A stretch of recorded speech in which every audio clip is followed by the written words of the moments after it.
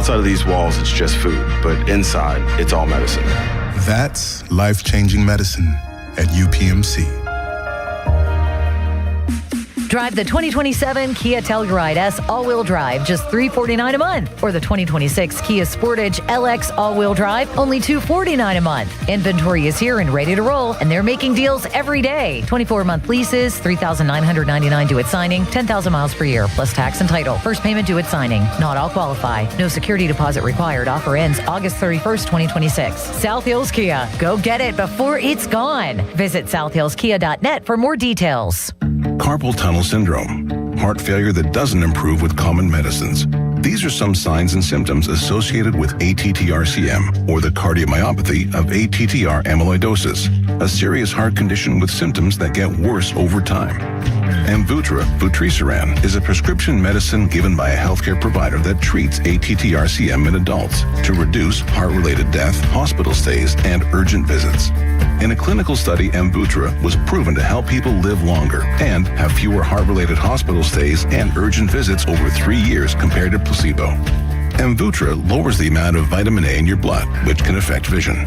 Other side effects include pain in the arms or legs, pain in the joints, and shortness of breath. These are not all the possible side effects of Amvuttra. For prescribing information, call 1-833-256-2748 or learn more at amvuttra.com. Ask your doctor about Amvuttra for ATTR-CM. The electrifying fun of Lightning Link is now on DraftKings Casino. To celebrate the iconic slot, all players can play to win a share of 250 million spins on Lightning Link. So if you love Lightning Link, now's the time to play. Head to your promos page in the DraftKings Casino app and see how you can earn your share through daily rewards, bonuses, and more. Then spin Lightning Link high stakes right from your phone. The crown is yours in partnership with DraftKings Casino. Gambling problem? Call 1-800-GAMBLER. Must be 21 or older. Physically present in Pennsylvania only. Eligibility restrictions apply. Must complete play or claims requirements each day for rewards. Daily offers and requirements vary, may require minimum wager. Rewards issued as non-withdrawable flex spins for choice of select games and expire in 7 days.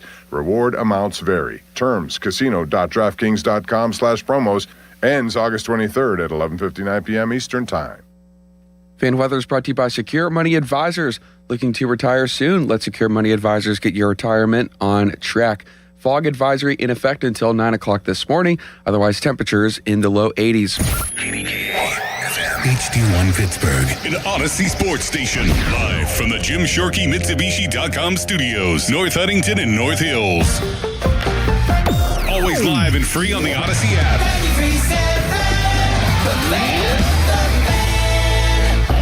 Now, Fan Headlines. Powered by Bowser Chevrolet. All right, Joel Nelson for Fan Headlines. Pirates last night were 8-4 winners over the Boston Red Sox in the first game of their series. They'll play again tonight at 7:15 from PNC Park. It's right here on the Fan and on the free Odyssey app. More headlines at 937thefan.com. Right now, it's going low. Now, it's time to take a look around the links. It's time for Going Low with Chris Muller. Every Saturday morning, we cover the world of golf, both locally and nationally. Going Low is powered by Bowser Chevrolet. Brought to you by Cedar Brook Golf Course, True Green, Chestnut Ridge Golf Course, Omni Bedford Springs, Moon Golf Club, Lynch Golf Club at Pine Creek, Conley Resort and Golf Club, Western Pennsylvania Golf Association, Hickory Heights Golf Club, Avalon Golf and Country Club, the Grand Resort, Shooters Golf, and Suncrest Golf and Grill. Going Low with Chris Muller is on Sports Radio 93.7, The Fan.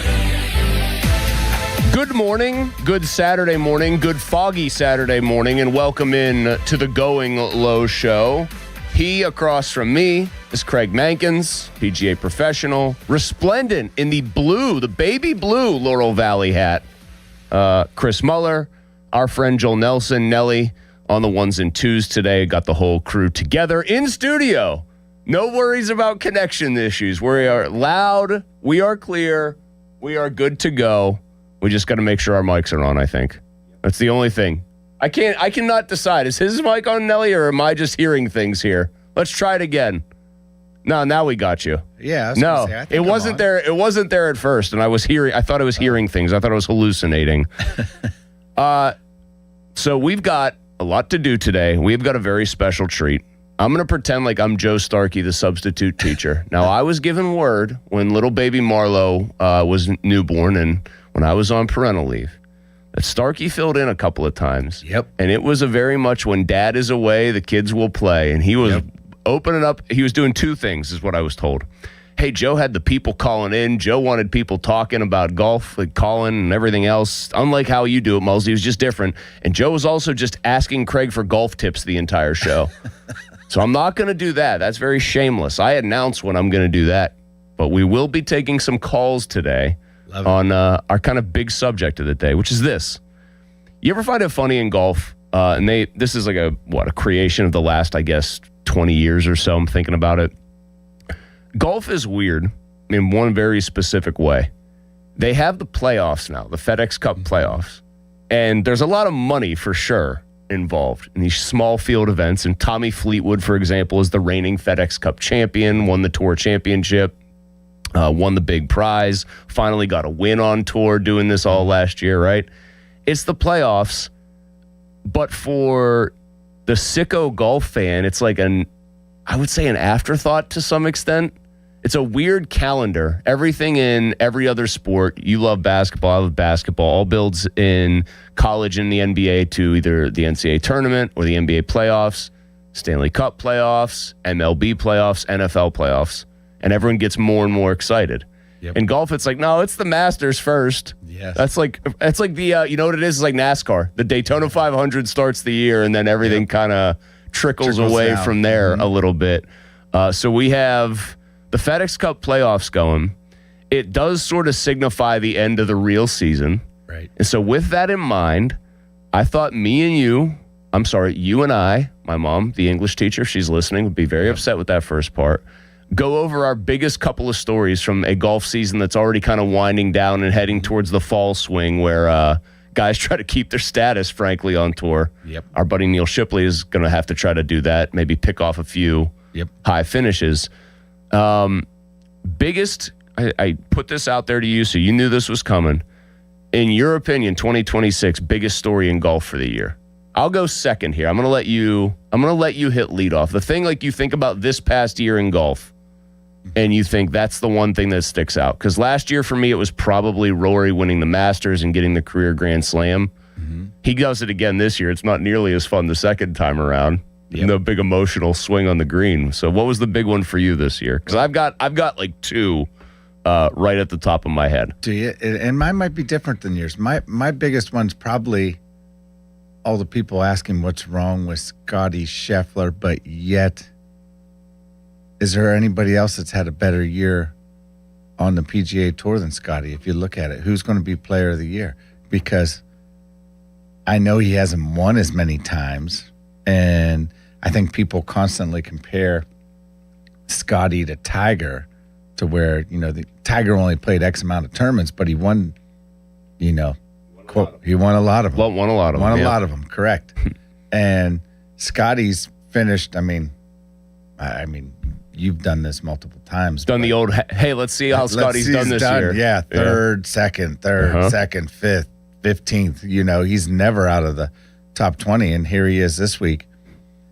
I think that's my biggest story is a guy might have his B-plus game, but yet he's still the best player out there in the world. And it's not really close sometimes. No, he's got his B-plus game. He kind of dusts everybody. He does. And two bogeys on a 61. Now, it was a par 70 out of TPC Southwind, but two bogeys on a 61 yesterday. I know.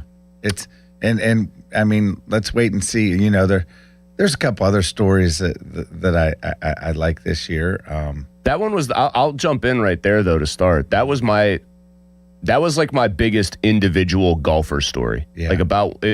There are broad things happening in golf that I think obviously are very relevant that I do want to bring up today because we're finally seeing like movement on them. But that was my big one is like this guy is, and I do it too. This guy gets comped to Tiger more than anybody else. It feels. I saw that. I was watching the St. Jude on Thursday on like the ESPN early coverage, and they had Scotty and Rory obviously playing together. Yep.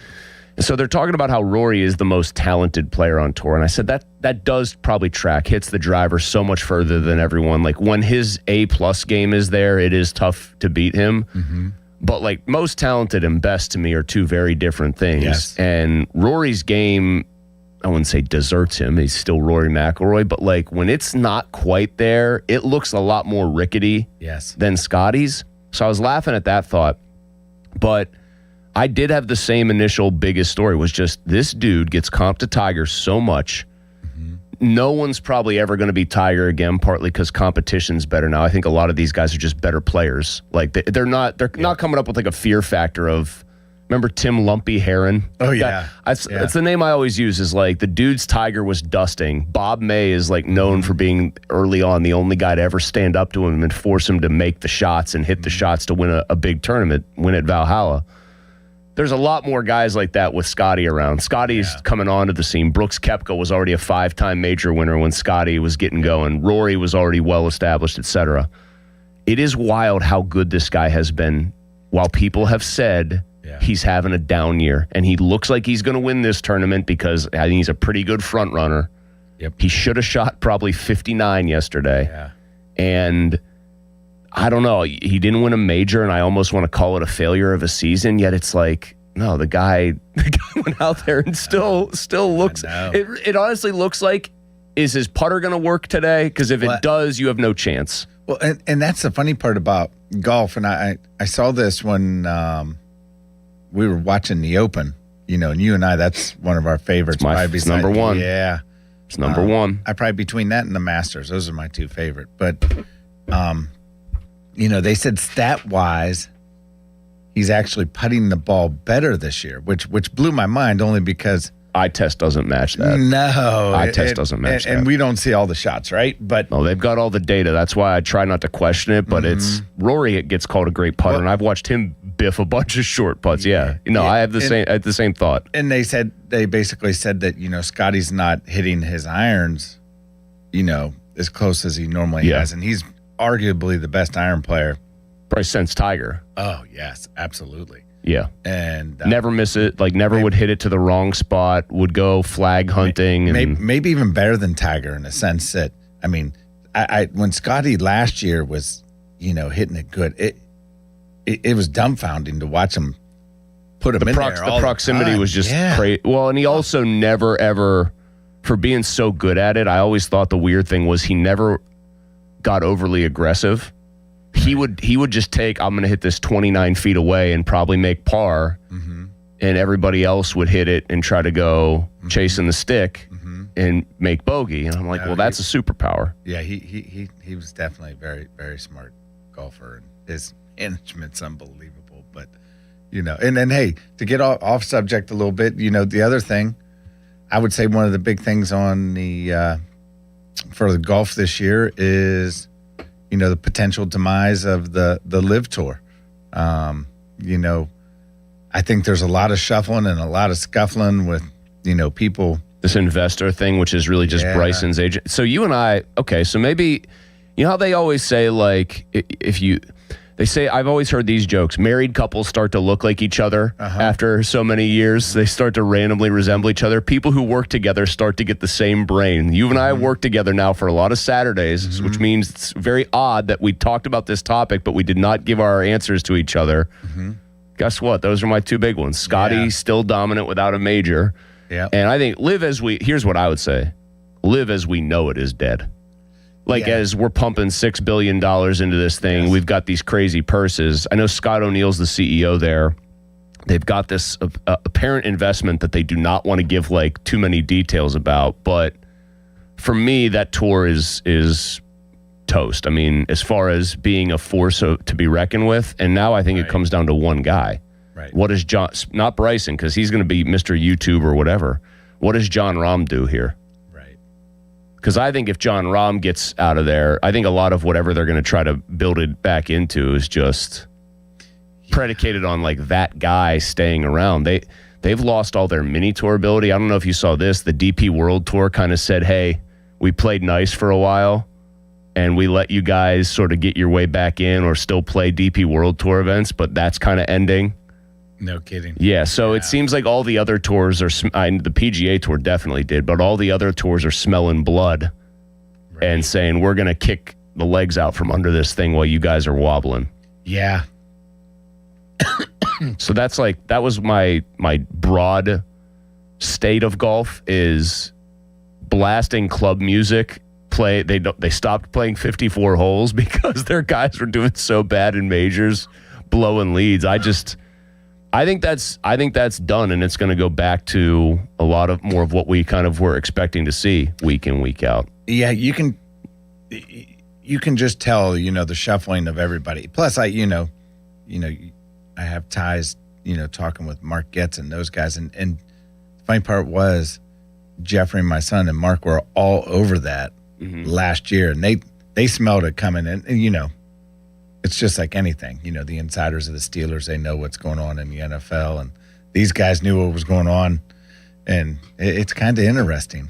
And it'll just be, hopefully they just get it back and get the band back together. And I think what's going to be interesting is so they had that very limited time kind of here's an olive branch to Koepka, Cam Smith, Rahm, and Bryson. Right. Brooks took him up on it, and I think reaped some good PR for doing that. His game is in the toilet, as he admitted recently. Correct. Patrick Reed did it the typical Patrick Reed way. I'll take my suspension, beat up the DP World Tour, and I think he's eligible to play and be a full-time PGA Tour member again in 2 weeks, Craig. I was looking that up. Is that right? I think he's going to have fall series events he can play, because he did, to his credit, he's I'll take my medicine. I'll just go over there and destroy the DP World Tour. Right. And be pretty much the best player there this year. But I wonder what happened. Bryson, I feel is a completely separate entity here, because he's just, I don't even know if he wants to play competitive golf week in, week. I honestly don't. I have genuine questions about that.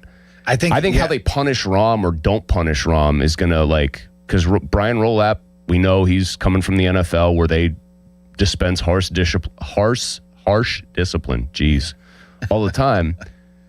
I wonder what the rest of that membership wants to see happen to Rahm, who multiple times he left, he couldn't unify the golf world. And when he was given a chance to come back, probably because that contract was pretty ironclad, didn't take it. I wonder what they're going to do, how much they're going to make him say he's sorry to get back. Right. Yeah, it's what would you have? I think you have to punish him somewhat. It's weird because you want him back ASAP, he makes all of your events better, but I wouldn't want to upset the rest of my membership by just saying, come on back, bro. We get it. No, come on back, man. He has a pocket full of money from playing on this tour. Yeah. Not as much as he thought he'd have. He's probably going to have to sue Saudi Arabia to get the rest of it. But let me know how that goes, John. But they got quite a bit up front, which was... He did, but he's apparently got 9 figures still left that he would be owed. Okay. And there's just a lot of questions and conjecture about how he's going to go about getting that. I think that's the thing I'll be watching moving forward is they've got this Challenger and Championship track that they've started to lay out for 2028. Just what do they do with Jon Rahm? How much of a slap on the wrist does he get, and how do they thread that needle? But funny that you and I had the 2 biggest stories the exact same for the year. I'm going to throw it wide open, Craig. I'm going to throw the doors and windows open here. Okay. The phone number is 412-928-9370.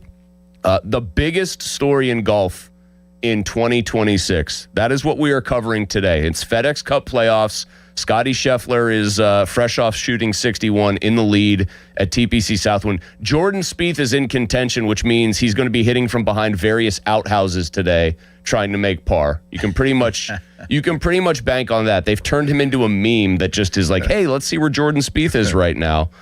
So he's going to be all over the map. He's actually tied for 5th, 5 back of Scotty. What is the biggest story in the golf world this year? 412-928-9370. What other little side ones do you have here before we take a break? Because I have one other one. Very weird year in one respect. Go ahead. Okay, I could tell I'm throwing you a curveball here, which is good. I have it probably. If I have any side ones, they'd be more on the local sense than they would the. I have one more. I have a national side one. Ahead. Yeah, we'll get the biggest local story coming back next. That's a good one to do. Other than Rory winning again at Augusta, I even include Wyndham Clark in this, even though now he's done it twice. What a weird year for major winners. Yes. It's been the Scotty show, and here's Rory cleaning up another one. And there sort of was like a pack of about 10 big dogs that you felt like separated themselves in those. Aaron Rye is a major champion. 2 gloves. Yeah. Ryan Fox, who looks like a bowling ball, has one of the great homemade swings, plays like a blindingly fast brand of golf, is the Open champion. I would say, by the way, while it's in Wyndham Clark, basically in one of the only times you'll ever see an actual hostile golf crowd rooting against a guy, overcomes that. And who's the 4th?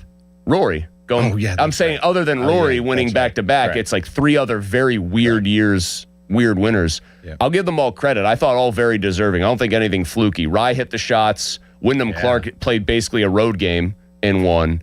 And Fox comes down the stretch with one of the great closing stretches you'll ever see. And birdies a hole I think pretty much nobody had birdied all day to win the Open. Right. But what an unusual year where you got used to like Scotty's going to pick off 2 of these. Rory might get one. Shoffley's going to be in the mix. You know what I mean? Yeah. Just a strange year for major winners. No, you're absolutely right. I mean, and that's the beauty of golf, though. Right? It's not always the Yankees or the Dodgers. Well, I thought it was interesting that they had like specifically. I thought Rye won because Aronimink played to his strengths. Like he could be a bit of a target golfer and just hit good irons. Well, and I think Aronimink might have been for one of the golf courses. Guys didn't make putts. Now it's ironic. The putt that sealed it for him was that long one. That bomb. Yeah, the bomb that he made. What was that, 16 or 17? 16, I think it was like a 70-footer. Strolling right in the heart of the cup. And the funny part with that was that he even said, I was just trying to get it close. And he, a lot of guys would say, once it's 20 feet away, you think it's going in. But you could see with his eyeballs staring down that putt, it looked like you or I going, yeah, let's hope that goes in. I thought it was moving fast when they showed that replay, but apparently it would have been fine. It was like it lagged to like 2 or 3 feet. Correct. So yeah, that was my other big one. Just weird year for major winners. We've got Craig's other biggest stories in local golf because, of course, he is very deep into that world. Yours at 412-928-9370. I'm not doing the ask for a golf tip Starkey show. I want to know biggest stories in golf if you got them. Call in and fire away because we're coming down the stretch here. Coming back to very famous course in the spotlight right now for, I think, one of my more favorite tournaments or events of the year. Little thing called the United States Amateur. And I know you've got some familiarity with Marion's East Course. We'll talk about that. He's Craig Mankins. I'm Chris Muller. You're listening to Going Low on the Fan. Now, Fan Headlines, powered by Bowser Chevrolet. The Steelers have signed defensive lineman Keanu Benton to a 4-year deal worth $72 million. This deal makes him the highest-paid defensive lineman in Steelers history. For more, go to 937thefan.com. Headlines are powered by Bowser Chevrolet.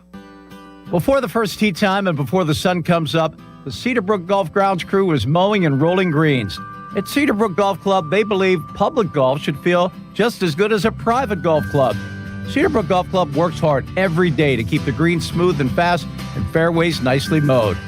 Come experience the difference and book your tee time today.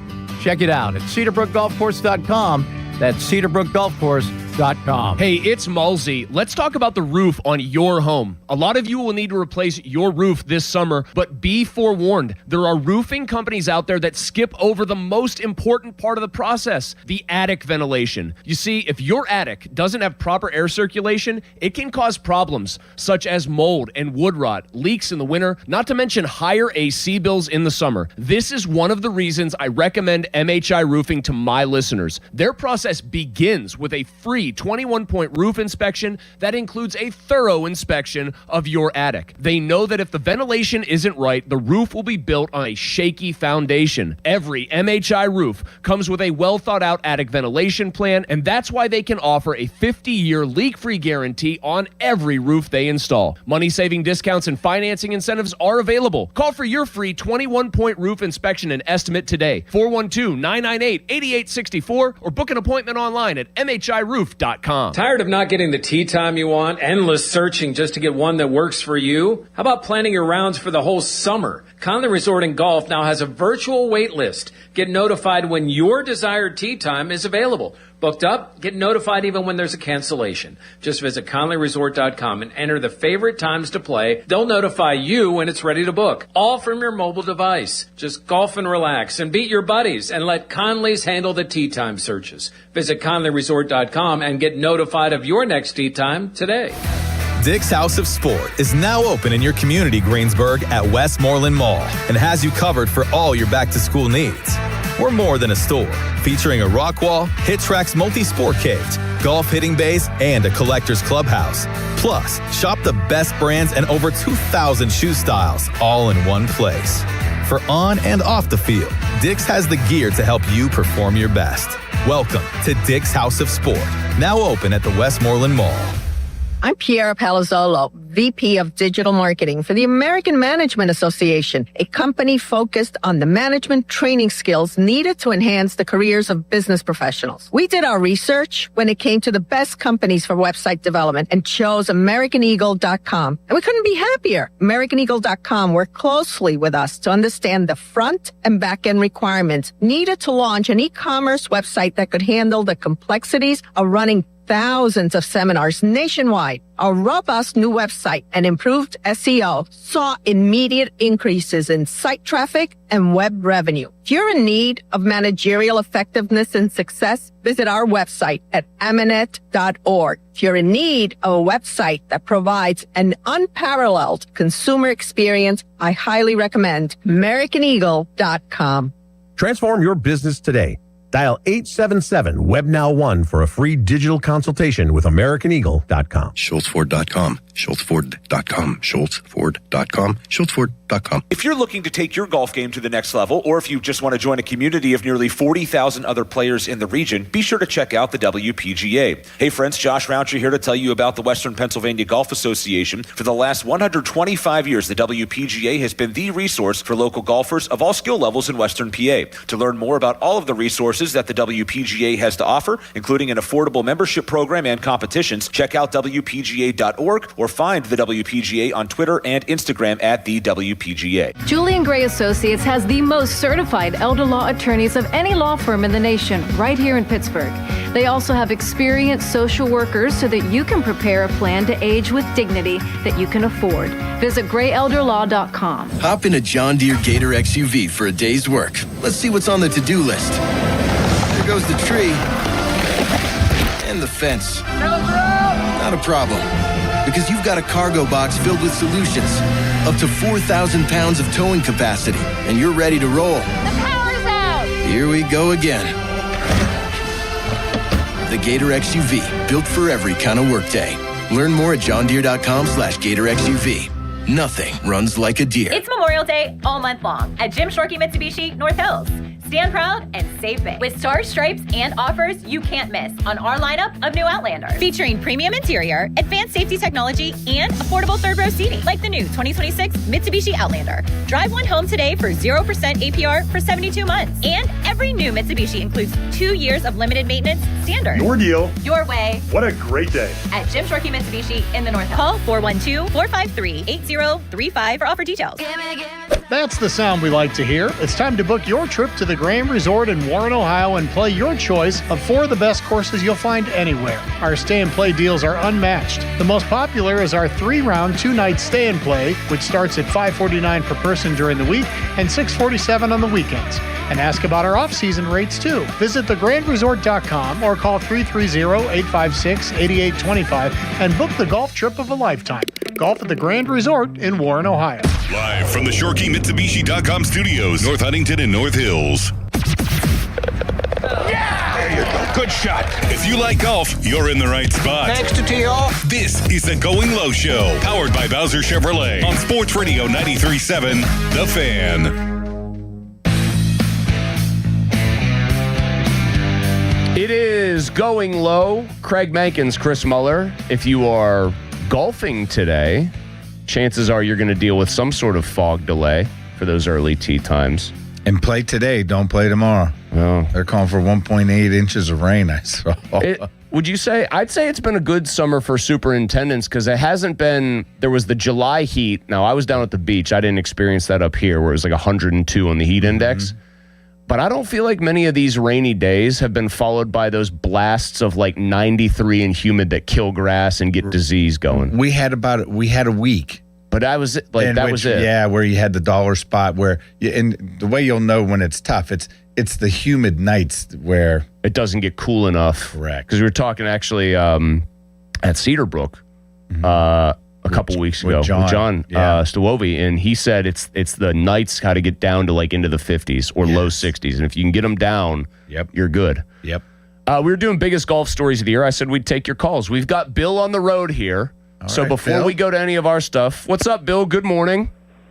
Hey, good morning. Nice topic. Anyways, I think it's exciting about the new blood coming. You know, the top amateurs and I'm 72, so I'm forgetful. I can't even remember. Jackson Koivin's the big one. Koivin's the big one. Right. That's a big one. But if you follow amateurs at all, any of the pro-ams and all that, there's a whole field of them coming. So it's pretty neat to see, because, a lot of people are getting older, myself included, and it's neat to see the young guys taking interest and, running with it. So that's all I had. All right, Bill. Thanks a lot. Appreciate it. Thanks, Bill. There's a lot more, I would say, this is no shade at, the generation of mine or yours. Right. A lot more really good athletes are taking up golf, saying this is the sport I'm going to actually try to do. That's the trend for the past, 15 years. And the swings resemble, these guys play with, I think you've made this joke to me, absolutely zero fear whatsoever. They send it. Correct. It's like out of bounds doesn't exist, and if it does, they don't worry about it, which I'd love to have that switch able to be flipped in my brain. Correct. But Koivin's been great. Luke Clanton's struggled so far, but he was supposed to be a big timer. Ship, I know we talk about Neil a lot, and he's scuffled the first year, but guys do that sometimes. Oh, it's transition year. He jumped on kind of the radar screen pretty big time and has enough game, obviously, to have won on the Korn Ferry twice. Nick Dunlap, I feel bad. Nick Dunlap's right now stuck and has the driver yips, but that's another big name. The amateur ranks, Miles Russell is going to be, it looks like something very special. I think that's a good call. That's probably my next story. Koivin especially, just going through that accelerated PGA Tour U program and then immediately winning the 3M and just kind of strutting all over the place, kind of holding Scotty off at bay like it was nothing. Well, and he also told the PGA Tour, just hold on, I'm going to go back and win a national championship. I'm going to keep winning first. a million college events. That's pretty awesome to see that, in which for young kids, that might be chasing a buck out there, that's pretty rewarding. Well, that NIL money was probably pretty nice where at Auburn for him. Correct. I'm sure he got a couple shekels. So it's probably easier to keep kids playing college golf like that. You'll learn how to win, I think, and I think you get used to winning, and it helps when you get out on tour. You're not afraid to win. Well, you saw that in full display. At 3M, he was just boom. That's what I always remember. I said to you, we did the Red Tee Challenge. I want to get used to having birdie putts, right, so that I can feel comfortable over them, and it's not like a big deal. Correct. So I like that. That's a good one. Well, the youth movement. The funny part for you, relating back to that, just think of it as a putt, not necessarily a birdie putt, because they all count the same. In which that bogey putt, they're easier. Those bogey putts are way easier to hit from 15 feet because you're just, screw it, I'm mad already. Well, there can sometimes be a bogey putt. Let's say you're in the lead of something that can have a lot more stress on it. True. But stress is self-created.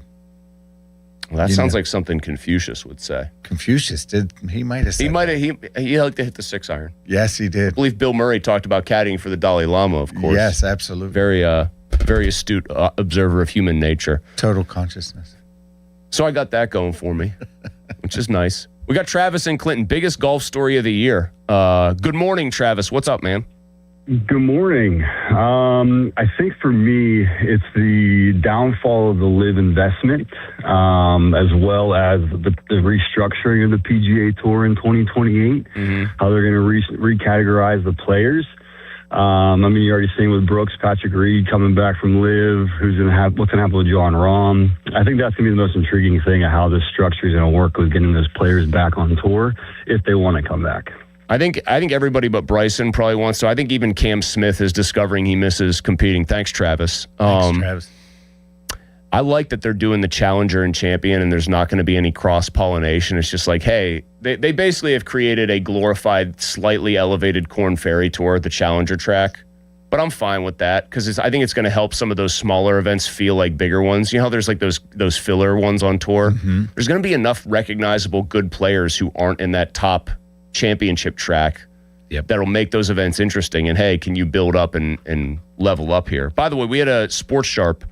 We've got everyone. See, I threw the doors wide open today, Craig, and maybe I'll have to do it in the future. I used the Starkey method, and now the people have shown me that I was wrong to do it this way. Maybe.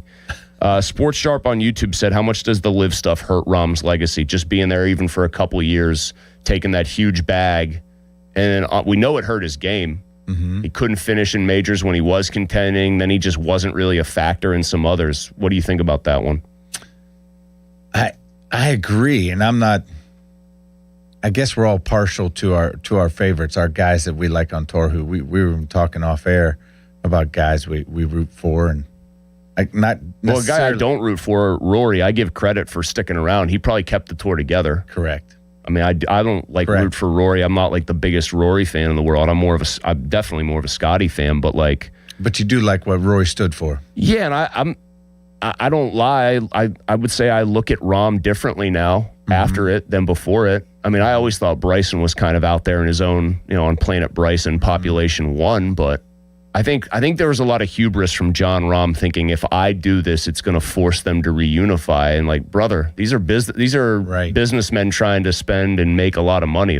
You're the golfer right now. Correct. And these guys are obviously fierce competitors, right? But I've never been a fan of the guy throwing the club, hitting a tee marker, maybe acting a fool, smashing up a locker. Yeah, that's Wyndham. It's a no. I don't have any part for it. And gentlemanly game. I think emotion's good, but man, you're firing a weapon there basically at that point. It's a skill to keep it inside and not, or to channel it. Correct. That's what I mean, and not act and not. I mean, Sergio at the Masters. Everyone forgot about Sergio bashing up the tee box. He got a very stern warning. One of those green jackets came out there and put him in his place. Jim is in Monaca, and he is on the Going Low show this morning. Good morning, Jim. Good morning, Jim. Good morning, guys. I have a point, I guess, and then a question.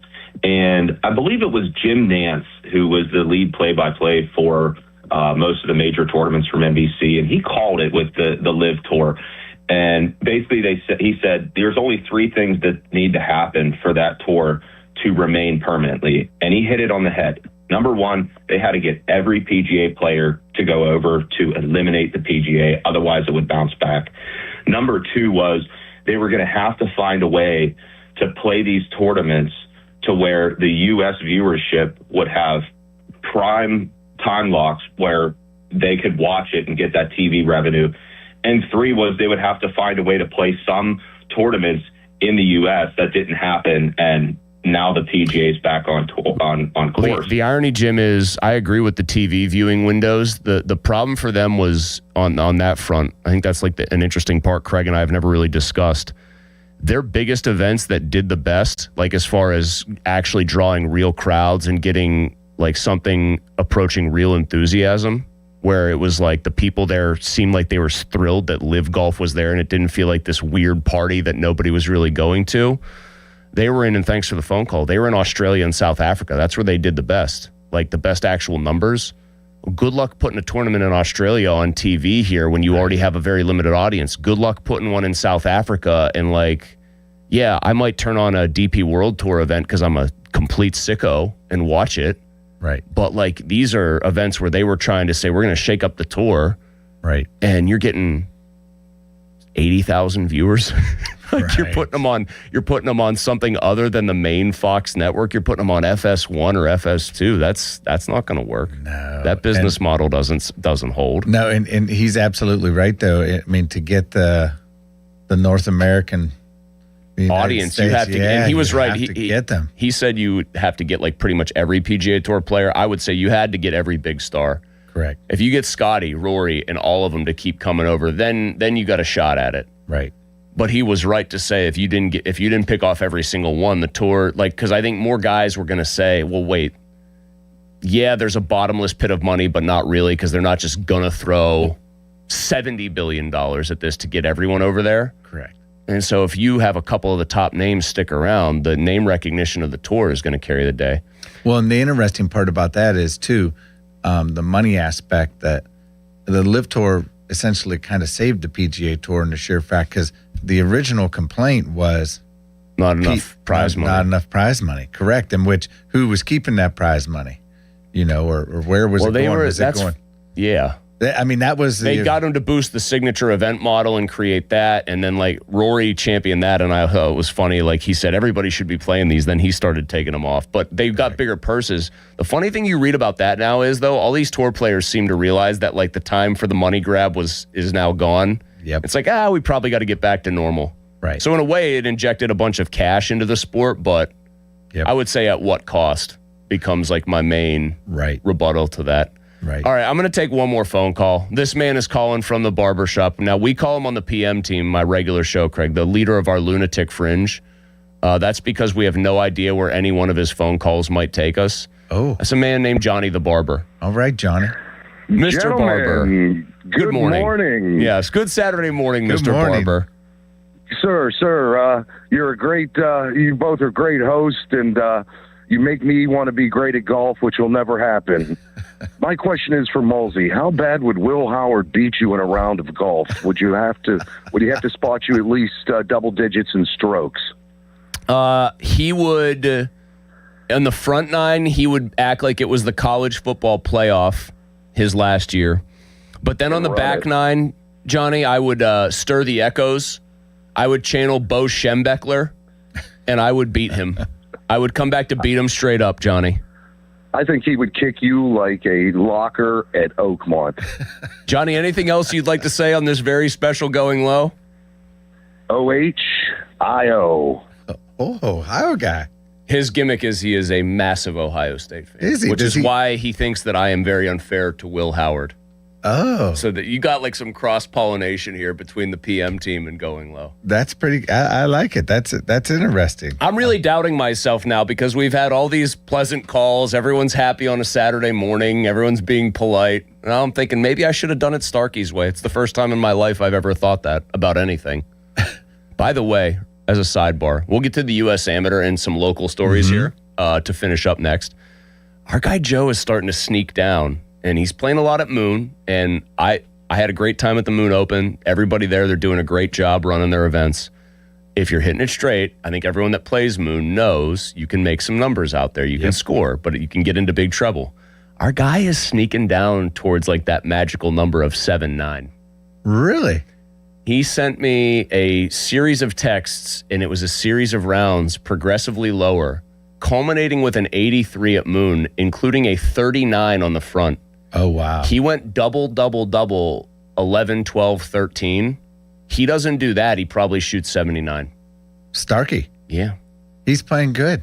Thoughts on this? This has got me a little bit nervous, man. Well, I think this is the summer of Marlowe in my house, and not as much golf. Well, Stark, I think the big thing, with all the questions he asked in those 4 weeks, I think it was 4 weeks I had him. Yeah. The biggest thing you had to convince Starkey was you can't do anything about the shot you just hit. You can only do something about the next shot. In which, as many times as I told him, looking across, the table, I think it finally sunk through, where, Joe, there's no reason to get mad, because you told me he would get raging. Really raging. I'm talking Wyndham Clark at Oakmont. Right. I'm talking Sergio at Augusta. Right. Raging anger. That's so funny. Well, he seems to have channeled it because I think Ed Vittmeyer has taught him much. Yes. That's where he's learned out at Vittmeyer's Golf Center. And I believe it was Ed who gave him the score your rounds 3 holes at a time. Right. Each round is 6-3. If you play 18, it's 6 3-hole things, and just get your little. So he'll send me these psychotic looking scorecards, that have big, bold lines drawn every 3 holes. And then I'll see 15 or I'll see 14. And I know anything better than 15 for him is pretty good. Right. And occasionally there'll be like a 12 or an 11. And I'm like, oh my God, what's happening here? Here we go. And I'm seeing a lot more of those. I'm getting a little nervous. Well, he's got a lot of time to think about his golf game. He's driving his daughter's stuff. Where's she going to school?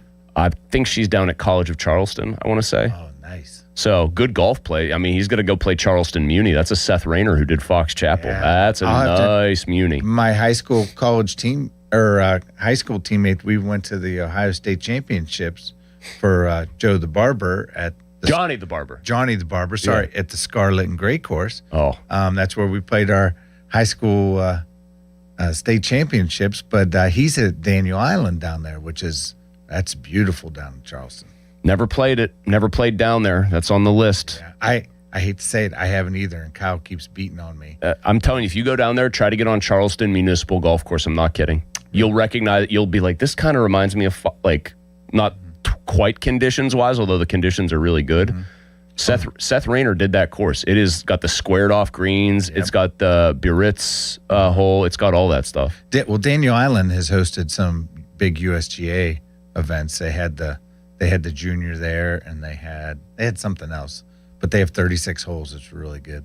We'll take one more here before we take a break. Sly on the road. Hello, Sly. Good morning. What's up, man? How you doing, guys? We're Sly, good. How are you, brother? I'm good, man. Good to talk to you, Craig. You too. Hey, my biggest story in golf is YouTube golf.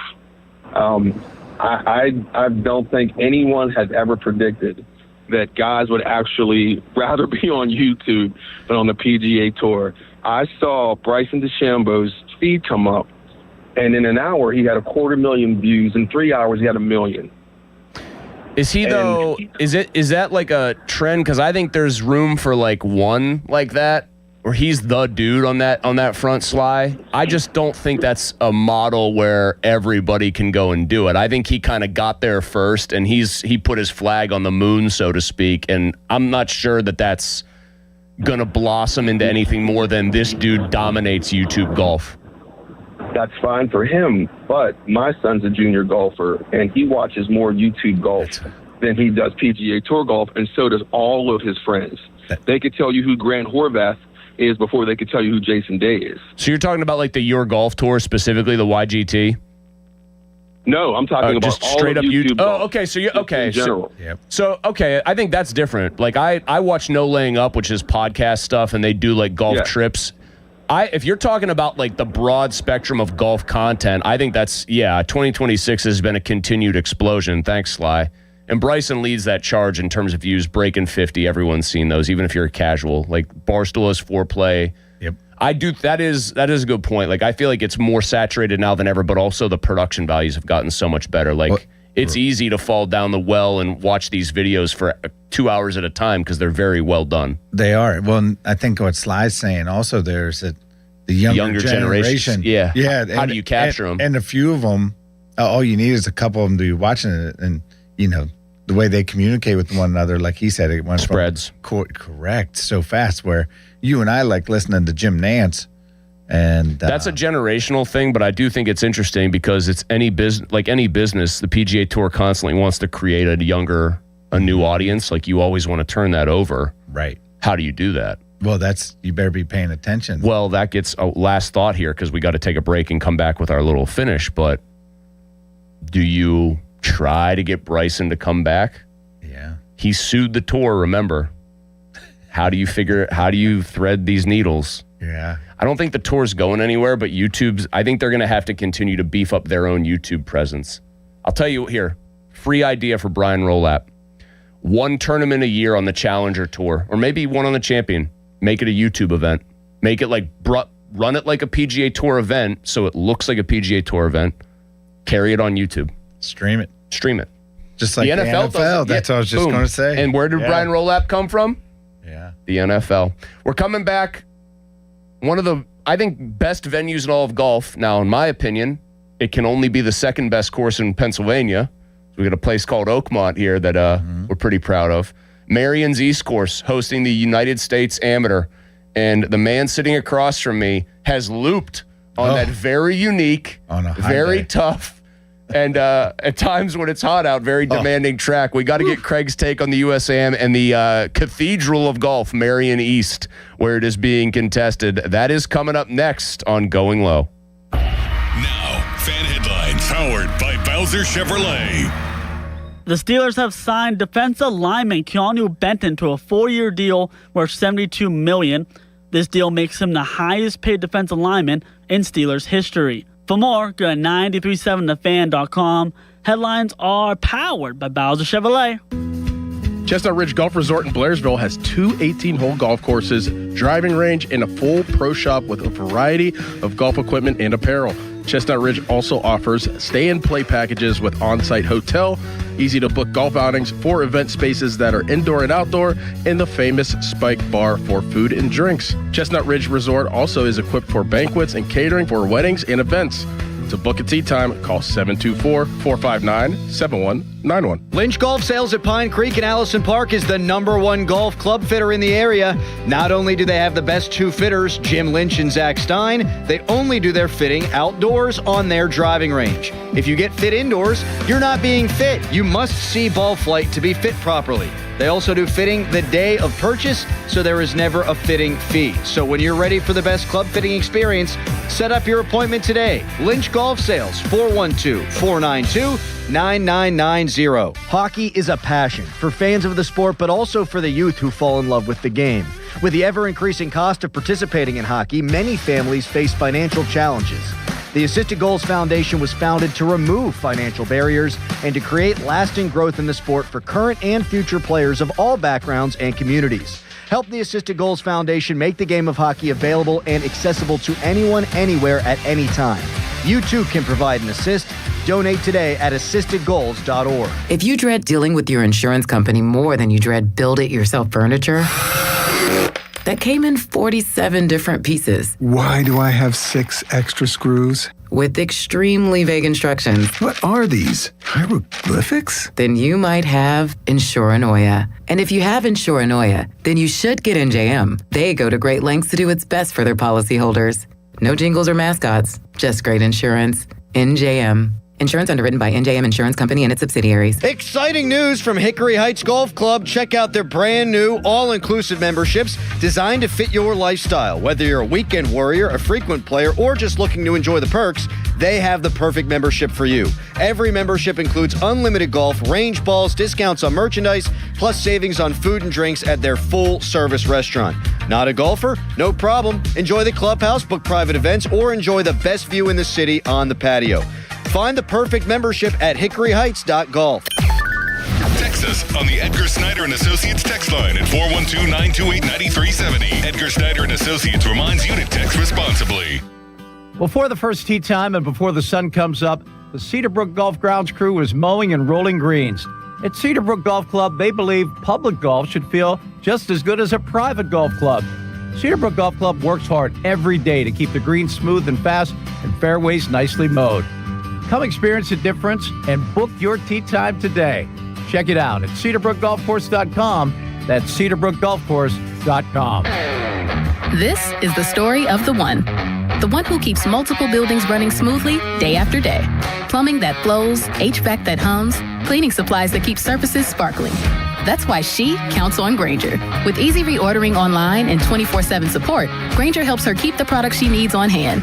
So shelves stay stocked and buildings stay ready. Call 1-800-GRAINGER, click Grainger.com, or just stop by. Grainger, for the ones who get it done. A great lawn doesn't happen by accident. It takes the right expertise and the right team. That's why more homeowners trust TruGreen, America's #1 lawn care company. As the official lawn care treatment provider of the PGA Tour, TruGreen knows what it takes to make grass look like a fairway. Their local specialists analyze your lawn, build a plan, and handle the hard work with routine visits throughout the season. And it's all backed by the TruGreen Satisfaction Guarantee. Visit TruGreen.com today to get a golf course quality lawn. Restrictions apply. See site for details. 93.7 The Fan is cleared by aquickdrain.com. Now I have to go play golf. Back to more Going Low, powered by Bowser Chevrolet on Sports Radio 93.7 The Fan.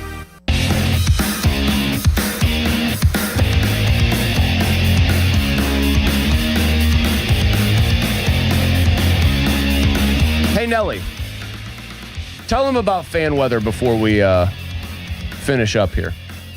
Yeah, it's brought to you by Secure Money Advisors. Looking to retire soon? Let Secure Money Advisors get your retirement on track. A little bit of fog this morning till about 9 a.m.-ish. Otherwise, cloudy skies and temperatures around 80 or so.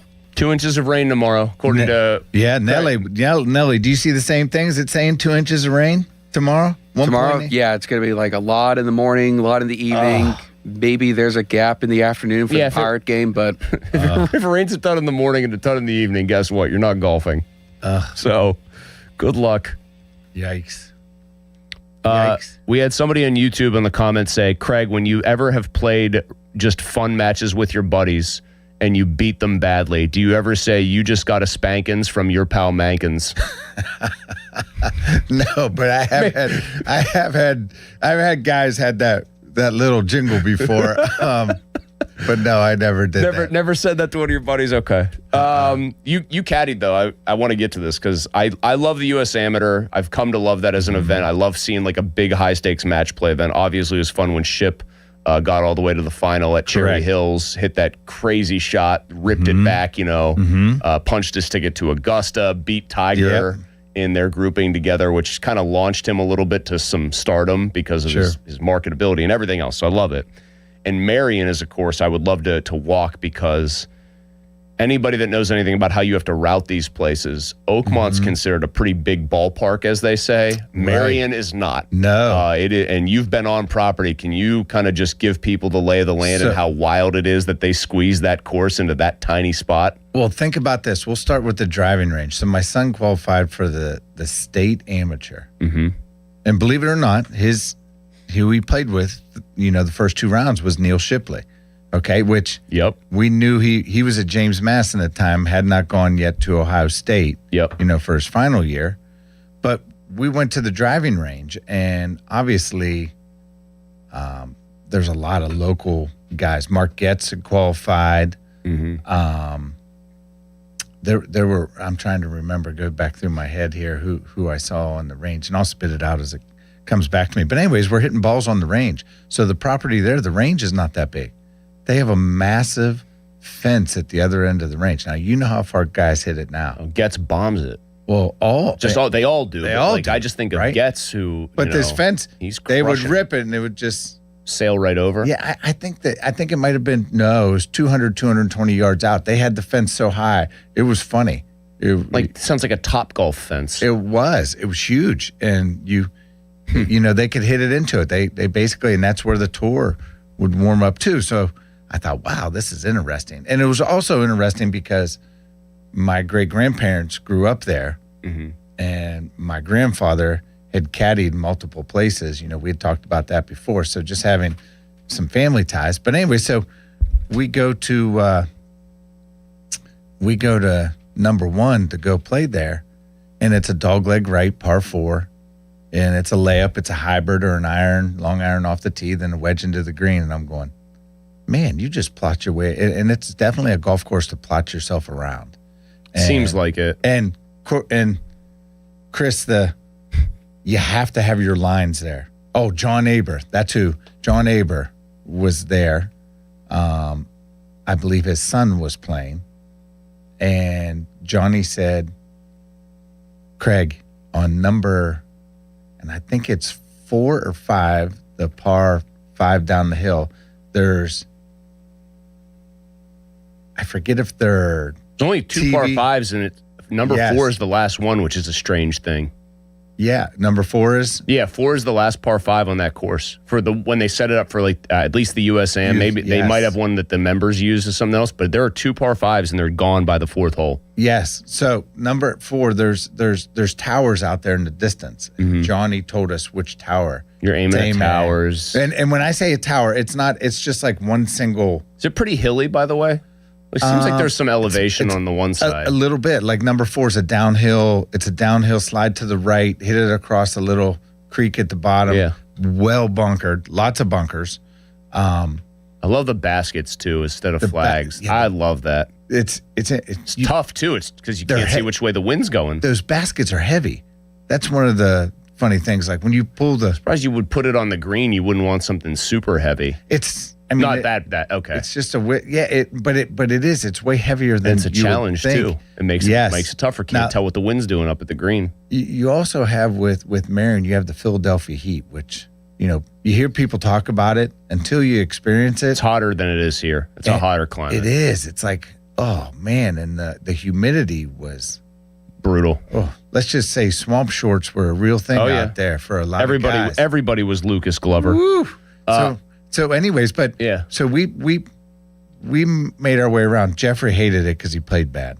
Of course. But I was taking it all in. Of course, that's the Chris Muller. Did I like this course? Well, ask me, did I play well or not? Right. Yeah. And I loved it because it was really neat. And then you got to see the plaque on 18. Do you know what the plaque is? Ben Hogan's 1-iron, 1950. Yeah, when he knocked it. Did you see the amateurs this year try to hit it? They gave them like a replica. Yes. And I got to give those guys credit. Everyone says nowadays players can't hit the old equipment. Those guys were striping it, man. They can stripe. They're ripping that thing. And you have to have the soft covered ball, obviously. I don't know if I think they might have let them hit the good golf balls of today. Well, they won't work.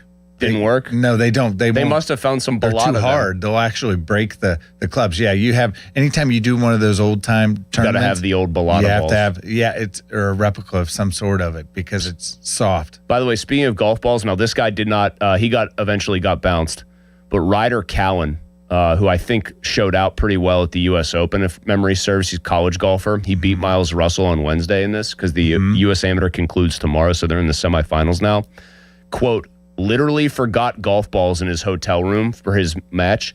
He had 2 golf balls in his bag for the entire match, only one of which was new. So he beat Miles Russell with 1 golf ball. Because a lot of these guys, people might not know this if you're listening and you're not super into some of the weird stuff in golf. Guys change balls on tour like every couple of holes. Like they usually bring 8 to 10. Yeah, that's... Because there's a famous story about Tiger at Pebble Beach when he dominated the U.S. Open, had lost a golf ball in Monterey Bay or whatever. Right.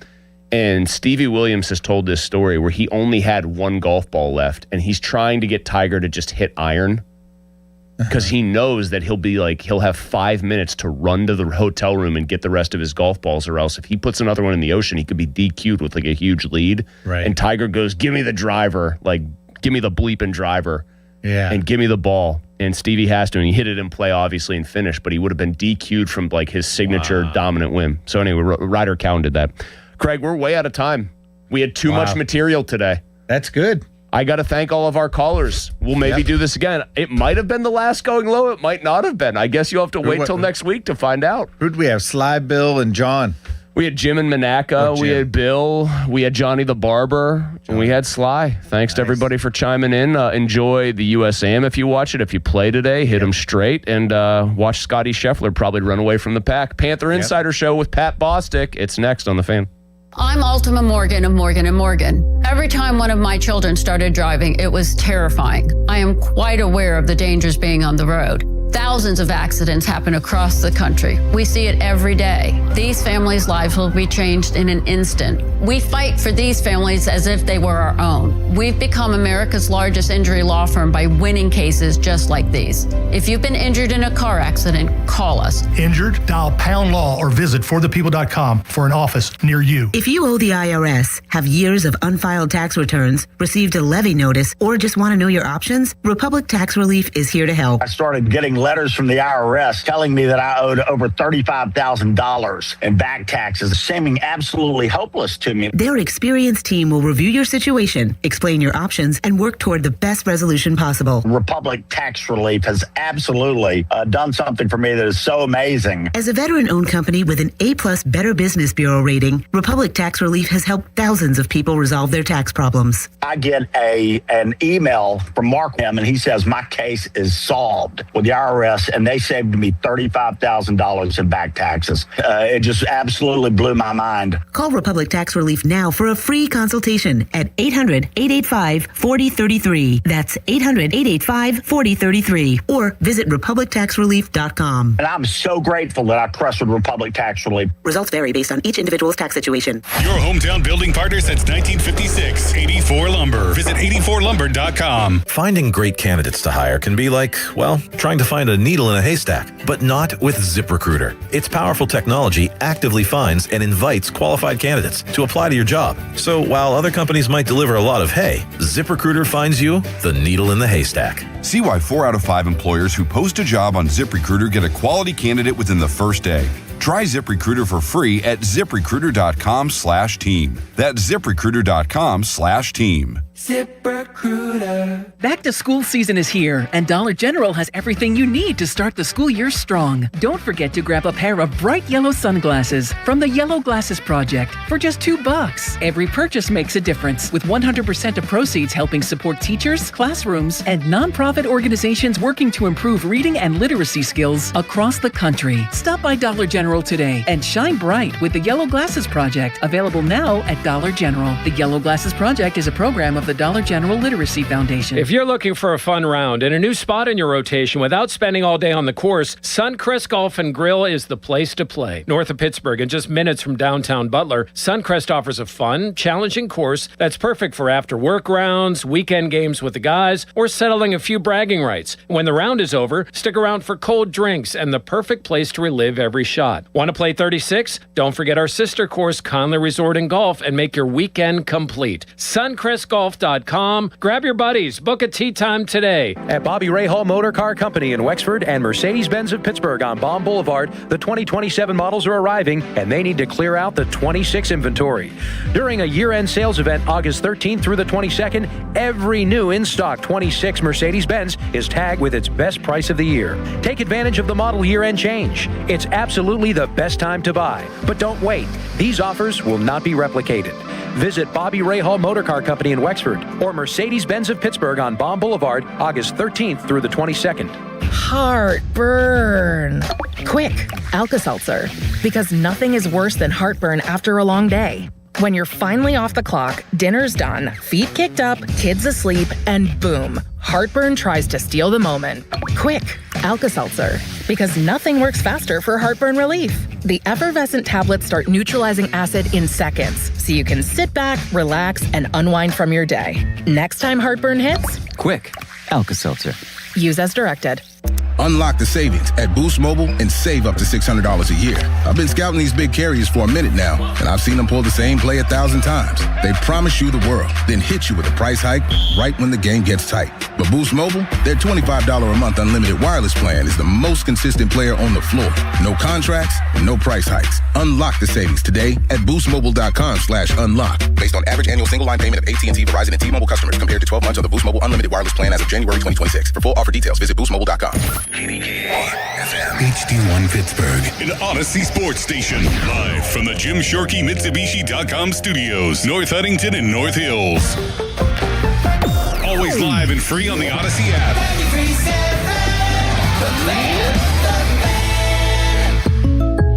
Having insurance isn't the same as having State Farm. It's like needing a lawyer, but getting some guy who just watches courtroom dramas. How does the defendant plead? Guilty. Wait, what? Also, objection. You object to what? Erroneous. Counsel, approach the bench. Hey, can I get a whack at the gavel? You wouldn't settle for just any lawyer, so don't settle for just any insurance. Get the real deal with State Farm. Like a good neighbor, State Farm is there. PNC Bank, brilliantly boring since 1865. Now, Fan Headlines, powered by Bowser Chevrolet. All right, Joel Nelson for Fan Headlines. Pirates last night were 8-4 winners over the Red Sox. Game 2 of the series is tonight at 7:15. Jared Jones takes on Sonny Gray. 7:15 is the first pitch, and it's on the Fan with coverage at 6 o'clock presented by Keystone Custom Apparel. Steelers last night made another big-time signing. They reportedly extend defensive lineman Keanu Benton to a 4-year, $72 million deal. More headlines, 93.7 thefan.com. Right now, it's Panther Insider. We talk about the game, and that's all we talk about. It's time for the Panthers Insider Show. The Panthers Insider Show with former Pitt quarterback Pat Bostic is brought to you by Voss TV and Appliances. And it says live, Joe Ball GMC and PGT Trucking. Panthers Insider Show is on. Sports Radio 93.7, The Fan.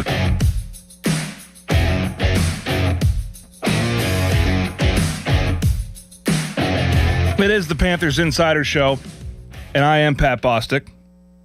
That reminds me of Ron Burgundy. I am Pat Bostic. I'm Ron Burgundy. Here with you every Saturday from 8 to 9. 21 days till kickoff. The countdown continues. 3 weeks till the Panthers take to Acrisure Stadium for real. They'll be down there today, though, for a scrimmage. Now, this one won't be televised like the Steelers preseason game on Thursday night. We're going to talk a little bit about that, because there's been a lot going around about Will Howard and Drew Aller, and I haven't had my chance. I did not take to social media to comment on it, but I haven't had my chance to share some observations. Going to do so briefly to start the show. We'll get into some training camp observations. I was at a couple practices this past week, but we're going to spend the meat of the show, the bulk of the show, talking about where this team is at developmentally and the importance of today's scrimmage. We're going to open up those phone lines, 412-928-9370. Take your calls, your questions all show long. Pat Narduzzi spoke to the media yesterday. He does so every day. And previewed the scrimmage, talked about some position battles. I'm going to share some observations with a little bit of a veil on them. Obviously, I don't want to break confidence. I'm fortunate to be able to go down and observe an entire practice, just given my role with the university, and media only gets a certain window. So I'm going to share some general observations, some guys that have jumped off the page to me that you may not have on your radar, but want to take your calls and commentary as well. 412-928-9370. Competition getting underway elsewhere in Pitt athletics today. Pitt women's volleyball ranked in the preseason top 5, number 4 to be exact. They are in beautiful Ann Arbor, Michigan today to take on Michigan in an exhibition. They had their blue-gold scrimmage last weekend, opened up the Victory Heights Arena and Sports Performance Center. If any of you had a chance to go, love to hear your thoughts. Beautiful facility. A big upgrade over the Fitzgerald Fieldhouse. God love the Fitzgerald Fieldhouse. Those bluebacks are beautiful, but it smells new. It's comfortable from a temperature standpoint in that arena. Obviously, the volleyball is still as high quality as ever. Blue-gold scrimmage, a gold victory, 3-2. But it starts to get more real as the Panthers face Big Ten competition today in Ann Arbor, and then it really gets real 8 days from now. Pitt will open up their season, as they have in the past few seasons, with no cupcake. Panthers ranked number 4. Kentucky Wildcats ranked number 3 in the preseason poll. They will clash at Fiserv Forum in Milwaukee, Wisconsin, next Sunday, a 4 o'clock first serve. That'll be telecast on ESPN. So Pitt playing on ESPN. They'll take on Xavier on Monday. They'll take on Xavier at Fiserv Forum in the Jeep AVCA first serve opening tournament. And then they'll come home. And you can get your tickets for the opening Spike Classic, which will take place at the Peterson Event Center August 28th. That's a Friday, so 2 weeks from yesterday. And Sunday, August 30th, Pitt will take on Kansas in their first matchup, 6:30 first serve on ESPN2 on Friday night. And we'll take on Wisconsin on Sunday. And Wisconsin, perennially a national title contender. Pitt will take on the Badgers on Sunday at noon. That'll be on the mothership ESPN. So Pitt, three of its first 4 matches on national television. And it doesn't get any easier after that. They'll head out west and take on BYU and Utah, then Tennessee. First real non-conference mid-major competition isn't until September 11th when they take on, September 11th, that evening they'll take on Jacksonville, So many of these are multi-team tournaments. Tournament's probably not the right word, but showcases. So they list on the schedule on Pitt's website, they list the other games as well. For example, Stanford, Wisconsin's listed. So I have to be sure who Pitt is actually facing. But nonetheless, Pitt volleyball getting underway, getting their 2026 season started with some really good competition. And if you recall, last year, Pitt got off to a little bit of a rocky start before making it to their 5th consecutive Final Four. They got off to a rocky start in 2025. trying to bring a team together, and they started with very difficult competition as they are this year. We'll see if the Panthers are able to get off to a faster start. But in 2025, if just go back in time 1 year, lost 3-1 to Nebraska, who was ranked number 1, lost to Florida 3-2. Then they beat TCU and went on a bit of a tear, beat Arizona State, and then came back home and started getting their winning ways, but started 0-2 last year. So while everyone expects Pitt to contend on an annual basis, Dan Fisher's club has earned that level of respect. Didn't get off to a great start last year, and the competition, by all accounts, is more difficult. It's a longer run of powerhouse-type opponents for Pitt this year, but they're hosting some, obviously, in the opening Spike Classic, and look forward to getting that season underway. The Pitt football kickoff luncheon, kind of a rite of fall, if you will be held on August 28th down at Acrisure Stadium, and yours truly will be hosting the event. I very much look forward to it. And Al Romano, it was announced yesterday, will be the keynote speaker. I'll do a Q&A with Al, and as you know, this is the 50th anniversary this year of celebrating Pitt's 1976 national championship winning football team. Al Romano was a key cog on that defense. Tony Dorsett, Matt Cavanaugh get a lot of the fanfare for the offense, but in the middle of that defense was a stingy D lineman from Syracuse, New York, who was spurned by his hometown Orange and came to Pittsburgh, became an All-American. He's in the Pitt Athletics Hall of Fame, and he will speak at Acrisure Stadium next Saturday. You can get tickets at PittsburghPanthers.com. Also on the following Tuesday, the Panthers playbook, and Panther is a little bit of a play on word with Panthers. Join fellow Pitt women for an evening of football, fashion, and Panther pride as we get ready for kickoff. Aditi Kinkhabwala from the Fan family, and also CBS Sports will be there. Missy Matthews, X's and O's, and then all your favorite fashion. You can get tickets. It's 5:30 to 7:30 at Acrisure Stadium. Drinks, small bites, and obviously all the Pitt gear you can possibly want to get ready for tailgate season and Pitt football. And Allison Rubin and Lori Burns do a great job with that event. So a lot to look forward to outside of the game, which is 21 days away. Pitt football will be at Acrisure Stadium. Couple observations to start the show from the Steelers preseason game. And obviously a lot of the discussion has been around the quarterbacks. I thought all three quarterbacks looked great in that game. But to widen the lens a little bit, I thought the field looked really good. And it's a new type of grass they're using. Obviously last year that the turf was much maligned. It was a topic of conversation seemingly on a weekly basis. It certainly was an eyesore at times and a black eye for Acrisure Stadium, and this year seems to be on the right track with regard to the turf. No pun intended. Pitt will be down there today playing on it, but a more of a Bermuda grass type of blend. I did some research on it, and you wouldn't think Bermuda grass would do well here in the Northeast or Midwest, depending on what you want to call Pittsburgh, but it's used in Philadelphia. So looking forward to hopefully seeing a playing surface that is able to withstand the toll of Saturday and Sunday activity. And again, in Philly, they have the Temple Owls play at Lincoln Financial Field as well. So turf looked good. Obviously, it was great to see football in Acrisure Stadium. Really cool to see Mike McCarthy, who once was on the Pitt staff back in the late 80s. Story about him, he used to work turnpike tolls, graveyard shift, was a volunteer assistant for Pitt. Now he's the head coach of the Pittsburgh Steelers, growing up in Greenfield, just across the river from the facility now that he works at, next to the Pitt Panthers, where he once worked, obviously up at Pitt Stadium in that time. Quarterbacks look terrific, and I want to put this out there because I see a lot of back and forth on X about this. You know, Drew Aller played remarkable. Now, I will say, you know, you throw a 12-yard in route for 74 yards on your first pass. That's a great way to get the night started. It was a great running catch. But Aller looked great. I thought the throw Howard made down the middle was a touchdown. I'm not sure how they said he was down.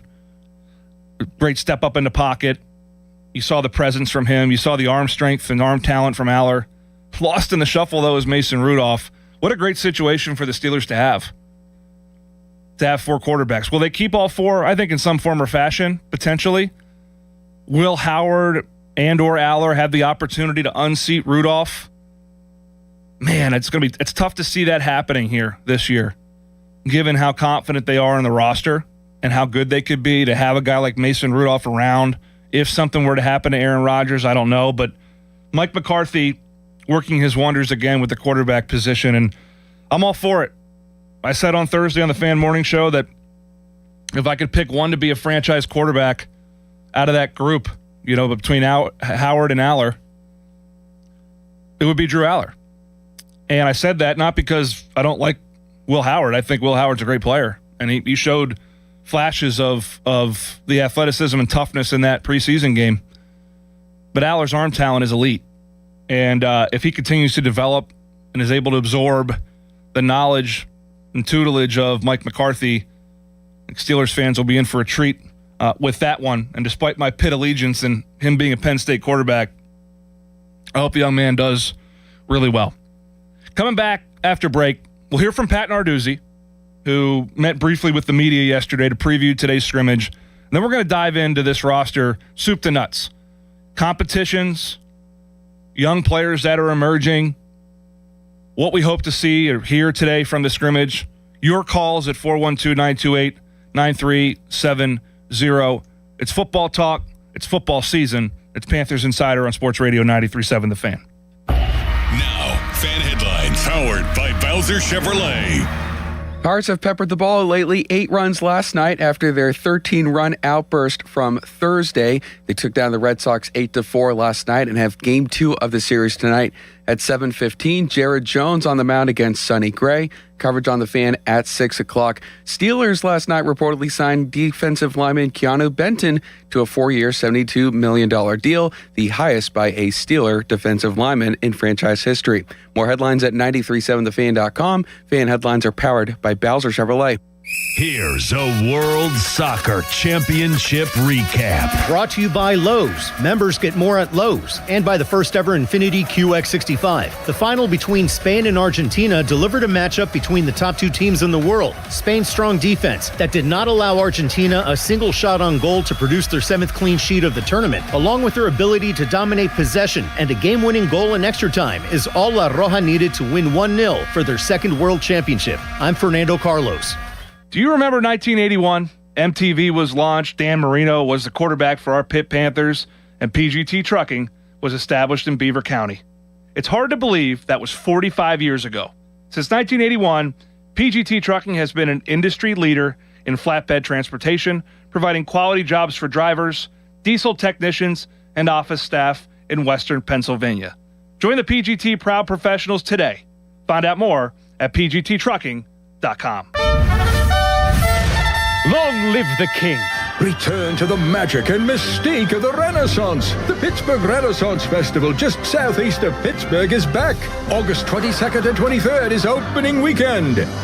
It's entertainment. It's fantasy. It's an adventure. To the past. Filled with royalty, pageantry, jugglers and musicians, comedy, games, fine arts and crafts at the Pittsburgh Renaissance Festival. Discount tickets at pittsburghrenfest.com. Hey, it's Brew. Between my radio show, filming content, editing videos, and trying to stay connected with family, reliable Wi-Fi isn't really optional anymore. I just need it to work. That's why I like that with Xfinity, you get the most reliable, fiber-powered Wi-Fi with the best equipment at one price for 5 years, guaranteed. No contracts or commitments. Plus, Xfinity makes getting connected simple with same-day Wi-Fi so you can get online in minutes. Restrictions apply. Not available in all areas. Use of fiber or coaxial cable. Learn more at xfinity.com/same-day Wi-Fi. Xfinity. Imagine that. I scream. You scream. We all scream. Because Wendy's famous small classic Frosty is just $1 for a limited time. More screaming, happy screaming, summer screaming, dollar small classic Frosty screaming! But please don't scream in the drive-thru. It hurts the employees' ears. Get a $1 small classic Frosty for a limited time, only at Wendy's. U.S. price and participation may vary. A la carte only, not valid for delivery. Limit 10 per transaction. Price may be higher in Alaska and Hawaii. SchultzFord.com. SchultzFord.com. SchultzFord.com. SchultzFord.com. The electrifying fun of Lightning Link is now on DraftKings Casino. To celebrate the iconic slot, all players can play to win a share of 250 million spins on Lightning Link. So if you love Lightning Link, now's the time to play. Head to your promos page in the DraftKings Casino app and see how you can earn your share through daily rewards, bonuses, and more. Then spin Lightning Link high stakes right from your phone. The crown is yours in partnership with DraftKings Casino. Gambling problem? Call 1-800-GAMBLER. Must be 21 or older. Physically present in Pennsylvania only. Eligibility restrictions apply. Must complete play or claims requirements each day for rewards. Daily offers and requirements vary, may require minimum wager. Rewards issued as non-withdrawable flex spins for choice of select games and expire in 7 days. Reward amounts vary. Terms, casino.draftkings.com/promos. Ends August 23rd at 11:59 p.m. Eastern Time. Join the Fame of the American Cancer Society for Coaches vs. Cancer Tip-Off Pittsburgh. That's Wednesday, September 9th at PPG Winter Garden. This year, we're honoring former Duquesne basketball coach Keith Dambrot and his wife Donna for their incredible leadership on and off the court. Co-hosted by the men's and women's coaches from Duquesne, Robert Morris, and Pitt, it's an evening dedicated to coming together and making a real difference against cancer. Get your tickets today. Visit 937thefan.com. For over 50 years, the Jim Shorkey Auto Group has been built on trust and family values. At Jim Shorkey Mitsubishi in North Huntington, that tradition continues with great service and great deals. We have your perfect Mitsubishi, and with a 10-year limited warranty, 2 years of free paid maintenance, and 5 years of unlimited roadside assistance, you'll drive with Mitsubishi confidence. Your deal. Your way. What a great day. At Jim Shorkey Mitsubishi, North Huntington. Call 724-995-3658 for warranty details. Live from the ShorkeyMitsubishi.com studios, North Huntington and North Hills. Let's return to the Panthers Insider Show with former Pitt quarterback Pat Bostic on Sports Radio 93.7, The Fan.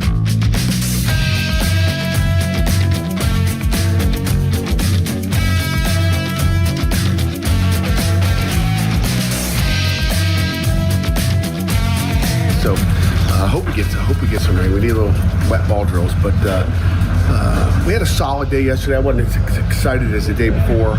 I think first day in the pads they were overexcited. I think yesterday they were like, okay, the pads are on, we get it. We got great work done, great situational work done, and we'll have another good day today, and then head to Exeter Stadium for scrimmage tomorrow. What are you looking for in the scrimmage tomorrow? What do coaches look for in the scrimmage? We're looking for intensity. I'm looking for guys competing. And execution, man.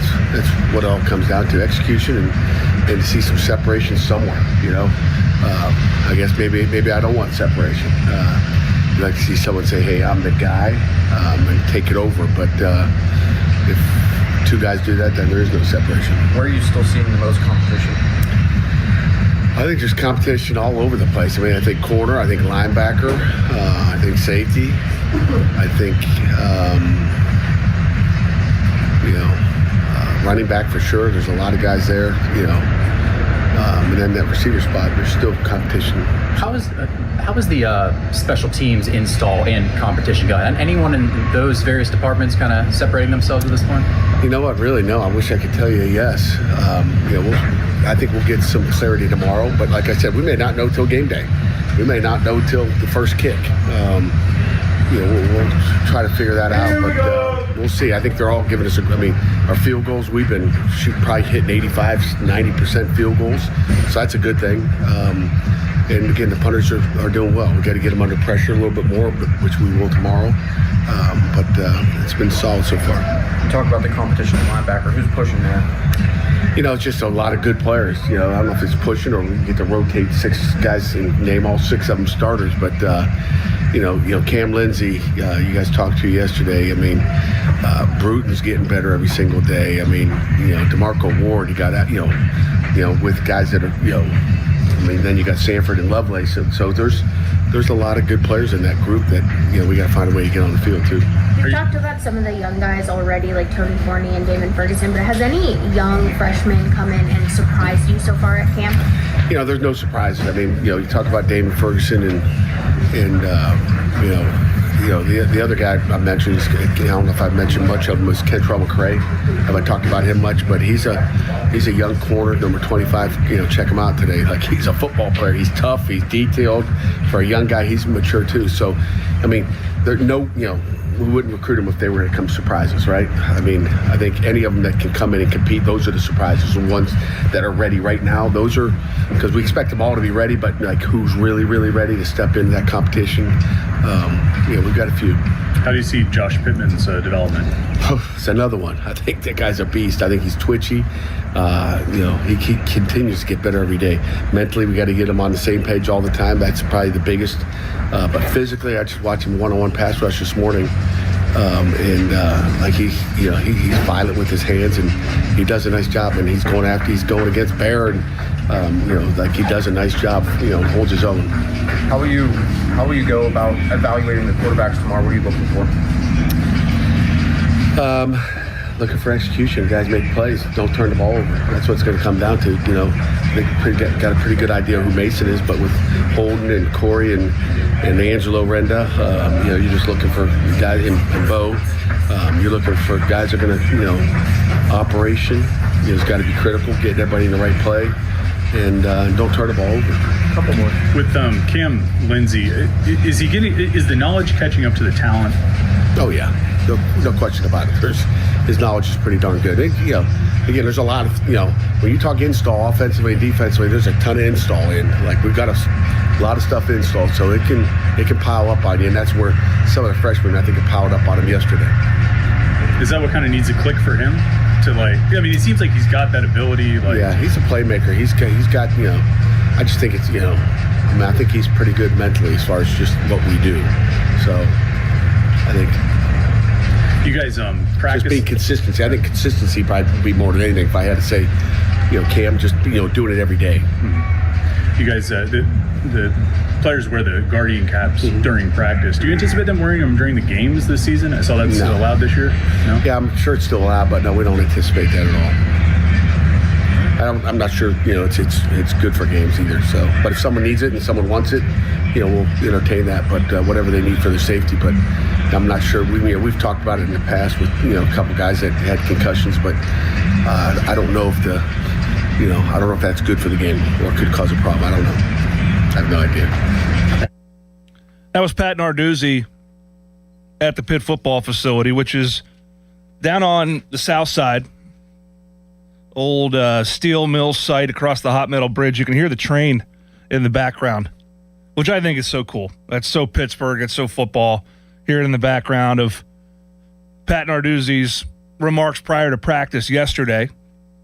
And obviously talking about the importance of a scrimmage day at Acrisure Stadium for the Panthers today.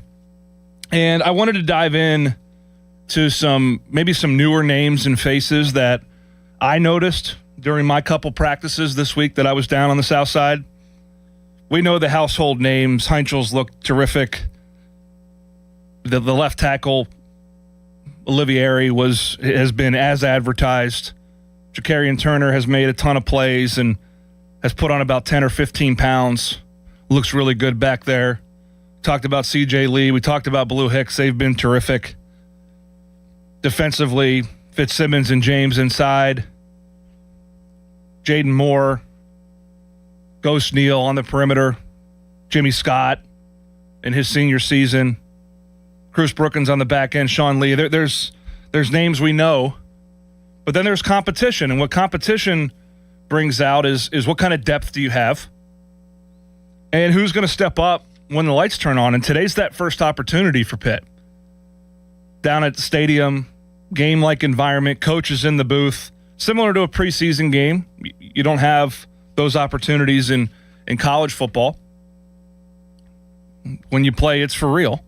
September 5th, it counts for Pitt against Miami of Ohio. But let's dive into a couple of those positions. We'll start on the offensive side of the ball, and we'll talk running back because, there was talk about Des Reed and the potential for him to return. There still is a lot of unknown about the 5-for-5 ruling and the injunction that would allow 2022 high school seniors to play that fifth year, even though they weren't included in the initial class of eligible 5-for-5 athletes. There's talk of, if you sign a contract in the NFL, does that nullify it? I don't know where that stands, but Des Reed's not on the roster right now. And so the depth at running back behind Jakarian Turner is important. You need more than one in today's football.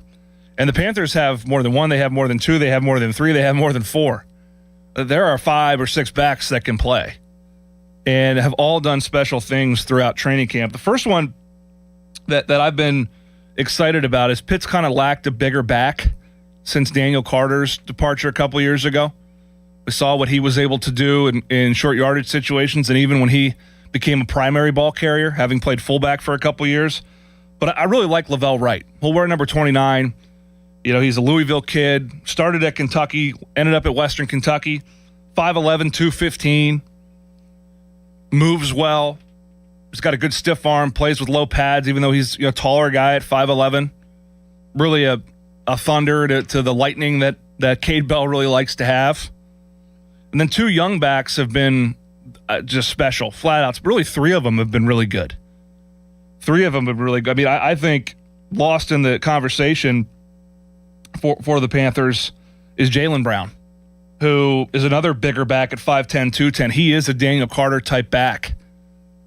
But the competition is really amongst, these 2 freshmen in Sinquan Smith, Bop as they call him, who's, again, a smaller back at 5'7", 185, but has great wiggle, toughness, top-end speed, and I'm telling you right now, Damon Ferguson is special. Smith will wear 20. Ferguson will wear 26. So right there, you got Turner, you got Wright, you've got Ferguson, you've got Smith, and also Justin Cook, who transferred in from East Stroudsburg last year, played in some critical moments, had a flash run on Thursday, spin move into the end zone, catch the ball out of the backfield, special teams contributor. So Wright, Cook, Smith, Ferguson, Turner, Brown. Lindsey Lamar's got a full cupboard of backs to work with. Tight end's another one. We start to see, I've noticed the size of this group just walking around the field the other day. I really think that, obviously, Carson Kent, the Oklahoma transfer, 6'4", 250, seemingly in the pole position to start. But Max Hunt has put weight on at 230, 225, 6'4". Villarreal, Wyatt Villarreal, the tight end, true freshman from Texas, 6'4", 230. He's put size on. Elijah Lag, kind of a Justin Holmes type of move, blocker, but also can catch the ball.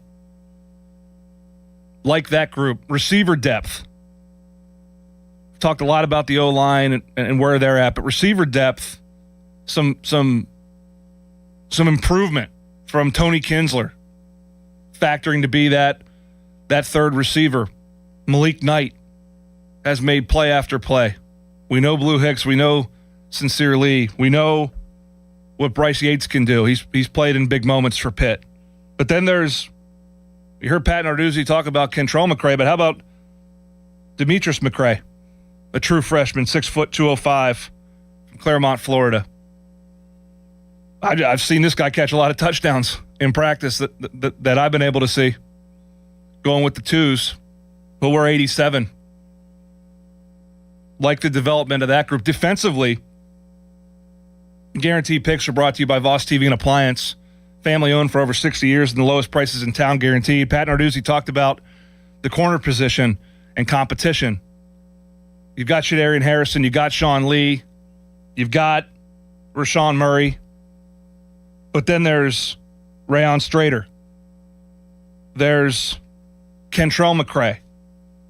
At safety, there's Josh Guerriere. But there's also a ton of young talent back there. Deron Barksdale has made plays. Alan Bryant is kind of been a depth piece, a special teams piece for a few years now. This is a team that, as I watch the competition, and we'll get to kicker and punter because that is a pretty critical one. As I watch the competition, is sometimes when you watch practice, you go from the 1s to 2s, and there's a noticeable drop-off. Obviously, when Mason Heintzel's not in there quarterback, although I really like what Holden Geriner's been able to do as a backup. Bo's done a good job. Corey Daly's got arm strength for days. Renda can run around and make plays. But there's a big drop-off at other positions. O-line, D-line. I've seen not as much of a drop-off. At least in the couple practices I witnessed this week in full pads. And I think that speaks to competition and depth. Linebackers loaded for bear.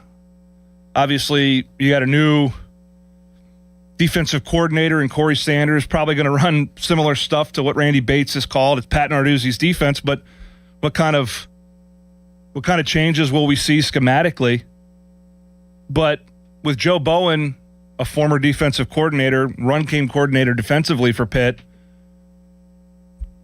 in charge of these linebackers, which have been such a feature position for Pitt over the past few years with the likes of Kyle Lewis and then Rasheem Biles and otherwise. Lovelace, Alex Sanford has been great. Jeremiah Marcelin, man in the middle.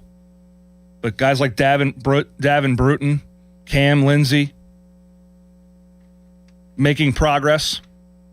Really like DeMarco Ward, Memphis transfer. I'm rattling off names here, but this is what we do during this part of the calendar. Is guys will slot themselves in position to get ready for that first opportunity on September 5th. But there's real depth and competition at every position. There's your anointed starters for sure, but less of those than I can remember outside of obviously the front offensive line and defensive line, the quarterback, and a few skill players here and there that have proved themselves. But this culture of development that Pat Narduzzi has built at Pitt, and retaining players, sprinkling in transfers here and there, we still have the opportunity to see players kind of come of age, and I think we're starting to see that. Kicker, new faces everywhere. Punter, new faces everywhere. Competition galore there. I've liked what I've seen from Sam Hunsaker and Antonio Chata, vying for that number one kicking spot, not only placements but kickoffs as well. Punter, gone is Caleb Junko, Gabe Russo, and came on Tajerna competing for that spot. And they'll get a chance to be in a stadium today and start to flush out the competition and where this goes and who will get the starting nod come September 5th. But an important day for the Panthers at Acrisure Stadium for sure. And I look forward to – I won't be there, unfortunately. Fortunately, actually, I'm going to be at my 9-year-old scrimmage today, which I'm excited about. But I look forward to diving in post-scrimmage and seeing what happened down there on the turf, the new turf at Acrisure Stadium. Taking your calls, 412-928-9370. Who have I missed? Who do you want to know about? Reston Lehman? Earning some opportunity, potentially. Heralded recruit from Peters Township, local product. We love to hear that. We'll keep breaking it down. We'll do it on the Panthers Insider Show on Sports Radio 93.7 The Fan. Now, Fan Headlines, powered by Bowser Chevrolet. The Steelers have signed defensive lineman Keanu Benton to a 4-year deal worth $72 million. This deal makes him the highest-paid defensive lineman in Steelers history. For more, go to 937thefan.com. Headlines are powered by Bowser Chevrolet. Hey, my friend Taylor Fournier. During the Make This the Summer sales event, what's the Jeep of Pittsburgh difference? Simple. Bring us your best offer on any new Chrysler, Jeep, Dodge, or Ram truck, and we'll beat it within minutes. No games, no waiting. Easy as that. And if you can't? Bob, haven't run into it yet. Get to Fournier's Three Rivers Chrysler Jeep Dodge Ram at the corner of West Liberty Avenue and Brookline Boulevard, or visit jeepofpittsburgh.com for all the details. We truly are Pittsburgh's Jeep store. That pallet of pavers collecting dust, the beginnings of a garden, those stray fence posts. Are you haunted by half-finished projects on your land? John Deere is here to say, not anymore. Our compact tractors allow you to swap implements easily, and they're backed by the nation's largest dealer network. You always had the right idea, and with the right tools, those projects can get finished for good. Nothing runs like a Deere. Learn more at johndeere.com/compact tractors. For decades, Morgan & Morgan has represented hundreds of thousands of people at their hour of need. Injuries on the job, car crashes, medical malpractice, and nursing home abuse, Social Security claims, dangerous drugs, and dangerous products. We became America's largest injury firm for a reason, and no firm is even close. Then we got to thinking, what if we could prevent these terrible events before they occurred? So we built the AI-powered People Protector. Simply visit peopleprotector.com and type in the product you have questions about before you buy it. Children's toys and accessories, cars, drugs, products, you name it, we got it. With our success, we decided to pay it forward for all of America. Our way of saying thank you for your trust all these years. Morgan & Morgan, protecting America. And if you've already been injured, just visit us at forthepeople.com. Morgan & Morgan, 603 Stanwyck Street, Pittsburgh, Pennsylvania. Pennsylvania lawyer will handle Pennsylvania cases. Prior results do not guarantee a similar outcome. This summer, the Honey Pepper Pimento Chicken Sandwich and Pineapple Dragon Fruit and Sprite are back at Chick-fil-A. Girl, it's back. We've been waiting. I love that Honey Pepper Pimento Sandwich. And that Pineapple Dragon Fruit and Sprite is everything. It's got that razzle-dazzle that makes you stop and say, okay, wait a minute. I love the creaminess of the pimento cheese. It's savory, it's bold, it's flavorful. Our faves are back. I saw, girl. Which fan favorite will you choose? Real customers paid for their testimonials. This is the story of the one who keeps multiple buildings running smoothly day after day. Plumbing that flows, HVAC that hums, cleaning supplies that keep surfaces sparkling. That's why she counts on Grainger. With easy reordering online and 24/7 support, Grainger helps her keep the products she needs on hand. So shelves stay stocked and buildings stay ready. Call 1-800-GRAINGER, click Grainger.com, or just stop by. Grainger, for the ones who get it done. Text us on the Edgar Snyder and Associates text line at 412-928-9370. Edgar Snyder and Associates reminds you to text responsibly. Voss TV and Appliance is my game plan for quality appliance and exceptional service. Pat Bostic here for my friends at Voss TV and Appliance, a trusted third-generation family-owned business. Voss carries many big-name television and appliance brands and provides helpful and honest guidance on product selection. Voss also has the best prices and most reliable service in the area. Get Voss TV and Appliance on your team today. Call 412-650-VOSS. That's 412-650-VOSS or visit VossTV.com. Hockey is a passion for fans of the sport, but also for the youth who fall in love with the game. With the ever-increasing cost of participating in hockey, many families face financial challenges. The Assisted Goals Foundation was founded to remove financial barriers and to create lasting growth in the sport for current and future players of all backgrounds and communities. Help the Assisted Goals Foundation make the game of hockey available and accessible to anyone, anywhere, at any time. You too can provide an assist. Donate today at assistedgoals.org. Now, back with more of the Panthers Insider Show with former Pitt quarterback Pat Bostic on Sports Radio 93.7 The Fan.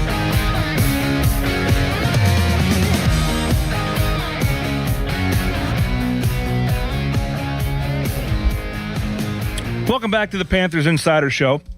Heard from Pat Narduzzi. We've gone through the key competitions going on in camp right now. Running back depth behind Jacarian Turner. He's your 21-mile-an-hour home run hitter. But who's your third down back? Who can catch it out of the backfield? Justin Cook. Who's your short yardage back? Lavelle Wright. You've got Saquon Smith. Bop, as they call it. Got Boosie and Bop back there. That's hard to say. Boosie and Bop back there. Say that 10 times fast. Damon Ferguson really having a good camp. Didn't talk about D-end as much, and I want to get into that because, as we've discussed here, the production from that position has not been what it was, let's say, in the middle of Pat Narduzzi's tenure. And you had NFL players, All-Americans like Rashad Weaver and Patrick Jones, but they also were put in position to make those kind of plays, sacks, TFLs, knocking down passes to earn All-American status. And generally, while you create more one-on-one matchups when you pressure, if you can get 4-man, 5-man pressure you're going to be a better coverage unit, particularly against better teams that are more adept at picking up some of your hot looks and taking advantage of bigger windows in coverage or man-to-man situations with matchup problems. So Pitt needs to get more production from its DNs. Pat Narduzzi talked about Josh Pittman. And he's been perhaps, I wouldn't say surprised, but the most pleasant surprise of camp for my money. Suffolk, Virginia native, freshman at 6'3", 240.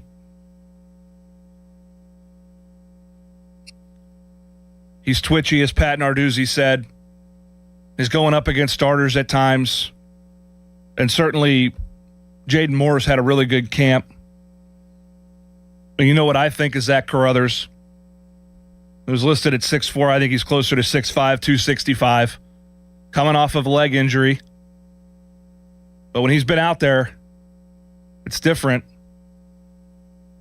Really like what Ghost Neal gives you. I wasn't sure about that move last year, but I tell you what, he plays with such a motor. And Jimmy Scott's got to have a big year. But that group's starting to develop some depth, and they have some size. They have some size. They have some attributes that you see, or you've seen rather, in the Patrick Jones, Rashad Weavers of the world as they came up through the program. The Deslin Alexanders. I mean, when Pat Narduzzi first got here, it was Juan Price, right? Who can forget his game at Virginia Tech in the rain and what he was able to do? So they've done it with different types of players, but they've kind of gone through eras, I would say, on the D-line, right? You had the Juan Price era with big Tyreek Jarrett inside, and then Jalen Twyman came along, and then Kalijah Cansey followed. So you started getting smaller, twitchier inside. Now they've got a combination of both, and I think they're really solid at tackle with Fitzsimmons and Nick James, who I think is a really good all-conference level player. Elliot Nairn, Jeremiah Warren, transfer from Illinois. Lincoln Hoax flashed at times. Trevor Summers can play in there. Ty Uhas is a guy that's getting better, but it's really the edges. And there's other. Juju Anderson is a guy that's looked good. Denham Cook is getting better. Reston Layman, I think, will play this year.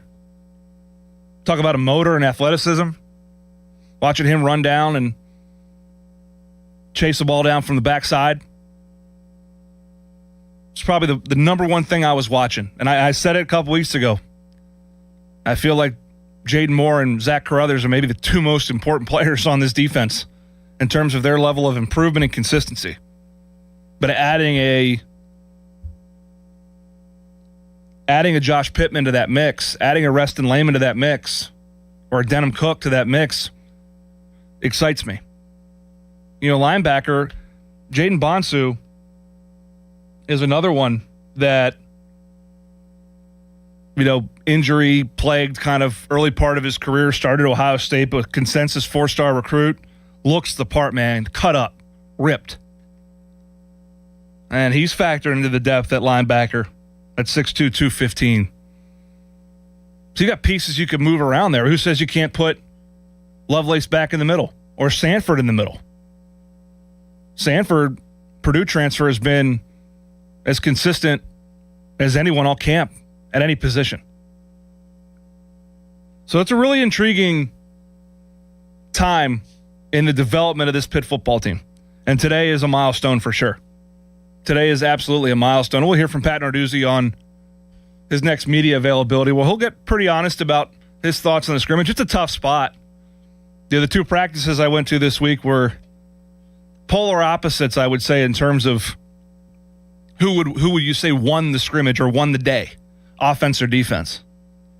And if they're playing tug of war like that, and there's big sways all the time, I don't know if that's good or bad, but there's been back and forth. If one unit dominates the whole time, you probably got an issue. Or you have a really elite unit. But it's hard to surmise which it is when you're in it. So for Pat Narduzzi, what does he want to see today? Stay healthy, number one. Knock on wood, touch something red, do anything you do to create good juju for that. Execution, lack of penalties, fundamentals, throw, catch, block, tackle, kick the ball, placement on punts, execution on snap, hold, kick, and then guys making plays. And who's going to respond when the proverbial lights turn on?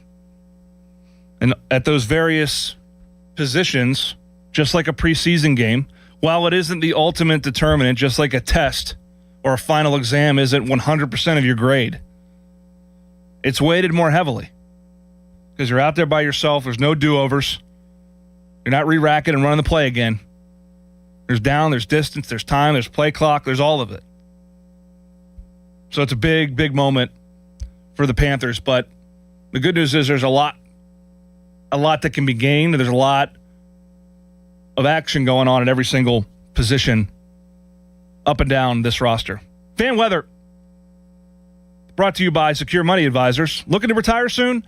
Let Secure Money Advisors get your retirement on track. Foggy this morning, Joel, coming in. Very foggy. Did you deal with the fog when you got here? Yeah, there was some where it looked like if you were driving past like a lamppost or something, it looked just like insanely bright, just like glaring right at you. Yeah, almost like an orb. But today, that fog is going to break, and it's going to be an absolutely beautiful day. Partly cloudy to mostly cloudy throughout the day, high of 83 degrees. Got a bunch of rain yesterday. Shouldn't see any rain today, but tomorrow could be a different story. 74% chance of thunderstorms, some rain overnight, high of 79. But I'm sure that's a humid 79. That's your fan weather brought to you by Secure Money Advisors. Preseason ball in the National Football League, scrimmages. We're 2 weeks away from week 0, and the Panthers will be playing in week 0 next year. And that week 0 game will take place in Dublin, Ireland, when the Panthers take on Wisconsin in late August 2027. Ticket packages, travel packages on sale for the Aer Lingus Football Classic. Pitt, Wisconsin, and Dublin, Ireland. It's only about a year away. Get your plans in place for that spectacle. Looking forward to going to the Emerald Isle. It's been fun today. It's been action-packed. We missed you at 412-928-9370. Still a couple minutes left on the show that we can take a call or two if you're so inclined. But my general thoughts to close on where this team is in my eye test kind of summary. Physically, really good-looking ball club. Size at every position, positional size. Receivers, Jonathan Baldwin's been at practice, a time or two. We don't have anyone, the Panthers don't have anyone that looks like him right now. Good news is not many do. Who can forget the plays he made? We talked about Larry Fitzgerald last weekend. We talked about Antonio Bryant. But I'll tell you what, John Baldwin, another great one. And it looks like we do have a call coming in this morning. But this team looks the part. Will they play the part? We'll find that out after today's scrimmage and increasingly as we move towards September 5th. Let's go to Ricky in Blonox. Ricky, good morning. Hey, Pat, big fan of the show. I was curious, who is the biggest pro prospect on this year's Pitt team? Oh, man. Ricky, I appreciate the call. I'll let you hang up and listen to that. Wow. There's a couple, and I don't want to punt on the answer. That's a great question. I think that Ryan Baer is a pro prospect, a draftable prospect for sure. I think that Nintino Olivieri will be a pro prospect at left tackle when it's all said and done. I think that, trying to go throughout the roster here, I think that Braylon Lovelace is without question a pro prospect. I think Nick James and Sean Fitzsimmons, maybe more James than Simmons even. but both of them, Fitzy and Nick James, are pro prospects. I think Pitt's corners are always pro prospects. Guys like Rashawn Murray at 6'2", 185, like, he's going to have an opportunity to play at the next level. Shadarian Harrison, probably not a guy to leave early, but as a pro prospect. Cruz Brookins, certainly a redshirt junior, is one of the better safeties in the ACC. But if I said, just because of the sheer number of snaps that he's played, his experience level, and just his size, I would say Ryan Baer or Braylon Lovelace are your two best pro prospects on this roster. Now, for this year, overall, it's Mason Heichel. He continues to do things that are just special. I mean, rolling left, flicking his wrist and throwing it 30 yards on a crossing route, picking up first downs with his feet, looks more efficient in the pocket, making quicker decisions, just looks so confident out there, man. And that dude's a pro. I can promise you that. That's a guaranteed pick. Brought to you by Voss TV and Appliance. Appreciate Joel Nelson behind the glass. It's been a fun show. It's a football Saturday. Should be a beautiful Saturday. Hopefully we can dodge some rain tomorrow and have an awesome weekend with only 3 weeks left until Pitt football is underway. Real games on the North Shore. Have a great Saturday. Have a great weekend. And as always, hail to Pitt. You are looking for that perfect vehicle for you. I know the place, Schultz Ford. Check it out. Schultz Ford Wexford, Schultz Ford Harmer, Schultz Ford South in West Mifflin, Schultz Ford in Wheeling as well. All those great locations. Listen, the summer sales event is continuing through August, so get there or get to SchultzFord.com and check out what you want. You know what I've noticed lately in my neighborhood? Lots of expeditions. Yep. Back to school time, lots of activities. The kids, you're taking them everywhere. You got a lot of that space. Get an Expedition, maybe an Explorer even. Something with a little bit of size inside to get those kids everywhere. Listen, large selection of inventory. They have so much going on at Schultz Ford, all those great locations. The customer service cannot be beat. And again, summer sales event all the way through August. So check it all out at one of those great locations or always online at SchultzFord.com.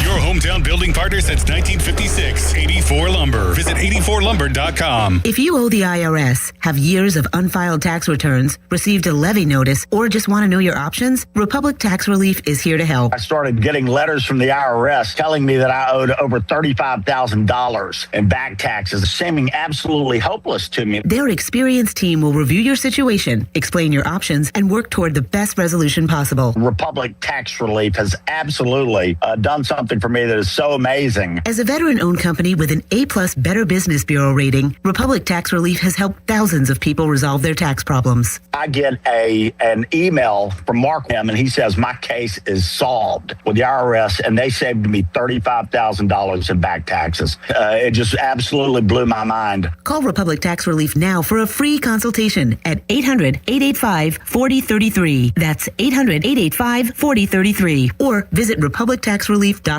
And I'm so grateful that I trusted Republic Tax Relief. Results vary based on each individual's tax situation. Skechers elite athlete OG Anunoby has been making history on the basketball court. Anunoby tips it in. Unbelievable. What a shot. He's been balling out in Skechers high-performance basketball sneakers, and the world is noticed. But how does OG train off the court to keep in peak physical condition? Hands-free Skechers Slip-ins Aeroburst. They help prepare OG for the physical demands of playing at a championship level. Get your pair of Aeroburst for only $165 at a Skechers store, Skechers.com, or wherever high-performance running shoes are sold. Pump up the volume. Business moves fast. Orders roll in, deadlines close in. When you ship with USPS Ground Advantage, you can keep up with confidence. Every package stays in our secure network from dock to door. And with nationwide reach, dependable tracking, and upfront affordable pricing, you get built-in peace of mind. You run the business. We run the routes. Visit USPS.com/Ground Advantage to learn more. HD1 Pittsburgh, an Odyssey sports station. Live from the Jim Shorkey Mitsubishi.com studios, North Huntington and North Hills. live and free on the Odyssey app. Retirement can be scary, but only if you're not prepared. That's why AARP created thisispretirement.org. Because unless you've already retired, you're in pretirement, and you still have time to plan. Learn about retirement savings options, potential tax breaks, and how you can build savings over time. Visit thisispretirement.org for free resources to help you customize your action plan and feel the retirement fear disappear. Brought to you by AARP and the Ad Council. Wouldn't it be great if life came with a remote control? You know, you could hit pause when you needed to, or hit rewind. Like that time you knocked down that wasp's nest. Uh-oh. Or that time you forgot to roll up your windows in the car wash. Fantastic. Yeah, a remote control would have come in handy then. Well, life doesn't always give you time to change the outcome, but prediabetes does. With early diagnosis and a few healthy changes like managing your weight, getting active, stopping smoking, and eating healthier, you can stop prediabetes before it leads to type 2 diabetes. It's easy to learn your risk. Take the 1-minute test today at doihaveprediabetes.org. Life doesn't come with a remote control. Yikes! So you're on your own with the wasps. You have the power to take control of prediabetes. Visit doihaveprediabetes.org today. That's doihaveprediabetes.org. Brought to you by the Ad Council and its prediabetes awareness partners. Substance use disorder and addiction is so isolating. And so, as a Black woman in recovery, hope must be loud. It grows louder when you ask for help and you're vulnerable. It is the thread that lets you know that no matter what happens, you will be okay. When we learn the power of hope, recovery is possible. Find out how at startwithhope.com. Brought to you by the National Council for Mental Wellbeing, Shatterproof, and the Ad Council. Now, fan headlines powered by Bowser Chevrolet. All right, Joel Nelson for Fan Headlines. Pirates last night, 8-4 winners over the Boston Red Sox. Pirates with 21 runs across their last 2 games. They'll have Game 2 against Boston tonight at 7:15. Coverage here on The Fan at 6 o'clock, presented by Keystone Custom Apparel. Jared Jones will take on Sonny Gray. More headlines at 937thefan.com. Right now, it's Bucko Talk. Now, it's time for Bucko Talk. Can you believe it? Bucko Talk is presented by Mike Hamlin Hyundai and brought to you by Two Men and a Junk Truck, Hampton Beer Outlet, and Stone & Company. This is Bucko Talk on Sports Radio 93.7 The Fan. Swinging a fly ball out to right. This has got Carey on it. Abreu turns around, and there it goes. Opposite field home run. Rafael Flores Jr. has homered 3 straight plate appearances. And the Pirates grab a 1-0 lead here in the second.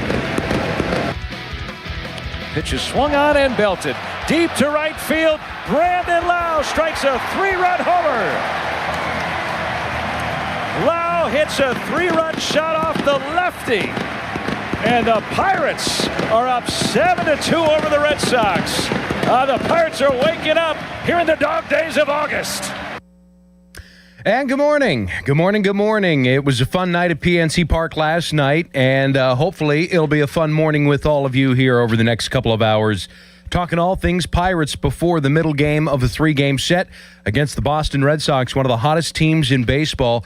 Coming into the 3-game series at PNC Park, Red Sox were winners of 28 of their last 36 games. They were 36-13 in their last 49. Baseball's best record in each of those spans, and the Pirates took it to them with relative ease, and they did so with the left-hander on the mound in Jake Bennett. Pirates came in losers of 8 of 9 to the Southpaws. It's been well documented how they've struggled against the lefties, and just 10-26 coming in, but they put together a pretty good game plan. At one point, Bennett struck out 4 of 5. Sandwiched in between was that Rafael Flores home run in the second inning, but second time through the batting order, Buccos were able to put together a pretty good plan of attack. They pounded out 3 straight hits, a single, 2 doubles, 2 RBI double from Esmerlin Valdez. Don't look now, but he's starting to swing a much better bat of late. And they put together a 3-run, 4-hit attack in the 4th inning, and the Buccos would tack on a few more before all was said and done. And on the mound, Bubba Chandler winning his 3rd straight start. 5 innings, 2 runs, 4 hits. He struck out 5 batters. We saw plenty of swing and miss from the Bucco right-hander, who improves his record to 6-8 on the 2026 season. So pretty good work. ERA just over 2 for Chandler in his last 6, and I would say right now he's probably throwing it better than anybody in the Pirates rotation. And as Joel Nelson mentioned, on the mound, Jared Jones against the really good Sonny Gray, who is 14-3 with a 279 earned run average. This is Bucco Tuck, Sports Radio 93.7 The Fan. First time I've done this show in years. I think it might be over a decade. Dan Zangrelli with you here in the air chair after staying up with you late on Pirates pregame, postgame. I'll be with you later this evening, so you'll unfortunately get plenty of me for game number 25. We'll also look back here at game number 124. Pittsburgh checking in with the 60-64 record as you make your morning coffee and as the morning fog burns off today on what should be a wonderful day for baseball. If you'd like to join us at PNC Park, as the Pirates will go for a series win, something they haven't had in their last 7 series. They've not lost a series, or won a series rather, since the Cleveland 3-game set right out of the chute, where they took 2 of 3 from the Guardians, and that was, again, right on the heels post-All-Star break. So it's been well documented where everything sits right now. 15.5 games back in the National League Central Division. That is last place. And whatever flickering flame there is for the postseason, it's all but faded. But maybe the Red Sox are a bit of an example as to what kind of run you could go on in this game and how crazy it is. In doing so, you'd have to basically leap over a third of the league. There's still sit a total of now 4 teams in the National League wild card race, and the Nationals are tied with the Pirates. So you've got Cincinnati, St. Louis, Miami. Philadelphia has tapered off a bit. They're on the outside looking in, due in large part to San Diego's 6-game win streak. The Padres are on a heater. So can that be the Pirates for the first time this year going on a stretch of a 6-game win streak? That would put them back in the conversation, make it interesting going down the stretch. And if you're able to do that, get a few guys healthy. O'Neal Cruz, you'd think, is on the cusp of getting back here soon. Will it occur this weekend? Not entirely sure. Will it happen against the Detroit Tigers as part of the 6-game homestand? Maybe. Sounds like there's been some good days and bad days based on what Don Kelly has told us. Well, anyway, we'd love for you to join the program. Anything that's on your mind, Pirates related, you know the number. It's 412-928-9370. That's also how you can get us on a text line if you'd like to shoot a text. Fan text line is brought to you by Edgar Snyder and Associates, a personal injury law firm where they always say there's never a fee unless we get money for you. You can also tweet us. You can tweet me at Dan Zangrelli, of course, 93.7 The Fan for the station account.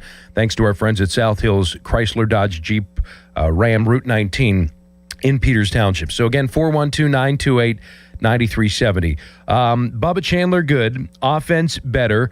As Joel told you in the update, 13 runs against the Marlins. Final game of the 3-game set. Rafael Flores hit 2 home runs, drove in 6 RBIs. And he was the Bucco backstop who caught an 85-pitch complete game Rembrandt from Braxton Ashcraft.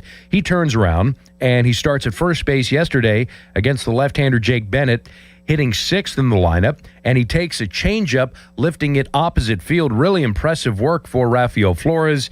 He finished with a 3-hit night, going 3 for 4 with a couple of RBIs, run-producing single in the 4th inning, and then a leadoff single in the 8th inning. So Flores now has, in his 34 at-bats, an OPS of 1076. Now, does he remain at catcher? Is he the Pirates' catcher of the future? No, I don't go that far.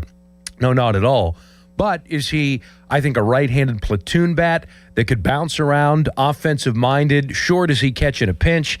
He's going to have to rectify his catch-and-throw problems. I think, 12 of 12 would-be base stealers against him until that Marlins series. He actually threw out his first base runner. So I'm not necessarily sure if he's a guy that you want to have posting up back of home plate more often than not. But can he play some first base? Can he DH? Maybe long-term. I don't know if he has the athleticism for you to hide him in right field in a pinch. I'm guessing no, but I think he's somebody that you could most certainly go ahead and put in the lineup against left-handed pitching, first base DH catcher. We'll be taking your calls here, but first we listen back to Don Kelly's post-game remarks after the Pirates' 8-4 victory over the Boston Red Sox, winning again back-to-back games for the first time since July 26th and 27th. Yesterday with the 3-run homers, and then today going oppo, and then a big hit with runners and scoring with the guy on second there to score that run. He's been swinging the bat well, working hard, and really cool to see him have the success he's had the last couple of days. What's the importance of the success, knowing the struggles you guys have had against left-handed pitching for him to come in and do that? Yeah, set the tone there a little bit with, and that was a tough pitch to hit, and to get it elevated like that was really impressive. I think that, overall, I thought our approach tonight was much better against a left-hander, and I think it showed with the amount of runs we were able to score. What did it mean to you that, especially after yesterday's really impressive win, you come back and get a back-to-back win for the first time since late July? Yeah, like we talked about before the game, these guys, they show up every day, they're fighting, they're doing everything they can to, pregame and to go out and compete the way that we have. Major League Baseball's hard, especially when you're going through a tough stretch like we were, and these guys continue to post. It's really impressive. What we were able to do yesterday, Ashcraft set the tone. I thought Bubba did a really good job setting the tone in this one as well. You need that starting pitching, and then, for Ash to go 9 yesterday, saved the pen, and have everybody available today to be able to go for it like that was great. Donnie, the way yesterday went, do you think that maybe put everybody at ease a little bit? Did you notice anything different about the team today and how they played? I think that it's just we have fought like that all year long, and there's been stretches that we haven't been good. To put it all together against the lefty, with talking about Flores, but Valdez had a good game. Brent Lau going deep off a lefty was a huge hit there. 2 outs and guys in scoring position, and something that we've talked a lot about as we've gone through the year, that's that big base hit that we're looking for, and when you guys feel the pressure in August. There is pressure. We're competing for something, and how do we slowly continue to work, continue to grind, and fight through it, even when we're not feeling our best? Because these guys have shown that they're really good, and eventually we're going to come out of it and score runs. How bad did Valdez need that one? It started coming in Miami, and to see him have the at-bats he had in Miami, and then to get the big base hit today, a big double, was huge. What was it like to see Nick get hit the way he did? Oof. How much of that was a judgment call, first base, forward and out? Yeah, judgment call. Just scary when you get hit up in that area. It looked like it got the C-flap there, but anytime you get hit up in the head area, it's always scary, and not something that you really want to mess with. And I thought Jacob Gonzalez did a fantastic job coming in off the bench, hustling to get to second on Reynolds, hit up the middle, and then stealing third to set up second and third, and then came up with a huge double later on too. How's Nick doing? I don't have any update on him yet. Don, talk about a big play in the fourth inning defensively, Mangum getting that ball in the gap, hitting the cutoff, and getting Contreras at home.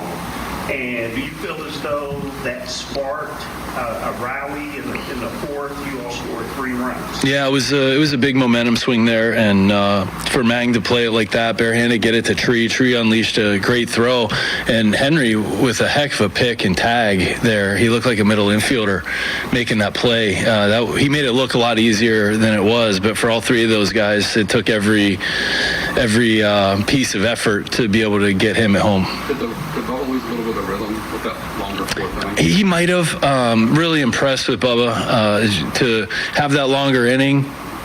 Go out, first 2 guys get on via walk. Earlier in the season, I don't know if he has the ability to slow things down like he did today. The crowd was fantastic. The energy was great.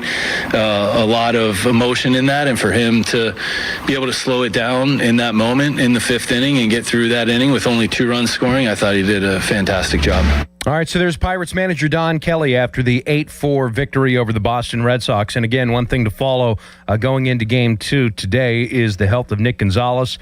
Took a fastball right near, as Donnie called it, the C-flap. It's that protective covering that kind of comes around the facial bone jaw area. And really came in handy. Looked like it saved him from a significant fracture. facial contusion, almost taken out of the game, it appeared, for more precautionary purposes, being an amateur lip reader. As he was saying to the medical staff, I'm fine. And it looked like he was trying to stay in the game, but they apparently talked him out of running the bases and then heading back down into the clubhouse. So we'll see if he's available for the Pirates in Game 2 of the series against Sonny Gray this evening. Coming up on the program, Noah Hiles will join a little bit later this hour. He writes an article, a column in the Pittsburgh Post-Gazette, essentially with Paul Skeens starting tomorrow for the Pirates in what the Bucs are hoping is a scenario where they can sweep the Boston Red Sox against Patrick Sandoval tomorrow at 1:35. If he does struggle, and Skeens has of late, that this should be, or that start, the final one of the 2026 season. I'd be curious as to why Noah has such a stance, and he can explain his column a little bit more, so that's going to be coming up in this hour. But at 412-928-9370, you want to take Tony and Munhall's calls. We have open lines primarily the entire show, so you can be part of the program here at any juncture. So let's go ahead and bring in Tony. Tony, go ahead. Welcome in. You're on Sports Radio 93.7 The Fan. Thanks, Dan. I call Jason's show regularly every Saturday. I've called your pre- and post-game shows occasionally during rain delays. I just love talking baseball. I'm just going to stay a little more positive. I mean, we got to take it day by day. It's not like everybody's running away with this wild card. First goal is to get to 500 and then play from there. I think at the end of the day, this is like a drama, right, Dan? I can't wait to see the ending here written on, October 3rd, and see what the ending looks like. It's been a decent season. I think the GM waited a little too long to bring in the bullpen reinforcements. They're here now. I think Don Kelly got to use the eye test a little bit more. I mean, we had Jared Jones start this week that wasn't going well early, and he just one more inning, I think, just got that game out of control. Did it again earlier with another pitcher this week. I don't remember which. So if the starter don't have it, you got enough reinforcements in the bullpen, Dan. I think it's quite possible you can shorten their starts and just start, even if you have to throw some bullpen games, because I'm not sure what our starting rotation is going to look like. One final point, though, I want to bring up. So we're doing well with some of these young guys trying to hit some left-handed pitching, which it was good to see a win yesterday. But we're in good hands with young guys. And if we change hands at general manager, Travis Snyder's gone at the end of the year, and we just totally try to rebuild, I think we're in a lot better spot, right, with the young talent that we have. So if Bob Nunning's afraid to rebuild, I don't think it's too far out of the question that they could actually have some success in the short term. All right, Dan, thanks for taking the call, and I'll just sit back and listen. Thank you very much. Yeah, Appreciate you. No, thank you, Tony. And yeah, you make a lot of good points, especially on the bullpen. And I think yesterday was a really good example of how you can shorten a game and how you're able to use what used to be, I guess, and now are no longer leverage guys. Gregory Soto coming in, a really key moment in the sixth inning after Bubba Chandler. He went his 5. There was really no question as to whether or not he's going to come back out for the sixth inning because of, I think, not only the locked and loaded bullpen, but the quality of arms that you have there. You had a couple of guys that are going to hit from the left side. You turn around Adley Rutschman, 3, 4, and 5 in the order in the sixth inning. Then it's Wilson Contreras, followed by Wilyer Abreu, and that is the left-hander Soto coming on in the sixth inning with the lead. So you are never, ever sniffing a scenario like that, and we've seen Soto deployed in that respect post-trade deadline on a couple of different occasions. So that's the old adage, you want to use your bullpen how you'd like to, not how you have to. Soto in the 8th inning, 9th inning just appeared to be a fish out of water. This was a much more conducive scenario for him, matchup related, that lane, that pocket where we don't know what the scenario or significance of that sixth inning was. Now the Pirates built a pretty significant lead, but you're in a 7-2 lead and you're throwing Gregory Soto in the sixth inning. And to your point about the bullpen, it's a good one, and it's a great situation to be in. Unfortunately, they just haven't had many leads to protect in the month of August. Yeah, I could see some bullpen games. I could see Evan Sisk opening. I could see Johan Ramirez. It looks like they're trying to slowly but surely stretch him out to do multiple ups. He's done, I think, in his last handful of appearances on a couple of occasions, 3 ups. where he's gone as many as 3 innings, sometimes longer. So could that be something that the Pirates try to maybe get one turn through the batting order with Yohan Ramirez in an opener scenario? So that would be interesting.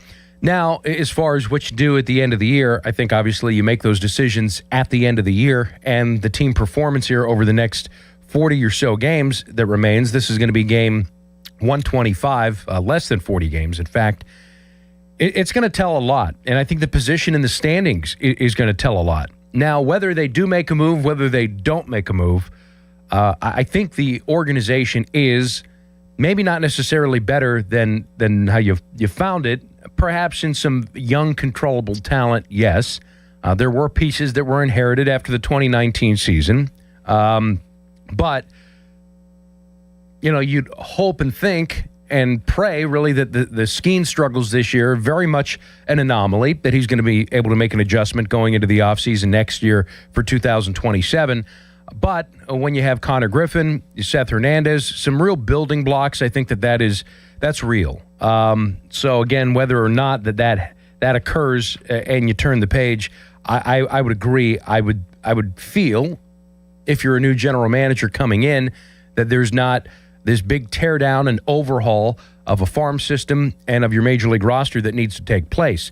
You have some young, controllable starting pitchers with electric arms, electric stuff, and that might be the reason that Cherington sticks around, even though you could very much and easily say that his tenure got off to a very, very slow start. The first 3 years, you didn't pick up the traction. They should be further along ahead than they are right now as far as the wins and losses in year number 7. All of that is true, but what is also true is the last 3 to 4 years have been very productive in that the drafts have been, I think, much improved. You've hit on some big-time guys that are big-time, needle-moving, franchise-defining type of players. You've also developed a lot of ancillary guys, supplemental guys in your farm system that, as evidenced by this year, that you've been able to call on and at times have sustained you and have floated this thing along.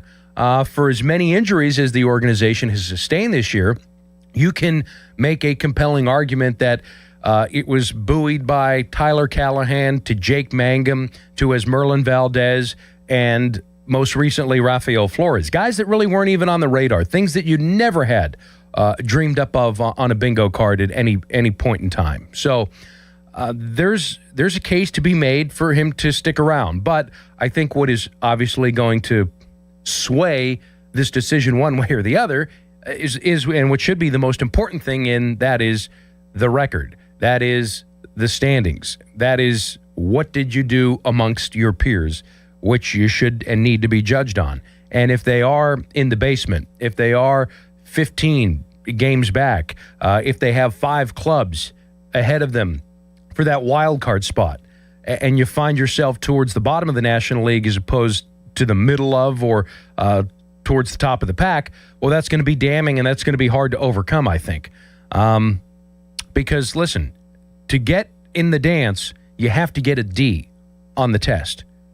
40% of the league makes the postseason. 40%. So you have to get a 60% on the test. They take a lot of teams. They've widened the goalposts for a club like yourself.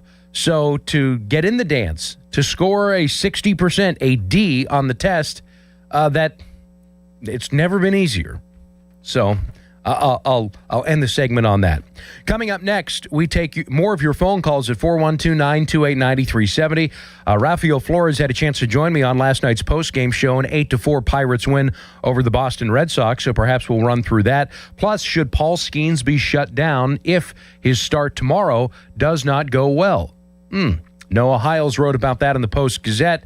I don't know if I necessarily agree with that, but Noah has a strong take on it. He'll be along later this hour again to share his thoughts and opinions. And again, at 412-928-9370, you can join the program. I'm sitting in for Jason Mackey here on Bucko Talk. I don't know where Mackey is, what he's doing, why he's not here. I saw him last night. I don't know what's up with that, but Bucko Talk on Sports Radio 93.7 The Fan with Jason Mackey is brought to you by Westminster College. They have fall open houses coming up on September 19th, westminster.edu for more details. We invite you to stay tuned on a Saturday morning. Dan Zangrelli with you here on Sports Radio 93.7 The Fan. Now Powered by Bowser Chevrolet. In case you missed it late last night, Steelers reportedly signing their defensive lineman Keanu Benton to a 4-year, $72 million deal, the highest by a Steelers D lineman in franchise history.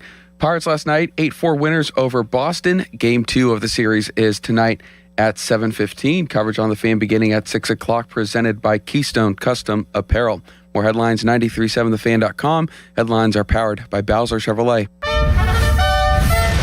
Long live the king. Return to the magic and mystique of the Renaissance. The Pittsburgh Renaissance Festival, just southeast of Pittsburgh, is back. August 22nd and 23rd is opening weekend. It's entertainment. It's fantasy. It's an adventure. To the past. Filled with royalty, pageantry, jugglers and musicians, comedy, games, fine arts and crafts at the Pittsburgh Renaissance Festival. Discount tickets at pittsburghrenfest.com. Never really know who's listening out there. Donnie Football here. I talk about Awaken 180 because it worked for me. But every once in a while, you get reminded that somebody on the other side of that radio actually took it seriously. I had a guy come up to me at a football game. He asked me a bunch of questions about Awaken 180, what it was really like, whether I thought he could do it. And I told him exactly what I tell all of you. If you're serious, go talk to them. Well, he did. Then I saw his Facebook post. 45 pounds down, body fat way down, feeling better than he did in a decade. He thanked Awaken 180, his coach, and he thanked me too. That hit me, because that's the whole point of this endorsement. It's not about reading a commercial. It's about helping somebody make a decision that actually changes their life. If you've been wondering if Awaken 180 could work for you too, ask the question. Start there. Awaken180weightloss.com. Someone had a birthday. Yep, 50. Can't believe it. 50 years of wisdom. Great segue. We have a health reminder from the CDC. Pneumococcal vaccination is recommended for adults 50 or older. Says here, we're over 6 times more likely to be hospitalized with pneumococcal pneumonia than adults under 50. I don't love those odds. Same. Look what I found. Pfizer's Prevnar 20 is proven to help protect adults against pneumococcal pneumonia and invasive pneumococcal disease in just 1 dose, and millions have already gotten it. Continued approval may depend on a supportive study. Don't get Prevnar 20 if you have a severe allergy to its ingredients. A weakened immune system may lower your response. Common side effects include injection site pain and swelling, fatigue, headache, muscle, and joint pain. For full prescribing information, please call 1-855-213-2138. Visit Prevnar20.com or talk to your doctor or pharmacist. I'm on Prevnar20.com now, scheduling my appointment. Good idea. And happy 50th. SchultzFord.com. SchultzFord.com. SchultzFord.com. SchultzFord.com. It only happens once a year. The Model Year Sell-Down event is happening now at Bobby Ray Hall BMW of South Hills. For 10 days only, August 13th through the 22nd, get the best pricing of the year on every remaining 2026 BMW. Every vehicle is clearly tagged with their best price. But hurry, these offers are available on in-stock vehicles only. First come, first served, and every 2026 must go. Visit Bobby Ray Hall BMW of South Hills today. Live from the ShoreKeyMitsubishi.com studios, North Huntington and North Hills. Back to more Bucko Talk, brought to you by Mike Camlin Hyundai. Thanks for joining us on a Saturday morning. Pirates and Red Sox game 1 last night going to the Buccos in 8-4 score. Nice offensive performance from the gang. Rafael Flores 3 for 4. The headliner, Brandon Lau, hits a 3-run home run as Merlin Valdez swinging a much better bat of late. Don Kelly telling me that perhaps he's made some adjustments to the league, which made adjustments on him. Came into yesterday's game, 4 of his last 11, and then added a 2-run double in the 4th inning. Had a hit taken away from him in the 7th inning. Otherwise, it was going to be a twofer for the magician, Esmerlin Valdez.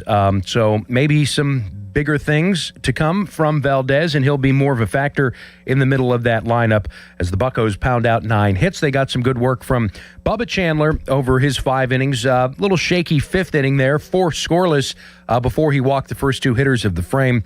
But all in all, Chandler wins his 3rd consecutive start, going to 6-8. Noah Hiles will join us coming up a little bit later in the hour.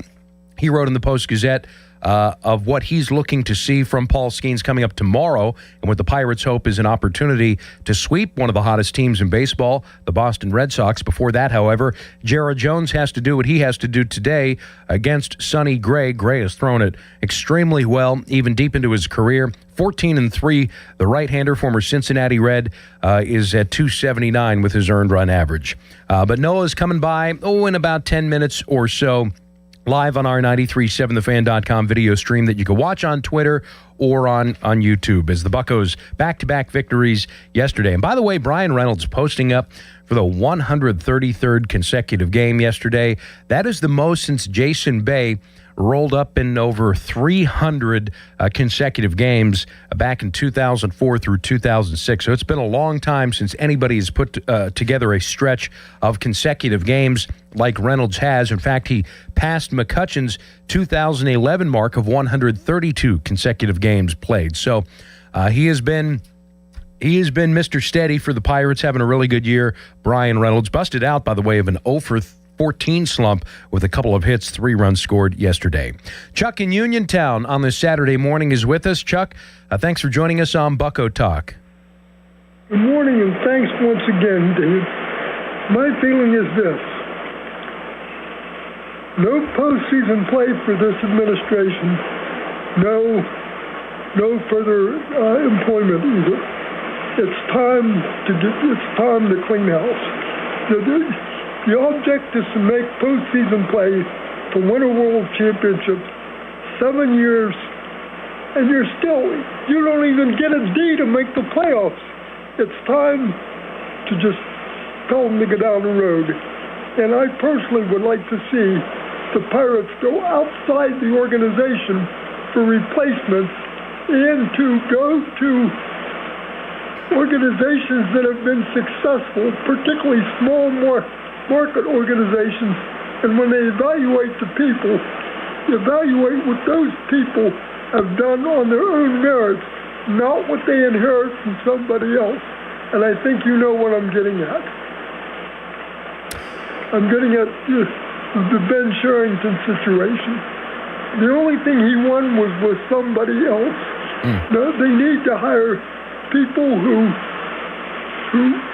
won on their own merits.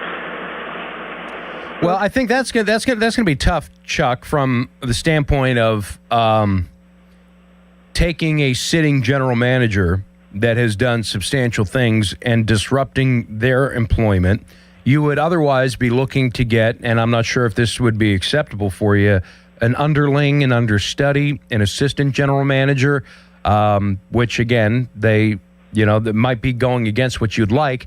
If you want somebody that's been there, that's done that, and is also unemployed, chances are they're also going to have something on their ledger that may not necessarily be all that appealing or attractive despite past success. And then if their success is deeper into the past and you have to look into the rearview mirror and it's further away from you than it is closer, then you do beg the question, do they have the most cutting edge ideas? How up to speed are they in the ever-changing landscape and game?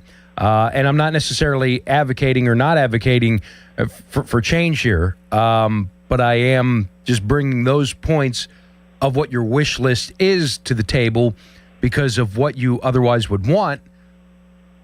Is that going to be available? So I think maybe the most logical, realistic thing would be, if you're not going to promote from within, like Kevin Graves, I think is a highly sought after guy, perhaps for some other organizations, or at least highly thought of internally. You don't want to go there. He's been and spanned a number of different regimes here with the Pirates. He's essentially the number 2 in charge here. You're looking at probably the number 2 or the number 3 guy for, say, the Tampa Bay Rays, right? If that's what I'm listening to what you're saying. Something like that. These understudies, these under people, nobody knows what they're going to do when they're in the top level until and if they get a chance to do it. But you take a look at what they've done inside the organization. Are they successful? Are they progressive? Are they aggressive. But certainly you don't. I mean, how can you justify keeping somebody whose only winning season was accomplished with somebody else's players? Everything else has been a last place finish.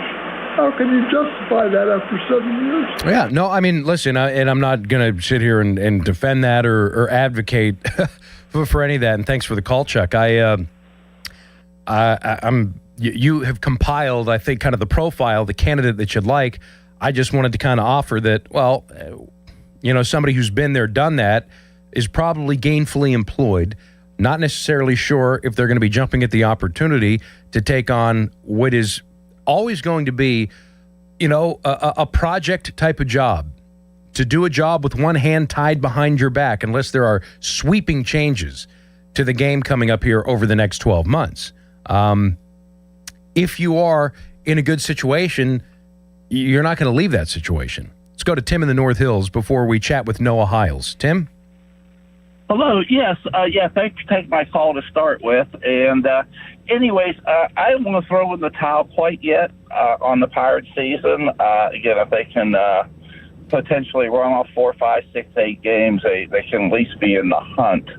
But more importantly, I do think they've laid the groundwork for a team that should be competitive if they can get most of the players signed that they have. So I think you have to. My opinion is we're making very good progress, slow, albeit slowly.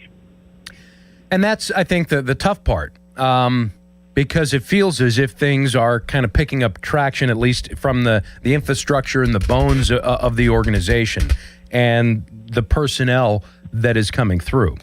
That is what makes it less of a no-brainer, at least for me. I think some people just feel that it's, a no-brainer based on, and it's a fine opinion to have and hard to counter, the overall record and where you're at in year 7 as far as overall results. And that, again, you cannot rebut.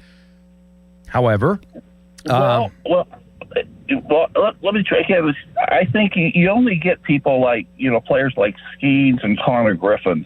They don't come along in every draft. And we're fortunate enough to have both of them. And I think, obviously, this season would be tremendously different if Mr. Skeens would have been anywhere close to what he was the last couple of years. And so I think that, again, what's going on there, none of us know. But the difference between, could be easily 4, 5, 6 games in the one-loss column, and then we're right in the playoff hunt. So, that's what can you do about that? Yeah, well, get there, right? And I understand they've had a lot of adversity. And when you take away, and thanks for the call, as many key offensive pieces, position players for the length and time that the Pirates have had to deal without Cruz, without Griffin, with Horwitz for a month, for essentially, and we'll call it 35, maybe close to 40% of the season, without Ryan O'Hearn, it's significant, no doubt. But record is what it is. Coming up next, interesting column in the Post-Gazette from Noah Hiles, a former beat writer that covered the Pirates for a few years, about Paul Skeens, who throws tomorrow in what the Bucs hope is a chance to win the 3-game series by way of sweep against one of the best clubs in baseball currently, in the Boston Red Sox, and that is that if Skeens does not perform against Boston tomorrow, they should shut him down for the remainder of 2026.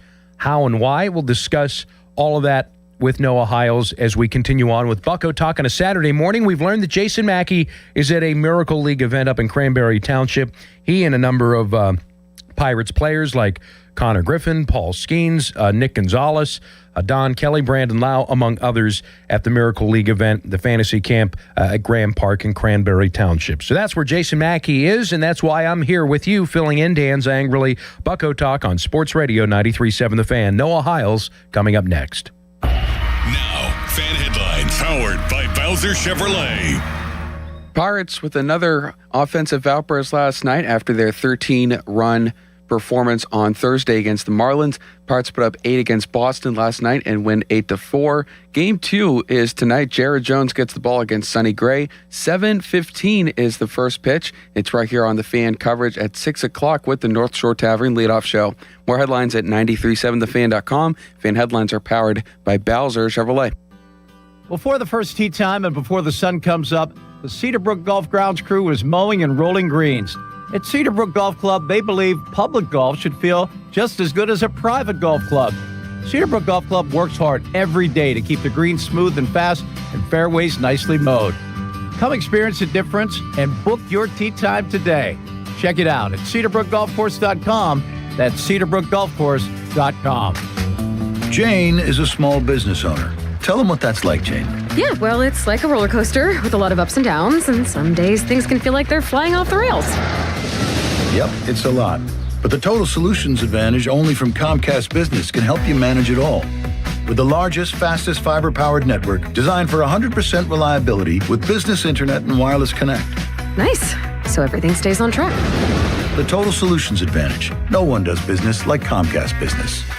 The more solutions you add, the more you save. Get started today with a qualifying internet package for as low as $60 a month when you add an advanced solution. Plus, new customers, ask how to get up to $1,500 in prepaid cards when you add 2 lines of mobile to a qualifying gig bundle. Don't wait. Call today. Limited time offer. Restrictions apply. New customers only. 1-year agreement, paperless billing, and automatic payments with bank account required. $60 offer requires 300 meg internet, security edge, and additional qualifying service. Equipment, tax, and fees extra. Prepaid card offers end 9/13/2026. For over 50 years, the Jim Shorkey Auto Group has been built on trust and family values. At Jim Shorkey Mitsubishi in North Huntington, that tradition continues with great service and great deals. We have your perfect Mitsubishi, and with a 10-year limited warranty, 2 years of free paid maintenance, and 5 years of unlimited roadside assistance, you'll drive with Mitsubishi confidence. Your deal. Your way. What a great day. At Jim Shorkey Mitsubishi, North Huntington. Call 724-995-3658 for warranty details. Hey, Mom, now that I have an after-school job, I think I want to buy a drum kit. Okay, Rockstar. Let's look at your account. When kids start making money, Chase has easy-to-use tools and expert bankers to help them learn how to manage it. And next month, I'll buy the bass drum and the cymbals. Oh, and maybe some noise-canceling headphones for you. Aw, you've thought of everything. Help kids save, budget, and build financial independence, all with Chase. That's good for kids and good for parents. Visit your local Chase branch and get started. Account subject to approval. J.P. Morgan Chase Bank, N.A. member FDIC. Text us on the Edgar Snyder and Associates text line at 412-928-9370. Edgar Snyder and Associates reminds you to text responsibly. Training camp is heating up, and so are the deals at Smale Kia. Right now, score 0% APR financing on all new 2026 Kia Sportages or Sportage Hybrids. The 2026 Kia Sportage Hybrid was awarded Best Compact Hybrid SUV for the money and Best Adventure Vehicle by U.S. News & World Report. Perfect for road tripping. Hurry in now and score big with the hottest deals of the summer. These offers end August 31st. Visit Smale Kia on Route 30 in Greensburg or shop online at smalekia.com. 0% for 48 months with approved credit. Not all will qualify. See Smale Kia for details. Ends 8/31. Steelers training camp is back in Latrobe, and it's time to reach for the great taste of Miller Lite. Stop by Greater Latrobe Beverage, Depot Street, and look for special training camp displays featuring Miller Lite 30-pack cans, along with all of your other favorite Miller Lite packages all season long. Miller Lite is an official beer partner of the Pittsburgh Steelers. 93.7 The Fan is cleared by aquickdrain.com. Back to more Bucko Talk, brought to you by Mike Camlin Hyundai. And thanks for joining us on a Saturday morning. Bucko Talk Sports Radio 93.7 The Fan with you until 11 a.m. Then the Bob Pompiani Show comes your way. I'll be back with you for Pirates pre- and post-game for the middle game of a 3-game set against the Boston Red Sox. Pirates going for a 3rd straight victory. They've not won 3 in a row since they took 3 straight against the Milwaukee Brewers headed into the All-Star break. Pirates winning back-to-back games for just the second time post-All-Star break. 26th and 27th of July was the last time the Buccos have strung together consecutive victories. And it really comes on the heels of Don Kelly, by his measure, calling the team out after their listless 8-2 Game 2 loss to the Miami Marlins. Donnie essentially said the team was feeling sorry for themselves, and they can't. They responded with a Braxton Ashcraft complete game and a 13-1 victory on a getaway day in Miami. They followed that up last night with a series opening victory 8-4 over the Red Sox. Decent work from Bubba Chandler, 5-inning outing, winning his third straight start, and the Pirates offense was able to take it to Jake Bennett, a left-handed starter, among others that also threw left-handed in the Boston bullpen. Interesting article, column, if you will, in the Post-Gazette from Noah Hiles, and essentially it reads that if Paul Skeens, who throws tomorrow, struggles, it should be his last start of the season. And Noah is with us on our video feed. You could watch that on Twitter at 93.7 The Fan or on our YouTube channel. Noah, good morning. Why did you write this, and why do you feel this way? Good morning, Dan. I wrote it because I just think that when I look at the overall state of the team and you prioritize things appropriately, I think that we've reached a point in the season where I don't think it's a realistic expectation that this Pirates team can make the playoffs now. So when that's the reality, you start to think about the future. And when you think about the future of the team, there are a few guys who have a more important place in the future when it comes to immediately winning in 27 and 28 than Paul Skeens, and you've got to get him right.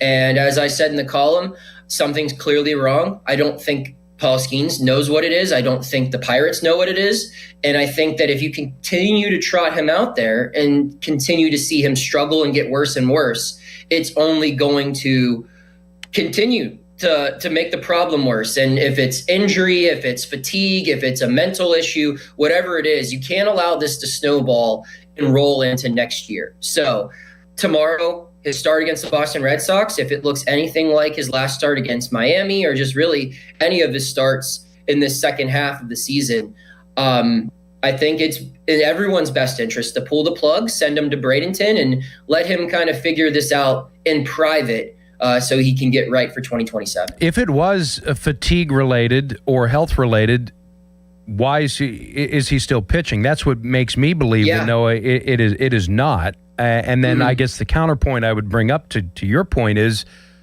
why not just let him pitch through it, assuming it is not injury or fatigue?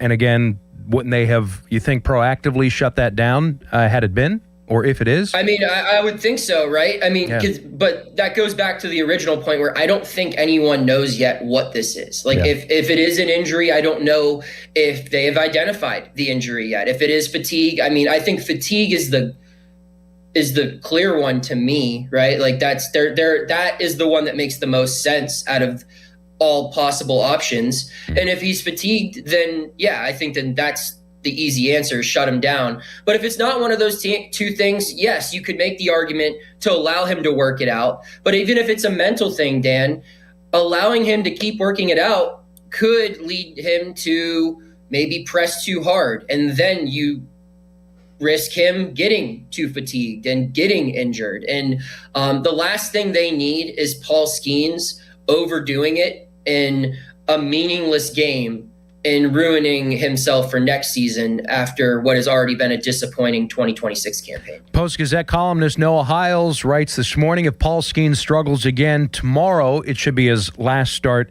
of the season. You could text us and let us know whether or not you agree at 412-928-9370. Noah is with us live here on Bucko Talk Saturday morning. Skeens again throwing tomorrow against the Red Sox. Do we put any merit into this is really his first time with training wheels off? His rookie season, they were very judicious. Obviously, they remarked a number of times, Noah, how in college in 2023, he's pitching once a week. They were very judicious in how they used him in 24, even in 25, building in that fifth full day of rest. And now this is really 2026, kind of the first year where the training wheels, for lack of a better term, have been taken off. And he's thrown, I believe, and I haven't tallied this all up exactly, I believe it's 7 different times he's pitched on the 4 days rest of traditional starters. There's still times that he's had that 5th day built in. Is that kind of just it, that he's got to grow up, suck it up, and figure out how to be a not only big league starter but a pro starter on this schedule of taking the ball every 5th day traditionally? I think that could be part of it. I think another part of it is, let's zoom out even further, Dan. Mm-hmm. He's only been a full-time pitcher for 4 seasons now. Right. So maybe his body's just finally adjusting to it. When you're 21 and 22, it's easier to take on a workload like that, and especially when it's monitored. So, I mean, you compare him to even a guy like Bubba Chandler, who has had a more traditional pitching development route, right? He was drafted out of high school, continually built up throughout the minor league system. And you look, he's able to get better as the season progresses because he's had a more traditional development. Where Paul Skeens, I think last year was his first real year as a pitcher. Like you said, at LSU, he was on the college starter schedule. His rookie year, they had a very explicit plan for him. And I think last year, you could point out, yes, they built in those rest days. I don't think that's traditionally uncommon for a lot of pitchers today, though. Right. But I think the takeaway from last year was this is his first year after a first real year of being a starter. So I think what we're seeing now might just be not just the fatigue of having to pitch more frequently on the 4 days rest schedule, but also his body just still recovering from his first full year as a real major league starter, which was last year. So I think it might just be delayed fatigue. It might have been training. I mean, again, we're all speculating right now because if anyone had the answer as to what was exactly wrong with Paul Skeens, there wouldn't be anything wrong with Paul Skeens anymore. We're all trying to figure it out. Yeah, Noah Hiles is with us talking about the article that he wrote this morning in the Post-Gazette, suggesting and offering, I guess, really, if Skeens struggles tomorrow in the third game of the series against the Red Sox, that should be his last start of 2026. That would then put his innings below the threshold of what he hit last year. Yeah. Does that become counterproductive as you try to increase year over year the workload to get him to be, the horse that you hope he can be, and that is essentially a 200-inning guy, as rare as those may be this day and age? I mean, maybe. I think if fatigue is the issue, then you have to shut him down regardless, right? But even if it's not, let's say it's not fatigue, let's say it's not injury, let's just say this is a completely mental thing and the Pirates do pull the plug. They're saying you're running the risk of hurting yourself, so we're done pitching you in games. You can have him throw simulated games in Bradenton, and you can get his body at least. And while those reps will not be as intense as game reps, you could still try to get it to a point where you wanted to get him at the end of the year. If they had a target in mind, be it 180 or whatever it is, I think you can get it. And maybe it doesn't even have to be inning count, Dan. Like I would argue that his body looks like it's gone under more duress this year than last year, even though he's logged significantly less innings. So if the body duress hits the point of what it should feel like after 210 innings, then you've already checked that box anyway. And so you'd have to look at pitch count. You'd have to look at, just a lot of biometrical data, which we know this franchise loves and has a lot of. So you'd have to dig into that kind of stuff and make those decisions. And I wonder what that all says, right? Yeah, I mean, right. It would be nice to take a peek into the binder, be a fly on the wall. Because, again, if you do what you're suggesting, Noah, and he goes 5 innings tomorrow, or he throws 65 pitches, whatever it may be, and you shut him down, his inning total is going to be very reminiscent of his 2024 season and a far cry from his 2025 season. So it's an interesting concept and theory. Maybe begs the question from the Pirates manager today when he meets with reporters, because he's not going to tomorrow morning. You got the wheels turning, Noah. I appreciate the thoughtful stuff, and you're sharing it with us this morning. That's what I'm here to do, Dan. Thanks for having me on. Thank you. Good stuff. Noah Hiles with us. Read his stuff at post-gazette.com. And again, the article on the thought of shutting Paul Skeens down if he does not pitch well tomorrow, third and final game of the Boston Red Sox series. We invite you to stay tuned. Coming up next, we'll go into our second hour with open phone lines at 412-928-9370. What do you think about that? We'll get to Bob in Newcastle on the other side of the break. And again, all things Buccos on Bucco Talk, as the Pirates coming off an 8-4 victory over the Red Sox yesterday, looking to win 3 straight games for the first time in their post-All-Star break schedule. They've not done it since they took 3 in a row against the Milwaukee Brewers. So stay with us.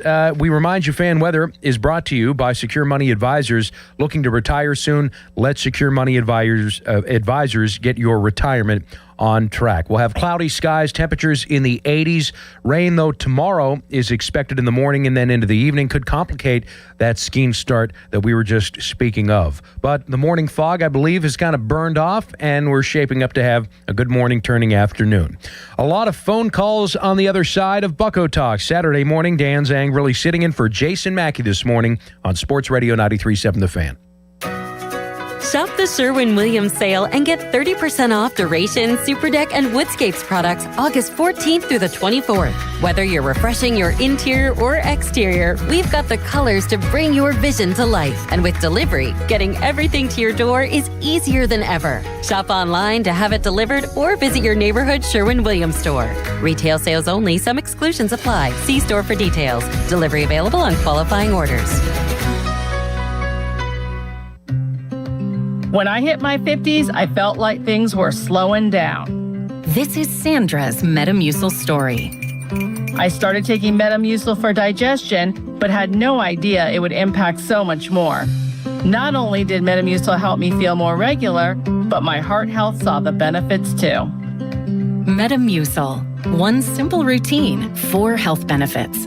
Digestive health starts here. Go to Metamucil.com for more details. Are you raising the child of a loved one? You're not alone. Like many others, you've stepped up to raise the child of a friend or family member, allowing them to live, grow, and thrive among people they know. While fulfilling, it can also be challenging. But there is support. PA Kin Connector helps kinship caregivers just like you by providing connections to resources, services, training, and support groups.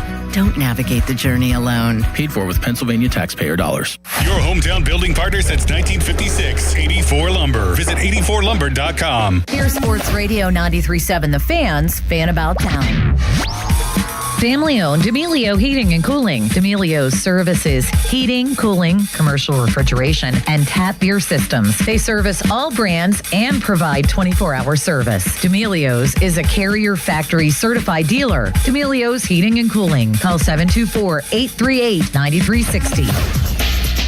Family-owned Plaza Azteca in Greensburg is now open for authentic Mexican food and ice-cold drinks. Visit Plaza Azteca next to Westmoreland Mall in Greensburg. 2 Men and a Junk Truck is Pittsburgh's top choice for haul-away services. From single, bulky items to whole house cleanouts. Let their trained men do the heavy lifting and give you the space you deserve. Book same day or next day at 2menandajuncktruck.com. For more information, visit 937thefan.com.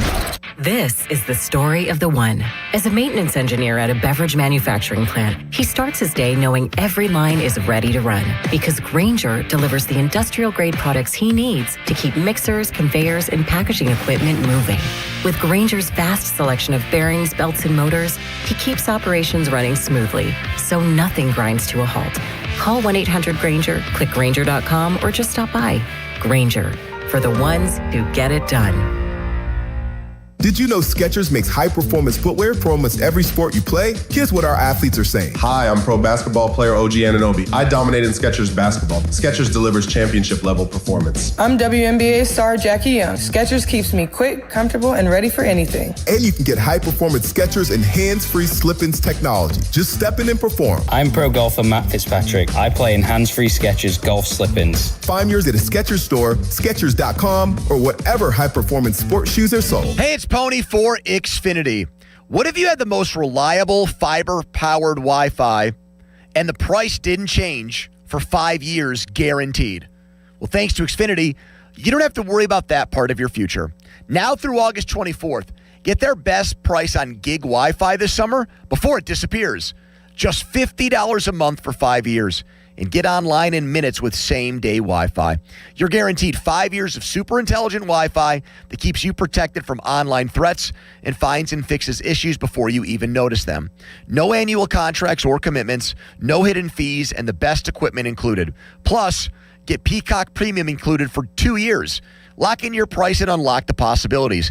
Get it now at Xfinity.com. Xfinity. Imagine that. Restrictions apply. Requires paperless billing and auto pay with stored bank account. Taxes and fees extra. Speeds vary. Use of fiber, coaxial cable. Learn more at Xfinity.com/same-day Wi-Fi. HD1 Pittsburgh, an Odyssey sports station. Live from the Jim Shorkey Mitsubishi.com studios, North Huntington and North Hills. Always live and free on the Odyssey app.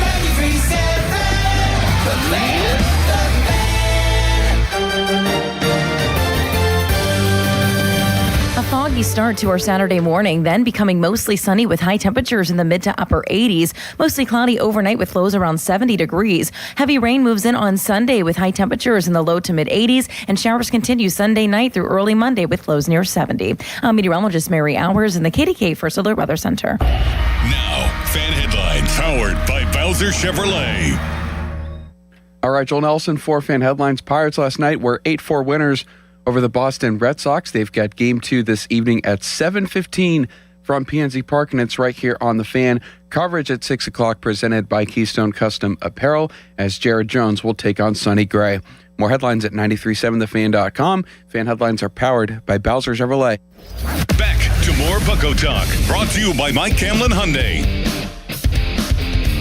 And thanks for joining us. Dan Zang really sitting in for Jason Mackey. We understand that he's at a Miracle League event with the Pirates, and a lot of Buccos are up in Cranberry Graham Park. So you've got me, and you'll have me later this evening for pregame, postgame coverage, the middle game of a 3-game set against the Red Sox as the Pirates go for a third consecutive victory. That's not occurred since they took 3 straight from the Brewers, winning back-to-back games for the first time since July 22nd and 27th last night. Fun night at PNC Park. The 32,000 attended. They got to see some good defensive stuff. Big relay play at the plate that I thought was the play of the game that ended the top of the 4th inning because Pittsburgh at the time only had a 1-0 advantage by way of the Rafael Flores home run. He finished 3 for 4. We may roll back his post-game audio with us if we have time because he's really swinging a good bat. I would suspect that he would be in the lineup today after he has hit 3 home runs in his last 2 games. But the 8-6-2 Mangum to Triolo to Henry Davis relay that was able to get Wilson Contreras at the plate to end the top of the 4th inning was a significant play in the game. If Bubba Chandler allows that run to score, not only is the game tied, not only does the inning continue, you've got another in scoring position at that moment. And then on deck, you've got Caleb Durbin walking to the plate, Major League Baseball's RBI leader in the month of August. And who knows where that game ends up. Do the Pirates relinquish the lead? Is it a 2-1 game heading into the bottom of the 4th? Instead, the Pirates keep the game from being tied. They maintain the 1-0 lead. They head to the bat racks in the bottom half of the 4th inning. That defensive play, maybe momentum, maybe not. Maybe it was just an adjustment against Jake Bennett, who the Pirates scored just the 1 run on the 1 hit first time through the order. They really broke it open the second time through the batting order. Base hit, double, second and third, nobody out, infield in, Esmeralyn Valdez, 2-run double, and just like that, the Pirates are in the lead 3-0. And then they add the RBI single from Flores again. It's a 4-0 ball game at that juncture. Gave up a couple of runs in the 5th inning, but were able to get them back and then some. Go on to win 8-4 and take down one of the hotter teams in baseball, the Red Sox. Really going back their last 60 some odd games since the middle of June have been on an absolute heater. Chad Tracy, 55 and 40 now, 15 games over 500 since he took over for Alex Cora, who was dismissed controversially. Craig Breslow came under a ton of fire. Everything that the Red Sox, John Henry and others were doing was the wrong thing. And listen, I heard some things throughout the industry that Breslow, in over his head, dictatorial, no feel, no touch, and a lot of people were just completely gobsmacked that otherwise very highly thought of, and I think he still is, baseball guy in Alex Cora, who's more than likely going to find some work. In fact, I think Dave Dombrowski wanted him to manage the Philadelphia Phillies, if I'm not mistaken, but Cora decided to punt on that, and that's worked out for the most part with Don Mattingly taking over in Philadelphia. Cora, you'd think, will get work in 2027, but say what you want. Red Sox have responded to the process, and Chad Tracy, who was promoted from AAA Pawtucket, and he's got them in playoff position as we speak, though they have lost 4 of their last 5 games. We'll see if the Pirates can make it 3 in a row and grab their first series victory tonight at 7:15. It's a nationally televised game at 7:15 on Fox, so we'll have Greg Brown, John Wayner with the radio call for you. 0-7 the Pirates are in their last 7 series. Can they get the victory tonight to break that stretch, get their first series victory since the Cleveland series coming out of the All-Star break? It has been a grind. Bucko Talk, Sports Radio 93.7 The Fan, is driven by Mike Camlin Hyundai. You can reach us on the Edgar Snyder and Associates fan text line. Edgar Snyder and Associates, personal injury law firm where they always say there's never a fee unless we get money from you. 412-928-9370. We have open lines. Just a blank canvas here for you to call in and talk all things Bucko, so let's roll through a number of those calls right now. We'll start in Newcastle. That's where Bob is. Bob, welcome to Bucko Talk. Hi, thank you so much for taking my call. Yeah, if it's okay, I'd like to weigh in on Skeens real quick here. I'm a big Pirates fan. I'm retired. I don't do much with watching Pirates. And yesterday, let me look at Skeens in 2025 as MVP highlights and then compare to 26. So I did that, and there's absolutely no question on video. He flattened his arm out. He flattened his arm angle, and he flattened his wrist angle. Okay, and it's there for anybody with a phone to see. He changed the angle between his hand and his wrist, or his hand and his elbow, and his elbow and his shoulder. That flattened out, and his wrist angle. So then, 10 minutes later, I turn on MLB Network. There's Ron Darling talking about Paul Skeens, how he flattened his arm angle and flattened his wrist angle. So my question is, there's no mystery what Paul Skeens did. He changed his arm angle and his wrist angle. The question is why? And I didn't see the whole segment on MLB Network, but the question Ron Darling has is why. So that's I'd like to know, like, Noah should be investigating this. Why aren't they telling the truth about, everybody knows what he did. The question is, why did he do it? That's the big mystery. Yeah, and no mystery. Well, a lot of times, Bob, there's not going to be much telegraphing of mechanical adjustments, whether it's an offensive it's there for everybody to see. How correct. Could the Pirates well, yeah, I think the arm angle has dropped, if I'm not mistaken, 2 degrees at least. That all of that is measurable. All of that data is publicly available, and yes, you are correct. Maybe a lot of times that's a good thing to drop an arm angle, but in this case, obviously, the results aren't replicating themselves. But when you do drop arm, my issue is just the old eye test here. Is his arm side misses, and then maybe when there's just a conscious effort to stay closed, he kind of yanks stuff to the glove side, and then his misses are fairly drastic. To a right-handed hitter, it's up and in, low and away. So he's either pulling it or he's spraying it. And a lot of times, and everything that you're talking about, that I'm talking about, begins in the lower half. It begins with fatigue. It begins in conditioning. And if you don't mind, one more comment I'd like to make. If you look at all his strikeouts in 2025, he had downward break. He had 12-6 break on hard stuff. That does not exist anymore. He's so, I don't want to say sidearm, but everything breaks sideways. He has no more hard 12-6. No, that's not true. He never had 12. That's not true. It's not. Bob, all right, Bob. I'm gonna let you go. I'm gonna instead of us talking over each other. That's not true. He was never a 12-6 guy. Not to get into the semantics. However, he is missing, I think, a lot of the patina and the finishes and the bite. I'd say more so on the splinker. Maybe that's what you're referring to, but that again is more arm side fade and run screwball type of action. And yes, that's the pitch that had the drop, but there was never, in terms of when you use the term 12-6, we're talking about kind of an over top hammer of a Doc Gooden type of breaking ball.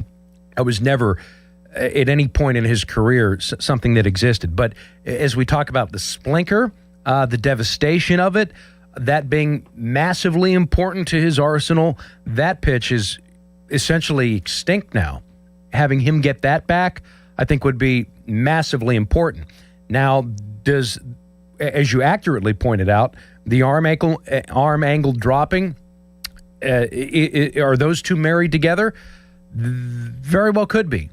And yes, I think it's all worth investigating. The conversations and the questions have been asked, both in terms of velocity, both in terms of mechanics, which I think would encompass arm angle, at least in when I've been in the room, and other times when I haven't. I think similar questions have been asked to not only Kelly but Skeens directly.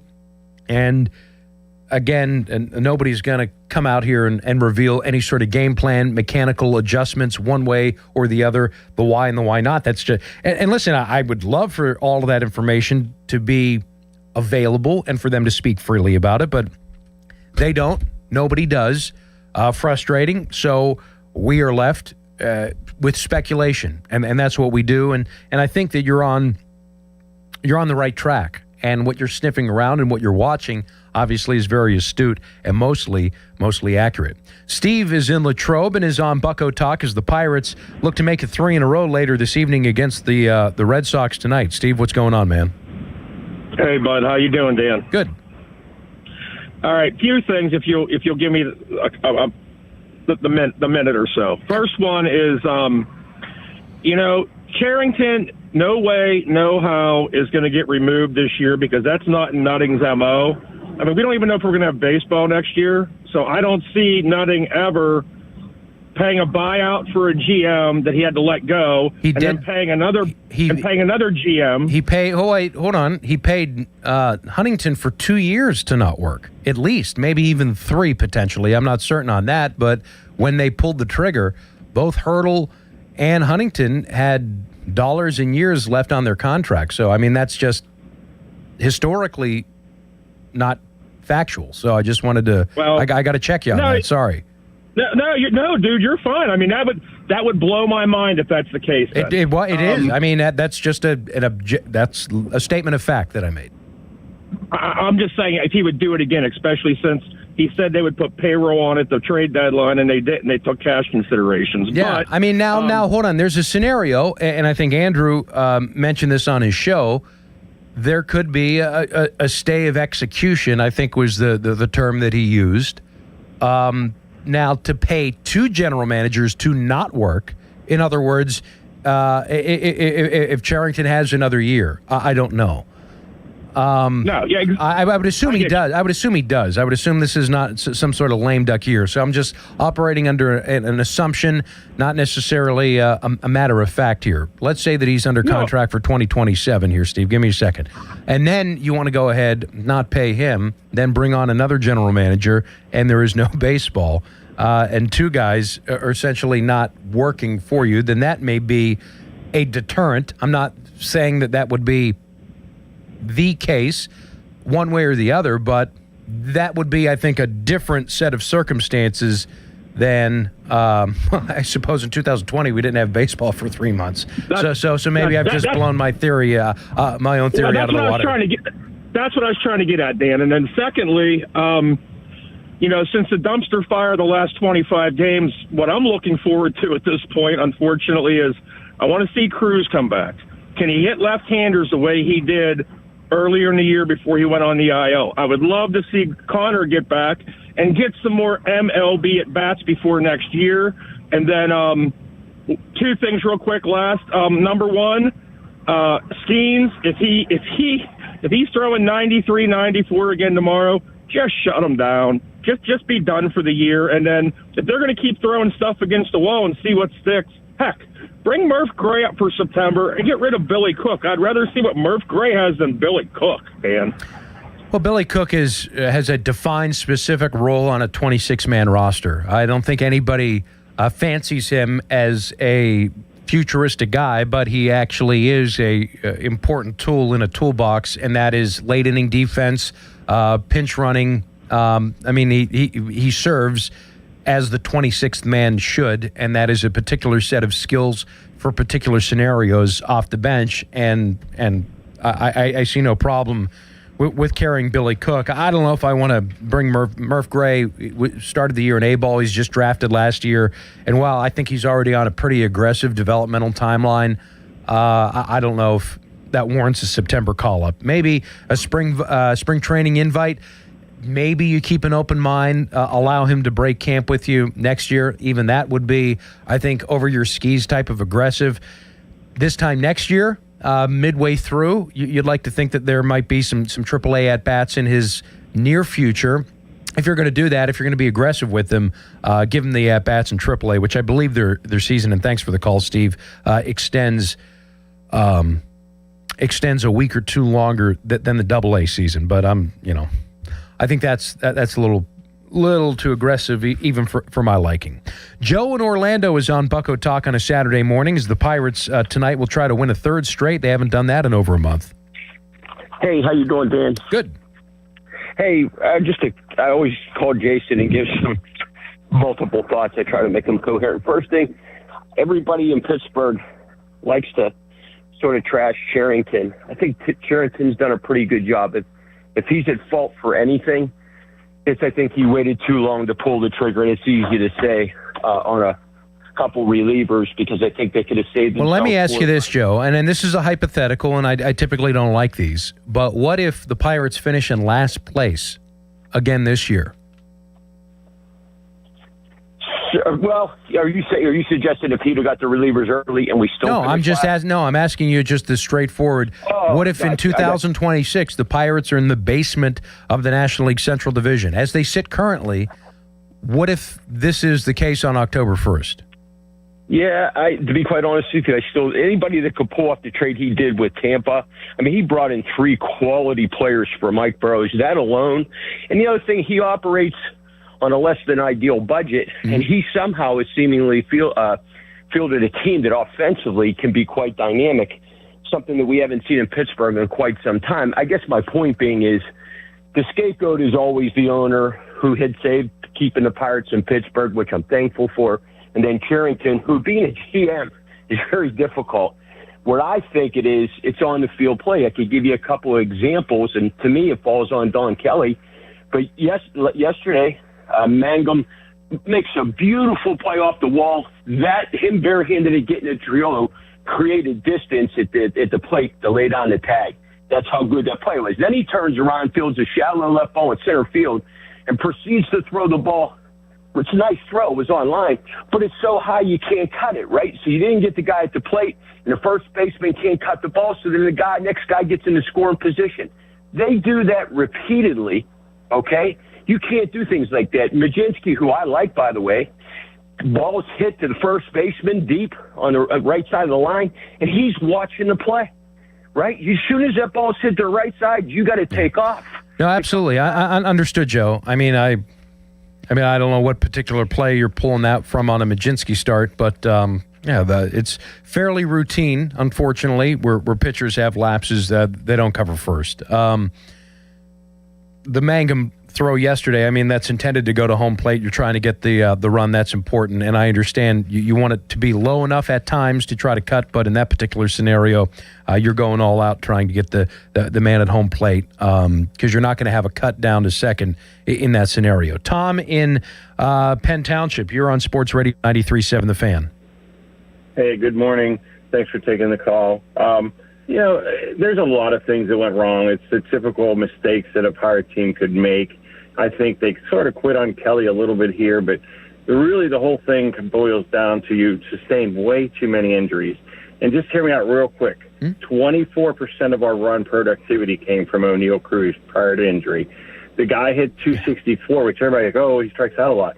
But he averaged way more than a hit a game, led your team in many offensive categories, but also Connor Griffin, another hit a game type of guy. Horwitz, the same thing. Those things contributed to a lot of fatigue, I think, on our pitchers, pitching from the stretch, pitching behind. I just think those issues just really caught up to us. We kind of faked our way through it for a bit there, but you just can't take that kind of productivity. And, talking about Jake, great one play, but the other play, the kid has no arm strength. He's a really good utility-type fourth outfielder. If you look at all the analytics on him, he has 0 arm strength. He should have never even thrown the ball to home because he can't make that throw.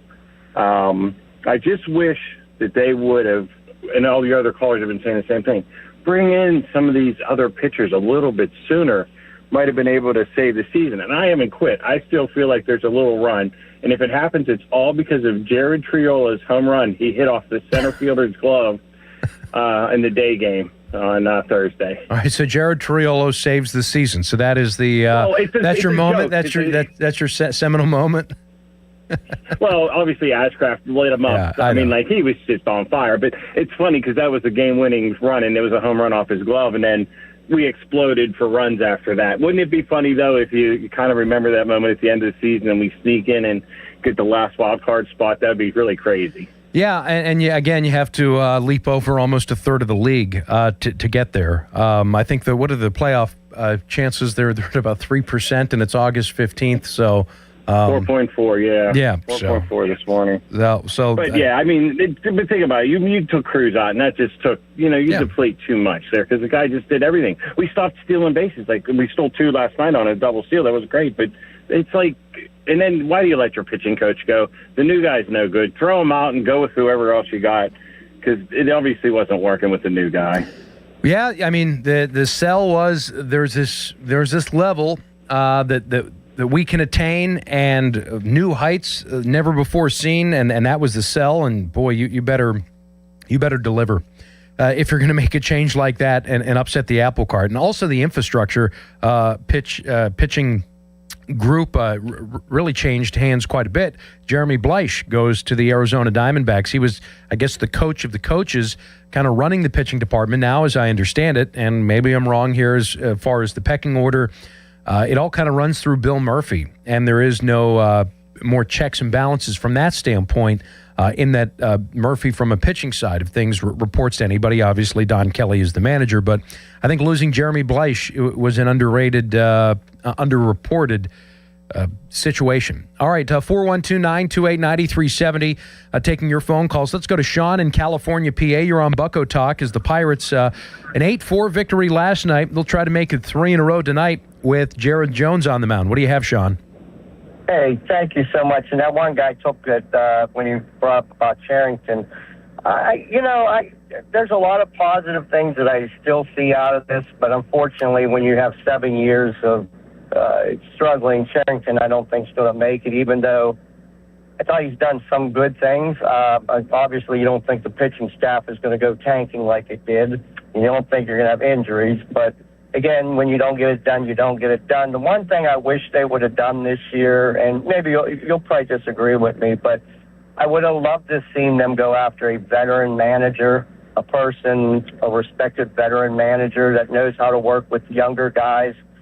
You put a younger team with a younger coaching staff. That doesn't always mean everything, but look at some of the teams that are winning that have turned it around with people that have been veterans that understand how to work with younger guys that are more respected. I thought, because you see what's happening with Kelly, when you have a young team, you don't have too much room for mistakes. You're not like the Yankees or the Dodgers where, okay, boom, you feed this next guy. These are veteran guys at their top of the game. You got a lot of young guys, and I think there's less room. So I thought they could have went with a veteran manager.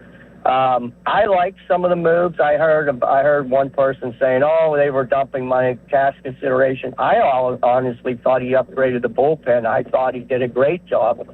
Even if they don't win this year, he left them open next year to actually have a good pitching bullpen. He's got some good arms to go next year with. Obviously, they got to add left-handed batting next year. But if they can finish strong, I'm happy. If they finish strong and they're in a position, they got some younger guys that picked up a year of experience.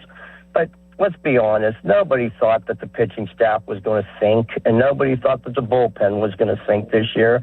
I don't think everybody that knows everything that says all this, they didn't know that. If the pitching staff even played to half of what they were last year, you have a winning record team contending right now for one of the top wild cards. So that's all I have to say. Thank you for taking the time. Yep, you got it. 412-928-9370. What if the Pirates finish, as they're currently on track for, between 79 and 82 wins? Is that enough? Despite all of the grace that you're going to give them, the curve that you're willing to grade on because of the substantial injuries, is that still enough? That's essentially what they're tracking towards, sitting now at 60 and 64. 412-928-9370. Going to take a quick break, but if we can, Bill, Mark, Jim, you're all coming up next.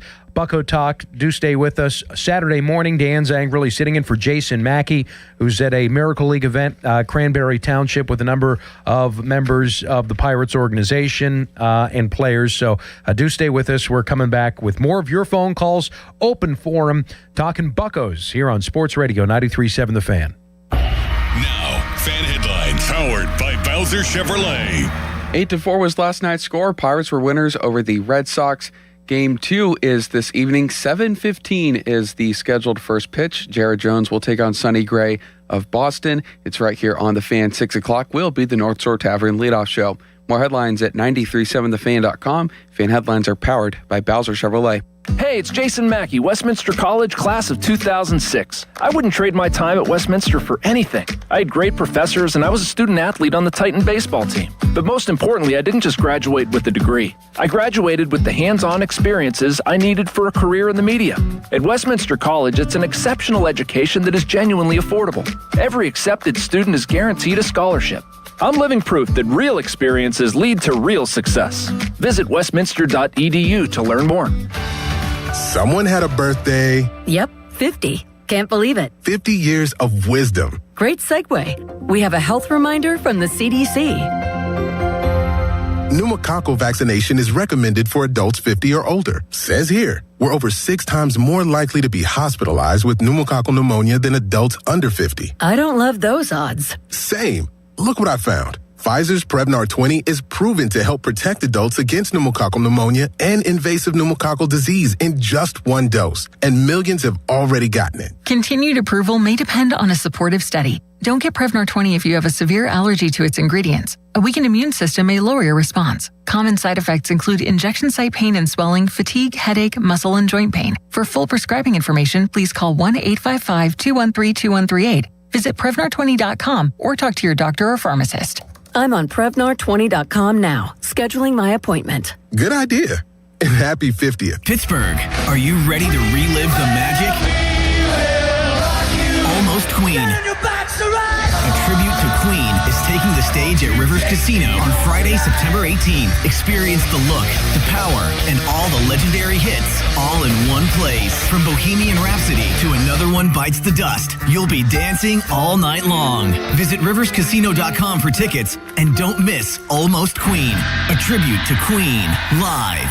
We'll see you there. 84 Lumber has partnered with Anderson Windows and Doors to bring a brand new showroom to Mount Lebanon. From homeowners to industry pros, everyone can see, touch, and interact with various series of Anderson windows and a wide variety of doors to make the most informed decision for their build.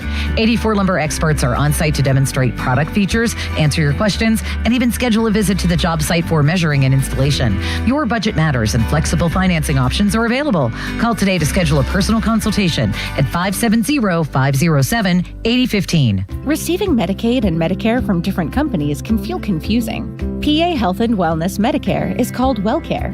Manage your care in one place. Visit pahealthwellness.com or call 1-844-626-6813. SchultzFord.com, SchultzFord.com, SchultzFord.com, SchultzFord.com. During the Make This the Summer sales event, what's the Ram of Pittsburgh difference? Simple. Bring us your best offer on any new Chrysler, Jeep, Dodge, or Ram truck, and we'll beat it. Within minutes. No waiting, no games. Easy as that. And if you can't? Bob, we haven't run into that problem yet. Get to Fournier's Three Rivers Chrysler Jeep Dodge Ram at the corner of West Liberty Avenue and Brookline Boulevard, or visit ramofpittsburgh.com for all the details. We truly are Pittsburgh's Ram store. Long live the king. Return to the magic and mystique of the Renaissance. The Pittsburgh Renaissance Festival, just southeast of Pittsburgh, is back. August 22nd and 23rd is opening weekend. It's entertainment. It's fantasy. It's an adventure. To the past. Filled with royalty, pageantry, jugglers and musicians, comedy, games, fine arts and crafts at the Pittsburgh Renaissance Festival. Discount tickets at pittsburghrenfest.com. For all station contest rules, go to 937thefan.com/rules. Live from the ShoreKeyMitsubishi.com studios, North Huntington and North Hills. Back to more Bucko Talk, brought to you by Mike Camlin Hyundai. Tonight at 7:15, Pirates go for a series win. They are 0-7 in their last 7 series. They last won 2 out of 3 against the Cleveland Guardians. Back-to-back victories. Put together some nice games here against the Marlins, 13-1, and then yesterday 8-4. Bubba Chandler winning his 3rd straight start. Rafael Flores continues to swing a nice bat. We'll see if he's in the lineup tonight. I would suspect he would be, considering he's hit 3 home runs in his last 2 games. A 2-homer, 6 RBI performance on Thursday in Miami follows that up yesterday with a 3-for-4 night opposite field home run on a changeup. Really impressive swing. RBI single capping off a 3-run 4-hit attack in the 4th inning, added a leadoff single in the 8th inning, starting at first base against the left-hander. But there's a right-hander on the mound tonight, and that is Sonny Gray. Gray is at 14-3, 279 earned run average. Jared Jones, a couple of clunkers his last time out, is going to try to turn around his fortunes, was really throwing it well before these last 2 starts. It'll be his 14th start of the year tomorrow. 11-1 Pirates lost with him on the mound, gave up a career-high 8 runs over 3 innings against the New York Mets last weekend. Has lost each of his first 2 starts after starting 1-1 with an ERA of 2 and a 120 batting average against in the month of July. So he looks to get back on the horse. 412-928-9370, open lines, talking Buccos with you, as Pittsburgh sits right now at 60-64, preparing for their 125th game of the season. Let's go to Bill and McCandless. Thanks for your patience. We'll also hear from Mark and Jim this segment. What do you say, Bill? Good morning, Dan. How you doing today? Good, man.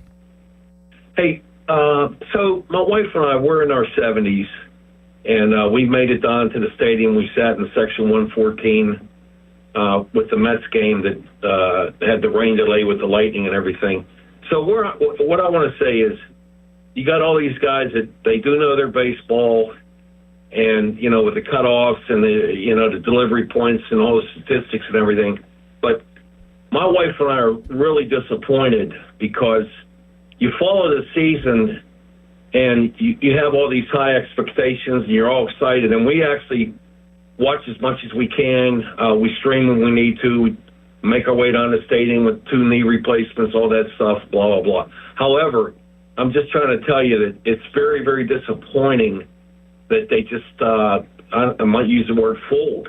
I mean, it's just like you get to a certain point and you're all rah, rah, rah, and you're in there and you're enjoying it, and it's great entertainment, and all the guys on our team are all good guys. We don't have villains or bad people, but it's still just so disappointing how it just, drops off the edge of the cliff.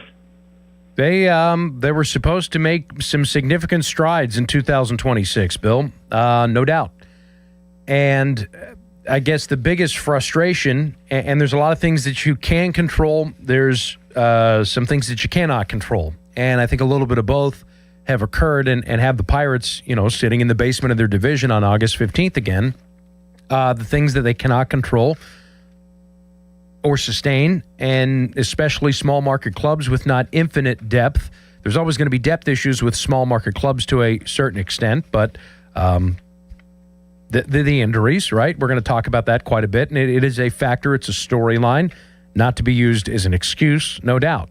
However, the things that were in their control, activity or lack thereof in constructing and or rectifying the very early signals that this bullpen was not going to be up to snuff. And the starting pitching regression. That was very much in their control, especially when they upset the apple cart and they had a good thing going and they messed with it. If you're going to do that, you've got to be certain, 200% sure, that the changes that you're going to make not might, but will improve your fortunes and take it to the next level. And if there's any uncertainty to that end, well, you don't do it, regardless of what the players want. It's one thing to be a player-centric and player-driven organization. It's another thing to let them dictate terms and conditions that are reckless. There are adults and positions put in place, and procedures, in fact, that are supposed to stop that process. And I think way too much capitulating, bending knee, in hindsight, has been, many respects, fatal to this organization. And again, I've mentioned it ad nauseum. I mean, I love all of the moves that the Pirates made. The 4 relievers that they brought in, 3 of them are going to be here next year. And the price that they paid was relatively small, and the moves, I think, were very shrewd from an objective baseball perspective. And I'd say that they have won drastically, decidedly, each and every one of those baseball moves as we sit here right now. I would have, in fact, been willing to pay a steeper price, even to lose a deal, to be able to make the moves that they did, but do so 30 games prior. The fact that seemed to be a bridge that was too far to cross, impossible as it was positioned to us, I just frankly don't believe, or I find very, very hard to be true. I think that there was a cost-benefit analysis that they probably over-scrutinized. They tripped themselves up, and they just failed to pull the trigger and to be men of action when action was obvious that it needed to take place. And again, everything that they did, I would have been more than willing and gladly paid a steeper cost to be able to bring those moves in. And the collection of guys that they brought in, I think, were all of the right moves. They hit on the right notes in the need. But unfortunately, it was a too little, too late scenario. And as it goes, there wasn't enough equity in the bank to sustain a slide and the injury attrition, especially when O'Hearn goes out. I think there's no coincidence this slide is married directly to his quad injury. However, if you take on water with that equity in the bank, well, all hope is not lost. They might be on the outside looking in still, but a return to health and a hot stretch that everybody is crossing their fingers and toes for might actually move the needle, be possible, and that could occur and vaunt them back in. But at this point, even with a hot stretch, do they have enough runway left in the season? I would say no. And the story is going to be, well, and if they do go on one in September, that'll be ultra frustrating.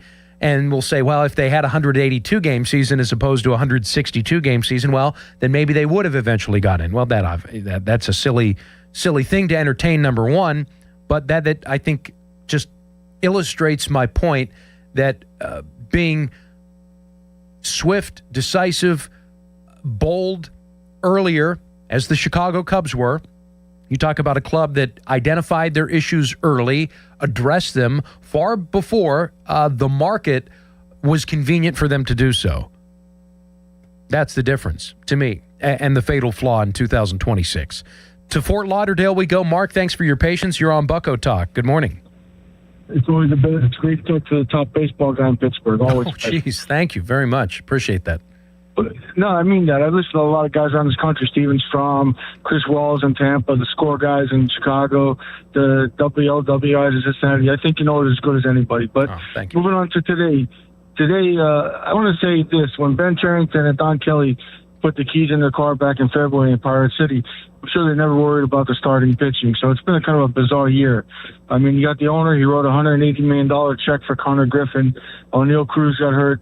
So there are some legitimate reasons, in my view, to keep Ben Cherington for another year, because I look at the Pirates farm system, and I think it's in a better shape than it's been in probably decades. But you have to win at the big league level. I remember my friend Walt Jocketty always used to tell me, they don't pay me for what happens in Springfield and Arkansas. I better do well under the Golden Arches of St. Louis.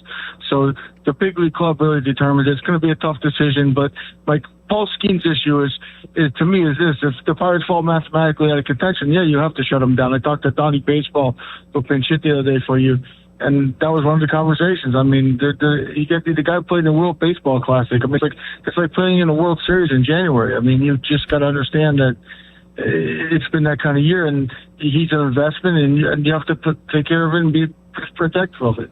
Well, let me ask you this. I mean, I part of me, and this is just a theory, and everybody has them. There's so many varying theories. I mean, obviously, I've gone on the record colorfully saying, the conditioning and the ability to withstand the rigors is not there. And when he labors, it's abundantly clear that he's laboring. If he was in any sort of peril from a fatigue, conditioning, mechanical, if he was mechanically just all over the place, which he very well may be, that kind of stuff makes you susceptible to injuries. Number one, I think that they'd be able to easily identify that with all of the tools and the technology available, and they would have done that by now. Part of me also feels that it's like he's just got to put his big boy pants on and grind through the every fifth day, which he has been kind of nurtured into and required to do more so than he ever has before. And if he doesn't, for lack of a better term, grind through it now, when will he ever be able to do it?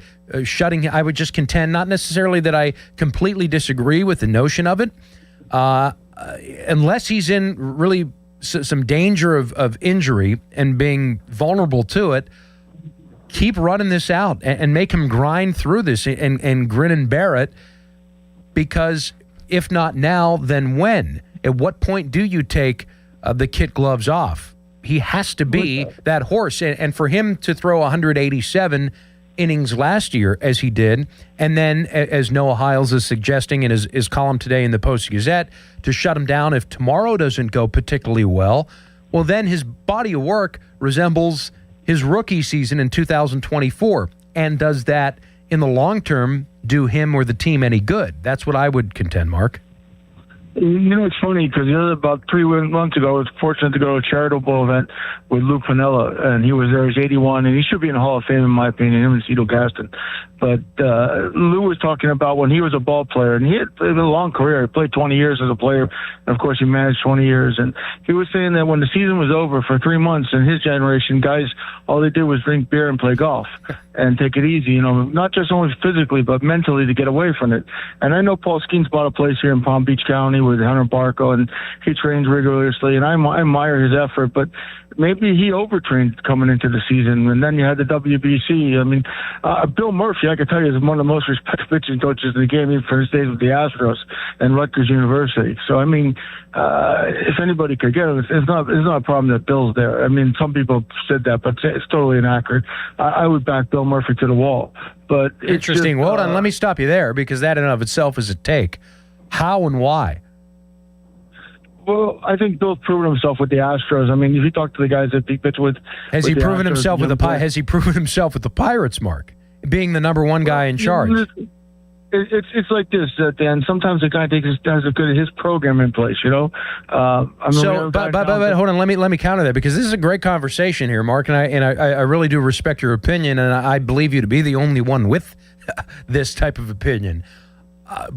Taking what he had and he inherited and the success, and if you're going to tell me and try to sell me on it takes him a while to put his program in place, okay, that very well may be true, but what he inherited was an otherwise turnkey operation and outfit, and he took essentially a top 10, it was 6th, I believe, in starters ERA, and he's taken it to the bottom third.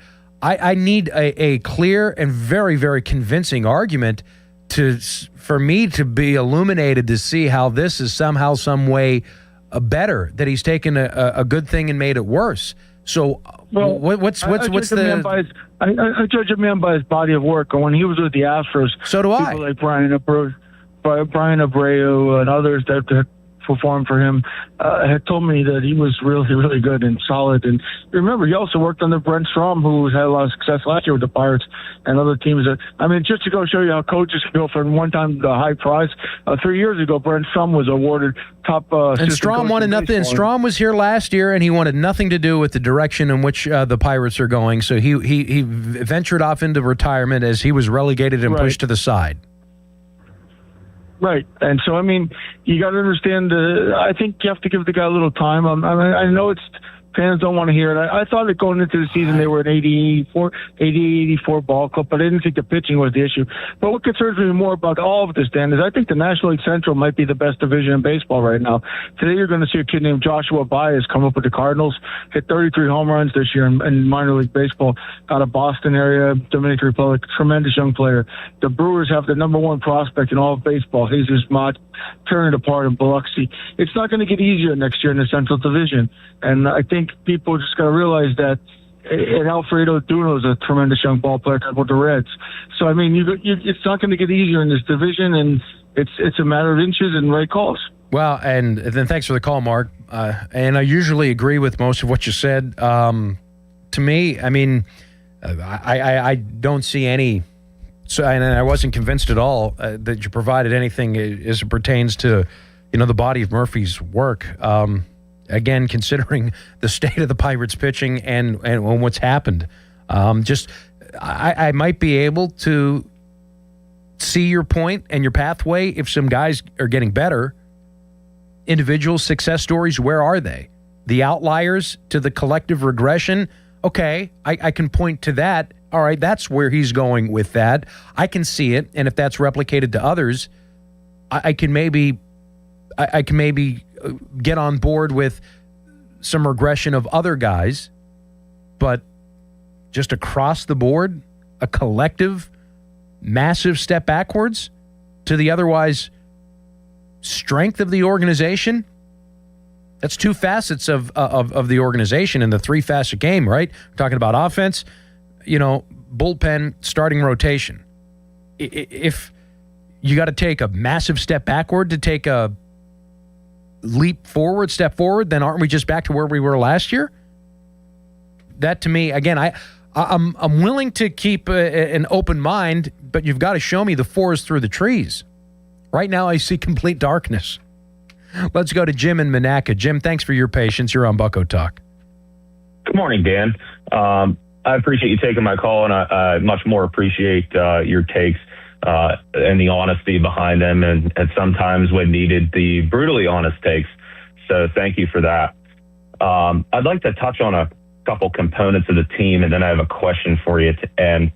This season, I think we all can agree that other than Jared Jones having to miss the first half or whatever that ended up being, the number of games he missed, this is probably the best predicted starting five pitchers. Majinski did a great job in the first half filling in for Jared Jones until arrival. But I think from going into the season and a projected lineup, I think this has been probably the most confident lineup in terms of starting pitching we've seen, and it didn't work out.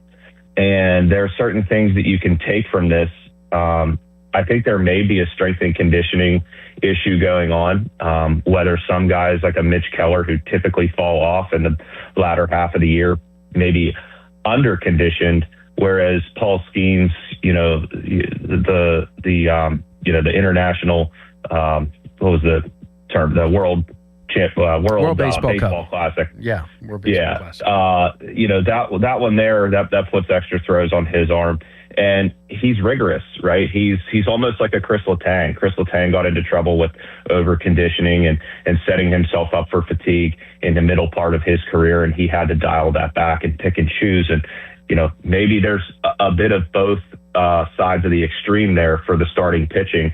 But if we go back into things next year with the same guys and we add a Seth Hernandez, bring him up, Majinski comes back to the starting lineup, and we're able to give guys more, maybe even go to a six-man rotation.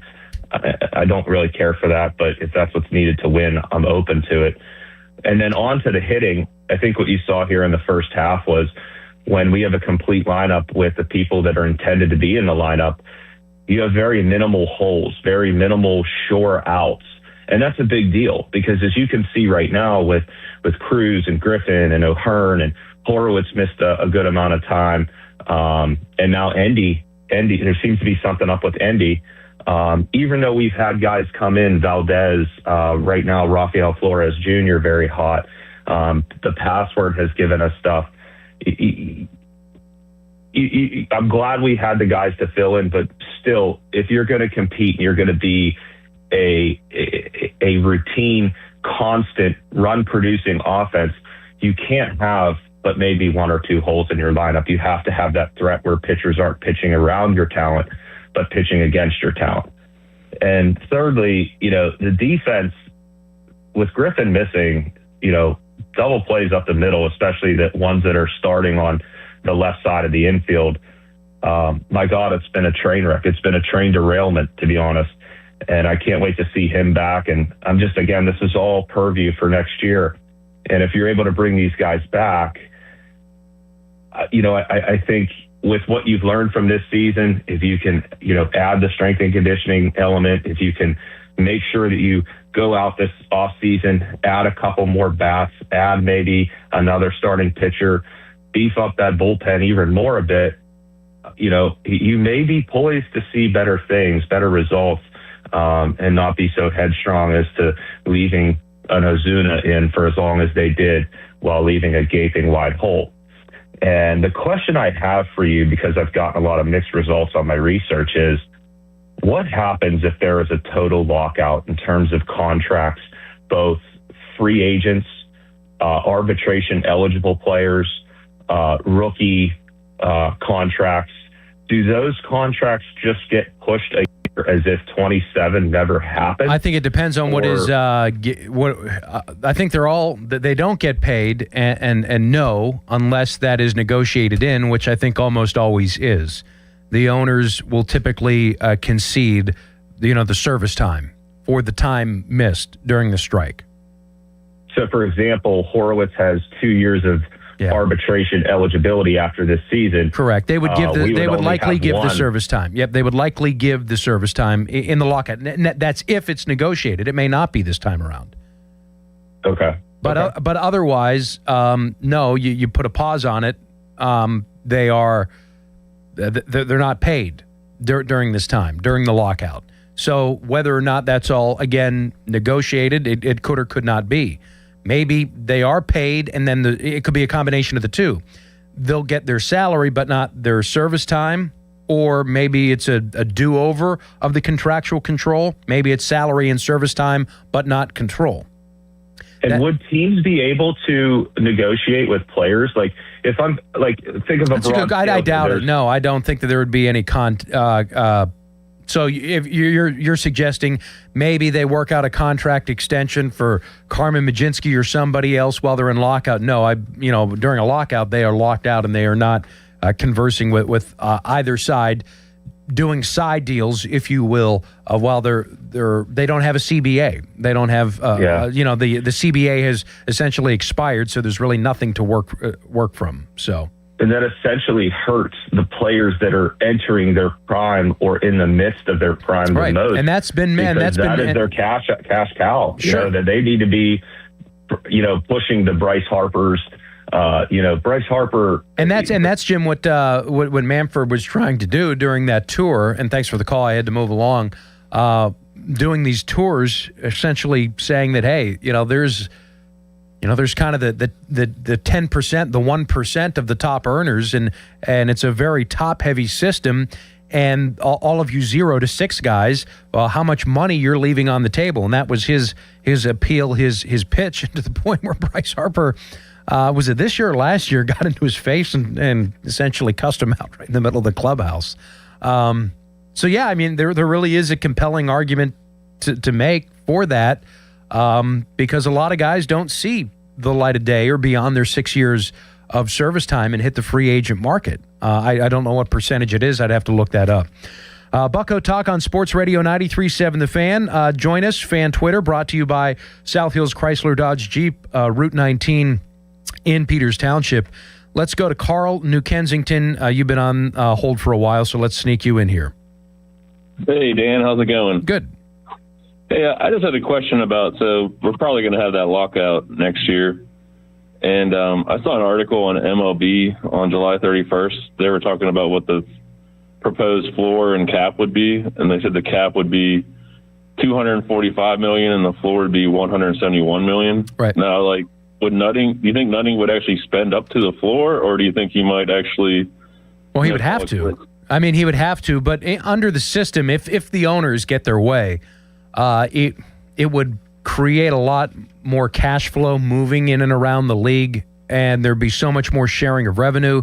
Ideally, the multimedia rights are centralized, especially from the TV deals, and that would allow for far more cash to be moving to be able to spend at least up to the floor. I mean, you would be required to. Otherwise, you're out of compliance, and then you got to sell the club, essentially.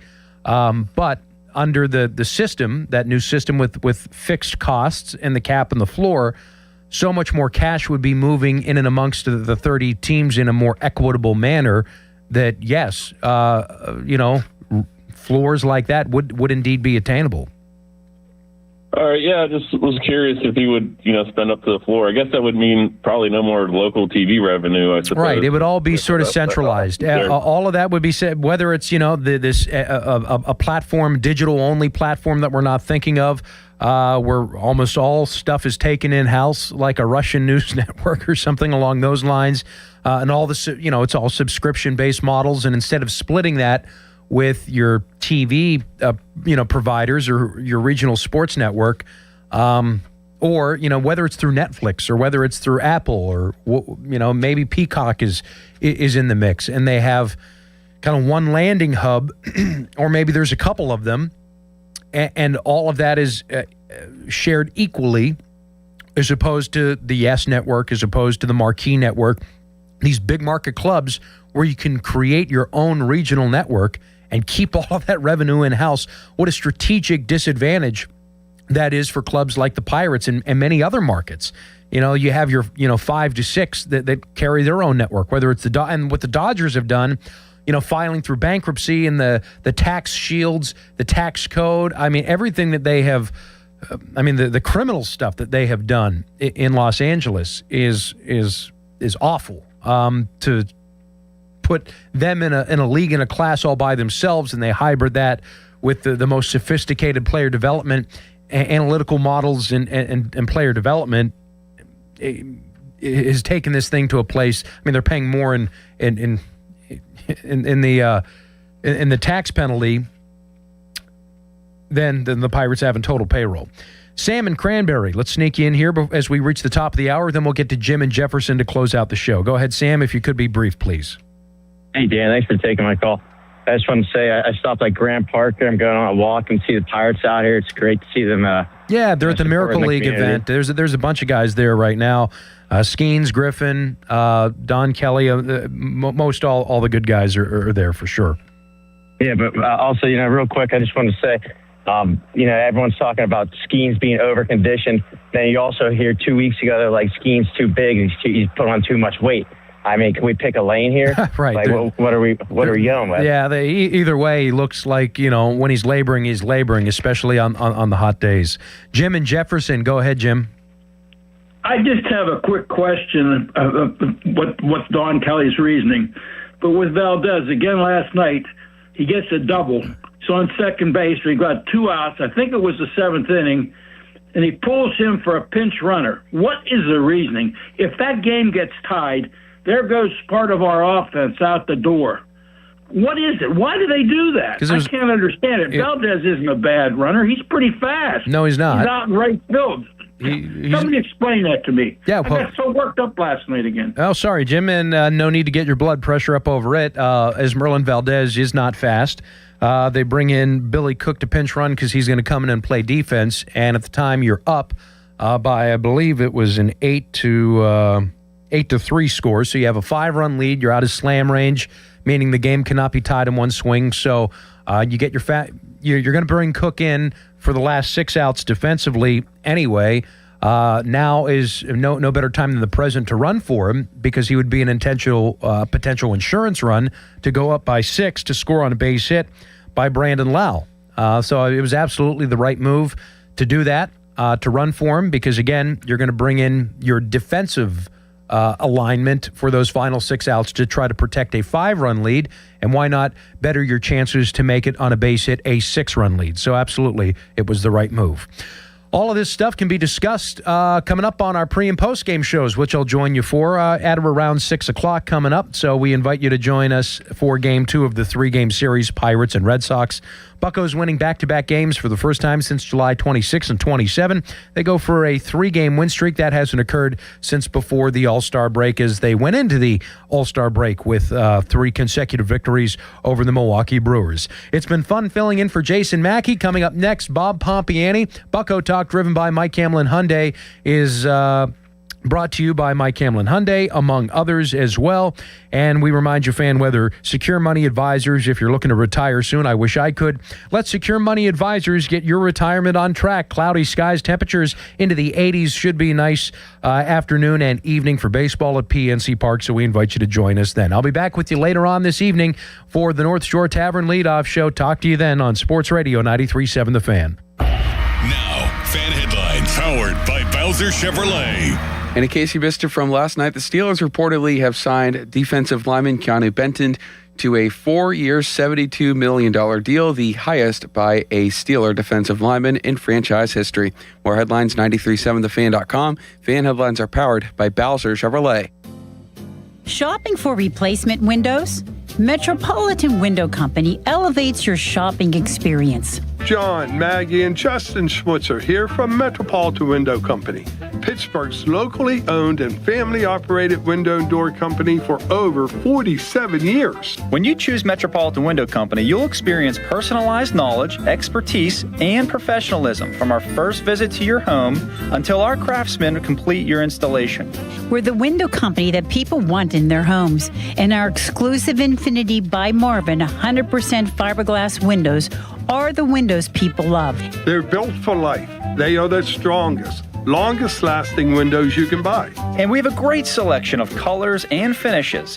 Experience Metropolitan Window Company. Stop by our showrooms, visit us at metropolitanwindows.com, or give us a call at 412-655-8411. PA 1565. Must finance HMF low APR tier 1 through 2 plus tax, acquisition fee, title, and plate. Select models only. Must finance HMF dealer's choice for rebate. And select units only. Not all buyers will qualify. See dealer for details. Offer expires 8/31/2026. Get to Mike Hamlin Hyundai and save big during the Getaway Sales Event. New 2026 Hyundai Tucsons and Santa Fe's, both available with 0% financing for 60 months. Or receive $3,000 in bonus cash. MikeHamlinHyundai.com. All Mike Hamlin Hyundais are backed by Owner Assurance. America's best warranty, 10 years, 100,000 miles. And the Mike Hamlin Advantage, oil changes for life. The playoff push is on for your number 1 Washington Wild Things. Folks, the best team in the league welcomes you out to EQT Park Thursday, August 20th. It's boy band night with a twist. It just turned manly. Best beard, best mullet, super strength. Hey, maybe we'll throw you in those knocker balls. Plus, $1 beers for fans 21 plus. Follow on their socials or visit WashingtonWildThings.com. HD1 Pittsburgh, an Odyssey sports station, live from the Jim Shorkey Mitsubishi.com studios, North Huntington and North Hills. Always live and free on the Odyssey app.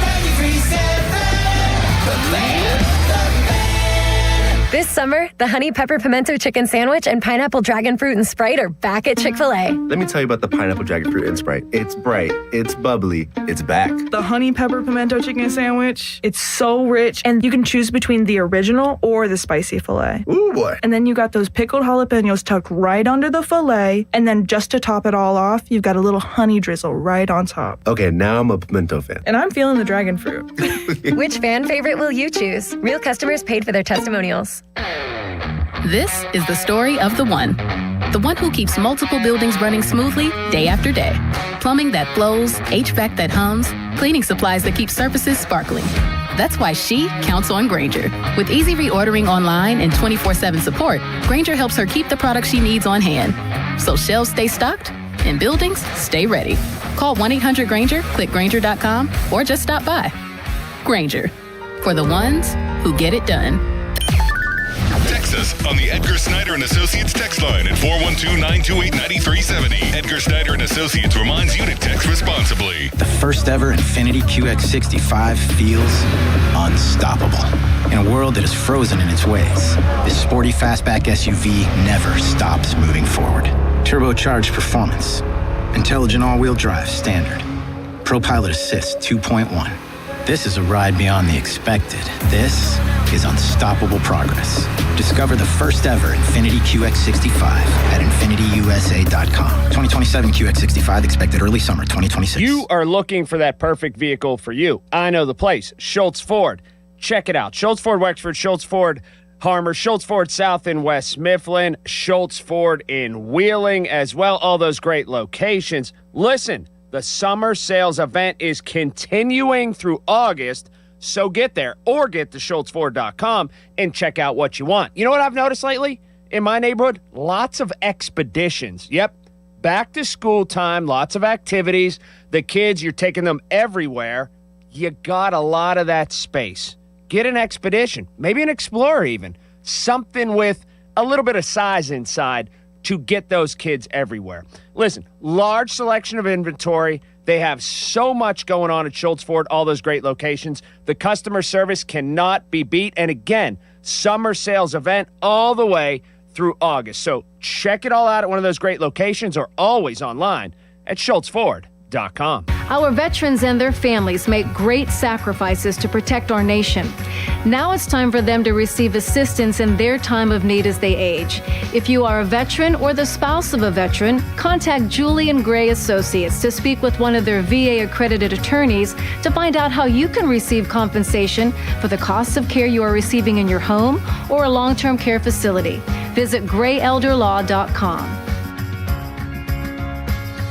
If you dread dealing with your insurance company more than you dread build-it-yourself furniture that came in 47 different pieces. Why do I have 6 extra screws? With extremely vague instructions. What are these? Hieroglyphics? Then you might have Insuranoia. And if you have Insuranoia, then you should get NJM. They go to great lengths to do what's best for their policyholders.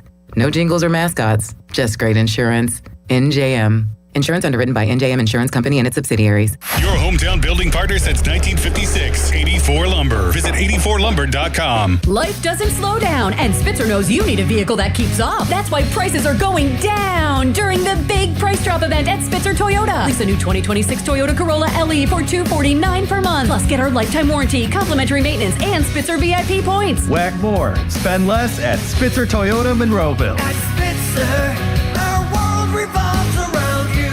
TSRP 25,079. VIN TP 493243. Front wheel drive model 1852. $29.99 due at signing. 36 months approved credit through TMS plus title tax license registration. $490 doc fee. 0 security deposit. 10 miles per year. Ends 8/31/26. T-Mobile has an exclusive bundle for customers 55 and up. I'm Sarah Bowl. Yeah, I'm Frank Bowl. A reliable network is key for us. And with T-Mobile, it's been wonderful. And going to the 55 plus plan saved us so much money. A lot. And that's important. Trying to keep costs down. The home internet's been perfect. It's fast, it's quick. The setup was so easy, it took less than 15 minutes. It was like, ta-da!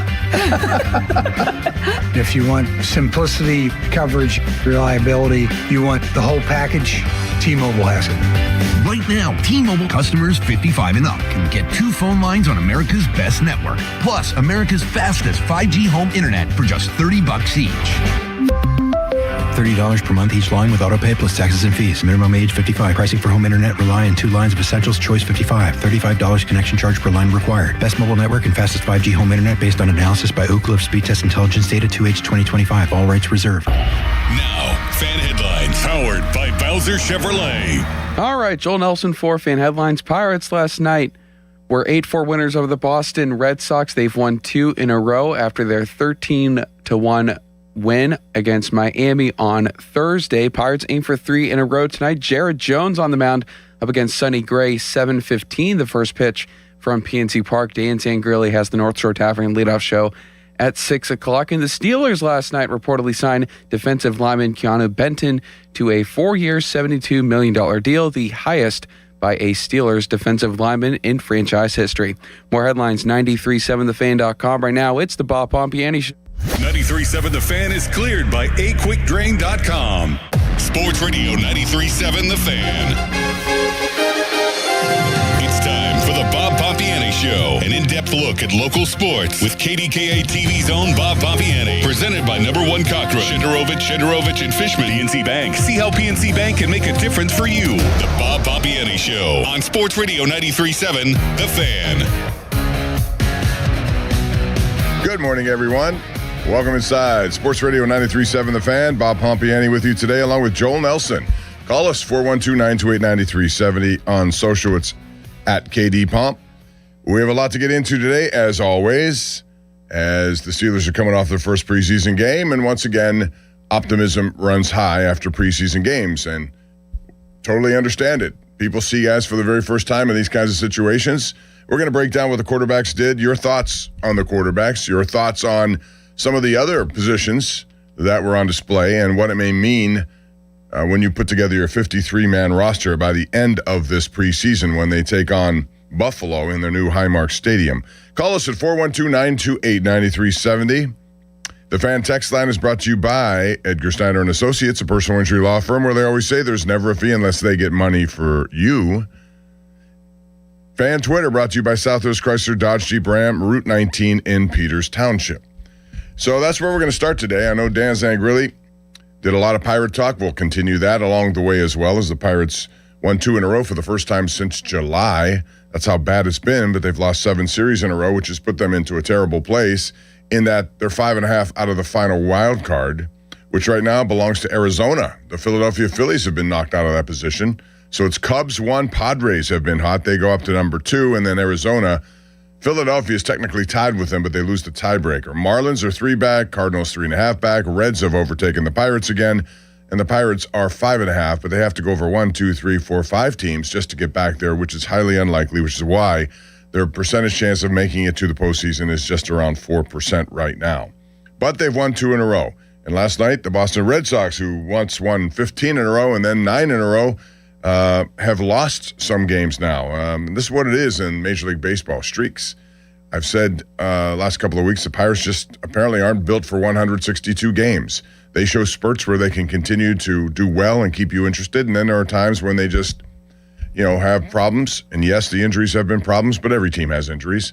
I mean, look around the league. Milwaukee's in first place. They missed Jackson Chourio for a month. Yelich has been hurt. They've had some pitching problems. Everyone goes through it.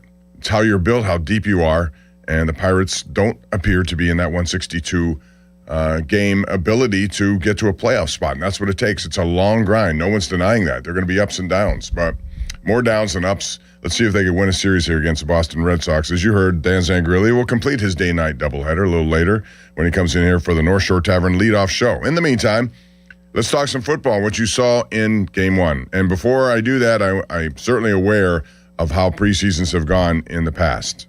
And I'm certainly aware of hype that comes with that. No question about it. Joe Starkey did a really good column in the Trib about that, and Charlie A. Batch and I in the booth were talking about that the other day in breaks, that, Skylar Thompson lit it up in the preseason last year, both Jacksonville and the last game against Carolina. And then we saw Kenny Pickett do the same thing. However, you only get one opportunity to make a first impression, and that's what this is. It's a first impression. The debate has been whether or not you keep 3 quarterbacks or 4 quarterbacks. Most will tell you 3 is what's going to happen. That's just been the tradition around the NFL. Cleveland kept 4 last year out of necessity because they didn't have 1. They had to just keep on. They drafted 2. They kept them both, trying to figure out, along with Flacco and Deshaun Watson, who was their best option. You look back at the Steelers, 1995, they had 4 quarterbacks, but one of them was Cordell Stewart, who was really not a quarterback at the time, listed as a slash wide receiver. So he filled a different need for them, but they had technically in their roster 4 quarterbacks. Will this be the year the Steelers keep 4 quarterbacks? Again, their situation is unlike many in that they don't have someone moving forward. Rodgers is in his final year. This will be it. He said so. Then what? And because you have 2 young guys who you drafted on the roster, along with Mason Rudolph, who is a big insurance policy for Aaron Rodgers because he's a 9-year vet, it's increasingly likely that you see 4 quarterbacks, which is something I've been okay with, again, given their situation. They have to keep all options open, and they will try to do that. The other night, Drew Aller looked terrific, but he was going in the second half against 3rd and 4th teamers. 10 of 13, 153, 2 touchdowns, 154 passer rating. However, he looked poised. He looked totally different than the last time we saw him before his injury at Penn State. Mike McCarthy's been working with him. You can see that there's a difference in his delivery, his footwork, all the things that people look at who are in that business, and they say it's different. So that seems to be working. again, he hasn't been hit by anyone necessarily. And when you face top-line guys, you're going to face pressure. How you deal with pressure in the pocket is going to be what all of these guys are trying to achieve, and we haven't seen that, probably won't see that throughout this preseason. Will Howard looked good too, 7 of 9, 86 yards, a 106 passer rating, no touchdowns. Aller accounted for 3, and he did fine. I thought his best throw over the middle was over 4 guys, including a dropping linebacker, who I believe it was Robert Tonyan, who looked good in his Steelers debut. So, check mark for him. Looked good. He'll get more playing time coming up next week against the Jets. And Mason Rudolph is what you'd expect him to be. He faced the most pressure. He got sacked a couple of times because the offensive line, first unit was not together. And again, that's not alarming. That's just the way it goes. You need time together, especially since they switch people from right to left side. However, Rudolph was 10 of 11, 93 yards, 101.9 passer rating. So the question is, would you keep 4? You have to have a 53-man roster. If so, 4 quarterbacks normally means somebody else in a position might go. Who might that be? Your thoughts at 412-928-9370. I thought it's interesting that Caleb Johnson did not get in the game until very late, and when he did, he didn't do much. I think he had 2 carries for 2 yards, whatever the case may be. Warren and Dowdle did not play. You know they're 1-2. This 4 quarterbacks may affect what they do in the running back department. Travis Homer got the start. I was a little surprised by that because we were led that wasn't going to happen, but he did. And, you know, he's a guy who's been around the NFL, one of the better special teams guys in the NFL. And he serves a role there. So does Ben Skoranek. So does Cajun Weejan. These guys also occupy roster positions, and they're not listed as special teamers, so they have to fit into a roster. It may result in the Steelers keeping 6 wide receivers, including, well, you know Skoranek's on the team, but Weejan is a 4th-round pick. You know, in Iowa, he didn't really figure in their offense at all. All of a sudden last night, or 2 nights ago, you saw Mike McCarthy utilize him. I think he's intrigued with that speed of his. And the biggest observation I have about the first preseason game when it comes to the offense was how frequently Mike McCarthy used the middle of the field. His play calling made you wonder what was happening last year with the Steelers and the year before when they never really targeted the middle of the field. It was very infrequently. They were going sidelines more, dump-off passes. McCarthy is a play caller, and he wants to utilize that part of the field, especially with guys who have the speed to do it. Weejan, you saw on a 74-yarder, right on the money from Aller. You saw that also from Bernard, the rookie. Jeremy Bernard had 5 targets, 4 catches. His only incompletion was actually a catch in the back of the end zone, which his foot was out of bounds. So he was technically very good in that department. Those are guys who could be used over the middle, along with tight ends. And with Tonyan around, I thought originally they may keep only 2 tight ends since Riley Nowakowski's sort of an X factor. Now they may keep 3. Robert Tonyan's 32. He's older. He hasn't been around in the last couple of years as far as a guy you would notice on teams. He was with Green Bay when Rodgers was there. McCarthy was there at his best season at 11 touchdowns in 2020. So he has some history, especially with these 2 guys. So now I'm leaning toward 3 tight ends and stick Nowakowski in the running back department, which may lead to Caleb Johnson not being on this roster. Eli Heidenreich going to the practice squad. There are a lot of different options there. And wide receiver, you know what it's going to be. You're going to have Pittman along with Metcalf, top 2. You have Roman Wilson, who did okay last night, 2 nights ago as well, along with Bernard. And then you'd have to consider Skoranek and Weejan also as guys who are going to be. So that's 6 wide receivers. I thought also one of the interesting stories was Broderick Jones. Clearly they want to see if he's come back from spinal fusion surgery. He had 52 snaps in game 1. That's an awful lot for someone who was, at the beginning of this whole process, you thought maybe he may not even be on the roster. Now, they'll do this for 2 things, I would imagine. Number one, they got to, and by the way, he was involved in 3 special teams plays. You don't see a former 14th overall pick involved in 3 special teams plays, but he was. I think they're trying to see if this is, the real Broderick Jones. Is he back fully from that injury? Can he be a swing tackle to start? Can he be that person that they drafted? Or they can also be using it as an opportunity to showcase him in terms of a trade. So a lot of different variables go into this, but the Steelers are good. 28-9, 4 touchdowns scored, none allowed. Their defense, even though at the beginning gave up some plays, did not give up scoring plays, just field goals, and that was it. So pretty good start. Like to hear from you on that at 412-928-9370. Let's go to the phone lines, Joel Nelson. They seem to be hopping right along, beginning with Bob, who joins us in Maine. Hey, Bob, how are you? Hey, I'm good, Bobby. Good. Happy What's up? Saturday. You too, man. Hey, yeah. You know what really, out of the whole thing, watching that game, what I loved the most, I just absolutely loved it, was watching McCarthy on the sideline with his headset on and his massive play sheet, engaged in the game, calling plays, and calling great plays in the middle of the field. I just like, wow, this is something we haven't seen in 20 years or whatever. I thought that was the best thing of that game to watch, and just love the engagement of McCarthy on the sideline. It was just great. And as far as, do you keep 3 or 4? I say 3. Look, this is Aaron's last year. Rudolph is not. He's not going to be the guy. Just go with your 2 young guys. I mean, the next couple of games are going to really show if Howard and Eiler have what it takes to actually, be a backup 2 and 3. But if the trajectory continues and they're in this direction with them, get rid of Mason, get some draft capital, whatever, for next year. Well, if you trade him, though, Bob, you're not going to get all that much for him. Most of these guys go for 7th-round picks, that kind of thing. So draft capital doesn't even come into the question. Is, do they want a guy who's an experienced backup versus 2 guys they haven't seen? And yes, you're right. They look good in game 1, but they're not going to face the kind of pressure they will see in week 1, week 2. And how are they going to deal with that? Point, though. Yeah. At some point, that's why I think 4 is the more reasonable answer for this year. They're not going to punt on this season. They have too many big-time players. They have a good roster. I think you would agree if you look at the rosters compared to everyone else in the AFC North, they're as good as any of them, not counting quarterback necessarily. It is good. Hey, and Jeremy Bernard. Oh yeah, I mean he had sense of Hines Ward 2.0. Man, he looked awesome out there. I just loved seeing him play. That looks good. That looks like a potential really good prospect right there. Thanks, Bob. I appreciate that. But yeah, again, first impressions are good ones, but they are just that. They're first impressions based on what you've seen from training camp. Can they carry it to this level? The next test is, can they carry it into a regular season game and do that? Again, we'll see.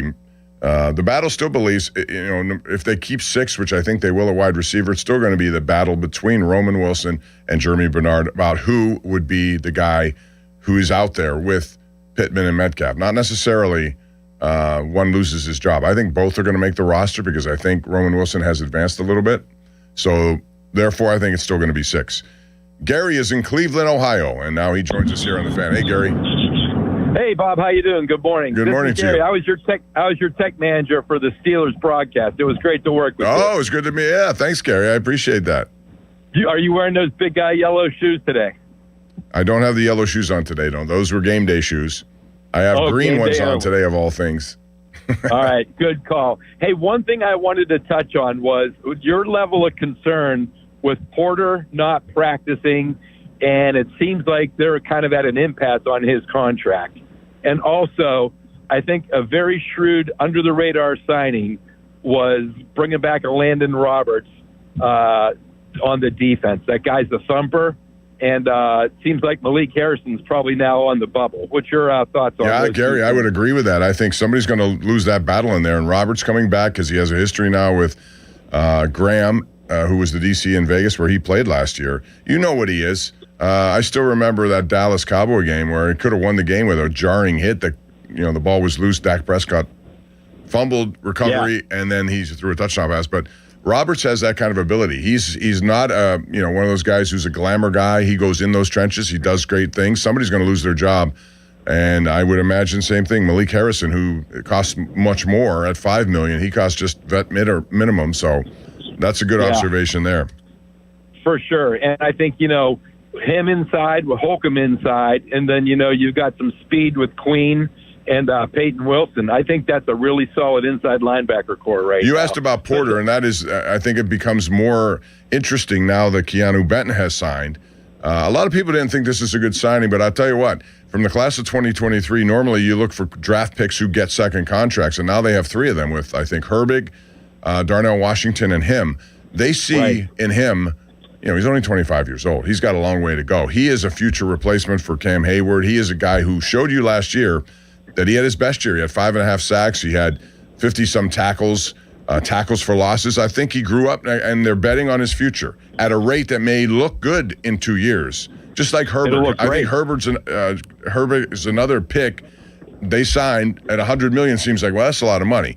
If he becomes what they think he becomes, you'll look back and say that's a bargain. Yeah, that'll be a great deal. But do you think Porter will sign? And do you think Porter will practice in camp at all? I've always thought he was going to sign. I still think he's going to sign. But I think the problem is they're giving out all this other money, and it may be a stalemate on what Porter perceives his worth and what the Steelers are willing to pay. So I still think it's going to get done, Gary. I don't know how long it'll take, and it may drift as late as can be. We've seen that before. So, right, yeah. But I appreciate your help during the game. Thanks, man. It was great to work with you. Thanks, Gary. Let's go to Sean in California, Pennsylvania. Hey, Sean, how are you? Hey, Bob, does very well. Thank you for taking my call. Two things. As far as 4 quarterbacks, I wouldn't be surprised if somebody comes up with a magic injury. I'm more to keep 4. That seems to happen in the NFL a lot. I think the one thing that no one's so far talked about was the offensive line against a bland defense when Green Bay's not running a lot. They're just running basic defense, and how bad some of that looked with the penalties and everything. That was where my concern is. I mean, the quarterback's 4, great. Someone will be injured. They'll be on there for 4 or 5 weeks. I'll bet my house on that. I just think the offensive line was very concerning. And I will hang up. Sean, I would agree with that. Thank you for the call. I think it was only a couple of possessions, and you're right. Green Bay is basically one-on-one. They weren't doing anything extravagant in there. Most teams don't. But Dylan Cook did not help himself. Maxi Onachor is still not practicing. He's not practicing today. I hope we get to see him in the game on Friday against the Jets. But he was doing pretty well and moving toward the starting right tackle until that injury. So Cook, a couple of times got dominated there and led to sacks. Fatano's just, new position. He had 2 fouls. He had a procedure penalty and also the holding call that nullified a touchdown run. I still believe he'll be fine. McCormick looked fine to me. Frazier's a stud in there. Spencer Anderson looked okay. But the tackles had their issues. Also, special teams. You're talking about flags. How about 6 of them on special teams? I think 3 on kickoffs, 2 on punts, and then 1 on a field goal unit, which that is such a difficult thing to assess, that you're roughing the snapper. I mean, he's snapping the ball. The guy's trying to make a block. I get that. But, man, that's a rule they want to clamp down on, and you may see more of it this year. Lou is in Staten Island, and right now he's on the Fan. Hey, Lou, what's going on? Hey, Bob, thanks for taking my call. Anytime. It's always good to speak to Bob about the Steelers on a Saturday, right? You're well-rounded, though. You have a lot of good takes on a lot of teams. I always look forward to talking to you. Thanks, Bob. Appreciate that. I mean, I'm going to start with the good. Well, let me start with the bad. The bad was the penalties.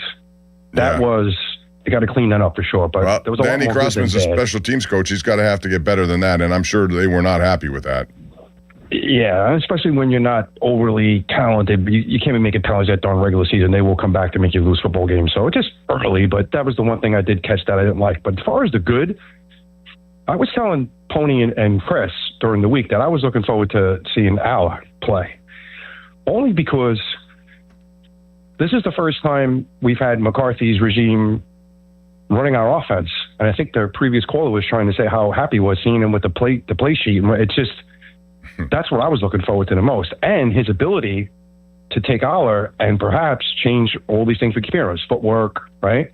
And these other things, because in those big games in college, he was one of the main reasons why Penn State would lose those big games. Yeah, exactly. So between him and the coach. Right. So he looked pretty good the other night. Yes, third-teamers. Yes, not starters, but let's give the kid credit what credit should be due. I mean, when they drafted him, I was shaking my head. As far as the other 2 players that I really liked when they picked them, was the kid from Iowa. Which one? They have several on Iowa.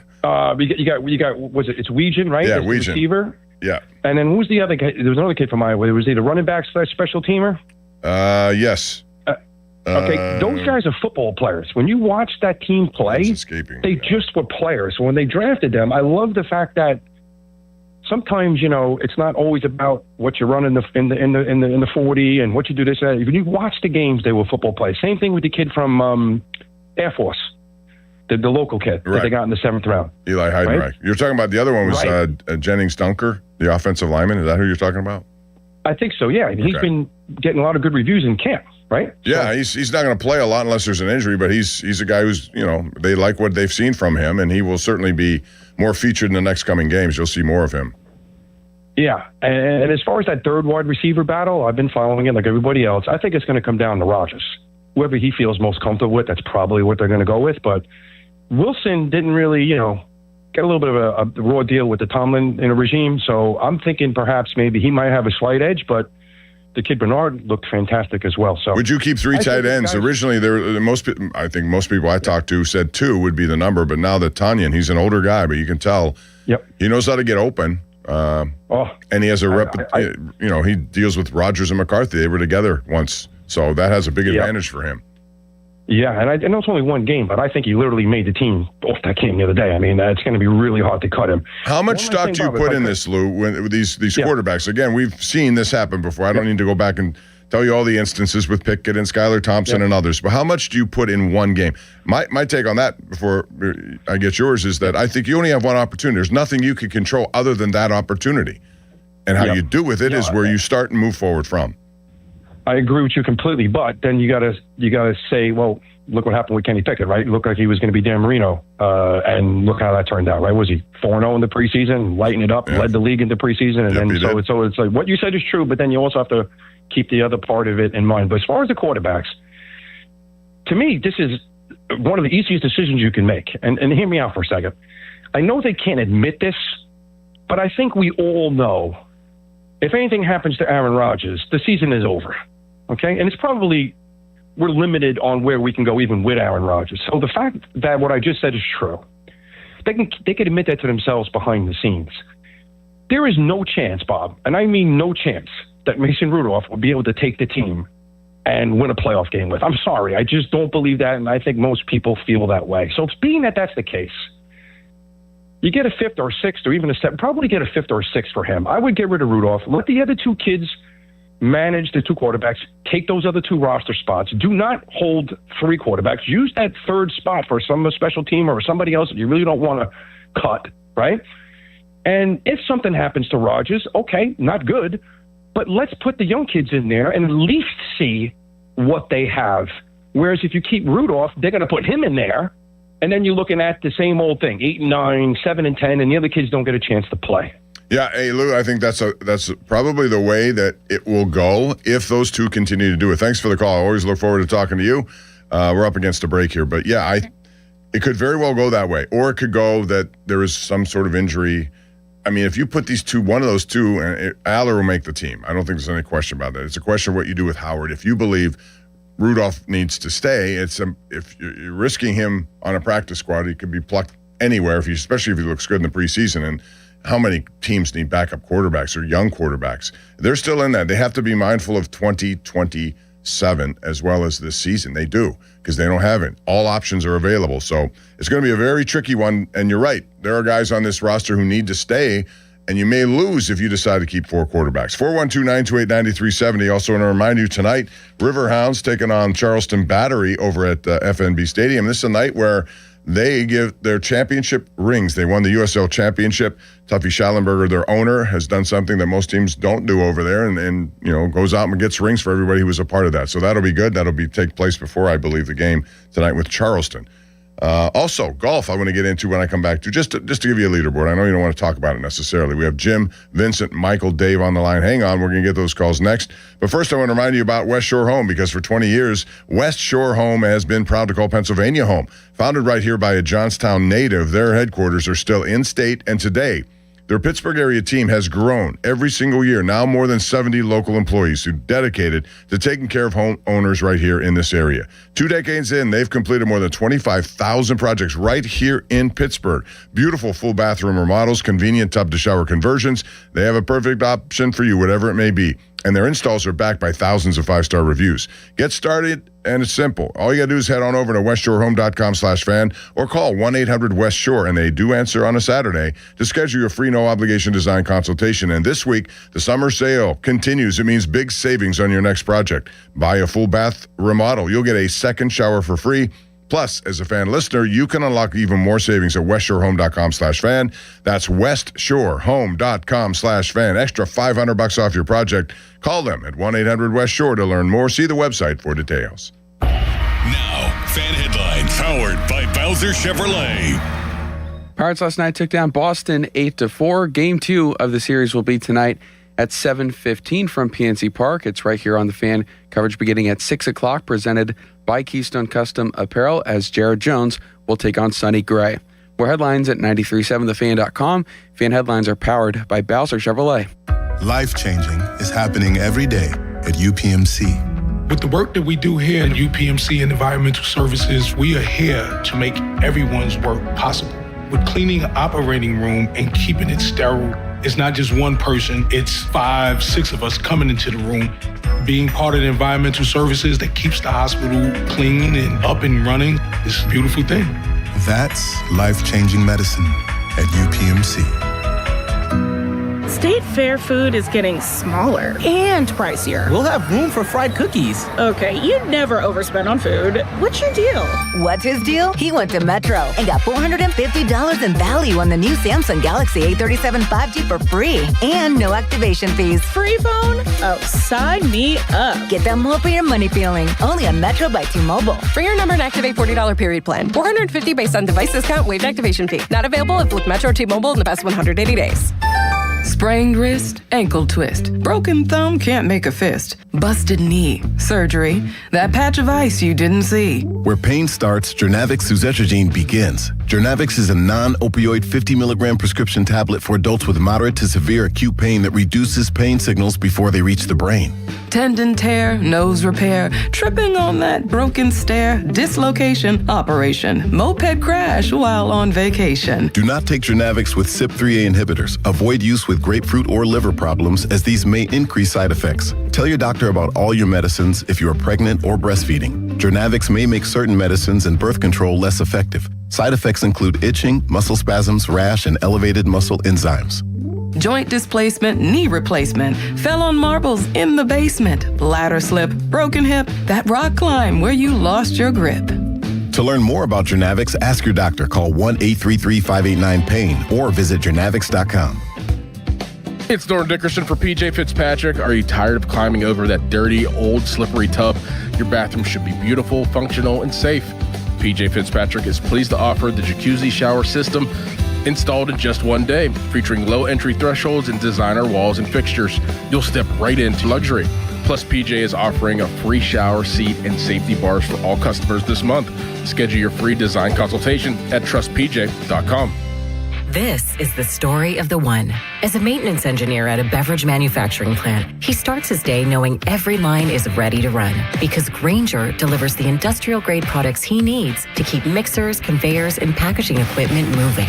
With Grainger's vast selection of bearings, belts, and motors, he keeps operations running smoothly, so nothing grinds to a halt. Call 1-800-GRAINGER, click Grainger.com, or just stop by. Grainger, for the ones who get it done.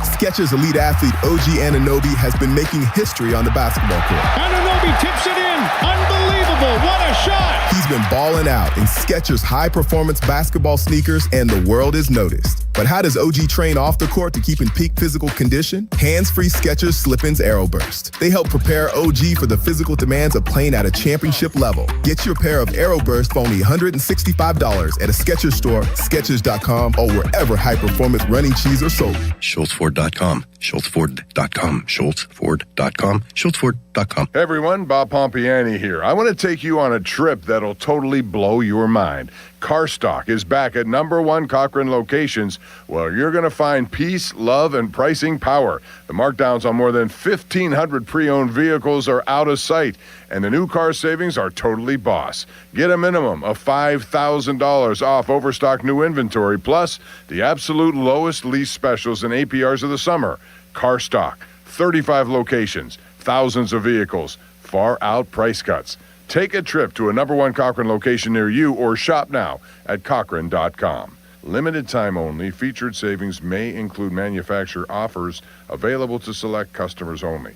Advertised new vehicle savings are in relation to MSRP, may not stack with other offers. In stock only while supplies last. See the dealer for details. Ends 8/31/26. Make life easier by getting your Medicaid and Medicare benefits from the same company. PA Health and Wellness and WellCare. 2 names, 1 company. Learn how your benefits can work together at pahealthwellness.com or call 1-844-626-6813. Get ready to enjoy family fun and fitness in downtown Pittsburgh on Saturday, September 26th at the Dollar Bank Junior Great Race. Your family can join the fun run, or you can cheer on your little ones in the Diaper Dash and Tot Trot. There's something for everyone 12 and younger, including mascots, t-shirts, medals, and more. It's all part of one great weekend celebrating the Richard S. Caligiuri City of Pittsburgh Great Race, presented by Highmark Blue Cross Blue Shield. Details at 937thefan.com. Live from the ShoreKeyMitsubishi.com studios, North Huntington and North Hills. It's KDK TV's own Bob Pompiani with the Bob Pompiani Show. Ready here. Ready to rock. On Sports Radio 93.7, The Fan.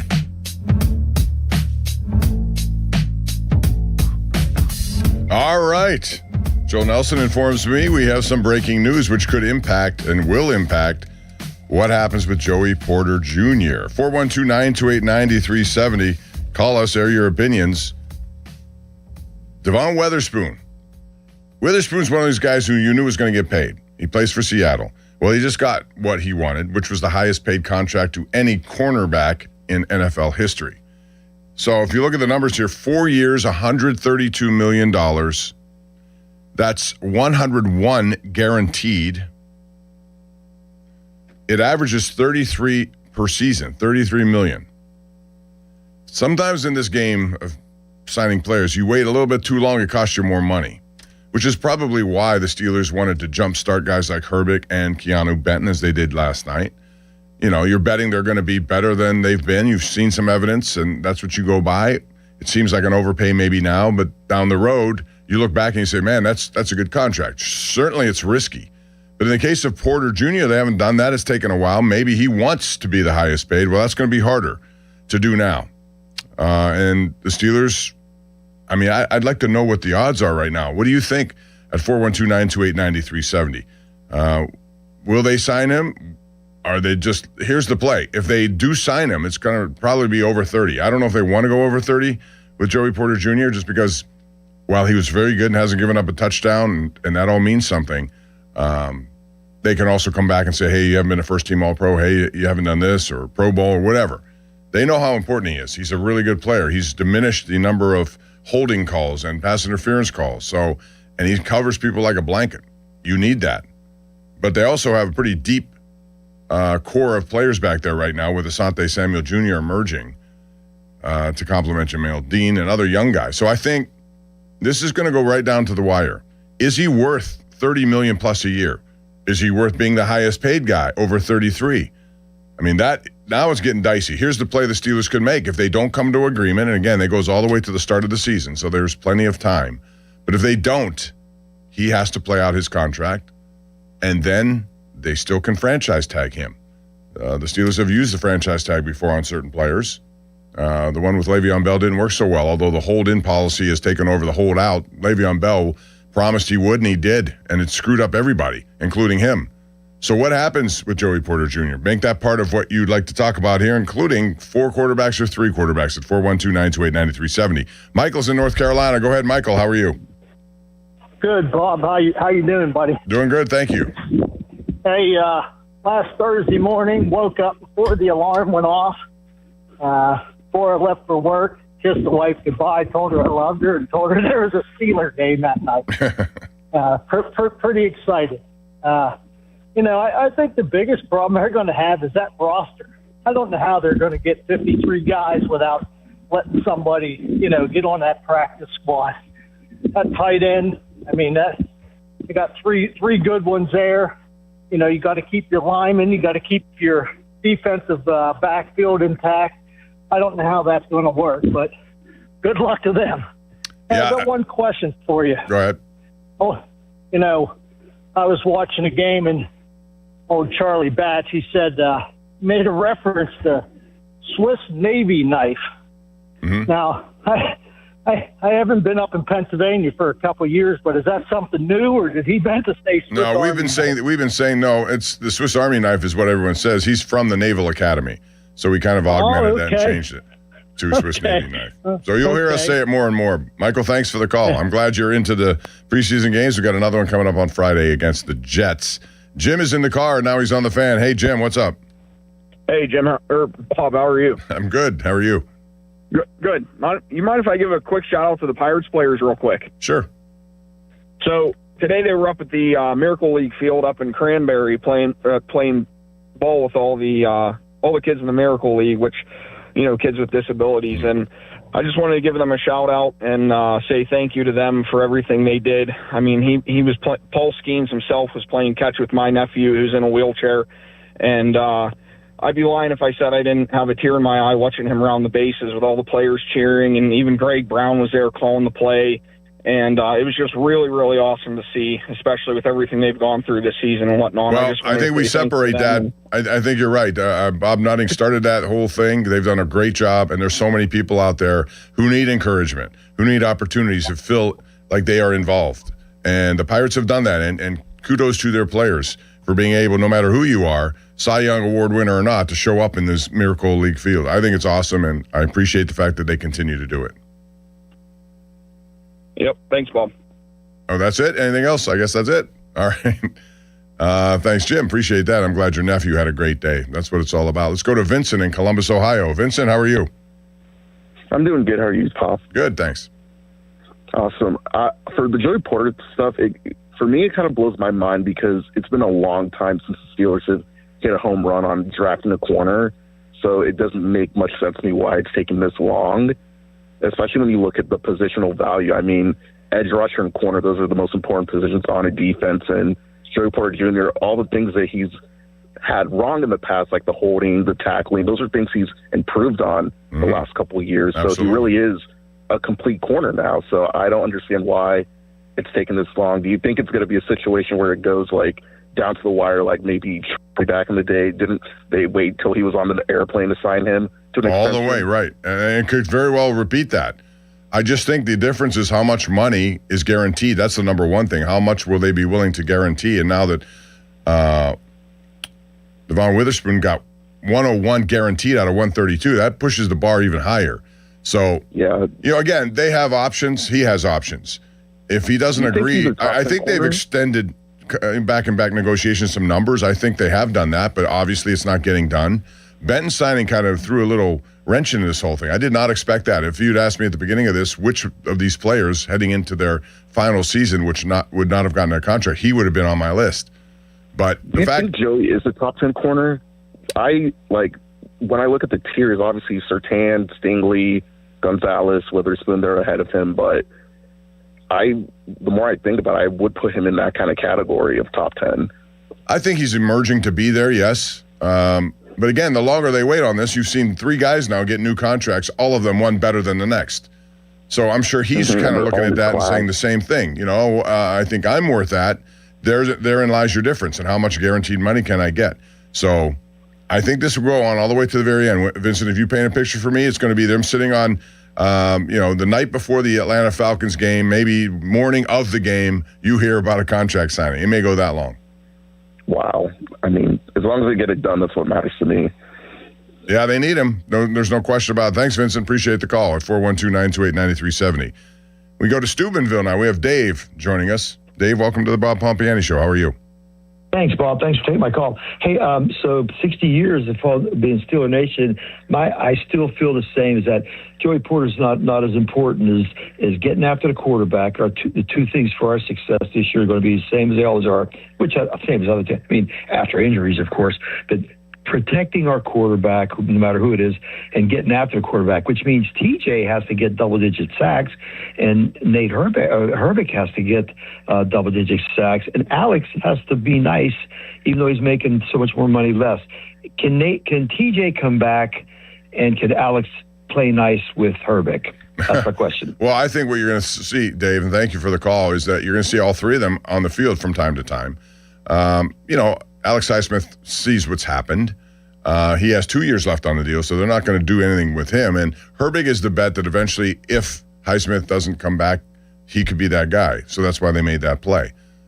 Play nice. I think they're all in that together. Those guys have a pretty good working relationship. I think they want to do what's best for them and let the chips fall where they may. But Watt being the highest paid guy, he has to get back to what they expect from him, which is at least 12, 13 sacks and making a difference on the edge so that he occupies people.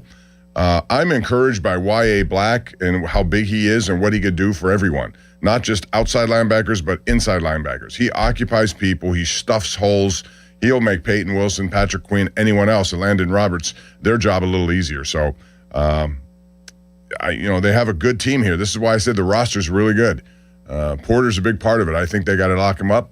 But if they don't, he still can play, and he may not be happy. At the end of it, they could readdress it, or they could franchise tag him. He may not like that either. These are plays that are options for the Steelers as they move forward. Rob is riding around on I-80. He always takes time to call the program. What's up, Rob? Hey, Bob. Hey, great job with that game. I didn't get to see it, much of it. In fact, I was going to ask you your opinion about our new boy, Drew Aller. Did you pick up anything specific in his footwork that has improved? And I'm telling you what, he is a much better and a tougher runner than people are giving him credit for. I think he's been working on that in the last 2 or 3 off seasons through college at Penn State and now into the pros. Hey, Rob, what I think... How do you assess Drew from last night? Well, what I think is that he is benefiting from a coach who really prioritizes the importance of quarterbacks.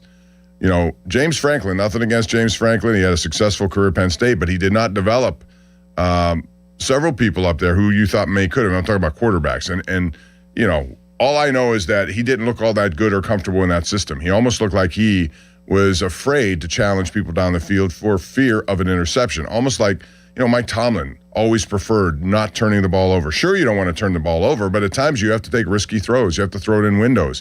And I think from McCarthy the other night, it's only one game. I don't want to overdo this, but the middle of the field was in play much more than I think I've seen. So I don't think he was ever given that opportunity to make those kinds of throws. I think he has the arm to do it. As far as his footwork, it looks improved. I'm not a football guru in terms of Mike McCarthy, what he does or what's changed. I do know that he can run much better than maybe I thought. You see that in training camp. So there are things that are being unleashed on Drew Aller that could impact them, yes. Well, I'm glad to hear that, Bob, and I'm going to hang up, let other people jump on. All right. Thank you, man. I appreciate it.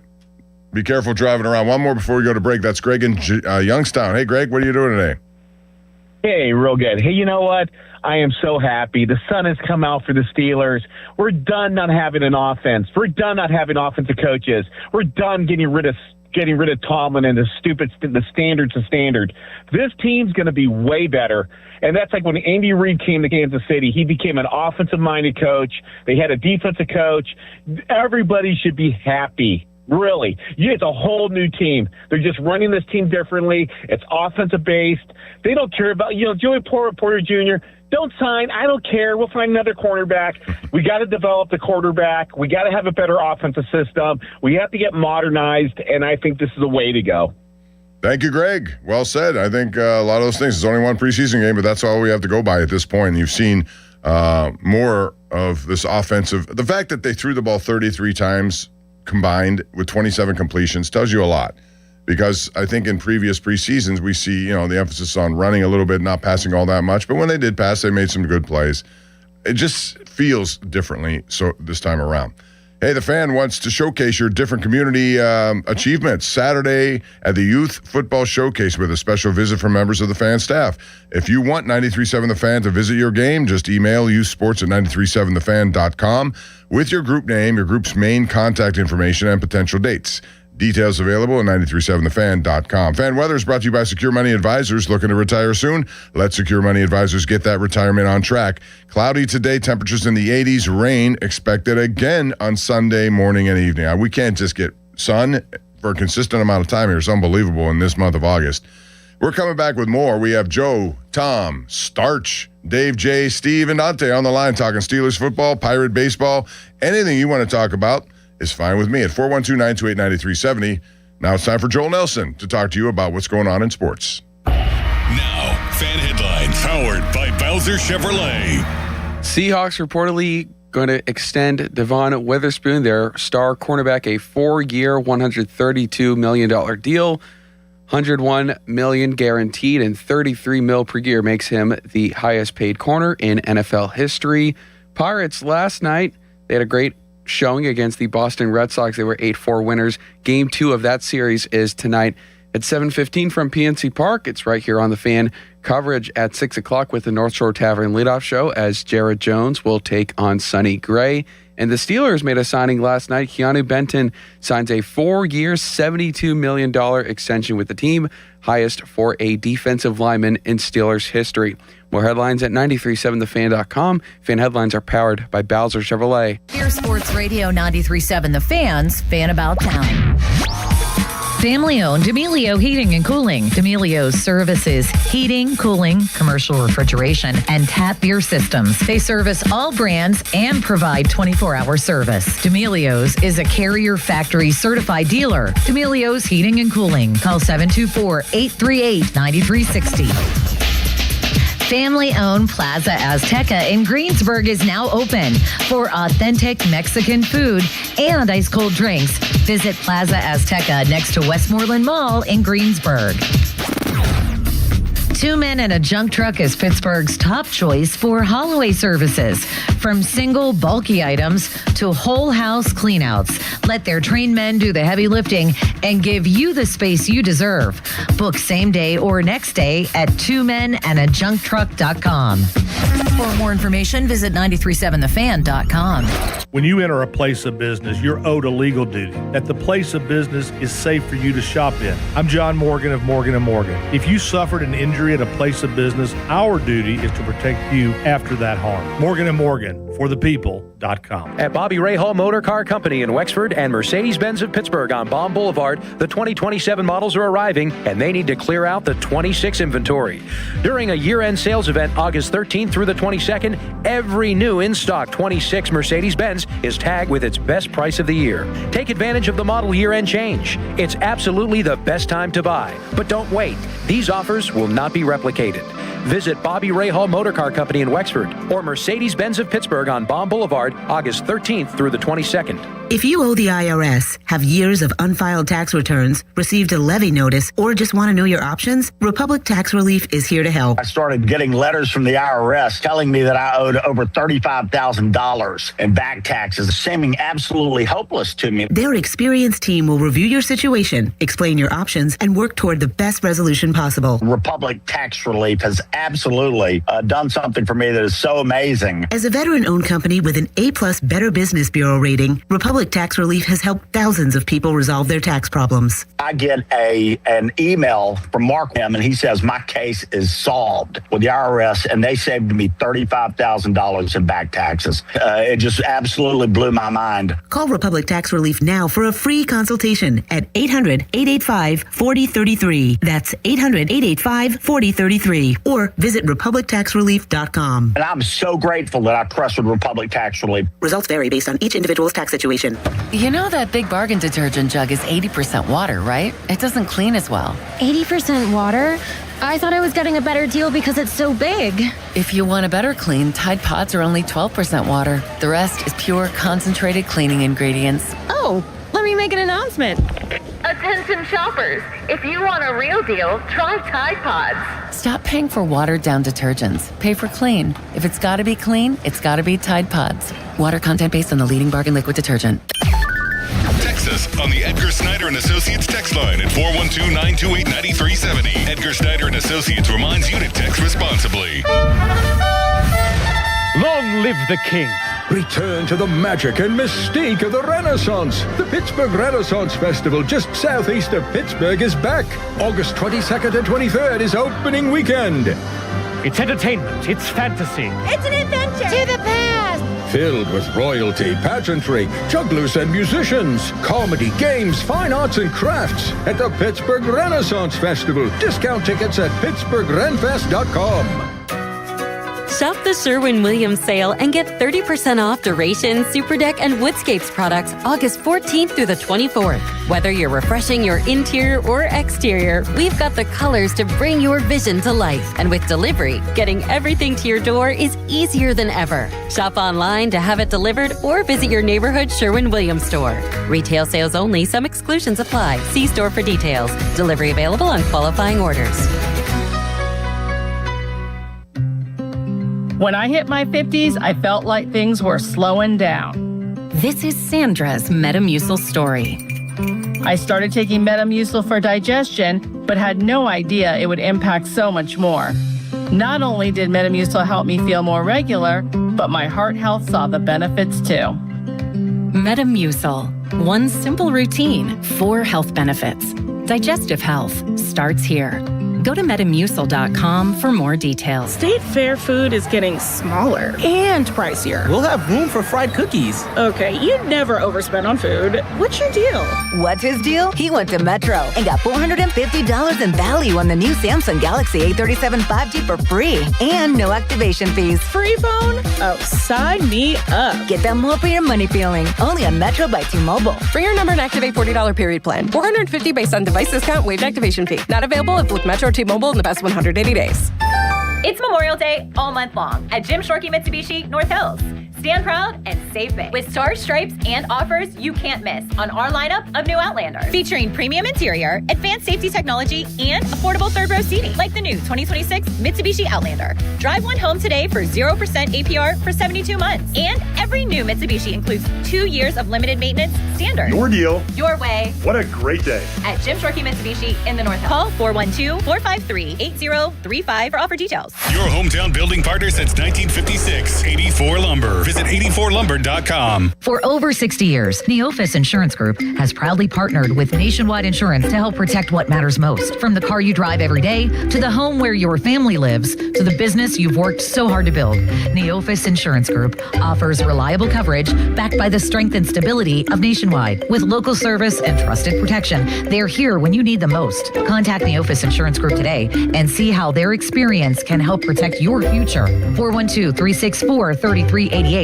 or neophisinsurance.com. Must finance HMF low APR tier 1 through 2 plus tax, acquisition fee, title, and plate. Select models only. Must finance HMF dealer's choice for rebate. And stock units only. Not all buyers will qualify. See dealer for details. Offer expires 8/31/2026. Get to Mike Hamlin Hyundai and save big during the Getaway Sales Event. New 2026 Hyundai Tucsons and Santa Fe's, both available with 0% financing for 60 months. Or receive $3,000 in bonus cash. MikeHamlinHyundai.com. All Mike Hamlin Hyundais are backed by owner assurance. America's best warranty, 10 years, 100,000 miles. And the Mike Hamlin Advantage, oil changes for life. The electrifying fun of Lightning Link is now on DraftKings Casino. To celebrate the iconic slot, all players can play to win a share of 250 million spins on Lightning Link.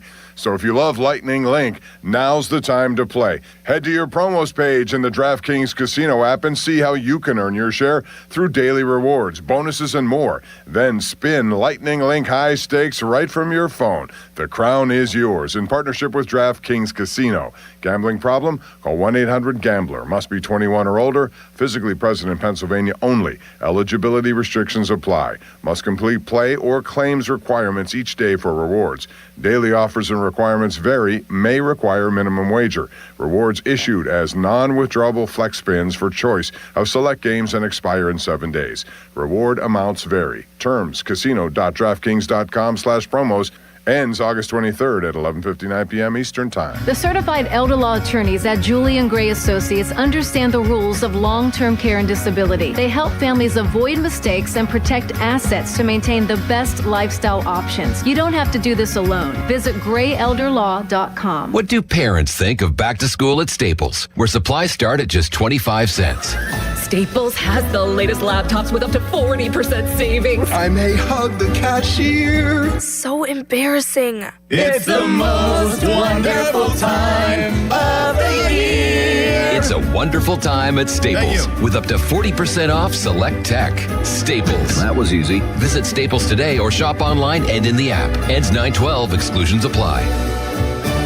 Back to school season is here, and Dollar General has everything you need to start the school year strong. Don't forget to grab a pair of bright yellow sunglasses from the Yellow Glasses Project for just $2. Every purchase makes a difference, with 100% of proceeds helping support teachers, classrooms, and nonprofit organizations working to improve reading and literacy skills across the country. Stop by Dollar General today and shine bright with the Yellow Glasses Project, available now at Dollar General. The Yellow Glasses Project is a program of the Dollar General Literacy Foundation. HD1 Pittsburgh, an Odyssey sports station, live from the Jim Shorkey Mitsubishi.com studios, North Huntington and North Hills. Always live and free on the Odyssey app.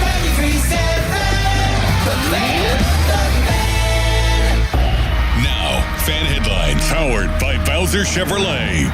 All right, Joel Nelson for Fan Headlines. Pirates last night were 8-4 winners over the Boston Red Sox. Game 2 of their series is tonight at 7:15 as the Pirates aim for 3 in a row. Jared Jones takes on Sonny Gray. Coverage on the Fan begins at 6 o'clock, presented by Keystone Custom Apparel. And in case you missed it last night, Steelers reportedly signing defensive lineman Keanu Benton to a 4-year, $72 million deal, the highest by a Steeler defensive lineman in franchise history.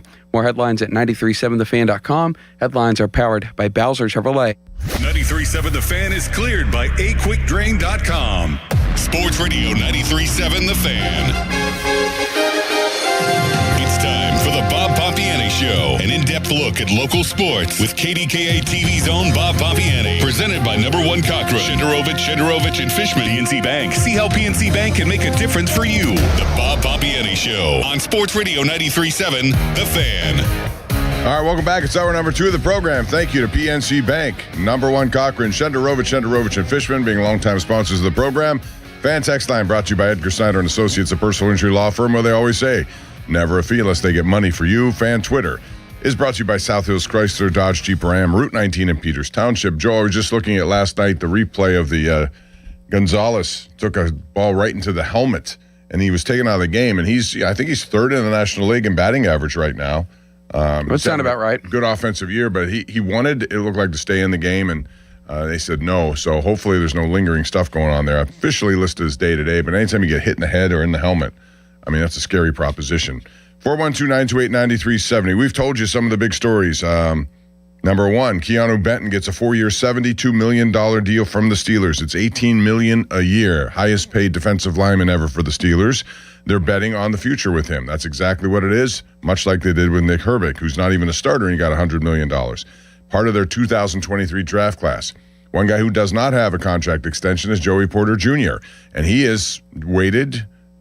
There have been 3, now 4 other cornerbacks who've gotten an extension, and he certainly is watching all of them. The latest is 4 years, $132 million for Devon Witherspoon of Seattle. So the top cornerback market just jumped up to $33 million a year. He got $101 million guaranteed. So that does make it a little bit more interesting and challenging for the Steelers about what they do. I'm sure they want him. I know they do. I'm sure he would like to stay. I know he does. But there's business that gets in the way. What does he think he's worth versus the market? In terms of age, Joey Porter Jr. is 26. Witherspoon's 25. In terms of accolades, Witherspoon is a 3-time Pro Bowler.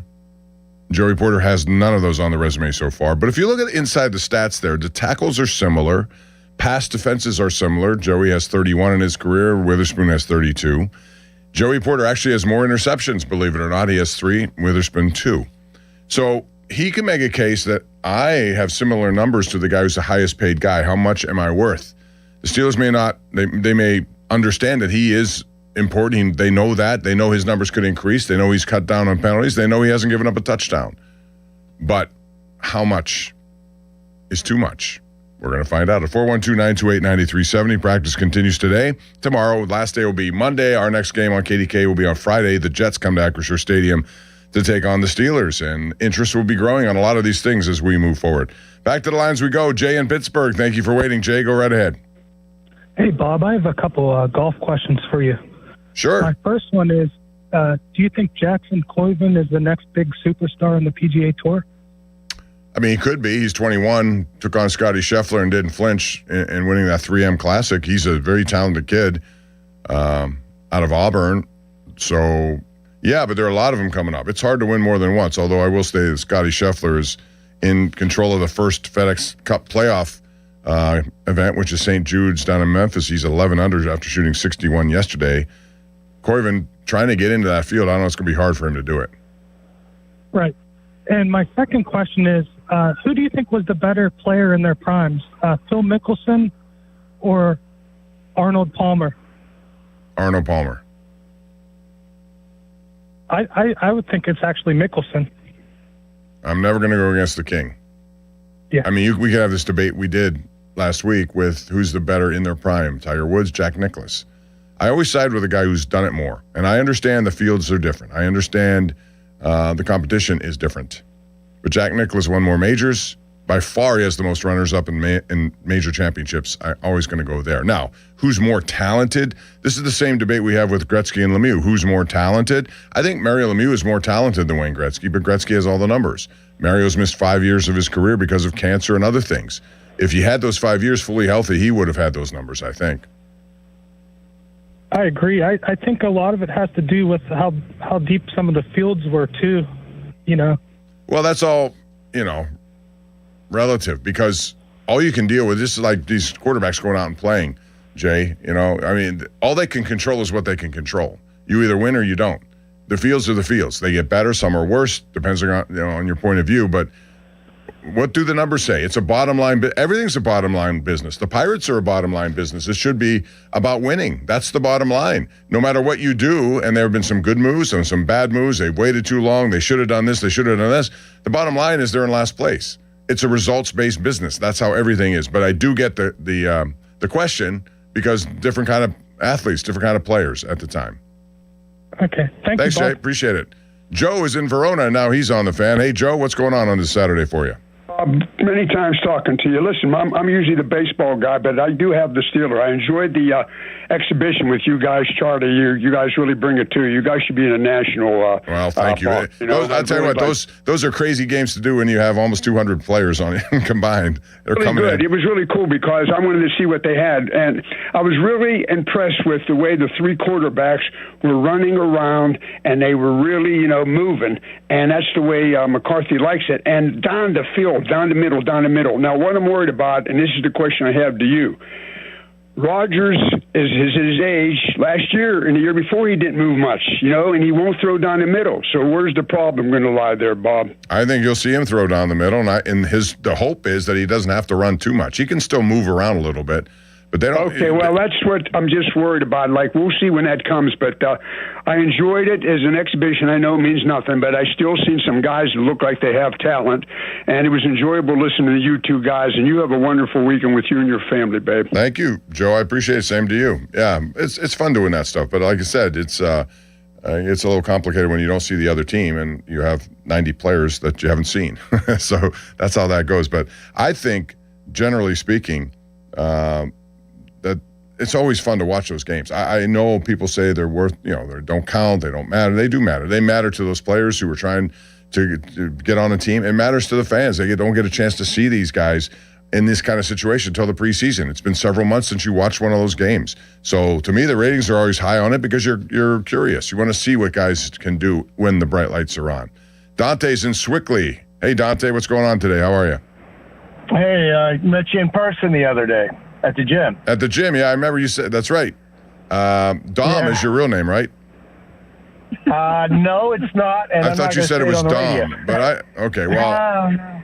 Close enough, though. Close. Okay. I was close. First letter was right. Okay. Hey, I'm on the way back from Steelers practice, and I was wondering if it was just me or if the Steelers offense looked a lot different this year, and I was listening. It sounds like a lot of other people feel the same way, but I didn't see any passes behind the line of scrimmage in practice, or at least the portions of the game I watched, and it seemed like they were hitting people in motion in the middle of the field. I mean, they were quick passes, they were, quick plays, but they were able to get, the ball to a guy running in the middle of the field. I seem to really like a lot of what I see in the changes with the Steelers this year, you know? I totally agree, Dante, and that's what you saw with little swing passes. They were by design. You saw a tight end screen to Tanyan. He had some blockers down the field. I thought that play was going to go deeper than it did. But yeah, those are design plays. You don't see them just running out of options because the pressure's collapsing on the quarterback and just throwing it behind or at the line of scrimmage. So it's only one game. I mean, there's so much more that yet to happen. And when you see week 1 of the regular season, you know it's an entirely different kind of game, given that you're going to see all the best the other team has down. And even if Atlanta is not as good as I think they're not that good. The Steelers should win that game. But still, it's NFL players who make a living going after quarterbacks, and they are the ones you have to worry about. Yeah, the only thing, what I'm wondering is it seemed like the backup quarterbacks looked good enough that you really didn't need to spend that money on Rodgers. I mean, how much worse could it be if he's going to be getting hurt at some point? Well, he only missed one game. He only missed one game last year, Dante. That was it. And he had a wrist problem, came right back from it after missing the one game. So he's pretty much a gamer. I think he wants to make this a special season. It's his last one. The arm is still the arm. He can get it done. If he gets protected the right way with some of these play calls, I think you can see a lot of opportunity. And they didn't want to just punt on this season. They didn't. They have a pretty good roster, as I've said. It's a different coaching staff, so we'll see what we can come up with in terms of where they end up. But thanks for the call, Dante. I appreciate it. I'll see you at the gym. Tom is in Valley Brook. Tom, what's going on, man? Hi, Bob. How are you? Again, we met at Valley Brook on Monday, and it was a pleasure. But I would like to tell your listeners, I heard I wasn't able to come to the dinner where you were honored as the Italian American of the Year. But I just want to tell your listeners that I heard the next day that it was probably the best speech that people at Valley Brook that have attended many outings have heard. I appreciate the fact that you spoke about how important family is and how important it is to eat together at a family meal, and maybe our society can get back to that. And so I just wanted to let your listeners know that. Thank you, Tom. That you are very professional and with great courtesy to all the people that I saw you talking to, and most importantly, when you spoke with me. Well, thanks, Tom. I appreciate that. Okay, you're very much welcome. I would also like to talk about, I think that, to talk football, hockey, whatever, but with the Pirates, I think that the only way they can have, obviously to make the playoffs would be a miracle. They'd have to go on one of these runs like Colorado did many years ago. Or highly unlikely. Or the Red Sox did earlier this year at 15 in a row. But that, is that possible? Right, I would love to see it, but I don't know that we're going to see it. Yeah. No, I just hope they finish at 500. If they could finish at 500, I think that everyone would be happy, but who knows if that can happen. Thanks, Tom. Appreciate your call. I wouldn't be happy at 500. I had higher expectations for them. I want to see meaningful games in September, hopefully with August. And even if it doesn't get, or October, even if it doesn't get to October, have meaningful games until the end. And thank you, by the way, for that comment. And I just want to comment on the Italian Scholarship Fund. It's an award that's been given out annually. I was honored to be their Man of the Year. And I spoke from the heart about what family means, about how it influences everything in your life. We had some young kids there who are high school kids going on to college. We select like 7 of them, and they get $16,000 scholarships each. But it's all about what you do for your family, how you represent your family, and what you do in your community. These are things that are very important. And if you do it at an early age, it continues through your life. And I think Italian families certainly have done that over dinner tables. Food is not just nourishment, it's a connection. It's a connection to your family and friends. And that's how it's viewed. But anyway, Valley Brook's a very nice place, by the way. And they put a whole bunch of money into their redo down there. It's beautiful. Let's go out to Steve in Latrobe. Hey, Steve. Pumping ain't easy, baby. How are you, sir? Good. What's going on? Oh, I'd rather be golfing right now, but unfortunately I have to play a baseball game here in an hour. But I'm going to put this take. I'm going to give you my take, Pump. and I'm going to go up on the hill with the sword, and I'll die on it with it. I don't care if we sign JPJ. If we do, great. If we don't, I'm not going to sweat it, because I'm telling you right now, our best signing in the last 2 years, Paul, was Asante Samuel Jr. And now that he's healthy again, that dude is going to get Pro Bowl consideration. So JPJ and his people better really think long and hard about this, because we're pretty deep. And I think that guy's going to get some serious Pro Bowl consideration this year. Steve, thank you for that take. I do agree that it puts pressure on him, not just with Samuel playing the way he's playing. And listen, he was a high-end pick. He was, I think, a second-round pick of the Chargers. He had 3 interceptions in one first half of a playoff game. Then he got his injury. And, his future was up in the air. Not many people thought he'd be able to come back. The Steelers took a chance on him last year. He has 7 career interceptions. I mean, think about that. I just told you that Witherspoon in his $133 million has just 2. Porter has 3. He has 7 of them. And he signed here for $4 million for 1 year. That puts pressure on Joey Porter's camp for sure. They brought in Jamel Dean. They gave him $36 million. He had a big year in Tampa last year. But still, they need Joey Porter Jr. I believe they do, to make that whole group even better and deeper. The problem is, where is it going to end up? How much money will it cost? Because, quite frankly, they're giving a lot of money out to a lot of different defensive players. It's still the highest paid defense. It's going to get higher when he signs, but I don't think they want to get into $30 million a year. I don't think they want to get $101 million guaranteed. It may come close, but Porter may want all of that, and that's where the difference lies. Dave is in Davidsville. This can't be a good call. Is it, Joel? Please don't. You screen this call. I truthfully don't think it's. Yeah. All right. So Dave, I know it's crazy. Where is Davidsville, Dave? We are about 75 miles east of Pittsburgh. Well, my apologies, because I thought it was Joe Starkey or Andrew Filipponi doing what they do. We're close to Johnstown. Okay. Well, I'm glad you called. Thanks. Well, and here's my take, and this regarding Joey Porter. I'm one of those that's leery of what goes on with these contracts. And first 2 thoughts are my opinion, and I'll get on the third one with the question. What is the reason that these players are allowed to hold out when they're under contract? I think that's wrong in the first place. Well, it's actually now a hold in, so it's changed a little bit. Right, but it's still technically that you're not practicing. Right, you're not participating. Practicing. Correct. And I understand you can get fined after a certain point in time.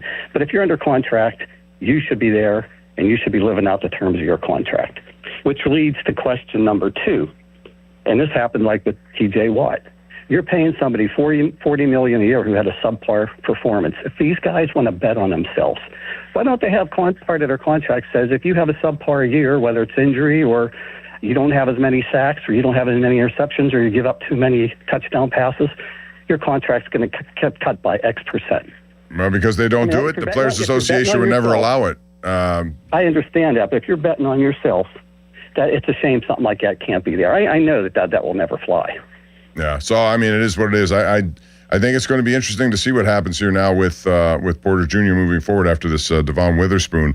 4 years, $132 million, 101 guaranteed, $33 million a year. Thanks for the call, Dave in Davidsville. And one more. I'm sorry, we're trying to fit as many as we can, but call again. We're always welcoming here at 93.7 The Fan. Emmanuel in Carnegie.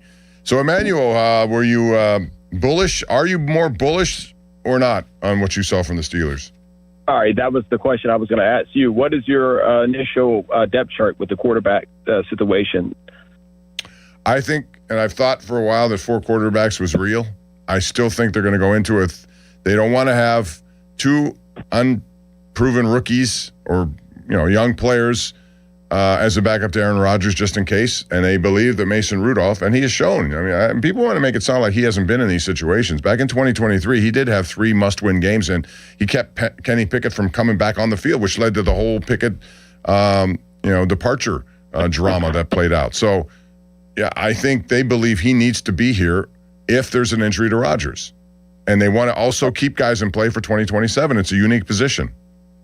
Well, I respectfully disagree. I think Mason Rudolph has been proven to be mediocre at best. He's 1-5 in his last 6 starts. And everybody wants to harp on what he did almost a half a decade ago. when we played against the Bengals, which Kenny Pickett and Russell Wilson played good against. And then the Seahawks when we ran over 200 yards. He was assisted with a lot of help around him. I think what we saw from Will Howard and Drew Aller, we have a potential backup quarterback in one of the two quarterbacks that we saw that played But they've never, but Emmanuel, they've never been in that situation, the cauldron of being pressure, facing really good defenses, and that's an unknown. You could put as much stock in this, and believe me, we all want to talk about these guys and what you saw and where it can take them, and extrapolate down the line. Where would this lead? We don't know.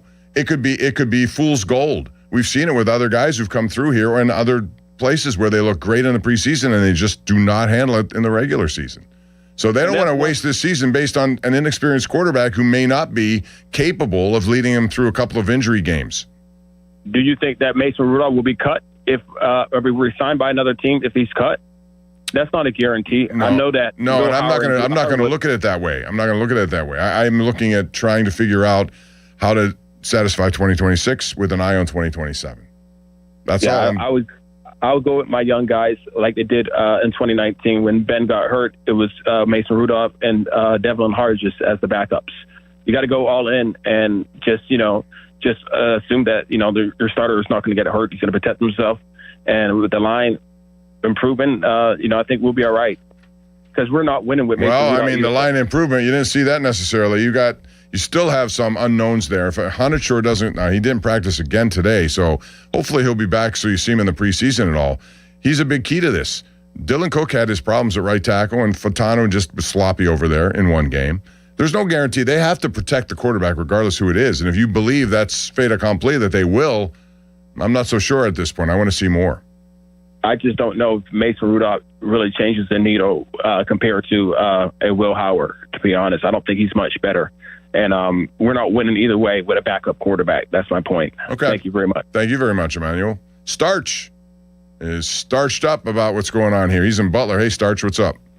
Hey, Bob, before I get to the quarterback thing, I just want to echo some of the other callers.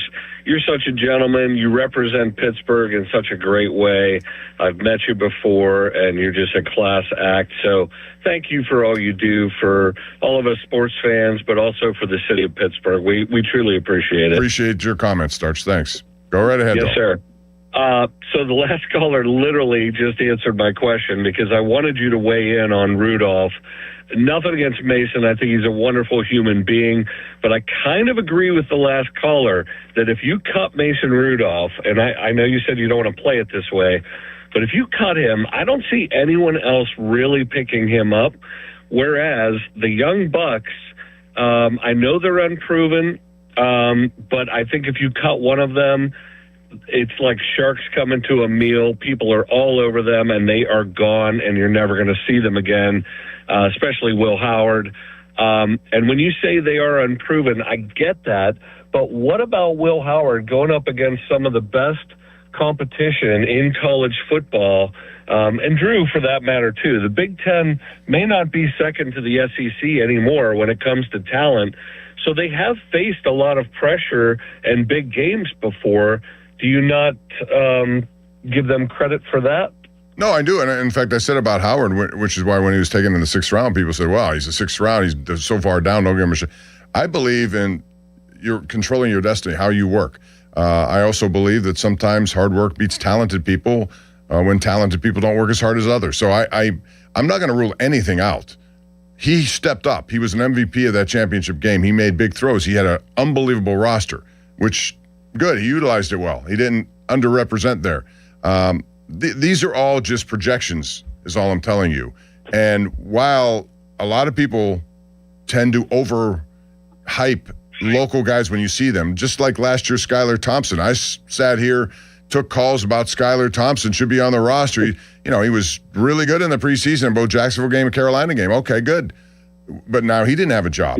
I get that. That could be true of anyone. I want to see more. But unfortunately, they're not going to be in a position to see these guys against top-notch competition until there's an injury involved.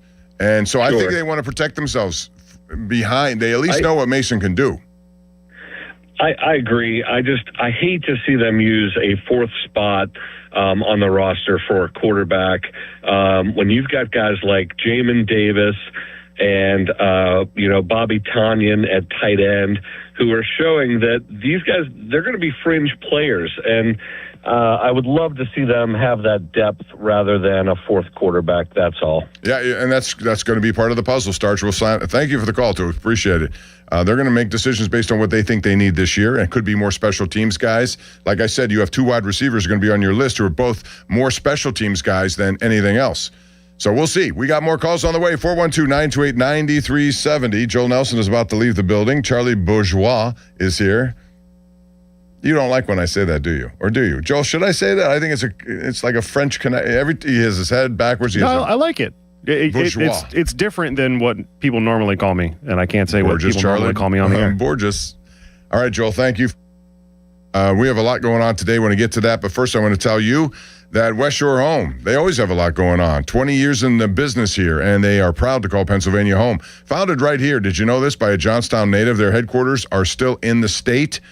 Pittsburgh area team. They've grown it over the years. They have 70 local employees who are dedicated to taking care of homeowners in this region.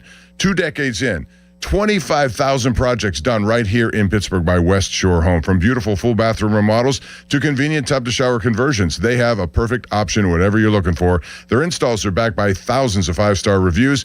Getting started is simple. All you got to do is head on over to westshorehome.com/fan, call 1-800-WEST-SHORE, schedule your free obligation, no obligation design consultation, and this week, summer sale continues. It means big savings on your next project. Buy a full bathroom remodel, get a second one for free. FREE, one of the best words in the language. Plus, as a fan listener, you can unlock even more savings at westshorehome.com/fan. And they answer on the weekend, so when you call 1-800-WEST-SHORE, someone's going to pick up the phone. Go to westshorehome.com/fan. You'll get an extra $500 off your project. See the website for more details. Now, fan headlines powered by Bowser Chevrolet. Pirates were 8-4 winners last night against the Red Sox. They aim for 3 in a row tonight. Game 2 of the series at 7:15. Jared Jones will take on Sonny Gray, and coverage on the Fan at 6 o'clock, presented by Keystone Custom Apparel. More headlines at 937thefan.com. Fan headlines are powered by Bowser Chevrolet. Take a break and come out with us tonight. Not tonight, man. Come on. You deserve a night out. You're going to miss out. Miss out on what? While you stayed home, they won big. They celebrated. They got the suite, stayed up all night, and made memories. And you weren't there. Some nights are too good to sit out. Rivers Casino. Don't miss the moment. Target Freight Management, empowering Pittsburgh area businesses like yours to conquer the complexities of modern supply chain management. A trusted leader in logistics solutions, backed by years of industry experience and revolutionary thinking. Efficiency, flexibility, visibility, and reliability. And all right here in Pittsburgh. Target Freight Management, exceeding customer expectations using first-in-class technology. Move your product regardless of size with Target Freight Management. TargetFMI.com. TargetFMI.com. Hey everyone, Bob Pompiani here. I want to take you on a trip that'll totally blow your mind. CarStock is back at #1 Cochrane locations, where you're going to find peace, love, and pricing power. The markdowns on more than 1,500 pre-owned vehicles are out of sight, and the new car savings are totally boss. Get a minimum of $5,000 off overstock new inventory, plus the absolute lowest lease specials and APRs of the summer. CarStock, 35 locations, thousands of vehicles, far out price cuts. Take a trip to a #1 Cochrane location near you or shop now at Cochrane.com. Limited time only. Featured savings may include manufacturer offers available to select customers only. Advertised new vehicle savings are in relation to MSRP, may not stack with other offers. In stock only while supplies last. See the dealer for details. Ends 8/31/26. This is the story of the one who keeps multiple buildings running smoothly day after day. Plumbing that flows, HVAC that hums, cleaning supplies that keep surfaces sparkling. That's why she counts on Grainger. With easy reordering online and 24/7 support, Grainger helps her keep the products she needs on hand. So shelves stay stocked and buildings stay ready. Call 1-800-GRAINGER, click Grainger.com, or just stop by. Grainger, for the ones who get it done. I scream. You scream. We all scream. Because Wendy's famous small classic Frosty is just $1 for a limited time. More screaming, happy screaming, summer screaming, dollar small classic Frosty screaming! But please don't scream in the drive-thru. It hurts the employees' ears. Get a $1 small classic Frosty for a limited time, only at Wendy's. U.S. price and participation may vary. A la carte only, not valid for delivery. Limit 10 per transaction. Price may be higher in Alaska and Hawaii. SchultzFord.com. SchultzFord.com. SchultzFord.com. SchultzFord.com. Unbeatable truck deals are happening at Joe Ball GMC. Get up to $10,000 off a new 2026 Sierra 1500 or 2.9% APR financing plus up to $5,000 off. Take delivery by August 31st. Visit Joe Ball GMC on Route 8 or joeballgm.com.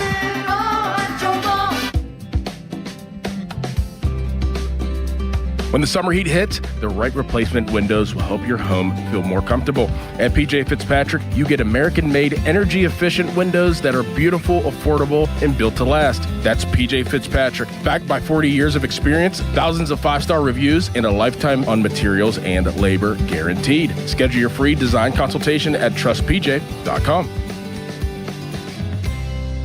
It's your captain speaking. To the passenger with the Mirafast soft chews, smart move. No way am I letting travel constipation ruin this trip. Can't blame you. Mirafast works fast, but without the harsh side effects. Since I'm such a smart traveler, can I move to first class? No. Close the curtain, Carol. From the makers of Miralax, new Mirafast soft chews work naturally with your body in as little as 30 minutes to give you a comfortable go on the go. Find Mirafast today at your local retailer. Use as directed for occasional constipation. Contains magnesium hydroxide. Straight Talk Wireless presents Pickup Truck Wisdom. If you're only good to your new friends, you're not going to have any old ones. Straight Talk gets it. That's why new and existing customers get free 5G phones on Verizon's 5G network. Pretty simple, really. You keep good people by being good people. Find us at straighttalk.com and Walmart. Straight Talk Wireless. Straightforward. Always. Taxes and fees apply. Plan purchase required for free phone offers. Copyright 2026 Verizon.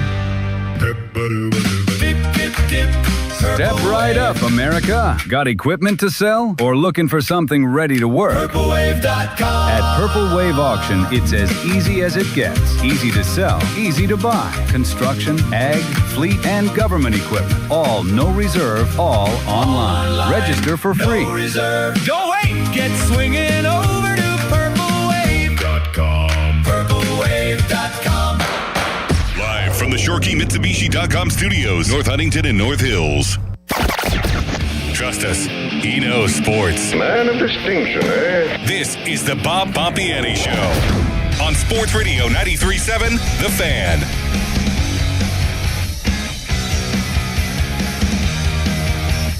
All right, welcome back. Charlie Borges is behind the glass. Joel Nelson is done for the day. Always does a great job. 412-928-9370. Call us. Air your opinions. We have a lot of people. I'm going to try to squeeze you all in before Paul Alexander takes over here at 1 o'clock. Joan is on the line from... Where are you from, Joan? I can't read it. My eyes aren't as good. It looks small type. Where are you? I am from Wyomissing. I called here before one time, Wyomissing. and you guys said, "Oh, is that where?" Outside of Reading, yeah. They said, "Is that where Taylor Swift is from?" And yes, Taylor Swift went to school with my son at Wyomissing. Wow! Before she moved to Nashville. Ross Tucker's from here too. Yeah, Ross Tucker does a good job. Does your son get to?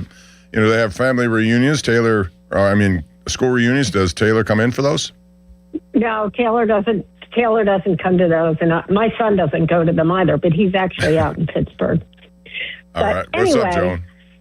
I was calling for two reasons. One is I agree with a lot of the callers who said that they think we should get rid of Rudolph and go with the young guys if Rodgers goes down. I see both points, but I'm ready to just go young, and I'm tired of finishing 8-8, 9-9. I just want to have some youth and see what we do.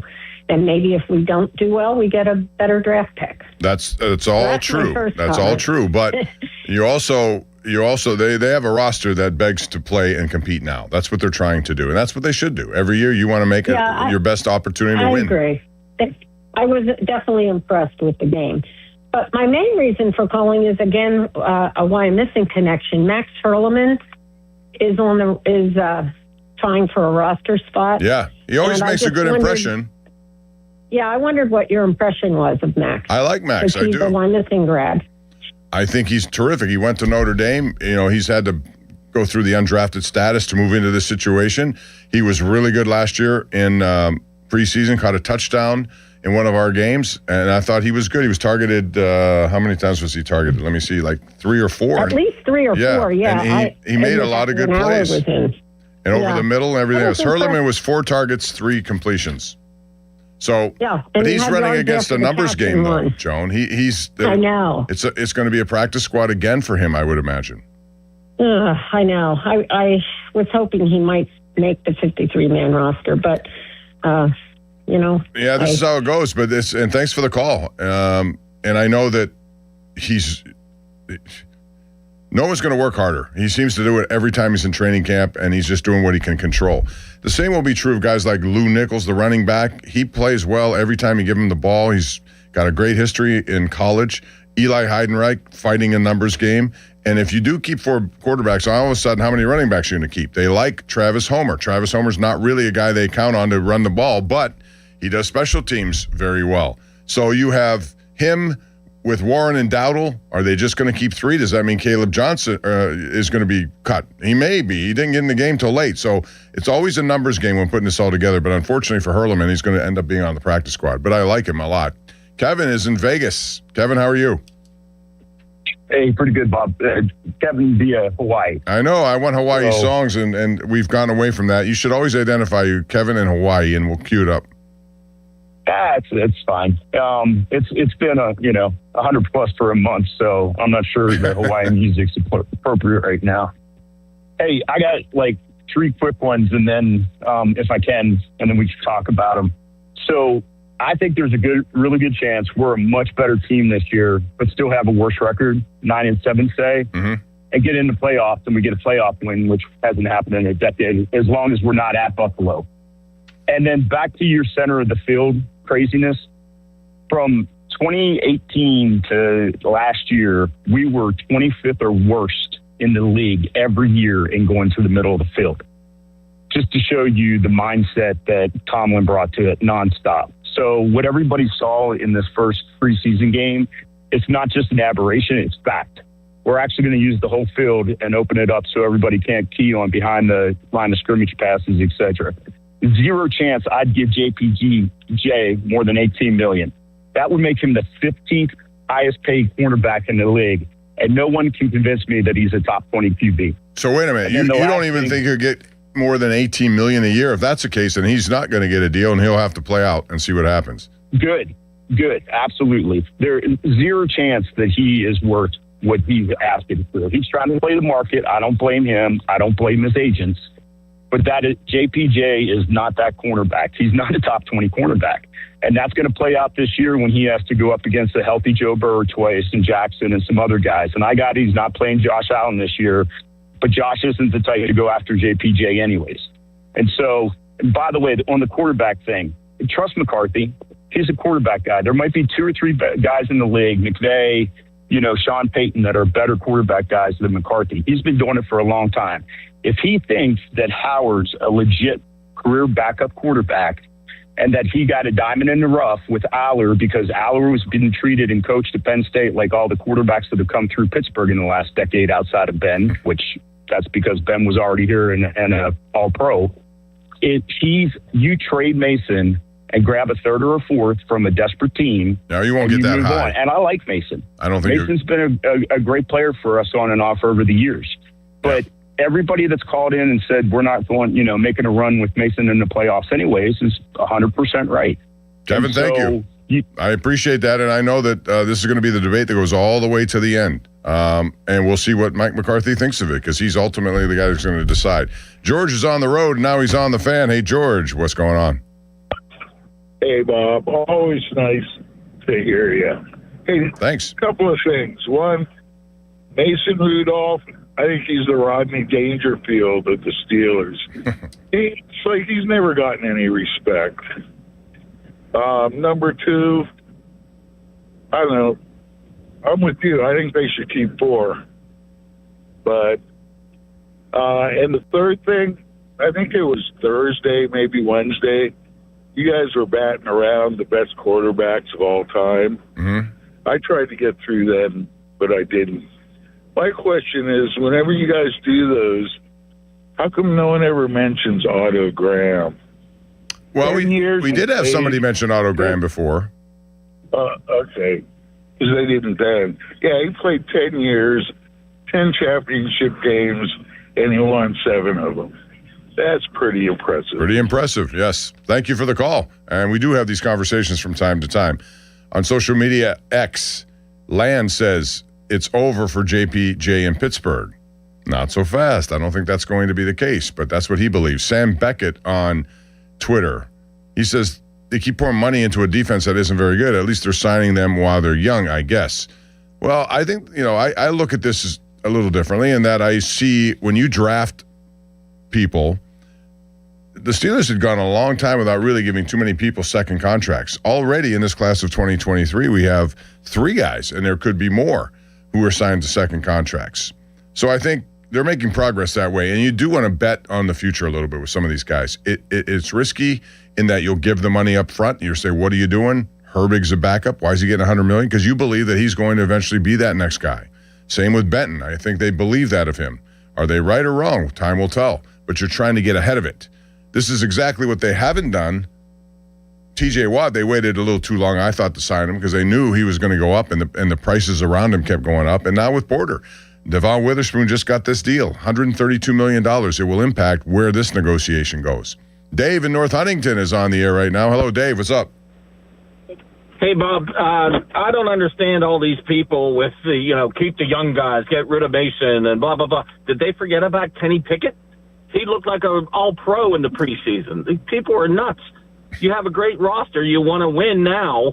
If he gets hurt, you need Mason Rudolph. Sorry. I think they're idiots. I think a lot of people believe that. Thank you for the call. Hawk in Pittsburgh, go right ahead. We're going to get into the rapid fire stage here pretty soon because a lot of people are on the line. Go ahead, Hawk. Bob, it's always a pleasure to speak to the man, the myth, and the legend himself. Hey, 2 quick things. Number 1, I think Omar Khan is a bad general manager. I've never seen a general manager hand out more checks to mediocre players in my life. He's justifying all of his bad draft picks by extending guys like Benton, Washington, giving $100 million to Nate Herbig, who, granted, he's a good player, but he's not a game wrecker. I just think Khan is a terrible general manager. He's covering his own butt. Secondly, Troy Fautanu is a problem. He is not a left tackle. He's too small. He gets run around by speed rushers. He gets bowled over by power rushers. He's a terrible left tackle. I think he's going to have to kick inside the guard, and I think Hanachur is going to probably end up being the left tackle this year, which isn't a bad thing. Lastly, people are crazy. Mason Rudolph talk. The guy stinks.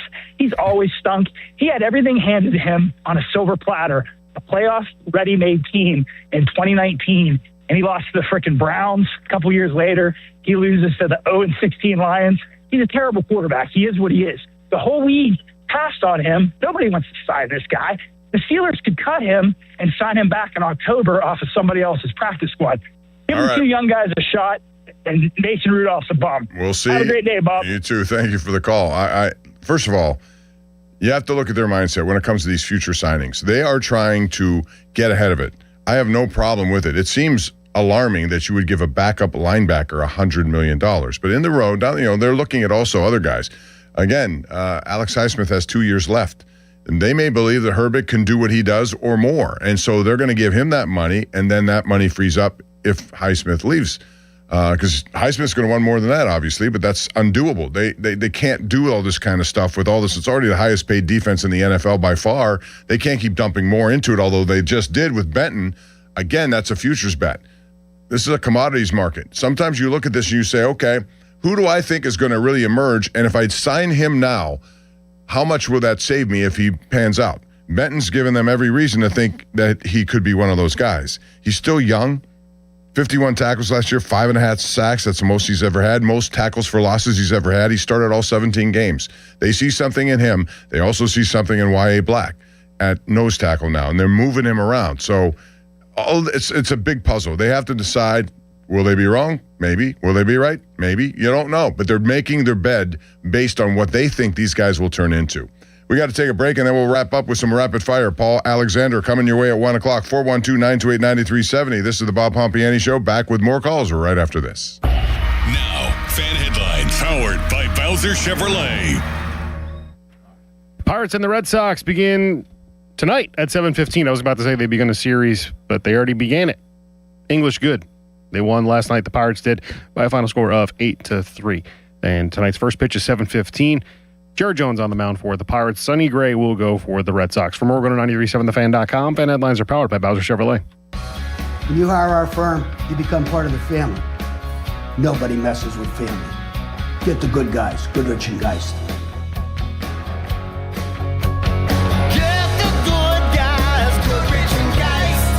On your job site, downtime isn't just an inconvenience, it's a deal breaker. You need equipment that works as hard as you do and a partner who has your back. Experience the new Case difference at Case Power and Equipment of Pennsylvania. Proudly named the 2025 Case Dealer of the Year. Whether you are looking for the latest iron or need expert service to keep your fleet in the dirt, their pros are ready. With thousands of parts in stock, they're here to ensure you're always running at peak efficiency. Case Power and Equipment of Pennsylvania. Because with Case Construction, together, we won't back down. Dick's House of Sport is now open in your community, Greensburg, at Westmoreland Mall, and has you covered for all your back-to-school needs. We're more than a store, featuring a rock wall, Hit Tracks multi-sport cage, golf hitting bays, and a collector's clubhouse. Plus, shop the best brands and over 2,000 shoe styles, all in one place. For on and off the field, Dick's has the gear to help you perform your best. Welcome to Dick's House of Sport, now open at the Westmoreland Mall. Life doesn't slow down, and Spitzer knows you need a vehicle that keeps up. That's why prices are going down during the big price drop event at Spitzer Toyota. Lease a new 2026 Toyota Corolla LE for $249 per month. Plus, get our lifetime warranty, complimentary maintenance, and Spitzer VIP points. Whack more. Spend less at Spitzer Toyota Monroeville. At Spitzer, our world revolves around you. TSRP 20,079. VIN TP 493243. Front wheel drive model 1852. $29.99 due at signing. 36 months approved credit through TMS plus title tax license registration. $490 fee. Zero security deposit. 10 miles per year. Ends 8/31/26. T-Mobile has an exclusive bundle for customers 55 and up. I'm Sarah Bowl. Yeah, I'm Frank Bowl. A reliable network is key for us. And with T-Mobile, it's been wonderful. And going to the 55 plus plan saved us so much money. A lot. And that's important. Trying to keep costs down. The home internet's been perfect. It's fast, it's quick. The setup was so easy, it took less than 15 minutes. It was like, ta-da! If you want simplicity, coverage, reliability, you want the whole package, T-Mobile has it. Right now, T-Mobile customers 55 and up can get 2 phone lines on America's best network, plus America's fastest 5G home internet for just $30 each. $30 per month each line with autopay plus taxes and fees. Minimum age 55. Pricing for home internet rely on 2 lines of essentials. Choice 55. $35 connection charge per line required. Best mobile network and fastest 5G home internet based on analysis by Oak Cliff Speed Test Intelligence Data 2H 2025. All rights reserved. Text us on the Edgar Snyder and Associates text line at 412-928-9370. Edgar Snyder and Associates reminds you to text responsibly. Hey, it's Pony for Xfinity. What if you had the most reliable fiber-powered Wi-Fi and the price didn't change for 5 years guaranteed? Well, thanks to Xfinity, you don't have to worry about that part of your future. Now through August 24th, get their best price on gig Wi-Fi this summer before it disappears. Just $50 a month for 5 years. And get online in minutes with same-day Wi-Fi. You're guaranteed 5 years of super intelligent Wi-Fi that keeps you protected from online threats and finds and fixes issues before you even notice them. No annual contracts or commitments, no hidden fees, and the best equipment included. Plus, get Peacock Premium included for 2 years. Lock in your price and unlock the possibilities. Get it now at Xfinity.com. Xfinity. Imagine that. Restrictions apply. Requires paperless billing and auto pay with stored bank account. Taxes and fees extra. Speeds vary. Use of fiber coaxial cable. Learn more at Xfinity.com/same-day Wi-Fi. Looking for insurance you can trust? At Neophis Insurance Group, they're proud to partner with Nationwide Insurance to bring you dependable coverage backed by one of the most recognized names in the industry. From auto and home to business protection, their team works with you to find the right policy for your needs and your budget. Call Neophis Insurance Group today today and experience the confidence of coverage powered by Nationwide. 412-364-3388 or online at neophysinsurance.com. 93.7 The Fan is cleared by aquickdrain.com. If it's a Berg sports thing, we got you covered. This is magnificent. This is the Bob Pompiani Show on Sports Radio 93.7 The Fan. All right, welcome back. Rolling right along at 412-928-9370. I'm going to give you the weather in advance before we get back to the lines. Weather's brought to you by Secure Money Advisors. Looking to retire soon? Let Secure Money Advisors get your retirement on track. Well, today, cloudy skies, temperatures in the 80s, no rain, but rain is coming back. It's amazing how much rain we've gotten, and it's going to keep coming. We need some dry weather here for all the golfers out there. And by the way, Scotty Scheffler shoots 61 yesterday. He has the lead of the first playoff event, which is the FedEx Cup playoffs down in Memphis at St. Jude. Riverhounds at home tonight against Charleston Battery. It's ring night. They're going to get their championship rings, all provided by their owner, Tuffy Schallenberger. Back to the lines. Quick stuff here. Let's go to Sean in Imperial. Hey, Sean. Hey, Bob, appreciate you taking my call. I had a quick question for you. This is about the coaching staff and kind of the Steelers' reputation around the league. Over the years, historically, we've kind of been a defensive-minded, defensive-oriented team, sacked the quarterback, stopped the run, et cetera, et cetera. I'm as happy as anyone that Mike McCarthy's our guy. He's going to be calling plays. But how do you see kind of our reputation around the league as being kind of a smash-mouth physical football team staying or maybe evolving with Mike McCarthy in place? Thanks, Sean, for the call. Well, first of all, I think that's still an element of the game, and that's what they want to do. Smash mouth is a word that doesn't necessarily mean you have to beat up guys every single time. I mean, he's a West Coast guy, so you're going to see more passing concepts. But, yeah, you still want to run the football. When Dowdle was in McCarthy's Dallas team a couple of years ago, they ran him to over 1,000 yards. One helps the other. I don't think, and look at the teams that have won recently. They have successful running games. They do. You have to have it in order to be successful in the pass game. So it all works together. So I expect them, he went last week and it was interesting in a conversation about 55 offensive plays per game. He'd like to see that as what they achieve. Well, they did exactly that the other night. 33 of those were passes. 27 of 30, pretty good completion percentage for those guys. And again, my biggest takeaway was the middle of the field. I want to see more of that. It opens up just about everything when you do it. Dan's in Wexford. Hey, Dan, go right ahead. Hey, I know this is rapid fire, but I want to say that, Drew Aller, I liked him. I didn't think I would because I hate Penn State, but he reminded me a lot of Big Ben when he's running that ball into the end zone. I like him. And rapid fire, O'Neal Cruz, when's he coming back? Sure. Pirates aren't out of it yet. Well, you're optimistic if you say that. The numbers suggest 4% that they'd get back into it. They're 5.5 out of the third wild card with 5 teams to overcome. Yeah, mathematically they still can do it if they go on a 12-game win streak. Are they capable of that? I don't know when Cruz is coming back. I thought it would be sooner rather than later. They said originally August 7th. Well, here we are. It's August the 15th. I don't know what's really going on there. So we have just a couple of minutes. Paul Alexander standing by. Paul, I'm going to get your take real quick before we go. And thanks to all our callers today. You're coming up next. Sure, you're going to get a lot of this. You're a Penn State guy. You've watched Drew Aller over the years. Initial impression with what you've seen from this Drew Aller, it's only one game, versus what you saw of a collection of all those years there. Well, they got his footwork correct. They have him in a pro-style offense. If those two things would have happened prior to his senior year, might have had a couple of national championships up there. He was horribly mismanaged, horribly coached. You can't teach what he has. I'm not sure they can get him to a point where he's an elite NFL quarterback. He has elite skills. If he learns to use those for good and not evil, we can have some really good things. At Penn State, you saw all their games. Gimmicky crap offense. Right, but I mean, under pressure, RPOs, how was he? Not good. I mean, he was always at his worst when the moment was at its biggest. So that's a concern. That's a moving big forward. concern because and that's everyone kind who's of an called here innate with both thing. Howard and him say, "Oh, again, you can get mystified into this preseason. I understand it. I know it. I do these games. I see what guys. We've lived it. But that doesn't. If you don't see mean the Kenny he can't Pickett, do it. The Kenny Pickett example is there for everybody. So is the Skylar Thompson. 5 drives, 5 touchdowns, perfect passer rating. How did that work out? Well, there are other examples around the league of guys who did, not very well in preseason and yet turn out to be good. My point is, he only has one opportunity. That's it so far. He'll have another one Friday. Yeah. That's all you can judge him on so far, and it looks like there's a much improved Drew Aller. I love the fact that he was willing to get cut down to the studs. It's like he never played the game before. Right. He had to do everything new. And, we've all played sports. I remember a friend in 7th grade, thankfully, pulled me aside and taught me how to shoot a basketball correctly because my form was terrible. Right. Best thing that ever happened in my whole life. So hopefully, again, this kid has things you can't teach. That arm is an NFL arm and then some.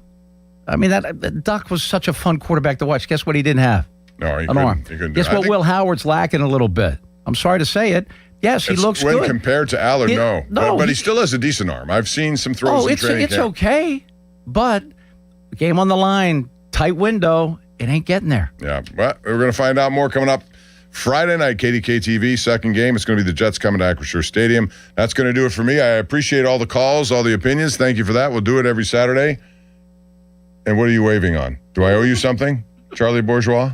It was literally waving goodbye. You're signing off. I'm waving to you goodbye. What a distraction. You would think someone What do you of his mean caliber. a distraction? I'm trying to be nice and in there or something. You're trying to land the plane? I'm trying to. No, it's just my wave. Like, bye, Bob. And now you're calling me out for trying to be nice. Give you a and hug. tell you good night. I was going to do it in person, not through the window. I thought you were telling me I was missing something that I should have done. No, you. And again, no, man you're of fine. the year, another congratulations. I Thanks. know you got a lot of love for that today, but you deserve it because you earned it. I appreciate it's it. awesome. You know what? It's all about family, Paul. You know that. 100%. It's all about a family. And if that happened. And yours keeps growing, dude. I know. But if that happened in if people took family seriously, if the parents took family, so few problems. It's just when it goes amok. This is where you see the problems. 100%. See, Bye, that's Charlie. all I asked. That's going to That's wrap all it I up for wanted. me. Paul Alexander coming up throughout the course of the day. Give him a call at 412-928-9370. Bob Pompiani signing off. I'll see you tomorrow on the #1 Cochran Sports Showdown, 1135 KDK-TV. Have a great weekend. Your hometown building partner since 1956. 84 Lumber. Visit 84lumber.com. I'm Altima Morgan of Morgan & Morgan. Every time one of my children started driving, it was terrifying. Thousands of accidents happen across the country. We see it every day. If you've been injured in a car accident, call us. Dial Pound Law or visit forthepeople.com for an office near you. Hey, it's Pony for the FanDuel Sportsbook, the official sportsbook of 93.7 The Fan. And baseball fans, the MLB season is in full swing, and FanDuel is giving you a chance to call your shot with daily dingers. Joining the action, it's easy. Just make your free pick on who's hitting a home run in their game, and if you're right, you'll get a profit boost to use on your next bet for a chance at extra winnings. Just another reason why FanDuel is the home of home runs. Bucco's offense is slumping. I'm going to make a bold prediction. We're going to see Esmeralda Valdez come out of it here in the next few days, and he's going to regain his home run stroke. So, are you ready to play your game? All you got to do is head over to FanDuel.com/local to get started. That's FanDuel.com/local to opt in for daily dingers and make your free pick on who's hitting a homer. Play ball and swing for the fences on FanDuel, an official partner of the MLB. 21 plus in President, Pennsylvania. First online real money wager only. Minimum $5 wager required for 7 consecutive days. $5 first deposit required. Bonus issued is now drawable bonus bets, which expire 7 days after receipt. Gambling problem? Call 1-800-GAMBLER. 84 Lumber has been building America for 70 years. Whether you're a homeowner starting your first project or a pro on the job, 84 Lumber offers the kind of personalized expertise you won't find in a big box store. They're more than just lumber. From windows and doors to siding, trim, and decking, 84 Lumber has the materials you need to get it done right. With 14 locations across Pittsburgh, there's one near you. Visit 84lumber.com to find your store. 84 Lumber, your hometown building partner for 70 years. You're still glowing, flirting, grooving. You've still got it. But your immune system weakens as you age, making it harder to fight illnesses like pneumococcal pneumonia and RSV. Vaccines are a key part of any health routine and can help protect you from getting really sick. Ask your doctor or pharmacist which vaccines you need. See more at PfizerForAll.com. Sponsored by Pfizer.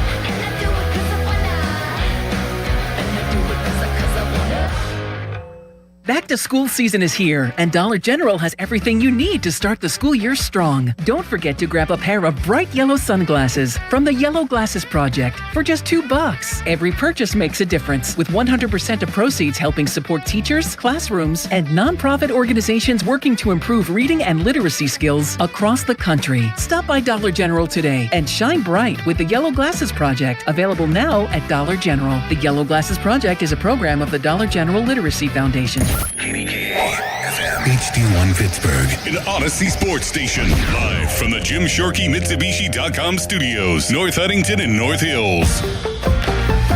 Always live and free on the Odyssey app.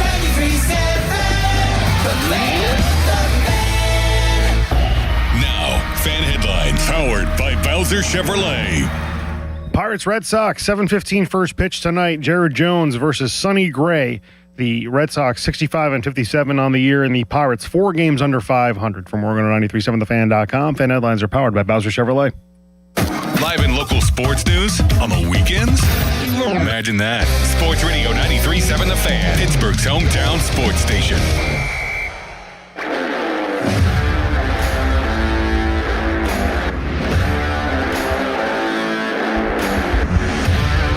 Chucky, thanks. Got us on the air. Always a pleasure to see my man Bob Pompiani. In fact, in my little alert on social media, I pulled up a picture of Pomp and I saying I'd rather be on the golf course with Pomp, but the second best place to be is right here with all of you.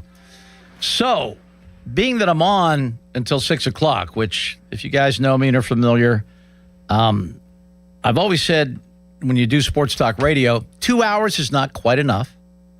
4 hours is that, you get a little fatigued, a little tired, a little worn out, maybe talked about the same thing a little too much. 3 hours is ideal. So today, we bloated that a bit.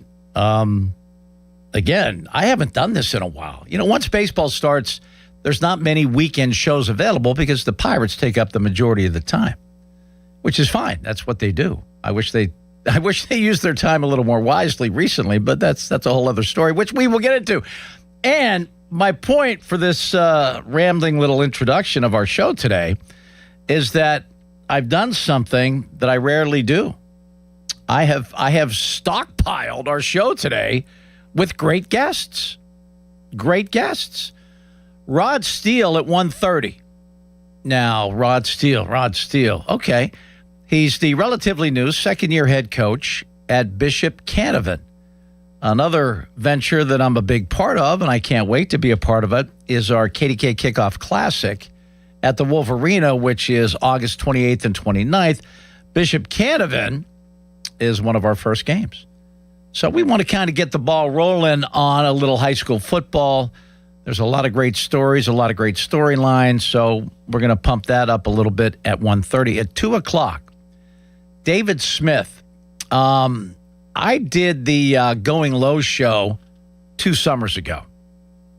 And one of my great stories was David Smith, who was trying to qualify for the Senior U.S. Open. And it was being held at Newport Country Club in Rhode Island, which is a spectacularly gorgeous golf course that is almost impossible to get on. So David is a longtime member at Indiana Country Club, although he retired and moved to Charleston, South Carolina. But I thought it was so cool. He had an opportunity to qualify, big-time player. He qualifies at his home course in Indiana and has the legendary Bob Ford announce his name now on the tee from Indiana, Pennsylvania, David Smith. Yeah, he had that moment, and I sent it to him. Of course, he heard it up. He heard it, live. He heard it when it happened, but he has written a book, and as someone that has chased golf, chased it in a way you want to be proficient and you want to be good and you want to, I don't know, shoot around par, do things like that, or his goals were much higher than I ever. When you play with people that are really legit, the pluses, the actual pros, the guys that, I got to kick. The senior event this week, by the way, Roy Sabatini is the leader. He was the leader after the first round. And I can't, Pomp and I started talking about the Steelers immediately. But back when they had the 84 Lumber Classic at Nemacolin, Pomp and I got to play in the Pro-Am together. And guess who our pro was? Roy Sabatini. He was a character, man. Remember back in the day, he was wearing the fatigues and he was a big proponent of our military, and he was just, he was a nut job, but I loved him. And Pomp and I came in second. We had a nice team, and Roy did not make us one single birdie. One single birdie. That's all we needed. We would have won. We lost by 1. Roy didn't make us. He's not a Pete Dye fan. He was not a fan of the golf course. I love Mystic, by the way. I thought that was before the second championship course was there. That was just Mystic, and then what they called the Links course. Now it's Shepherd's Rock, which is fun. It's not. I don't think it's half the course is Mystic, but it's fun. So we're going a little bit all over the place, and then a guy that I just love to hear, and I've never had the pleasure of having him on my show. Nick Farabaugh will join at 2:30, and we were going to have him at 3, but the newly minted Keanu Benton is going to speak at 3. Talk about his $72 million. And that was one of my favorite things about Kevin Colbert when he was the GM, put together 2 Super Bowl winning teams and another team that made it to the Super Bowl. You always think about who you find in free agency. He got James Ferrier, some other great ones. It's who you keep, who you decide to keep, who you recognize early enough to say, yeah, that second contract is going to happen. So that's already happened with Herbig. It's already happened with Keanu. I always think of, the other Keanu. But anyway, I think about the Matrix all the time when I think of Keanu. However, so we're going to get the lowdown from Nick. And then at 4, the guy that I've been doing this with back when he was at the McKeesport Daily News, which has been out of circulation for a moment, the man I call Kaboom, the big star on the Pat McAfee show, will join me at 4 o'clock. So that's the rundown. That's what we're looking at. We have a bit of a marathon. So I'm going to try and pace myself. I got kicked out of the house today. My wife was entertaining, hosting a brunch. She goes, just get out of here by 10:30. So I got out.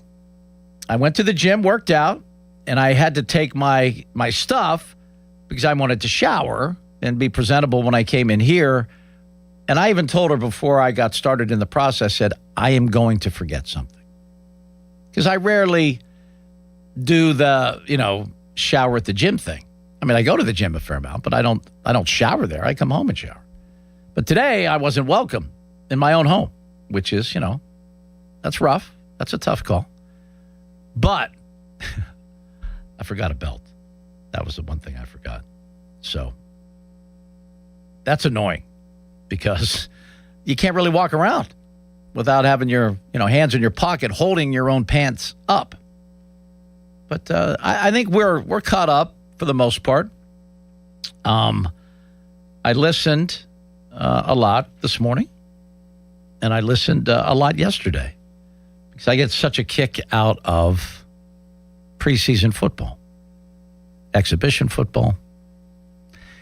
It's a little more important than football in shorts, but not much. And now we've already eliminated a 9-year veteran in Mason Rudolph. He is completely unnecessary because 2 guys that have never taken a real snap in an NFL game, never in their lives, they're already in their untrained eye. They're as good as Mason. They can step right in.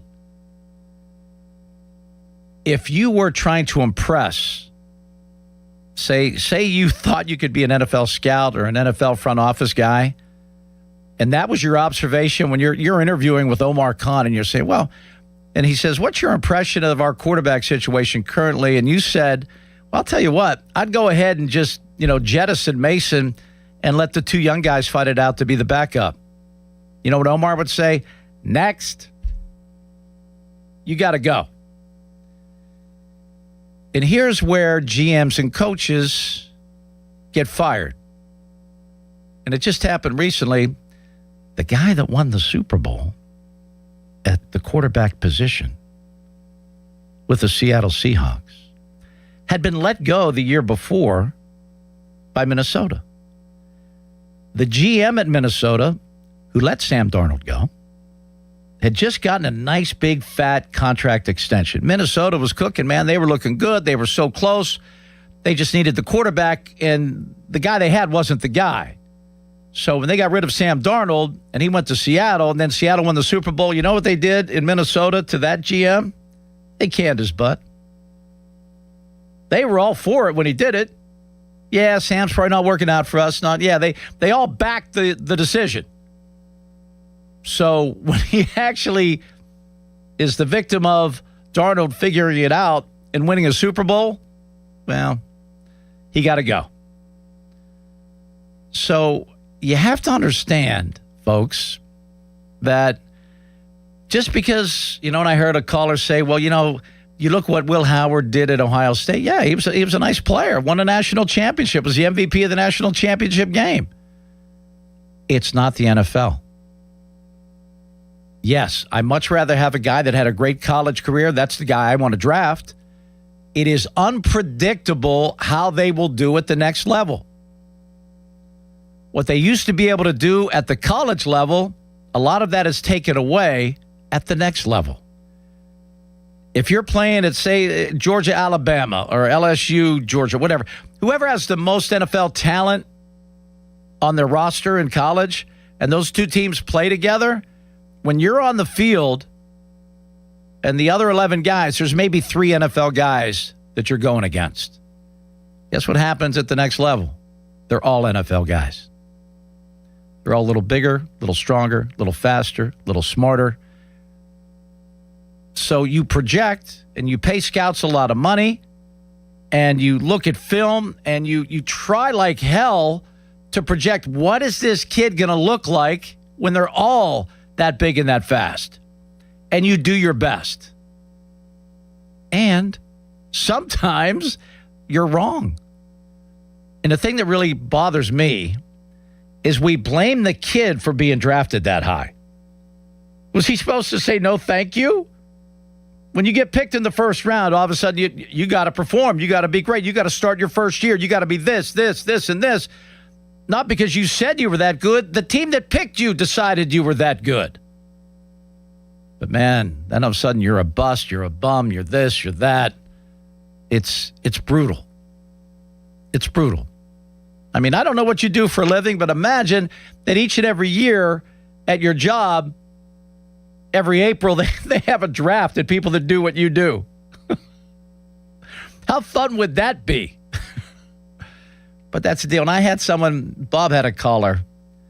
He's the people that get so bent out of shape about these contracts. He signed a contract. You got to own the contract. In the NFL, now they're getting closer to guaranteed contracts, but they're not there yet. And they're getting some guaranteed money. But here's the deal, all of you contract lovers. They can also cut you with years left on your contract, and they ain't paying you because it ain't guaranteed. So those of you that get all bent out of shape, he signed a contract. Well, when the Steelers cut a guy before their contracts expired, why aren't you mad at them? I think it was LaVon Kirkland had about 20, they didn't make nearly that much money back. LaVon Kirkland had like another $20 million on his contract. They cut him. Were you upset about that? Were you mad? Because the Steelers had signed him to a contract. Why didn't they live up to it? And when you outperform a contract in the NFL, your only way to get what the market thinks you deserve is by holding out. Or now they hold in. But if the players don't get the money, and I know they're playing a game, but they're also at the NFL. I mean, baseball players, maybe that's a different story because, how many career-ending or life-threatening injuries are there in baseball? I mean, they're very, very small, very few. And I've been around a lot of old baseball players. They're playing golf and doing just fine. They're not all beat up and, their hands aren't all messed up. And they're fine. They played baseball their whole lives. If you play football, maybe some of the NHL guys, you're pretty banged up. And your quality of life, from CTE and everything else, you can't walk, you can't go up steps. You're beat up. So if the players don't get the money, they're the product. That's who you go see. If they don't get the money, it goes in the owner's pockets. So I don't want to see the Steelers or anyone else overpay someone a ridiculous amount of money, but I want these guys to get what they deserve. They've earned it. They deserve it. So JPJ, you know what? Get what you think you can. But here's the deal. You right now are at the behest of the Steelers. If they don't come to terms with what you want, you have a choice. You want to be Le'Veon Bell? You want to walk away? Take from another team exactly what the Steelers had offered you? He has regrets out the you-know-what. Because that didn't work out very well for Lev. when he left. This was the perfect fit for him. And they offered him a fair wage, a fair contract. Now, with this contract now, with Weatherspoon, I mean, my goodness. There comes a point where, and I think that the Steelers, again, I don't know how much of a negotiating ploy this was, but to get the three guys done that they've already gotten done, I think it's told Joey, we're moving forward, dude. This is it.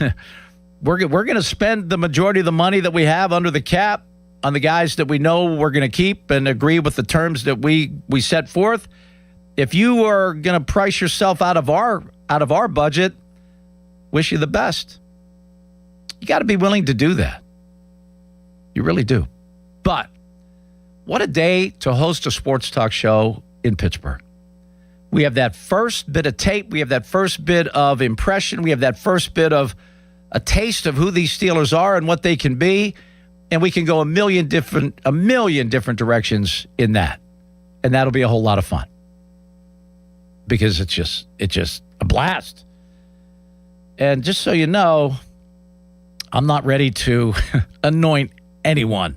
I've been through this for 1,000 years, it seems. I was just telling Jolie before he left. I'm going to save that. That'll be a great tease. One of the funniest things I've ever seen in my entire life during an NFL preseason happened between the Steelers and the then Redskins. I know they're the Commanders now, but then they were the Redskins, and they would meet every year in Carlisle. And I went down there to cover their practice and their, they did kind of a Friday Night Lights. They had a controlled scrimmage at a local high school outside of Carlisle. And what happened there was one of the funniest things I ever witnessed in my entire life. So when we come back, we're going to kind of get ready for Bishop Canevin head coach Rod Steele. Talk a little KDK Kickoff Classic. High school football is huge in this area. Happy to bring that out. At 2 o'clock, we're going to talk to David Smith, talk about his chase for pursuit of greatness in the world of golf and what it's like to play in a U.S. senior major. Then at 2:30, we're going to hook up with Nick Farabaugh. We'll talk all things Steelers as we get ready for Game 2. The Jets in town on Friday. And then, kaboom, Mark Cabali. Maybe he'll tell us a fun Pat McAfee story. He's one of my favorites. If you've not seen Troy Polamalu in the B gap, if you haven't seen that video when he was going to run for a touchdown. If you haven't seen that, then you haven't lived. All right. Chucky, or I like to call him Gorgeous Charlie Borges, he's going to have a headline, and then we're going to have just a glorious day of sports conversation. 412-928-9370. I want you guys to be a big star this day. I really do. I love the interaction, and it's open for you between our great guests today. So all of that straight ahead right here on the Paul Alexander Show on Sports Radio 93.7 The Fan. Now, Fan Headlines, powered by Bowser Chevrolet. Pirates and Red Sox tonight. First pitch scheduled for 7:15. Jared Jones on the mound for the Buccos. Sonny Gray will go for the Red Sox. The North Shore Tavern leadoff show with Dan Zangrilli will begin at 6 o'clock. For more, go to 937thefan.com. Fan Headlines are powered by Bowser Chevrolet. Have you noticed that every service company these days is owned by some giant corporation with zero personality and no personal touch? Yeah, no thanks. Gherkin Roofing is still family-owned, truly local, and when you call, a human answers. One with a pulse and probably a Pittsburgh accent. They do roofing, siding, gutters, and win awards year after year for their customer service. So if you want a contractor that picks up the phone, shows up, and treats you like a neighbor, because they are one, call The Pickle. Gherkin Roofing, always local and friendly, 724-515-5551. Sports Radio 93.7 The Fan. The Odyssey app lets you jump back in time to the moments you missed on The Fan. Whether it's the Fan Morning Show, the Pomp and Joe Show, or the PM Team, you can get caught up on all of it. When you're listening to The Fan, it's as simple as one click to listen on demand. Miss a great moment, great guest, we've got you covered. Download the free Odyssey app, search 93.7 The Fan, and tap earlier today to get started. It's the perfect way to catch up on what's happening from Sports Radio 93.7 The Fan. Did you know the average person keeps the same bank account for 19 years? 19 years ago, you still had a flip phone. That was just a phone. If you're still banking like you did when you parallel parked with just your eyes and a prayer, it's time for a change. Upgrade to Citizens, where how you bank changes with you. With our enhanced mobile app, you can track your credit score and talk to our chat assistant, Sizzy. Make sense of your money with Citizens. Learn more at citizensbank.com/made-ready. Member FDIC. Crowley here for Hampton Beer Outlet. Yes, it's still hot, but football is in the air, and soon the leaves will be changing. Maybe some October baseball on the way. Well, how about some October beers at Hampton Beer Outlet? They're already out. That's right. Oktoberfest beers, pumpkin beers. They got them already, and it's never too early for the rich taste of fall beers. So get to Hampton Beer Outlet today. Drive a little, save a lot. Hampton Beer Outlet, Route 8 in Hampton. Oh, hey, Sarah. Did you hear my daughter Katie got Camper of the Week? That's a big deal. We got a big deal too, right, Mom? Honey, shh. What's that? Okay, that Hyundai Santa Fe, I only paid. Nice. Deal's so right, it almost feels wrong. The Hyundai Getaway Sales Event. Get 0% APR for 60 months, plus 0 payments for 90 days, or 1.9% APR for 72 months on the Hyundai Tucson, Tucson Plug-in Hybrid, Santa Fe, or Santa Fe Hybrid during the Hyundai Getaway Sales Event. Offers end September 8th. Call 562-314-4603 for details. Finding great candidates to hire can be like, well, trying to find a needle in a haystack, but not with ZipRecruiter. Its powerful technology actively finds and invites qualified candidates to apply to your job. So while other companies might deliver a lot of hay, ZipRecruiter finds you the needle in the haystack. See why 4 out of 5 employers who post a job on ZipRecruiter get a quality candidate within the first day. Try ZipRecruiter for free at ZipRecruiter.com/team. That's ZipRecruiter.com/team. ZipRecruiter. SchultzFord.com. SchultzFord.com. SchultzFord.com. SchultzFord.com. Hold on tight, Butler County. The action is back. The North Washington Rodeo rides in August 18th through the 22nd to watch the champions battle it out for huge prize money, all at the famous North Washington Rodeo grounds. Get your tickets early and save. Jane is a small business owner. Tell them what that's like, Jane. Yeah, well, it's like a roller coaster with a lot of ups and downs, and some days things can feel like they're flying off the rails. Yep, it's a lot. But the Total Solutions Advantage only from Comcast Business can help you manage it all. With the largest, fastest fiber-powered network designed for 100% reliability with business internet and wireless connect. Nice. So everything stays on track. The Total Solutions Advantage. No one does business like Comcast Business. The more solutions you add, the more you save. Get started today with a qualifying internet package for as low as $60 a month when you add an advanced solution. Plus, new customers, ask how to get up to $1,500 in prepaid cards when you add 2 lines of mobile to a qualifying gig bundle. Don't wait. Call today. Limited time offer. Restrictions apply. New customers only. 1-year agreement, paperless billing, and automatic payments with bank account required. $60 offer requires 300 meg internet, security edge, and additional qualifying service. Equipment, tax, and fees extra. Prepaid card offers end 9/13/2026. This is the story of the one. As a maintenance engineer at a beverage manufacturing plant, he starts his day knowing every line is ready to run because Grainger delivers the industrial-grade products he needs to keep mixers, conveyors, and packaging equipment moving. With Grainger's vast selection of bearings, belts, and motors, he keeps operations running smoothly, so nothing grinds to a halt. Call 1-800-GRAINGER, click Grainger.com, or just stop by. Grainger, for the ones who get it done. I'm Chris Jakimick. I served in the United States Air Force and I deployed 3 times.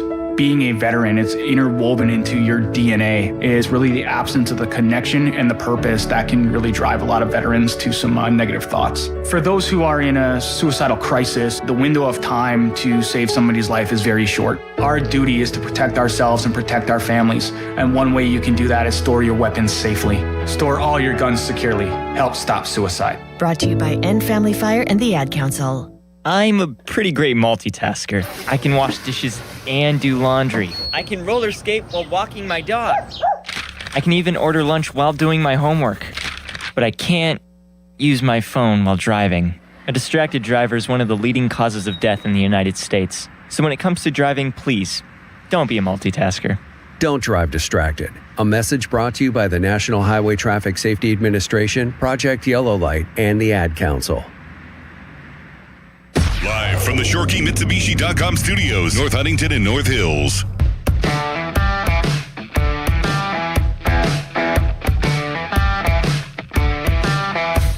Welcome back.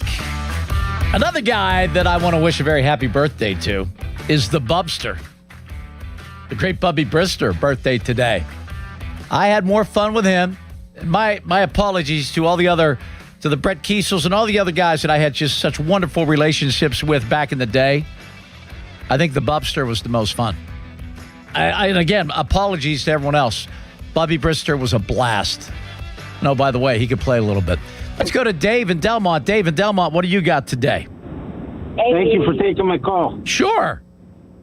Hey, you were just talking about contracts and everything, and you got Cabali coming on, and, you say the Steelers like to play tough. Explain to me how you give T.J. Watt a $40 million a year when you know he's on a downturn.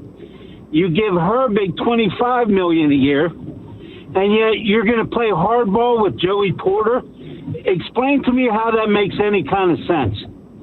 I'm not sure it does. I hated the contract to Watt. Hated it. It made no sense. You rewarded him. You rewarded him for what he's done, not what he's going to do.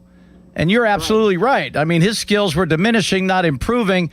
I like the other 3 contracts they've signed so far with these guys because they see greatness ahead, and that's what you reward. In terms of Porter, I don't know. I don't think there's any animus. I think they like him as a player. They just don't think he's a top 4 or 5 corner in the league. They don't want to pay him like one. It's business. That's all. I think they like him. He's a good player. Because Cabali and that Ray Fittipaldo thought that, pay him, no problem. They didn't realize that down the road that it was going to cost more money to sign other players, especially when you pay a guy that should have been traded.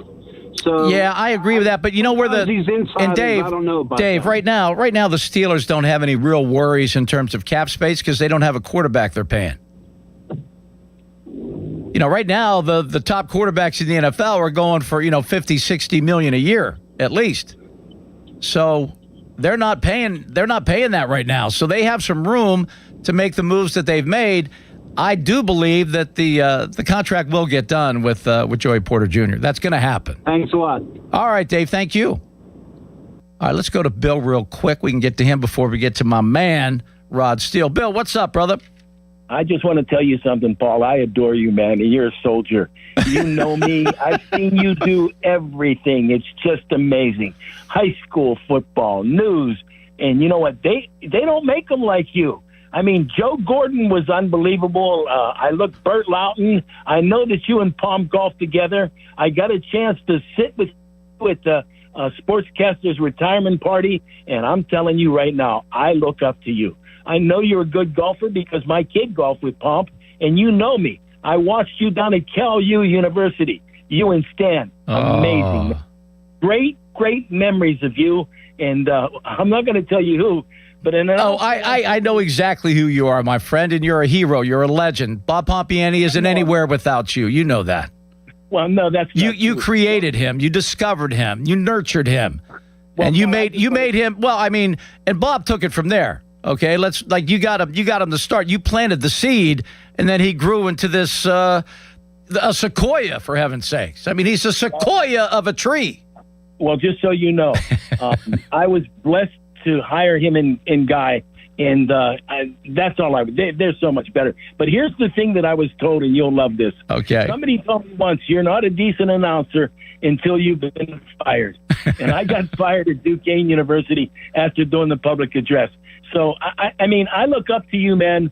I just think you're amazing. I know about the girl that you used to love. Oh, she was special, man. You know that. Well, so are you. And do what you do and to keep it on.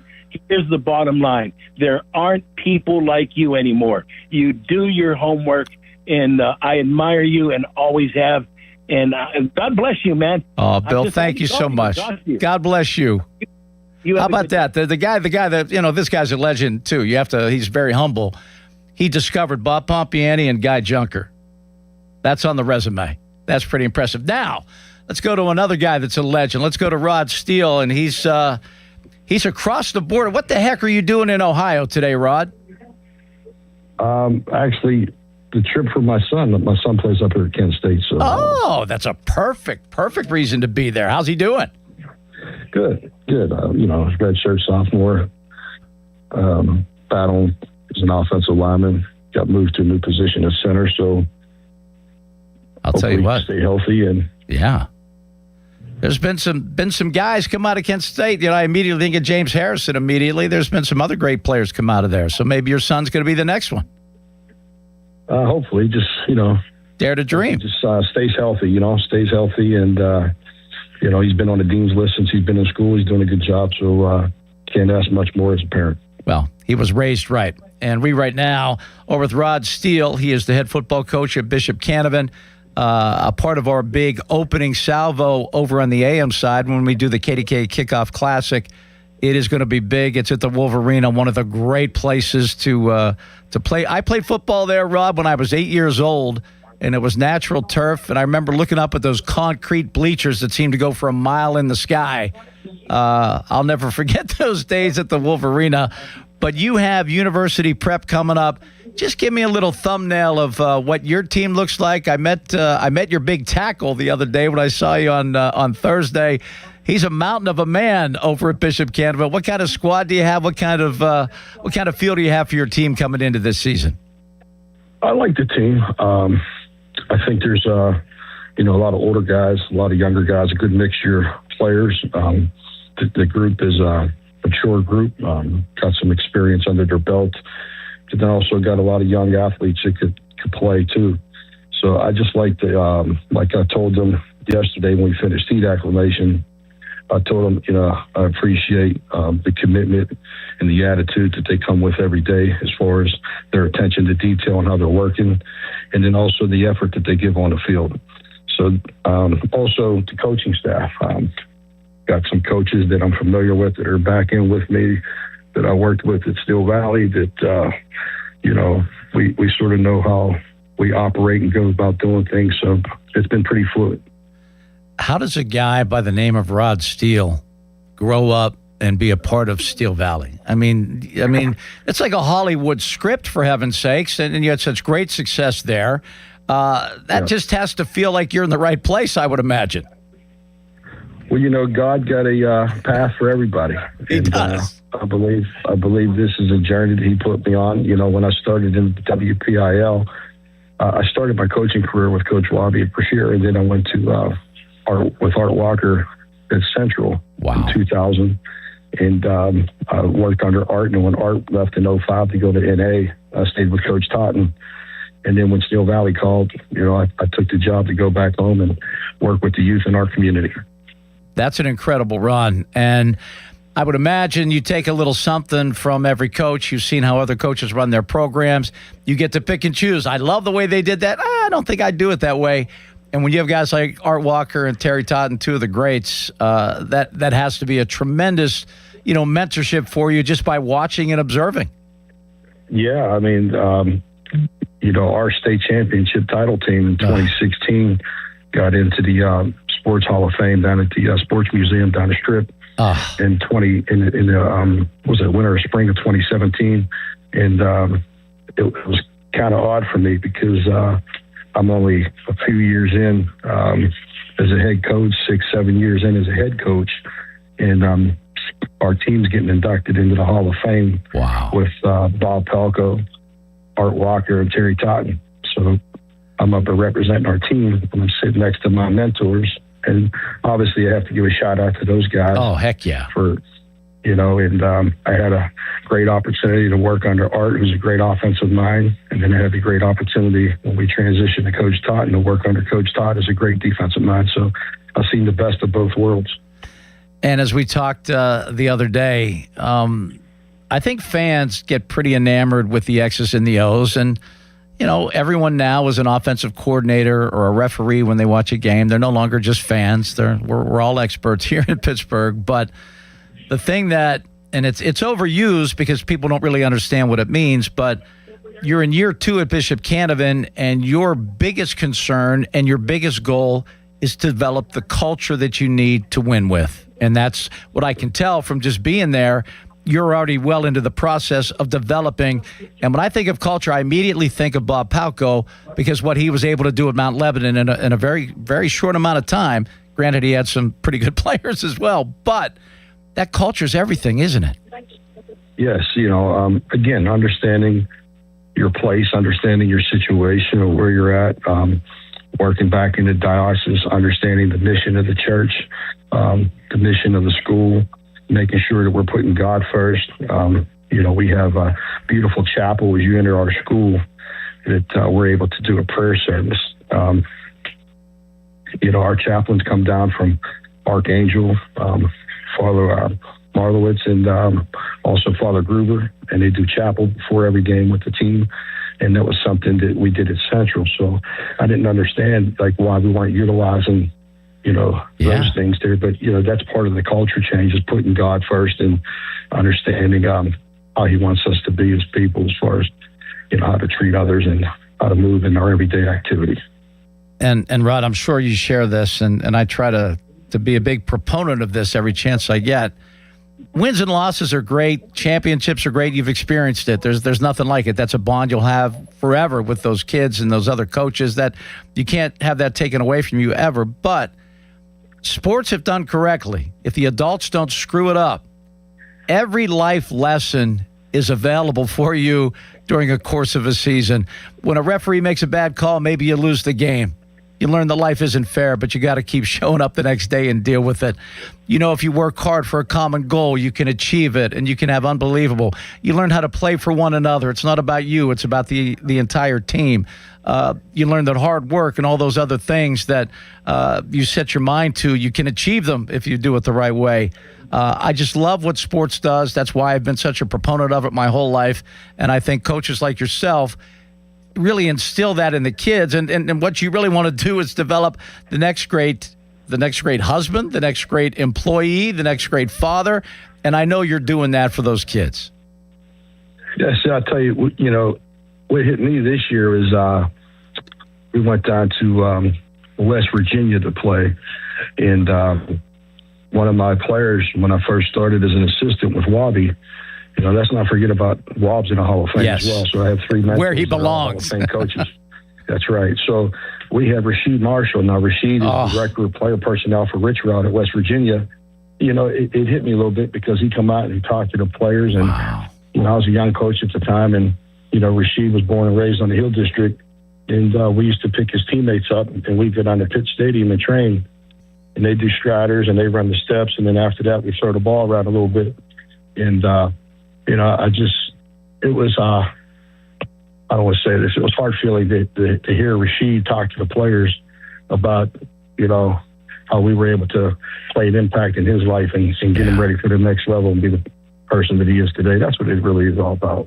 And I'll tell you, I was looking for somebody, when we were doing high school football on TV, we needed a studio analyst. And I was lucky enough to grab Rasheed for a whole season. And there's not a finer human being on the planet than Rasheed. There just isn't. Yes. He is as good as it gets, and you get to put that in in your file. That's one of the guys that I made an impression on, and that's a great success story right there.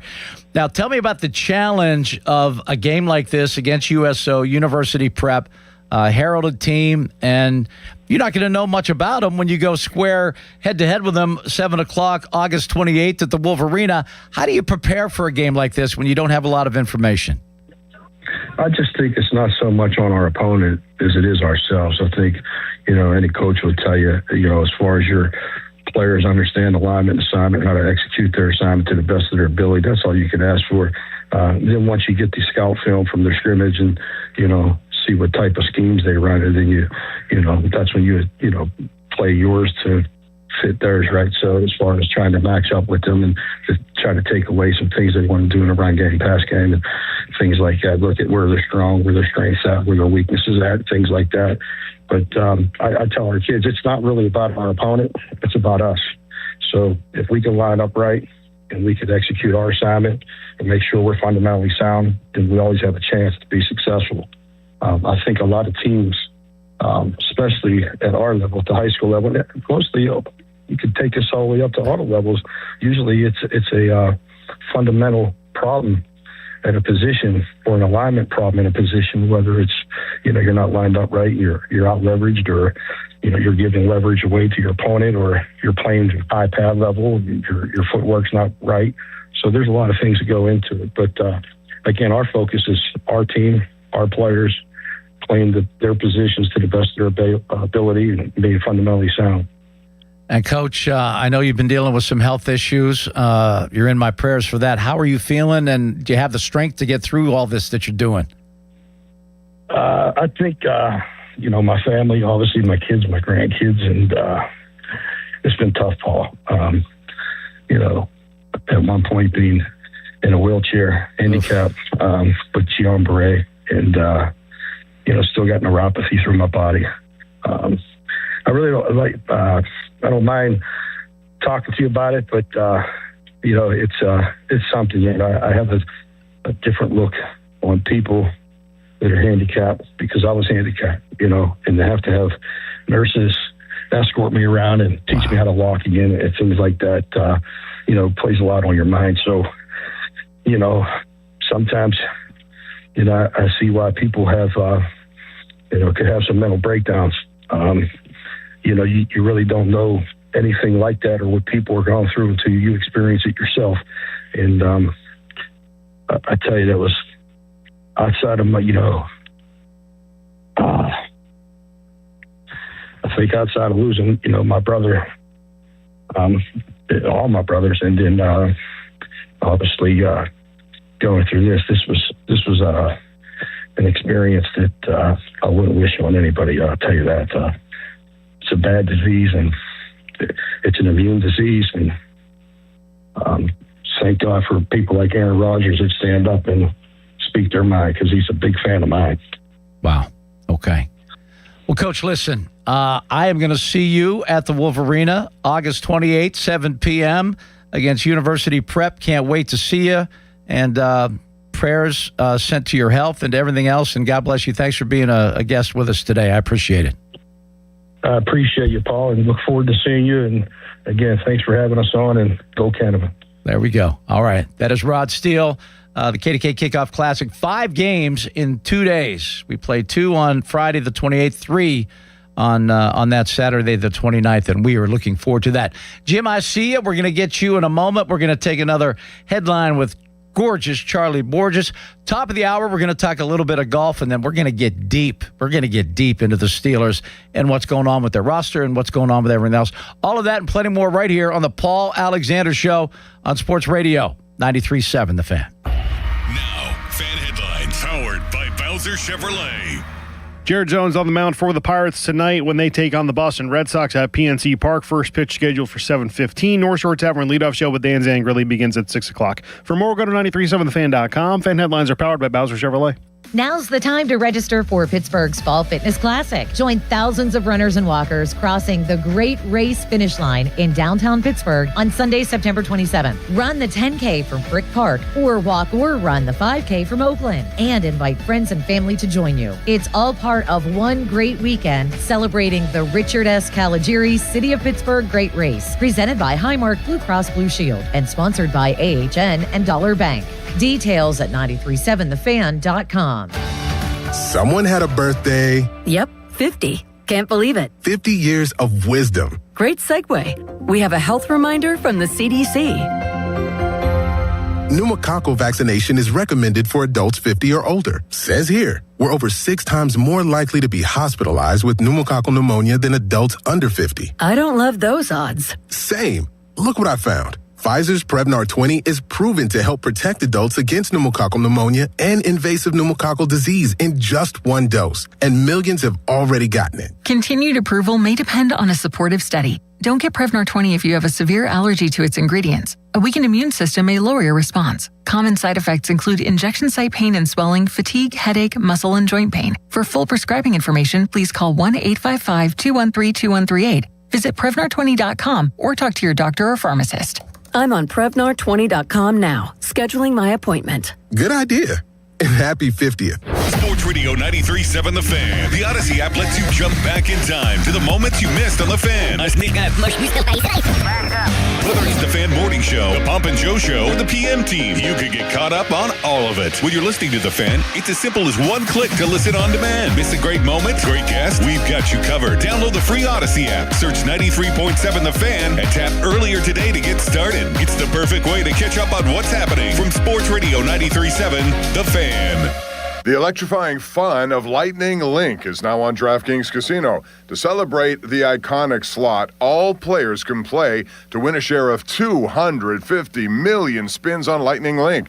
So if you love Lightning Link, now's the time to play. Head to your promos page in the DraftKings Casino app and see how you can earn your share through daily rewards, bonuses, and more. Then spin Lightning Link high stakes right from your phone. The crown is yours in partnership with DraftKings Casino. Gambling problem? Call 1-800-GAMBLER. Must be 21 or older. Physically present in Pennsylvania only. Eligibility restrictions apply. Must complete play or claims requirements each day for rewards.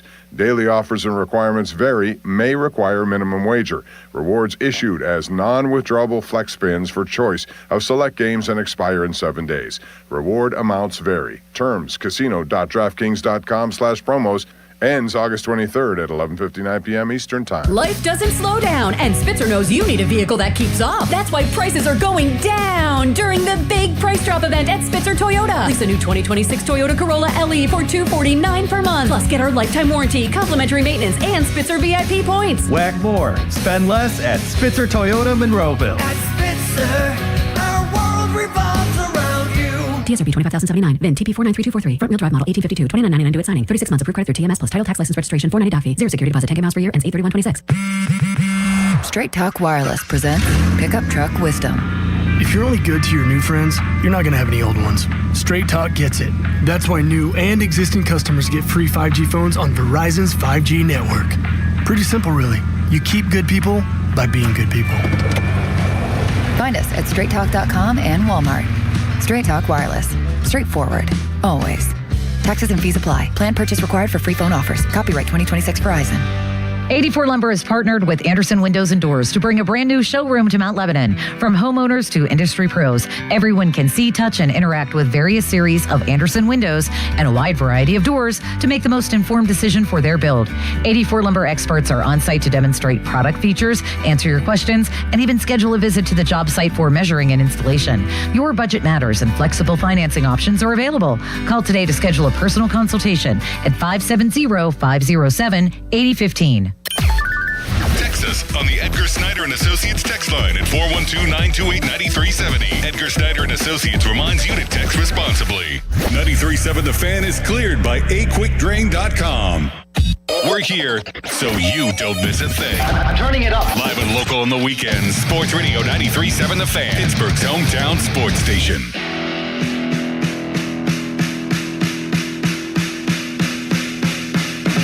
Welcome back to the show. Fan text line brought to you by Edgar Snyder and Associates, a personal injury law firm where they always say there's never a fee unless we get money for you. Fan Twitter brought to you by South Hills Chrysler Dodge Jeep Ram, Route 19 in Peters Township. How about the Fans going to showcase a different community each Saturday through the Youth Football Showcase with a special visit from members of the Fan staff. We got some special members. Ain't no doubt about that. Let's go to Jim. He's checking in from the Strip. Hey, Jim, what's up? Paul, I wanted to get your take. I come from the school of Art Walker Jr. Yeah. And then Buddy Tevens in college. So I stopped tackling in college. Want to get your take on the Steelers not tackling in practice? Well, it makes a whole lot of sense. Avonworth, which has just had an incredible run, and my high school football coach, Barry Johncourt, his son, Duke Johncourt, is quickly rising into the ranks of one of the great WPIL coaches currently, and I was shocked to find out that the Antelopes simply don't hit. They don't hit during practice. And they are one of the more physical teams that I've covered locally. And they ran the table last year. They've been at the top of the heap, as far as high school programs go, and they don't hit. I don't understand it. I don't know how you can learn to tackle without actually practicing it. Kind of goes against all of the things that I grew up with and I'm sure you grew up with. But if you have something left at the end of the year that the other guys don't because you didn't leave it on the practice field, there might be something to that. Yeah. Because you have the dummies and you can practice all the form. I mean, we all know how to fundamentally tackle in terms of what you're supposed to do, but not doing it seems a little bit awkward for me. I wouldn't be comfortable as a coach not hitting, not tackling, but who the heck am I? I mean, Mike McCarthy has a Super Bowl. Duke Joncourt has a WPI, a couple of WPIL championships and a state championship. So it can be done. I agree with you. The tackle efficiency went up when I was in school. Buddy Stevens founded that mobile virtual player, so we had a tackling dummy that was based on See, that's fantastic. Did you get a lot out of that? Absolutely. Okay. So it totally changes the way you approach a tackle. The Ivy League, you call it what it is, right? It's getting better. It's better football. But I think when we would go and play out a conference like UNH or a Holy Cross, we started 2 games after them, so you got to keep that in mind. Right. But I think it's not going to stop subconcussive hits. I think it's the ankle roll-ups. Oh yeah. Knee roll-ups. And just the wear and tear. I mean, I remember. I only made it. I didn't even play my senior year because I wanted to have a great basketball season. I got hurt the year before, right before the first basketball practice, so that really bothered me. But anyway, that feeling after a game, everything hurts. Everything.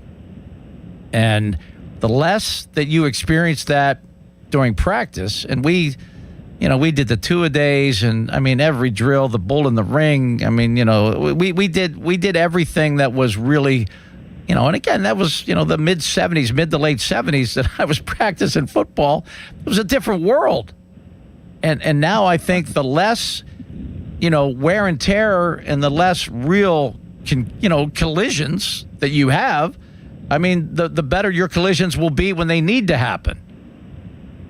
I think there's a lot to that. And I love what Duke Joncourt's doing at Avonworth is special. And he does not believe in hitting, period.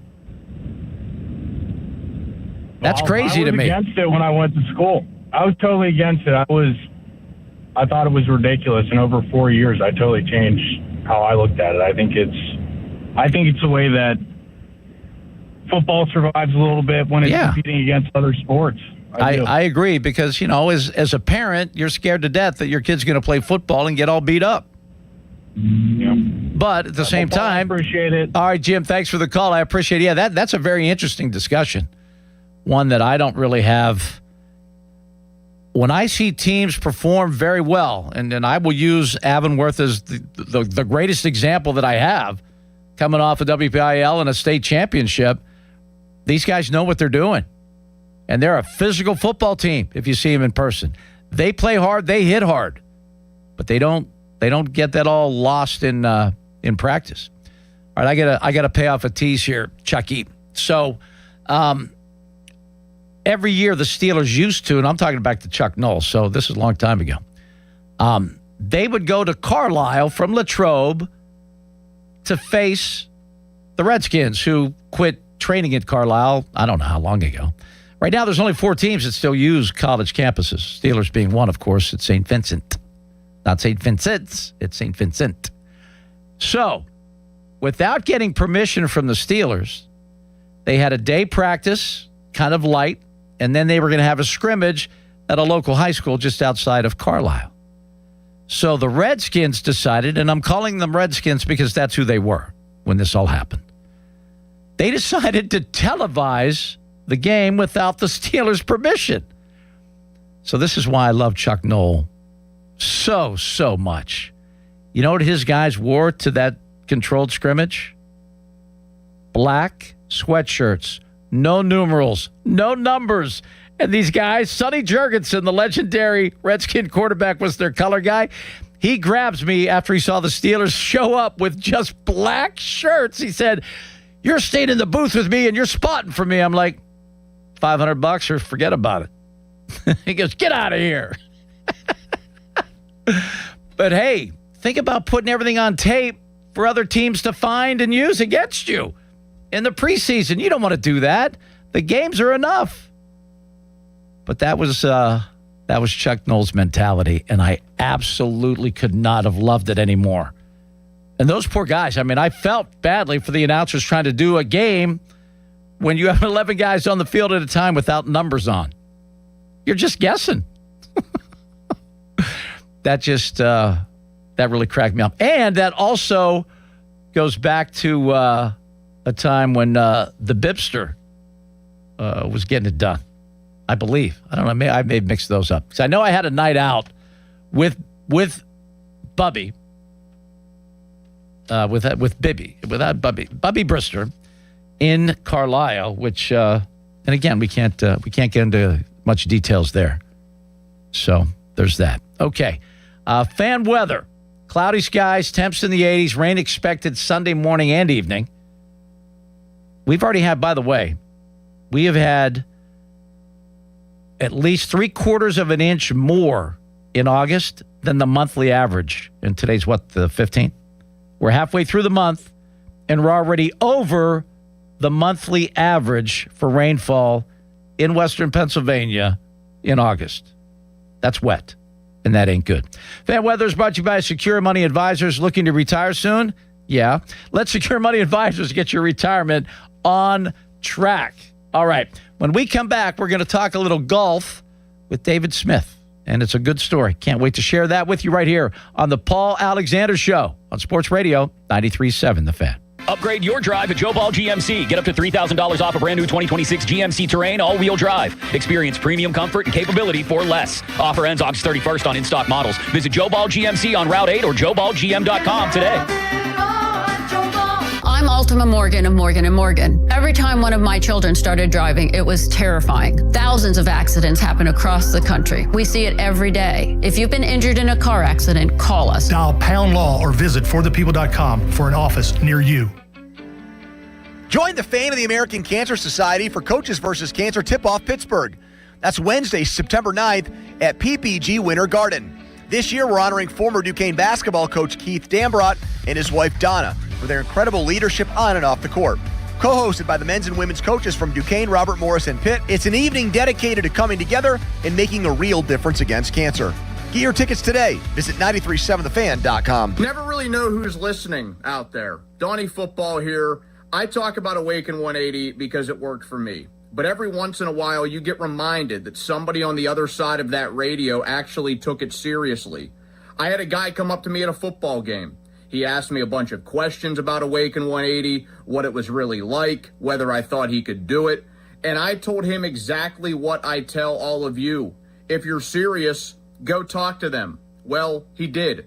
Then I saw his Facebook post. 45 pounds down, body fat way down, feeling better than he did in a decade. He thanked Awaken 180, his coach, and he thanked me too.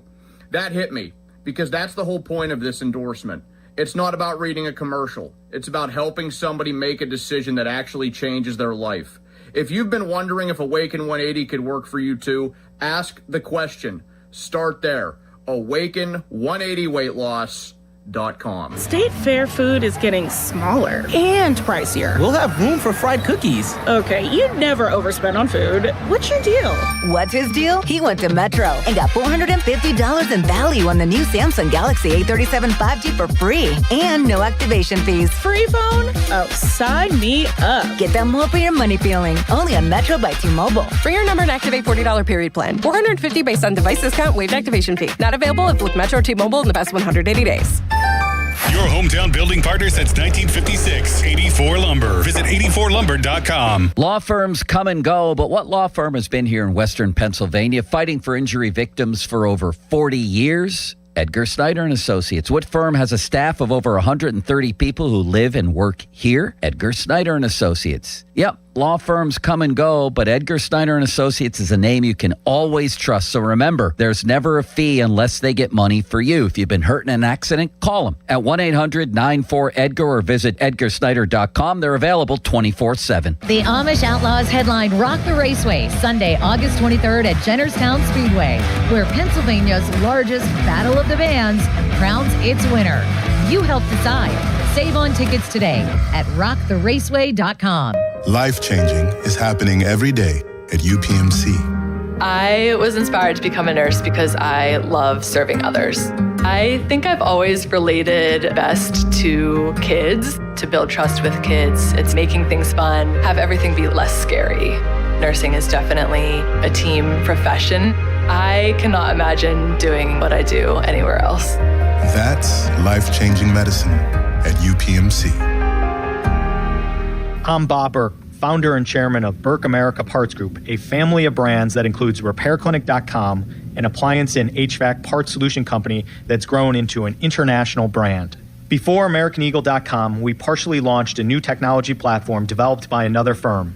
American Eagle helped take our technology to a whole new level with digital marketing, software development, and business insights into our key markets, appliances, HVAC, and outdoor power equipment, and did so both on time and on budget. AmericanEagle.com has the resources, experience, and talent needed to produce solutions.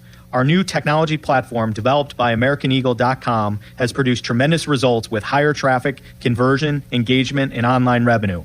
If you have any home repairs you need to take care of, check us out at RepairClinic.com. If you need a world-class website or technology project, then I would highly recommend AmericanEagle.com. Call AmericanEagle.com at 773-NETWORK. That's AmericanEagle.com, 773-NETWORK. HD1 Pittsburgh, an Odyssey sports station. Live from the Jim Shorkey Mitsubishi.com studios, North Huntington and North Hills. Always live and free on the Odyssey app.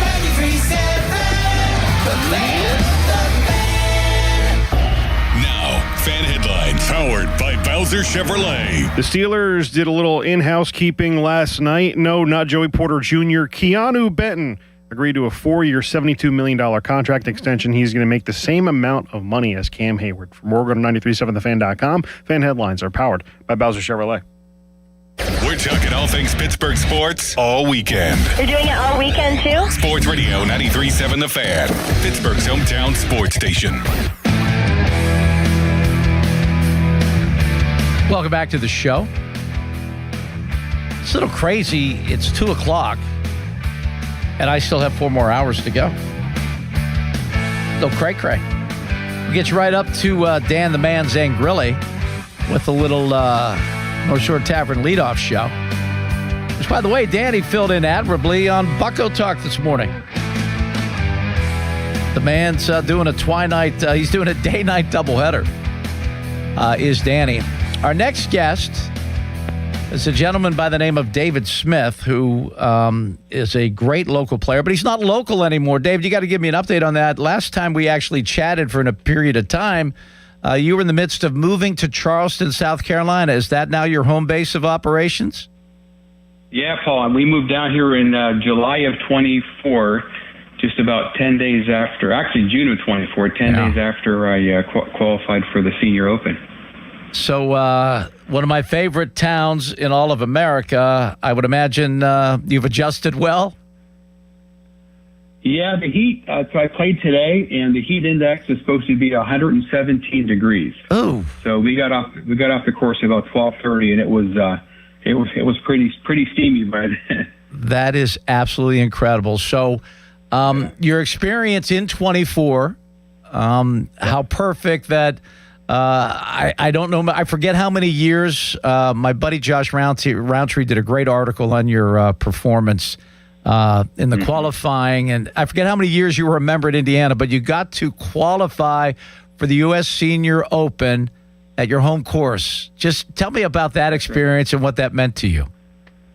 Yeah, no, thanks, Paul. So I was a member there for 30 years at Indiana Country Club, and one of the hidden gems of Western Pennsylvania by far. And it was May 30th of 24.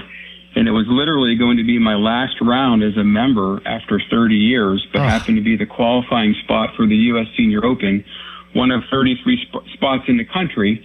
And 85 guys from all over the area, a couple of guys from across the pond and from Scotland or something were there. And 85 guys, they took 2. And I told my caddy, Trevor, who was he grew up in Indiana, and I said, Trevor, we're the second to last group. And I said, Trev, I don't want to know where I stand the whole day. So I'm going to play my game. And I prayed beforehand, Paul. I said, Lord, just let me have a peaceful day. And I said, if it's your will, let me play well. But if I just don't want to shoot 77 my last round at Indiana. And I said, if I shoot 1 or 2 under and 2 guys beat me, then I'll be happy, with that. So told Trev, just don't tell me where I stand. He's keeping our score on a phone, so he knew where everybody was. Right. Come up 18, I'm 2 under par, make a bogey the last hole, tap in for bogey. I walk over to him, and my other playing partners had to tap out. And I said, Trev, how do we do? And he says, you're in. I said, get out of here. And, he said, you're the low qualifier. So yeah, pretty cool stuff. And then you after you interviewed me a few days later, Paul, if you remember, you said, when did it hit you, Dave? I said, Paul, it hit me the next day. I got an email from the USGA, and I remember transportation was a hyperlink, and I hit transportation, and it said your Lexus courtesy car will be waiting for you at the airport. I said, that's when it hit me. Yeah. That is just, it's like, again, it's Hollywood kind of scripting. I mean, it's just incredible. And why is it that you didn't want to know? I would have lost my mind not knowing where I stood. How does your mental makeup allow you not to worry about what anyone else is doing?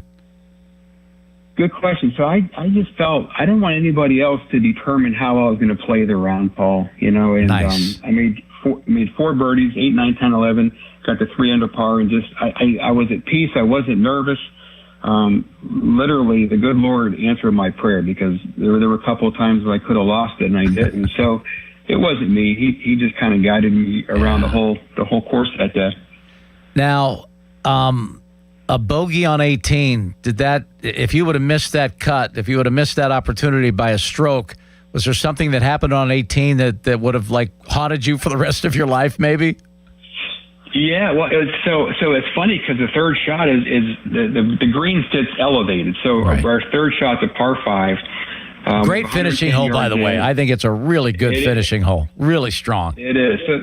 So there's 50 people up on the porch, watching, and I hit the pitching wedge, what I thought was pretty good, and they're all clapping, and I said, Trev, maybe I'm close, and maybe we can knock this in to get to 3 under par and see where we end up.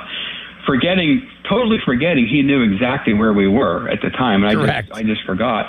So I get up there, and I'm 40 feet above the hole, Paul, straight down the hill, and I'm thinking to myself, why are these people clapping? How can I make this ball stop?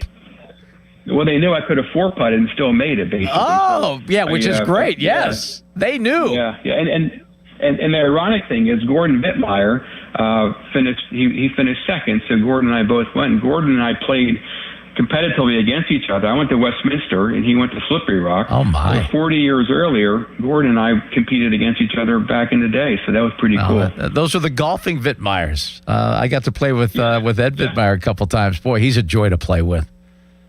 Man, yeah. I mean, he makes it look a little easier than the guys sometimes out on tour.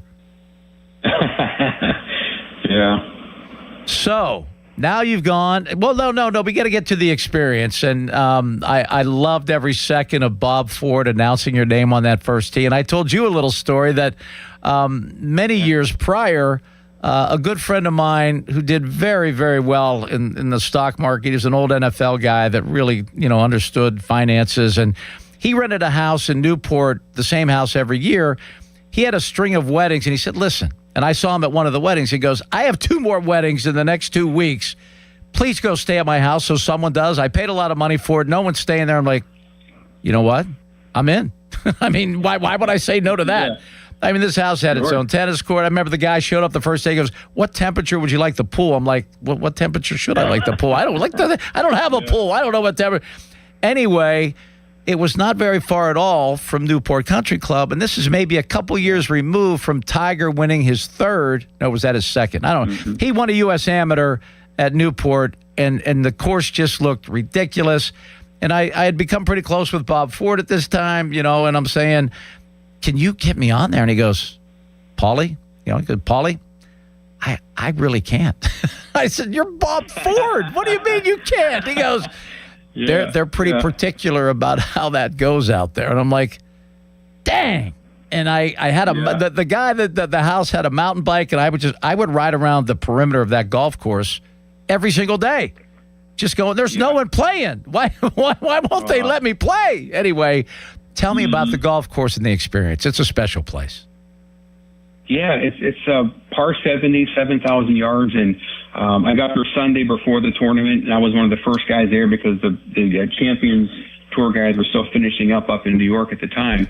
And I wanted to walk the course, so I had a caddy kind of walking around, and we get to the first hole, and I look, and it's right towards the ocean, and I said, man, what a beautiful par 5. And he said, sir, this is a par 4. So I knew I was in for a long 2 days. So yeah, I hit a bunch of driver 3 with. I don't know if this story is accurate or not, but I understand Rocco was interviewed, and somebody said, Rocco, I understand you were like second to last in driving distance. And Rocco said something to the effect that, I only beat an amateur. And I'm thinking to myself, that was me, because I'm not real long off the tee, but it was a pretty long course. When I pulled in the players' parking lot, and I saw those USGA flags snapping in the wind and the bleachers, my heart sunk, and I'm like, man, do I even belong here? And then the feeling fortunately passed. But yeah, it was a great experience. Play with some great guys in the practice rounds. A week beforehand, they send you an email, Paul, and it says you can basically hear all the practice times, and you can plug your name in to wherever you want. Wow. And there were a couple of guys I wanted to play with. I played with Dickie Pride. Nice. Dickie Pride Dickie Pride and Brett Quigley. Brett, he's from up there. Yeah. He's about 120 pounds soaking wet and knocks it, 50 yards by me. And Joe Durant. Joe Durant won our national tournament when I was a junior in college at Westminster. He won our national, and I followed him for 40 years, and so I wanted to play with Joe. Got to play with him on the Monday. So yeah, just a bunch of great guys. That's an incredible experience, and Bob Ford announcing your name on the tee. How was that first swing? Could you feel your hands? Could you breathe? So I was off at 7:10. I was second off, and I was still kind of tired. I wasn't too nervous. There wasn't anybody around because we were second off, and we were a bunch of no names teeing off at that point. So par 5, so it had a big fairway. So I kind of knew it was actually number 10. So I knew I had a big fairway to kind of aim at. So I just kind of guided one down there, and I tapped in for par, and literally I look over, and the big scoreboard's right there, and it said D Smith even. And number 1. So I told my caddy, I said, "Go grab a picture of that." Yeah, we got the lead. I'm leading, baby. Oh, that's beautiful. Yeah. That's beautiful. So the overall experience was incredible, I would imagine. It was, yeah, once in a lifetime. Now, you decided to become an author. What prompted that, and what went into that thinking? You had a story that you wanted to tell, I would imagine. Yeah, I do. So part of it is the Open. So now I return home to Charleston and become a member of the local country club down here in Mount Pleasant, right outside of Charleston. Is it the Country Club of Charleston? No, it's called Snee Farm, SNEE Farm, Snee Farm in Mount Pleasant. Yeah, so it's great. It's a great golf course. The guys are just wonderful. They're nice. A lot of young guys. I mean, there's a skins game Saturday morning, just scratching. These guys are just wonderful guys. But anyhow, I don't know these guys, and I wanted to meet them, so I signed up for the skins game.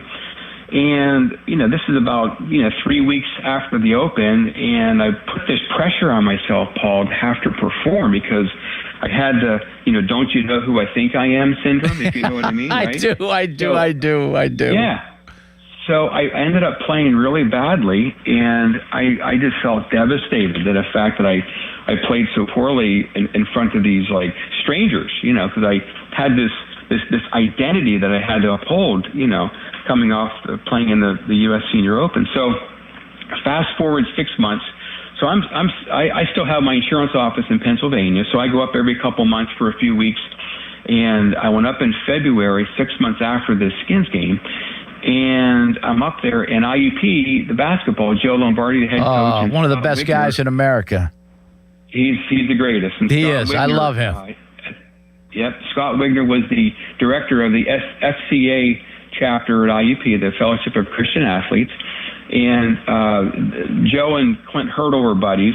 And Clint used to have a thing called Faith Night in August every year. Yeah. If you wanted to stay after the game, players, managers, and coaches would share their faith, and it was just a great time. So Joe Lombardi brought that to IUP.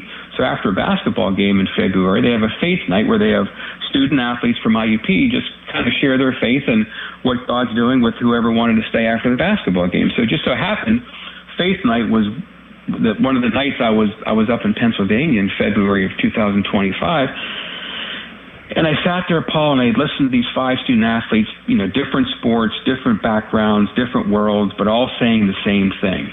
And they're all basically just saying that they let their sport determine their identity, and basically that's what performance identity is. And I basically sat there and listened to these kids talk one after another, that how they chased it.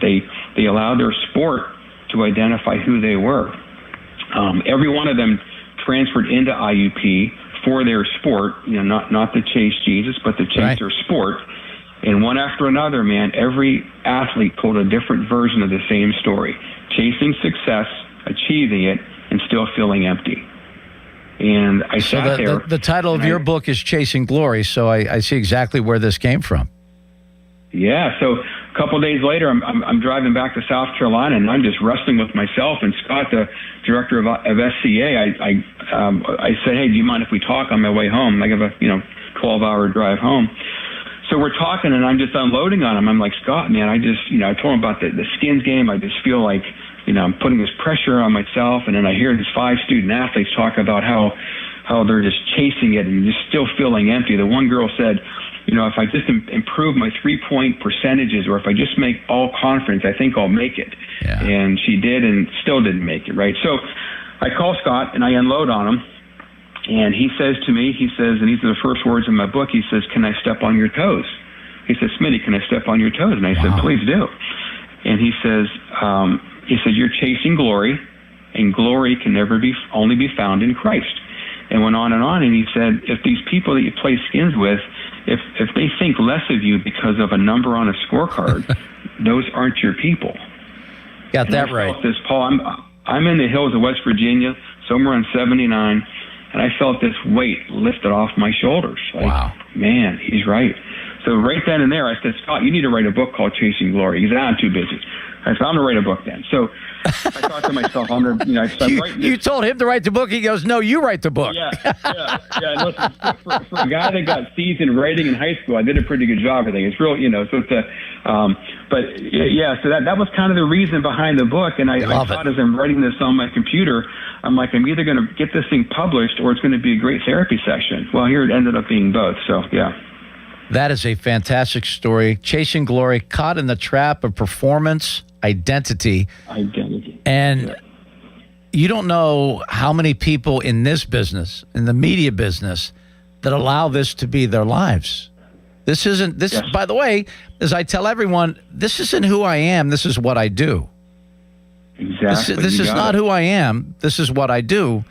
And I feel very sorry. And I've had a lot of dear friends that were so caught up in this silly, it's an illusional kind of business, by clicks and likes and all those things that think to determine like, oh, I'm really killing it. Well, are you? I don't know. But I would imagine from a therapeutic standpoint, like you said, it lifted just all the weight of the world right off your shoulders. That you have a bad day of playing golf. Who cares? Yeah. Like, who cares? And in a couple examples. So there was the Eagles win the Super Bowl in 2025, and one of their wide receivers 2 days later says, "Is this it? Like, is this?" He said, "This didn't do anything for me." 2 days after he wins the Lombardi Trophy, Aaron Rodgers, and he says, if you don't mind me just read this real quick. No. He says, "My unlearning," this is a quote from Aaron Rodgers. He said, "My unlearning began February 7th, 2011, at 1:30 in the morning. We just won the Super Bowl. Yeah, against the Steelers, by the way. Yeah, I was just on the bus, and I said, that's it. That was a real moment for me when I was like, everything I wanted since I was 6 years old, I just accomplished. Yeah. And now what? There it is. I mean, these people, and you're right. It's not just in sports. I'm talking to people, and they're like, it's in business, it's in the military, it's in everything. A friend of mine I play golf with down here, he bought my book, and he's a great guy, kind of reserved, doesn't say much. And he came up to me after he read my book, and he says, your book changed my life. Wow. I said, come on, Paul, you're kidding me. Wow. He said, Dave, your book changed my life. And he said, I look at the way I play golf and like who I am differently now. That is exactly why you wrote the book. Yeah. And it just came together. Now, running out of time here, unfortunately. Where can people, I saw it's on Amazon, where else can people get this book? It's called Chasing Glory, Caught in the Trap of Performance Identity. Where else can people get this? Yeah, Barnes & Noble online, but probably the easiest place would be Amazon. If you just put Chasing Glory, David Smith, it'll pop up just like probably what you did, Paul. Yeah, exactly. It came right up. And I could have, And now that's going to be on my to-do list. That'll be one of my reads this upcoming. I read a lot in the winter because I can't get outside and play golf, so I might as well read, right? Yeah. It's a real short book. It's 50-some pages, so it takes you an hour and a half and you're done. Nice. It's real quick and easy read, too. Yeah. Well, David, congratulations. I wish you nothing but the best. And take some of those young kids' money. You need to teach them a lesson, okay? Take some of their cash, brother. So much. All right, David, take care. I appreciate you. All right, I appreciate you, David. Take it easy. All right, David Smith now in Charleston, a qualifier for the U.S. Senior Open in 2024. Hanging out with Joe Lombardi at IUP, that's worth everything right there. But and again, it's Chasing Glory, David Smith, Caught in the Trap of Performance Identity. Check it out on Amazon. One of his buddies said, hey, reading that book changed my life. Okay, bottom of the hour, we go right back into Steelers country when we talk to Nick Farabaugh, see what's going on with the roster construction. Of course, we'll talk about the quarterbacks. I mean, it's obligatory. You have to. Even if I didn't want to, I'd have to. That's all straight ahead right here on the Paul Alexander Show on Sports Radio 93.7 The Fan. Now, fan headlines powered by Bowser Chevrolet. Steelers and Keanu Benton, defensive tackle, have agreed to a 4-year contract extension worth $72 million, $18 million annual value. He is now the highest paid defensive lineman in Pittsburgh Steelers history. For more, go to 937thefan.com. Fan headlines are powered by Bowser Chevrolet. Pittsburgh, are you ready to relive the magic? Almost Queen. A tribute to Queen is taking the stage at Rivers Casino on Friday, September 18th. Experience the look, the power, and all the legendary hits all in one place. From Bohemian Rhapsody to Another One Bites the Dust, you'll be dancing all night long. Visit riverscasino.com for tickets and don't miss Almost Queen, a tribute to Queen, live. We'll see you there. This summer, the Honey Pepper Pimento Chicken Sandwich and Pineapple Dragon Fruit and Sprite are back at Chick-fil-A. Girl, it's back. We've been waiting. I love that honey pepper pimento sandwich. And that pineapple dragon fruit and Sprite is everything. It's got that razzle-dazzle that makes you stop and say, okay, wait a minute. I love the creaminess of the pimento cheese. It's savory, it's bold, it's flavorful. Our faves are back. Which fan favorite will you choose? Real customers paid for their testimonials. Imagine every time your business makes a sale. Inventory updates, an invoice is created, customer records are updated, accounting stays current. That's the power of Odoo. One fully integrated platform where every part of your business works together, automating tasks, eliminating extra steps, and saving you valuable time. Everything connects.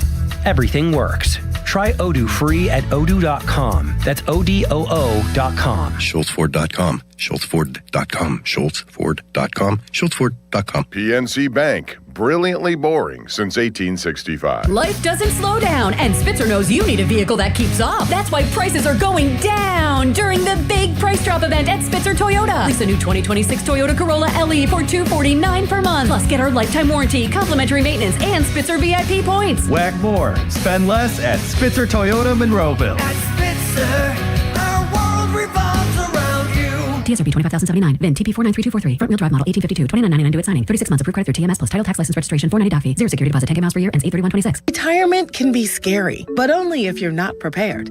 That's why AARP created thisispretirement.org. Because unless you've already retired, you're in pretirement and you still have time to plan. Learn about retirement savings options, potential tax breaks, and how you can build savings over time. Visit thisispretirement.org for free resources to help you customize your action plan and feel the retirement fear disappear. Brought to you by AARP and the Ad Council. Wouldn't it be great if life came with a remote control? You know, you could hit pause when you needed to, or hit rewind. Like that time you knocked down that wasp's nest. Uh-oh. Or that time you forgot to roll up your windows in the car wash. Fantastic. Yeah, a remote control would have come in handy then. Well, life doesn't always give you time to change the outcome, but prediabetes does. With early diagnosis and a few healthy changes like managing your weight, getting active, stopping smoking, and eating healthier, you can stop prediabetes before it leads to type 2 diabetes. It's easy to learn your risk. Take the 1-minute test today at doihaveprediabetes.org. Life doesn't come with a remote control. Yikes! So you're on your own with the wasps. You have the power to take control of prediabetes. Visit doihaveprediabetes.org today. That's doihaveprediabetes.org. Brought to you by the Ad Council and its prediabetes awareness partners. Substance use disorder and addiction is so isolating. And so, as a Black woman in recovery, hope must be loud. It grows louder when you ask for help and you're vulnerable. It is the thread that lets you know that no matter what happens, you will be okay. When we learn the power of hope, recovery is possible. Find out how at startwithhope.com. Brought to you by the National Council for Mental Wellbeing, Shatterproof, and the Ad Council. Live from the ShoreKeyMitsubishi.com studios, North Huntington and North Hills. Our thanks to David Smith, the book Chasing Glory, Caught in the Trap of Performance Identity. And I'm sure you guys, maybe you're a victim of that yourself. Your job isn't who you are, it's what you do. And be it golf or, getting wrapped up in golf ain't hard. It's my only healthy addiction. Well, fitness. I do work out a good bit.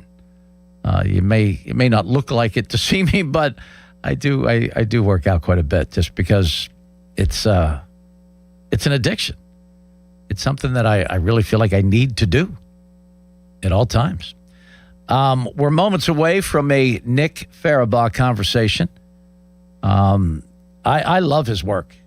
He's on this station quite a bit, and he just does a great job. We're blessed. We have another great Steeler insider due to join us at 4 o'clock. That is Mark Kaboly, the Steeler correspondent for the Pat McAfee Show. And I believe it was yesterday that was the 2-year anniversary. Mark let go by The Athletic, which stings, hurts, painful, and he got picked up immediately. See, that's when, God has a better plan. That didn't work out so well at the time when Mark's married, kids, all that kind of stuff, and you find out you don't have a job. I don't care how well adjusted you are, unless you're independently wealthy. That's tough. That's very difficult to handle. But if you have faith, it might mean that something better's brewing. Something better's. Yeah, I will. I'll send a text to my man Nick. All right. Well, that'll probably work out, unless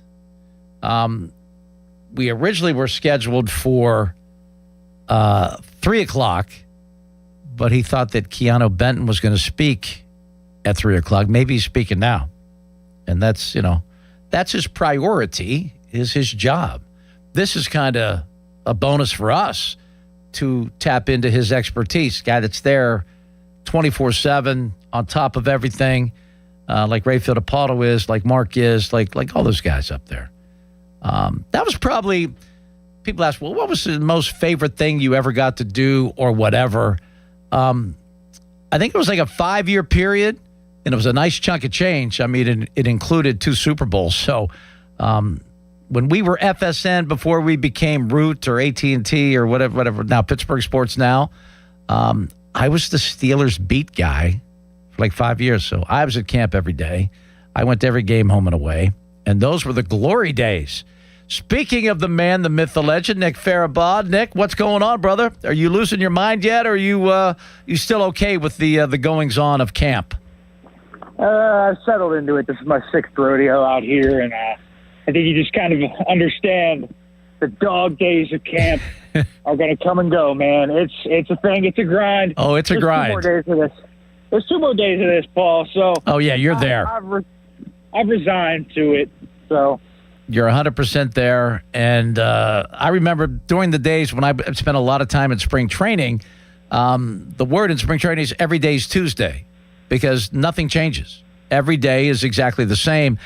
I don't think that it's not quite that because things do change. And once you get, I think everybody gets a real sense of excitement when what happened Thursday happened. When you get to the preseason games, you know you've made it. Yep, that's exactly what it's like. I mean, it's the first 2 weeks because those weeks, I mean, they practice 6 days a week. You're out here, so you're either staying out here, and there's not a whole lot to do in Latrobe, or you're driving back and forth an hour each way. So it's like you're doing the slog one way or another, right? This is a marathon, not a sprint. I will say, Mike Tomlin's camps were really formulaic. He practiced at the same time every day. You knew it was going to happen. McCarthy's been pitching a little bit of a different look. We don't know when practice is going to happen every day. You don't know if it's going to be a walkthrough, a 2.5-hour padded practice, if they're going to be on the indoor. There's been so many different curveballs. So the lack of an actual true schedule under Big Mike has been one of the noticeable differences, and it's throwing everyone for a loop out here because we're like, from a media perspective, we're like, wait, what time? What do you mean? Right. I mean, today we were scrambling because, we're supposed to talk to coordinators today, and that's actually going to be tomorrow. Keanu Benton's going to talk. It's supposed to be after practice immediately. Now it's going to be later on. It's like, who knows? So it's been a scramble drill all day. It's crazy. But it's fun, right?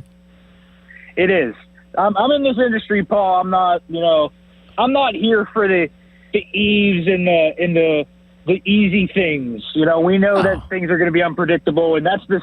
You never know what's going to happen in a split second, let alone an hour later. So I'm not even thinking an hour later when I'm on this job.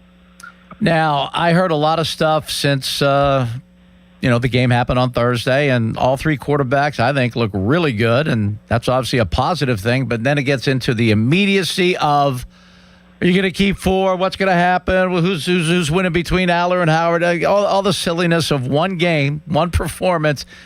Is there any way in the world in your mind, Nick, that they move away from Mason Rudolph? I mean, I think it's possible. Will Howard is a 6th-round pick, and I keep reminding people of that. He is a 6th-round pick. So they don't hold a lot of – there's not a lot to hold them to him. It's like Aller, all right, he's a 3rd-round pick. At least he's got some gravitas to his draft capital. There's an investment in that player to where you're going to keep him. I do think Howard, though, showed some really good things. I mean, I don't think he could be anything but encouraged by the ball placement, the accuracy, the poise. I mean, I throw to Tunyon. He did a really nice job stepping up in the pocket, feeling the pressure. And he is young. He's 25. And I think Mason Rudolph, you kind of know what you're getting. It's nice, right? But the other thing, and I always say this about Will Howard, is he could be anything. He could even be Mason Rudolph. And so there is that. You have a sure thing in Mason, which is a solid backup. I don't think he's an elite backup, but he's a solid one. And if Aaron Rodgers gets dinged up and gets hurt, I think it's okay that you have Mason Rudolph there to just be really comfortable with having a solid backup. But I do think there is a scenario where Will Howard plays really well the rest of the preseason, showcases it, and they just rock with the young guys because the whole idea might be anyways, hey, if Aaron goes down, this ship's going down with him. So maybe you just go with the 2 young bucks. I guess this is the other idea. with instruction to fit 4 quarterbacks into your roster projection. Personally, I've tried different ways to do it, and I always end up cutting someone I don't want to cut.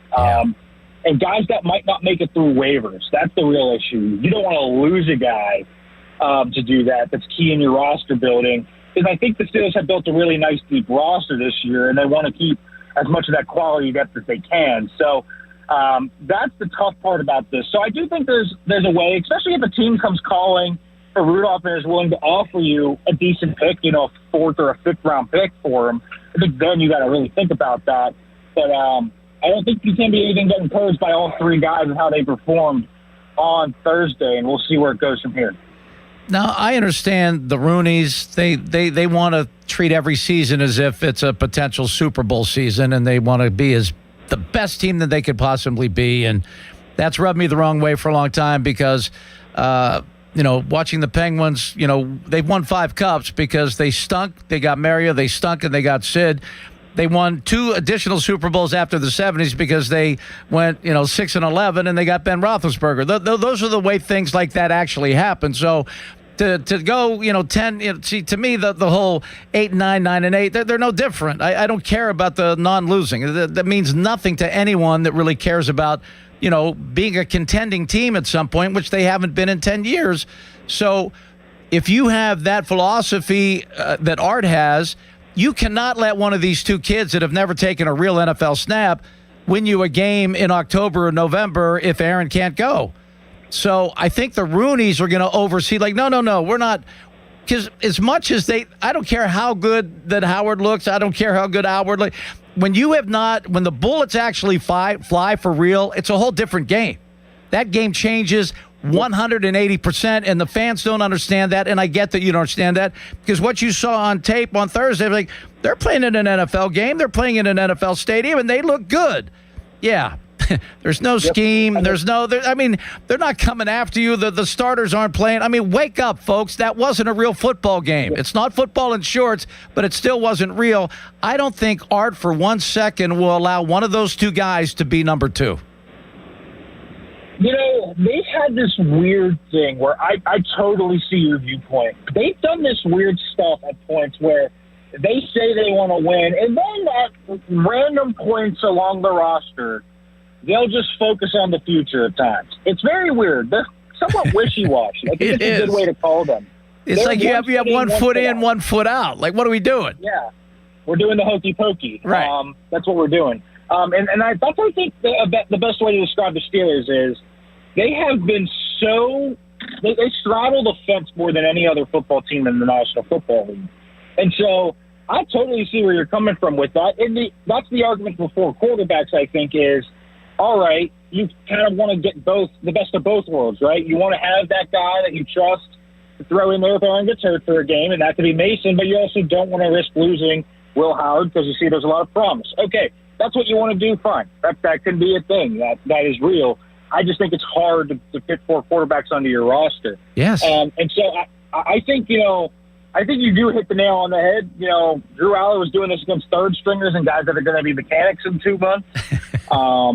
Will Howard, I think, obviously did play at least a little bit more quality competition. Facing guys that will be on the Packers 53-man. But, that Packers secondary has some things to work on because that was routes on air the whole night, pretty much. I've talked with a few people in Green Bay who said that secondary is not good. So I don't think that it was the hardest test either for them. It's good they look good. Yes. But I do think the backup quarterback question remains a tough one because I think this could easily be the type of area where I agree it kind of defies logic when you are trying to win every year, but this could easily be the area where the Steelers go, you know what? We're just going to keep the 2 young guys. Yeah. And you're like, how does that fit with the roster building narrative and the view? And it really doesn't. And so we'll see.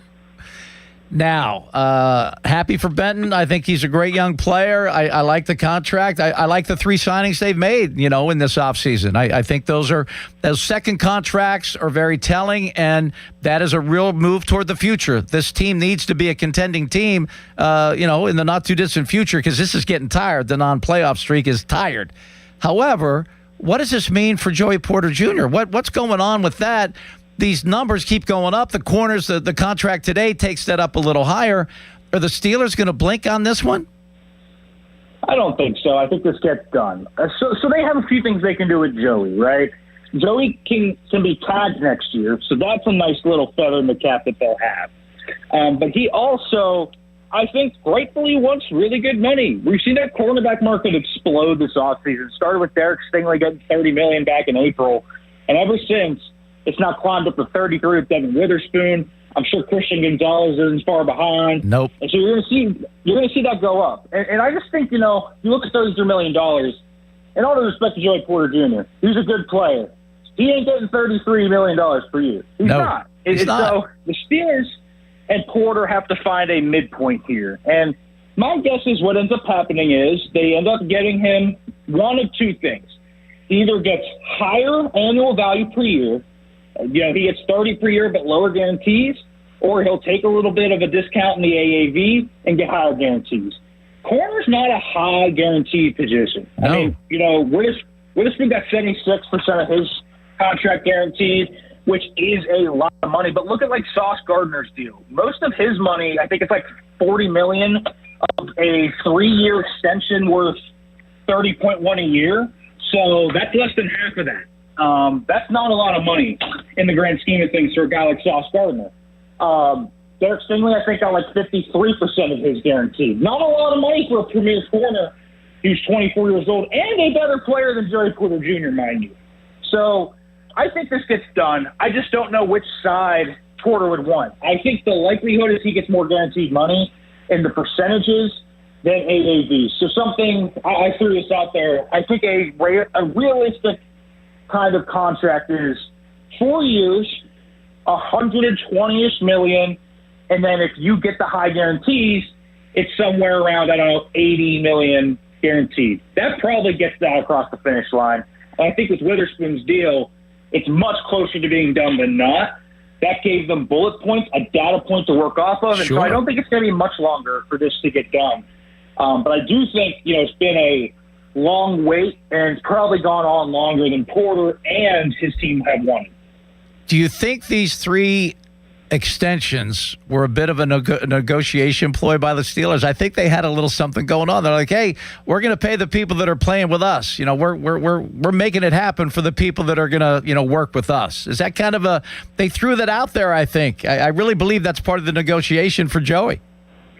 I think it could be part of it. I also think Omar Khan is doing something pretty smart here where I remember under Kevin Colbert a lot of the times, it would just be, hey, we're focusing on one player and his extension and everyone else has to wait. Yep. With Omar, it's we're going to do 5 negotiations at the same time, and whoever accepts those deals first gets it. And so, yeah, I think in some respects, I think it's working. I mean, if I'm the guy that doesn't have the contract, I'm like, if I'm Joey right now, I'm like going, damn, that's a lot of money. Right. $72 million for Keanu. Okay, all right. There they got Nick Herbig in there. Where's mine? What's going on? Right. And by the way, Daddy left before he got the deal he wanted as a Steeler. I wonder if that plays in. I mean, who does he talk to every day? I mean, come on, Dad. What should I do, Dad? What are they doing? Why aren't they offering me this, Dad? What's going on? I think that's a weird dynamic to this negotiation. It is, and I mean, I think JPJ is very much about the money, and this isn't going to be a hometown discount. I mean, I think the Steelers got a little bit of a favorable deal on the Herbig extension. I think he could have got more on the open market. And the real fact is, everyone thinks, it's 4 years, $100 million for a backup. There's only $42 million guaranteed. Correct. It's really not that much of an extension. I mean, they could theoretically take him this year, next year, and he could be gone as early as after the 2027 season if they really wanted to. There's an out. Same thing with Washington. 42 of the 21 of the 42 is guaranteed. Correct. And so it's not like it's some insane value. I think those guys gave them a little bit of a sweet deal. Even the Benton deal, $18 million, it's a lot of money, but he could have hit the open market and probably gotten $20 million more with another good year. Correct. And so I just think, these guys have given them a little bit of sweetheart deals a little bit here, even though they're getting paid really well. For Porter, I don't see the same thing. I think this gets done. The Steelers have the threat of the franchise tag if they really wanted to. I think Porter really wants to be a Steeler. I think Peasy Sr. also looks back on his NFL career And I don't want to say he regrets the Miami stints or anything like that, but I think also realizes that the Steelers are a bit different than most of the NFL and will at least take care of you. Yes. And you become part of a fraternity that's very rare. There's not. I think he wants some. And Nick, I've been around here a long time. Yeah. There's not a better vocation to have in this town than being an ex-Steeler. 100%. You get to be that. You get to be that forever, and you don't pay for a drink in this town. You don't pay for a meal in this town. You're going to get offers to do.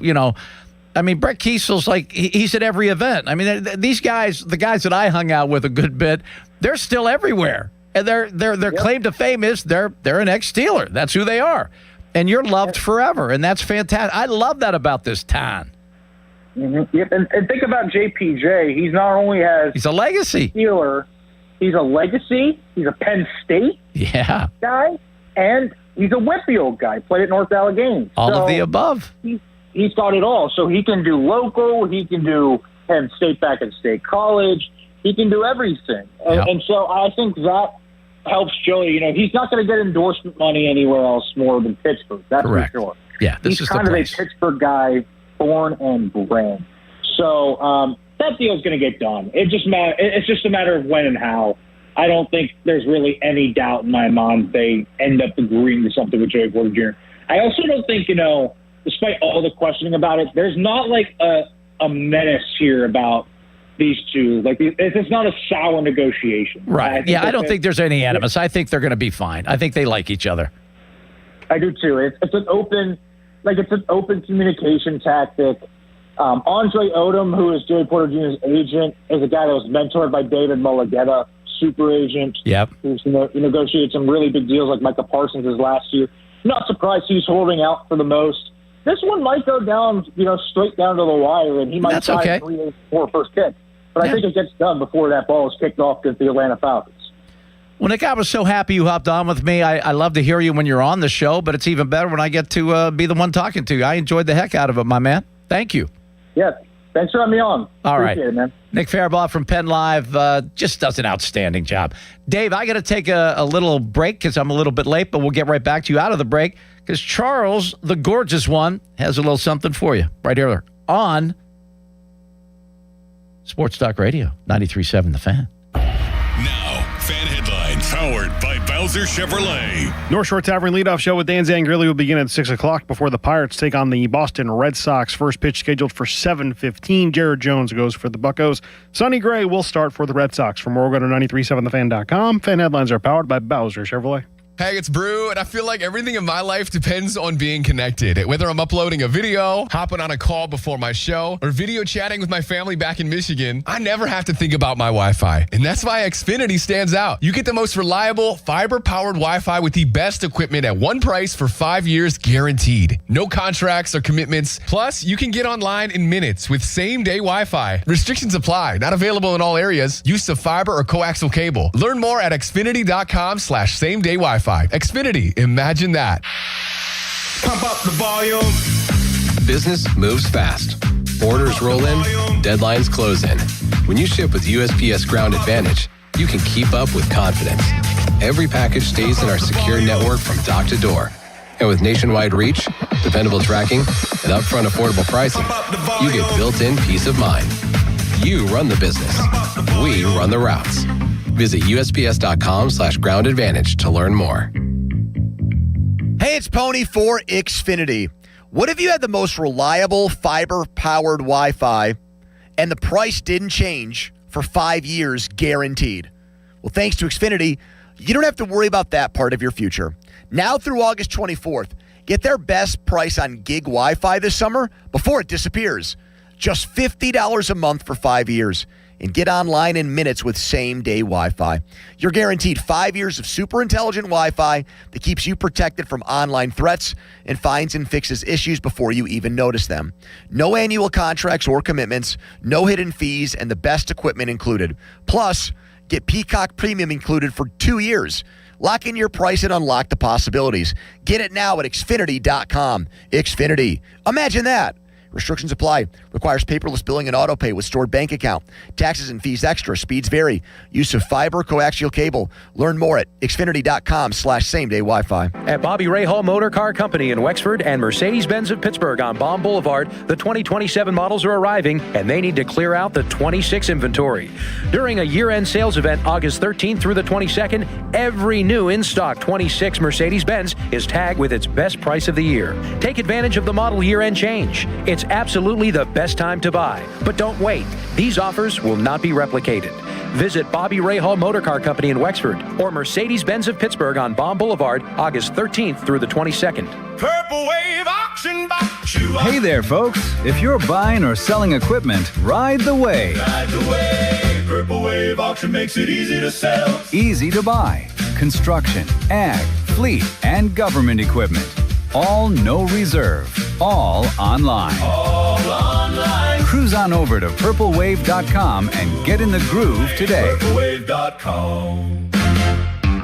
T-Mobile has an exclusive bundle for customers 55 and up. I'm Sarah Bowl. Yeah, I'm Frank Bowl. A reliable network is key for us. And with T-Mobile, it's been wonderful. And going to the 55 plus plan saved us so much money. A lot. And that's important. Trying to keep costs down. The home internet's been perfect. It's fast, it's quick. The setup was so easy, it took less than 15 minutes. It was like, if you want simplicity, coverage, reliability, you want the whole package, T-Mobile has it. Right now, T-Mobile customers 55 and up can get 2 phone lines on America's best network, plus America's fastest 5G home internet for just $30 each. $30 per month each line with autopay plus taxes and fees. Minimum age 55. Pricing for home internet rely on 2 lines of Essentials Choice 55. $35 connection charge per line required. Best mobile network and fastest 5G home internet based on analysis by Oak Cliff Speed Test Intelligence Data 2H 2025. All rights reserved. Text us on the Edgar Snyder and Associates text line at 412-928-9370. Edgar Snyder and Associates reminds you to text responsibly. 93.7 The Fan is cleared by aquickdrain.com. Live and local, even on the weekends. Let's go! Sports Radio 93.7 The Fan, Pittsburgh's hometown sports station. That was really fun. Talking to Nick Farabaugh, Penn Live. Now, just so you know, finally, an opportunity to get your ideas, your thoughts. I want to hear from you at 412-928-9370. What do the Steelers do? A quarterback? Is Joey Porter Jr. going to be a Steeler in time for the season? Just your thoughts on that. Do the Pirates have a punching chance? You know, they won 2 in a row. The last 2 games have been good. That Braxton Ashcraft game was incredible. A complete game on 85 pitches. I was saying when I was doing the post game over on KDKA that every single pitcher in the Pirate organization needs to watch how this guy does his job. You know, these guys are obsessed with hitting 100. Who cares? I mean, Greg Maddux never came close to hitting 100. The best pitcher I've ever seen in person in my life. He painted. He confused hitters. Always had them off balance. Always started strike one. Had great command and control. I mean, pitching is an art. It's not a, you know, it's like golf isn't a long driving contest. Golf is a very difficult game where you have to get the ball in the hole. You have to get guys out as a pitcher. I don't care with how fast the pitch was. You got to get people out. And these guys that can't throw strikes make me crazy. Just make me crazy. They really do. So I think the Pirates are done in terms of a playoff spot, but the beauty of sports is there's not any rule about, you know, winning. They're allowed to win 15 games in a row like the Red Sox did about a month ago. Put them right back in the race. They were going to be sellers at the deadline. They were done. I'm sure they were all killing the Red Sox up in Boston. Blah, blah, blah. They stink. Get rid of this guy. Get rid of that guy. Fire everybody. Oh, blah, blah, blah. Oh, wait a second. They won how many in a row? 15. Oh, they're back in it. Yeah. Well, they might as well keep a couple guys. Maybe they'll give the manager another chance. Or maybe. Fans are funny. And it changes a lot. And it's okay. We're into it because we have great emotion tied up in it. And it's the only true reality show in the world. It's not scripted. the Pirates can go out and win 10, 15 in a row. I don't think it's likely. The most they've won in a row all year is 4. But, Cruz and Griffin can come back. They can start pitching better. Who knows? If you have thoughts, let me know. Let's go to Tom. He's checking in from Wexford. Hey, Tom, what's up? Hey, how you doing? I'm well. How are you? Good. My take is personally, I was not a fan of the Mike McCarthy hire. Personally, I wanted it to really kind of tear down the Steelers because personally, I think they're closer to a tear down state than they are winning a Super Bowl state. If they were truly, reaching deep in the playoffs every year and Tomlin decided to walk away, McCarthy would have been the perfect hire. But in reality, I think that that's just not what we needed right now. But he's the coach. He's going to be the coach. He's a coach that wins like 10, 11, 12 games a year, has won a Super Bowl, has a great offensive mind, has orchestrated the highest scoring offenses in all of the NFL. He has 18 years of experience. I know it's cool to get the young hot shot that hasn't done anything, but the guy in Detroit was going to change the world and win a bunch of Super Bowls. They're having trouble making the playoffs. If you're not Sean McVay, really, who are you? I don't like the shiny, bright new thing. I like guys that know what they're doing. I love the Mike McCarthy hire. I love it because, for one, it's different. I was so sick and tired of the 10 years of 10 wins or non-losing. That made me sick to my stomach. That was like same old, same old. And Mike Tomlin wasn't a guru at anything. When LeBeau was gone, all of a sudden his defenses were porous. They weren't good. He wasn't hiring anyone that knew what they were doing. They had no ingenuity offensively. The fact that we're going to see what we saw a little bit of on Thursday night, we're going to see them throwing the ball over the middle of the field. We're going to see great quarterback play from guys that have some talent. I love the fact that it's like watching the Pirates this year score runs. That was like, whoa, did you see that? They just scored runs. That actually happened. I got to see the Pirates score 8 runs, 7 runs, 9 runs. It made me so happy. I'm going to see because Mike McCarthy's here. He calls the plays. He's an offensive guru, a legit one. We're going to see the Steelers score points. That's going to be exciting as hell for me. Yeah, and I'm excited too. I thought both Aller. But you didn't want Mike McCarthy. Why didn't you not want Mike? You're excited to see that, but you didn't want Mike McCarthy. Who else was going to give you that?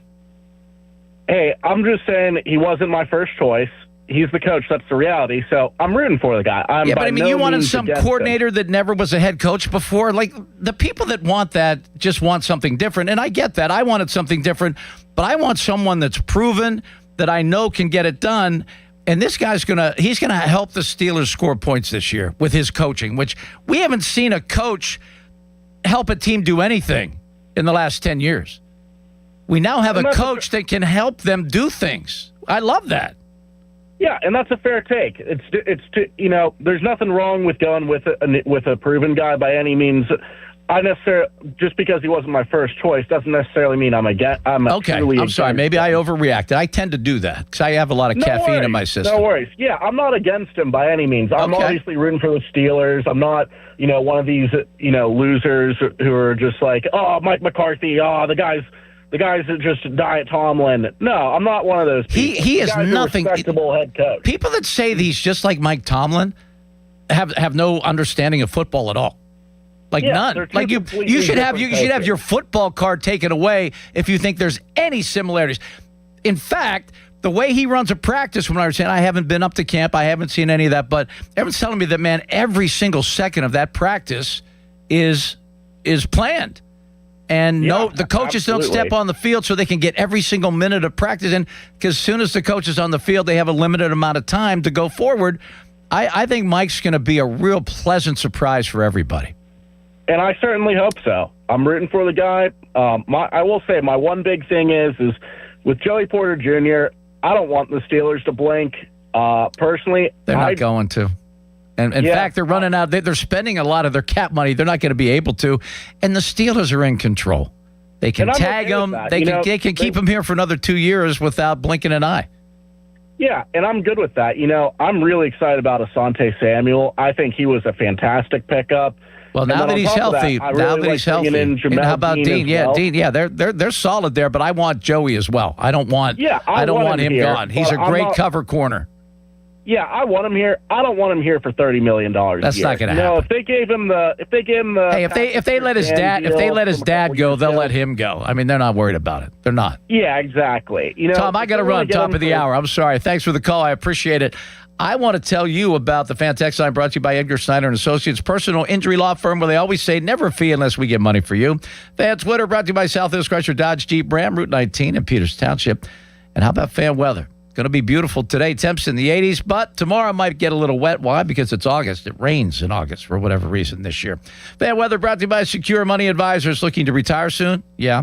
Let Secure Money Advisors get to your retirement on track. Well, I got to get back on track. We have a wide open 3 o'clock hour where you at 412-928-9370 tell me everything that you think the Steelers need to do before the opener.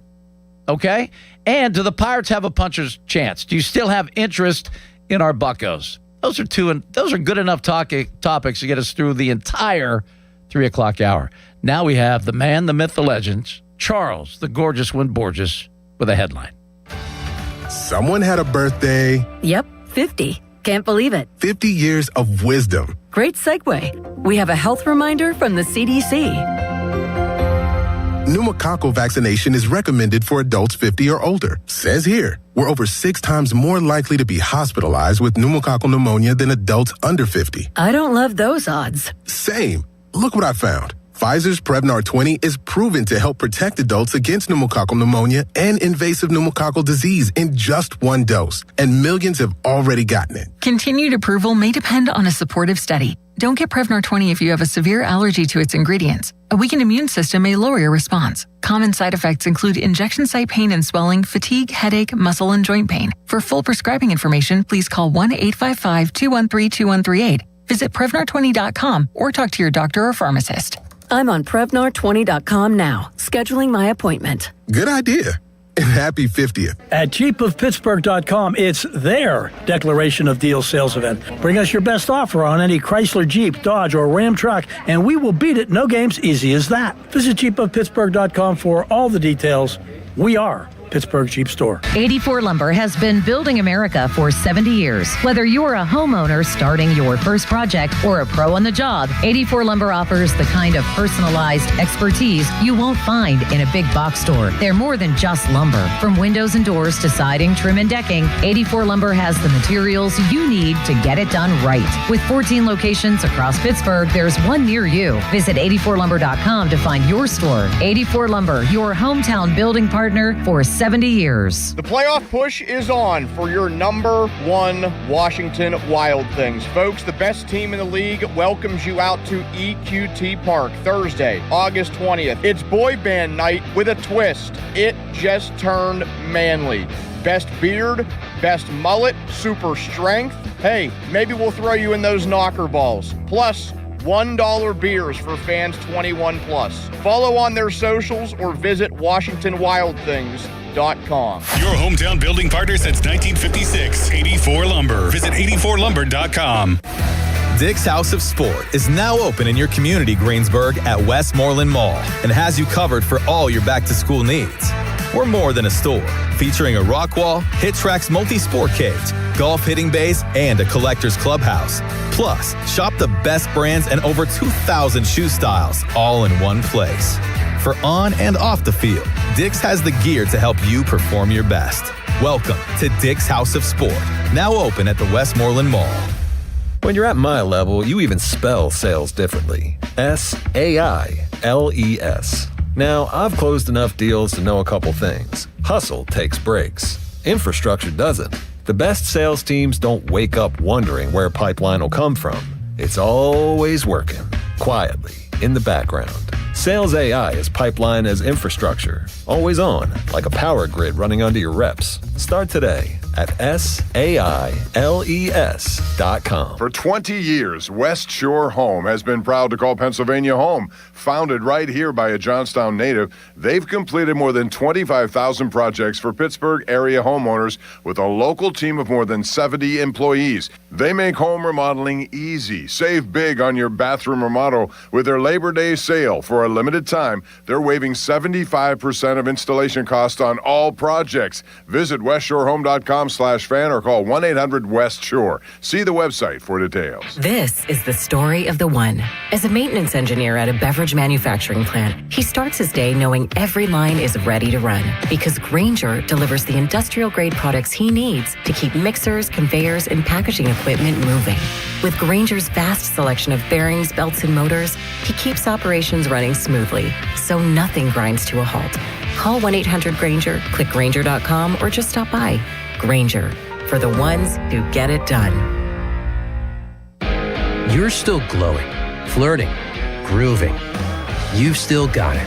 But your immune system weakens as you age, making it harder to fight illnesses like pneumococcal pneumonia and RSV. Vaccines are a key part of any health routine and can help protect you from getting really sick.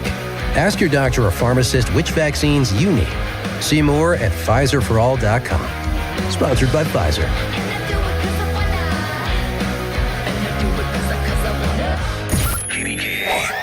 HD1 Pittsburgh, an Odyssey sports station. Live from the Jim Shorkey Mitsubishi.com studios, North Huntington and North Hills. Always live and free on the Odyssey app.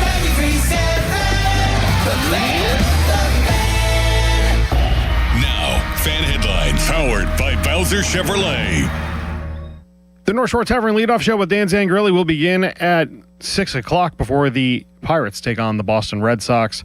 Jared Jones on the mound for the Pirates, and Sonny Gray will go for the Red Sox. From Oregon 93.7thefan.com, fan headlines are powered by Bowser Chevrolet. If it matters in Pittsburgh sports, we're talking about it. Even on the weekend. That's cool. Sports Radio 93.7 The Fan, Pittsburgh's hometown sports station.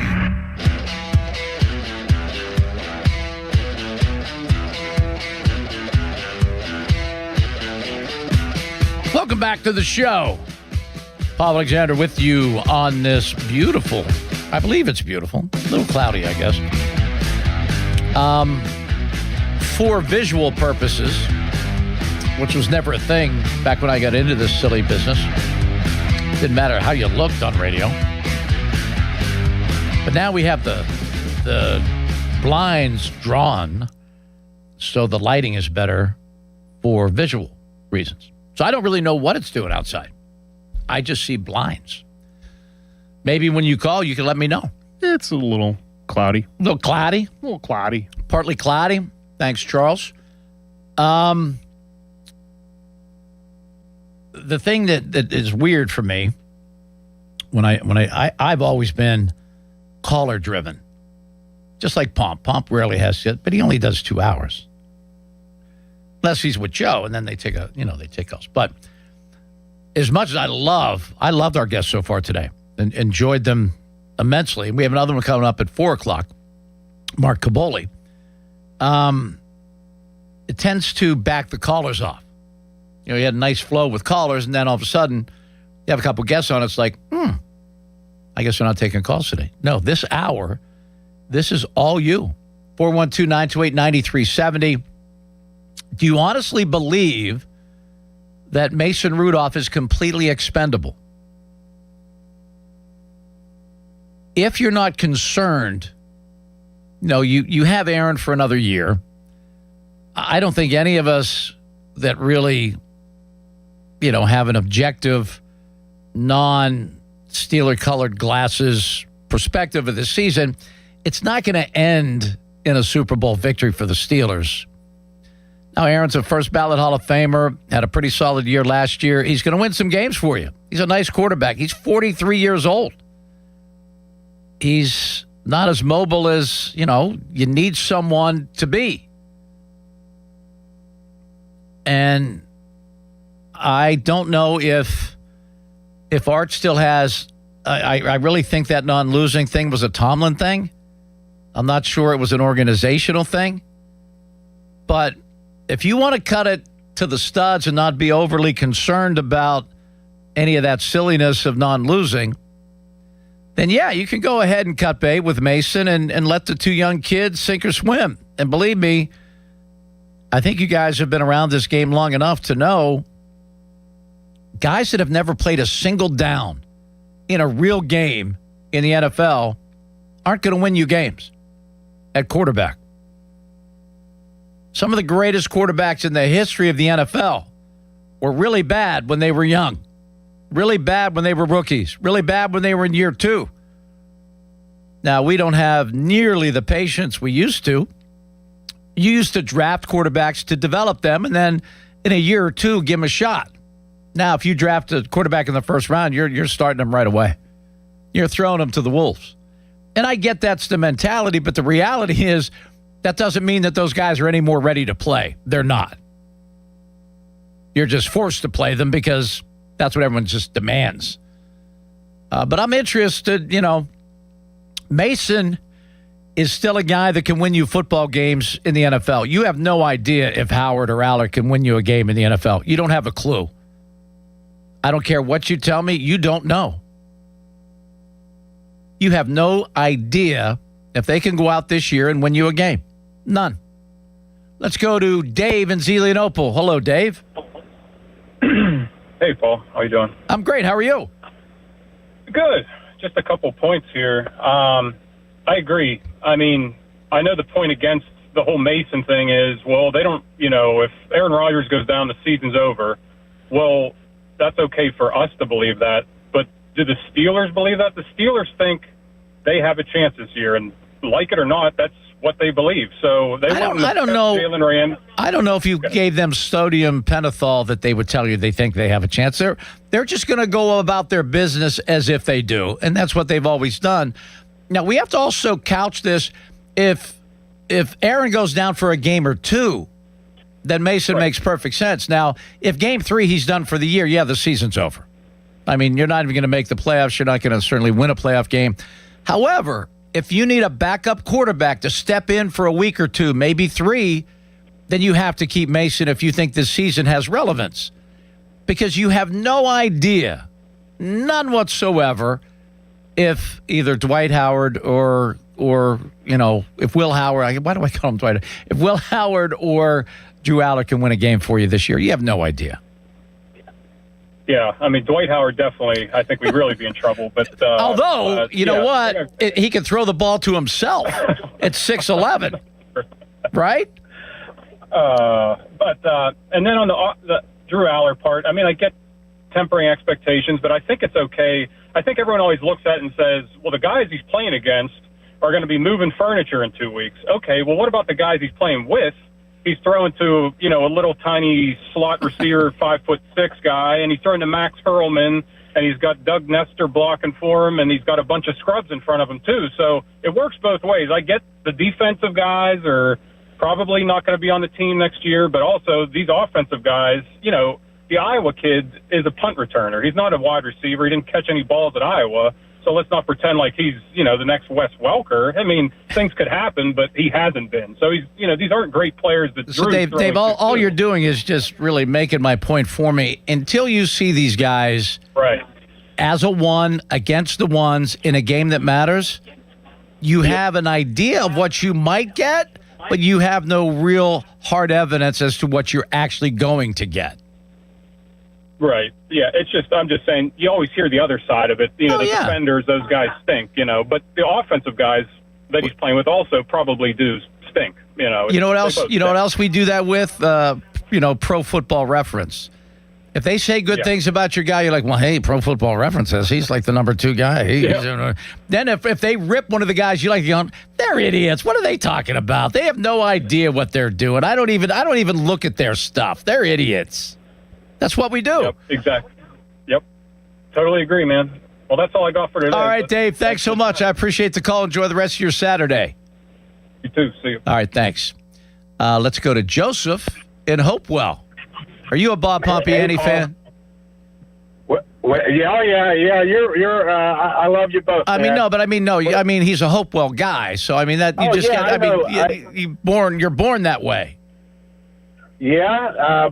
Bob's a little bit older than me, and obviously very loved in Hopewell Township. As he should be. Yes, he is. So, I've been a Mason Rudolph fan since the beginning. I've always loved the guy.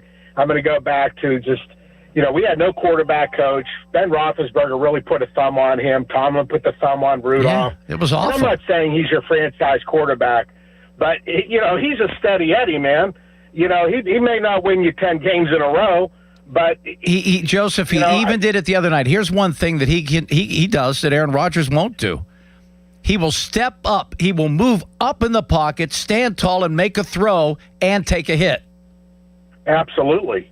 Aaron's not going to do that. Plus, Aaron's not 6'5" either. So Aaron cannot step up, and he's not willing to take a hit anymore to make a throw. If you watch some of the bigger, better plays in the NFL, a lot of times that quarterback has decided, I know I'm going to get hit, but I can make this throw, and he does. Aaron's not going to do that anymore. That's why I wasn't all that excited about him coming back, because he has his trophy case is full. His first ballot Hall of Fame career is complete. He doesn't need any of this, and I'm afraid he's going to kind of play like that. Like, why am I going to take a hit right now? Like, I'm not doing that right now. And I don't know what the point is. I'd like to see him retire. Yeah. Or be the coach. Just be the quarterback coach, and let's put Mason in there, and let's see what happens over 6 games. If we stink, then we have 2 backups. We can give those guys a shot. That's my opinion. You know, but I've always been a Rudolph fan. If you go back and really look at the stats in 2019, and you look at Rudolph's stats, you know, you'd be shaking your head saying, why didn't this guy play more? When he got the concussion, why did we not bring him back in? And why did we not run with him that year? I mean, it's just stupid. I know. Stupidity. And it's crazy that I became aware of him, the 2 games he had against Pitt when he was still in college. Oh, yeah. Oh, my gosh. And I guarantee that's what the Steeler brass saw. That's what Kevin Colbert saw. This guy can really zing it. I mean, his arm is special. I don't think he's going to be, he was not going to be a franchise quarterback, and he had a number 1 tag on him as a 3rd-round pick. I don't know about any of that, but I know he will give the Steelers the absolute best chance to win a game if Aaron goes down. I don't care what Will Howard does the rest of the preseason or Drew Aller. They're not equipped yet, just because all of those things that you experience for the first time in the NFL are going to happen to those guys. And they're going to have pains, and they're going to have aches, and they're going to have hiccups and rookie mistakes, and they're going to be all the bad things that every other quarterback that's come into the league, the John Elways and all the other Peyton Mannings, all those guys stunk their first year in the league, okay? And no one realizes that or remembers that. So to clamor for these guys to be the backup or to be the guy, okay, be careful what you wish for, because they're going to stink. They're going to make bad plays and bad decisions, because that's what rookie quarterbacks do. No one wants to deal with that. No one wants to hear that. Yeah, Ben was lucky. You know what? And he's still mad at the coordinator at that time, because they only gave him half the field to work with. They didn't allow him to use both sides. If they called a play, it was either to the left side of the field or to the right side of the field. They didn't allow him to have the full playbook. He wasn't prepared or equipped. And they had a great defense and a great running game. They were a Super Bowl-ready team without Ben. Yes. And you know what? Yes. This is not that team. Yeah, I agree. I couldn't agree with you more. All I'm saying is I wish they would have ran Rudolph out in 2019. And the truth is, in that playoff game against Buffalo, if he'd have thrown a touchdown instead of an interception and we'd have won that game, our whole perspective would have been totally different.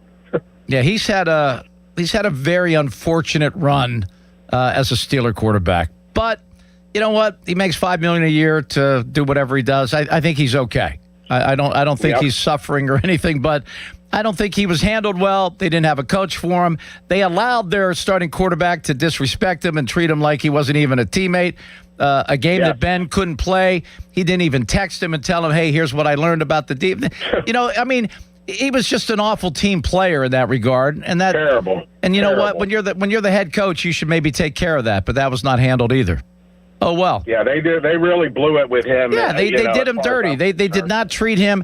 They did not give him the opportunity to succeed. Your job as a coach, as an organization, when you draft somebody, you want to put them in a position to succeed, and they certainly didn't do that. They didn't do that at all. That's junk. Yeah.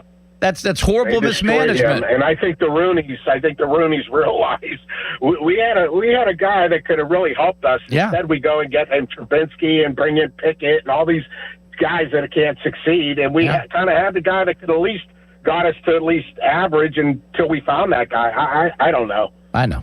6'5", 235 pounds. With a big steps arm. In the pocket, With a big not arm. afraid to take a hit. Yep.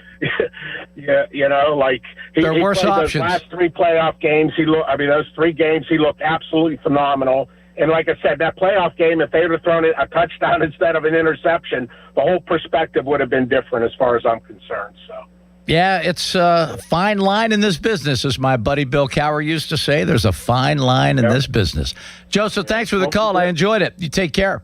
You do a great job. Thank you. Oh, very kind. Thank you. Jeff, I have to take a break because Charlie's giving me the eye right now, so I'm going to do that. But if you hang on, you'll be next out of the gate. And you guys that are not online yet, give us a call, 412-928-9370. I mean, this is heaven. We're talking about a Steeler quarterback situation. Meanwhile, who the second, third, and fourth quarterback is shouldn't be that high on our priority list. But you know what? In this time, it always is. We'll be right back on the Paul Alexander Show on Sports Radio 93.7 The Fan. Fan headlines powered by Bowser Chevrolet. Keanu Benn became the Steelers' highest paid defensive lineman in their history after signing a 4-year, $72 million contract extension late last night, making $18 million per season. For more, go to 937thefan.com. Fan headlines are powered by Bowser Chevrolet. Sports Radio 93.7 The Fan. The Odyssey app lets you jump back in time to the moments you missed on The Fan. Whether it's The Fan Morning Show, The Pomp and Joe Show, or The PM Team, you can get caught up on all of it. When you're listening to The Fan, it's as simple as one click to listen on demand. Miss a great moment, great guest? We've got you covered. Download the free Odyssey app, search 93.7 The Fan, and tap earlier today to get started. It's the perfect way to catch up on what's happening from Sports Radio 93.7 The Fan. Jane is a small business owner. Tell them what that's like, Jane. Yeah, well, it's like a roller coaster with a lot of ups and downs, and some days things can feel like they're flying off the rails. Yep, it's a lot. But the Total Solutions Advantage only from Comcast Business can help you manage it all. With the largest, fastest fiber-powered network designed for 100% reliability with business internet and wireless connect. Nice. So everything stays on track. The Total Solutions Advantage. No one does business like Comcast Business. The more solutions you add, the more you save. Get started today with a qualifying internet package for as low as $60 a month when you add an advanced solution. Plus, new customers, ask how to get up to $1,500 in prepaid cards when you add 2 lines of mobile to a qualifying gig bundle. Don't wait. Call today. Limited time offer. Restrictions apply. New customers only. 1-year agreement, paperless billing, and automatic payments with bank account required. $60 offer requires 300 meg internet, security edge, and additional qualifying service. Equipment, tax, and fees extra. Prepaid card offers end 9/13/2026. After an accident, you need an injury attorney who fights for you. Ogg, Murphy, and Perkoski are ready to take on the insurance companies and win you the compensation you deserve. Call 412-391-FIRM.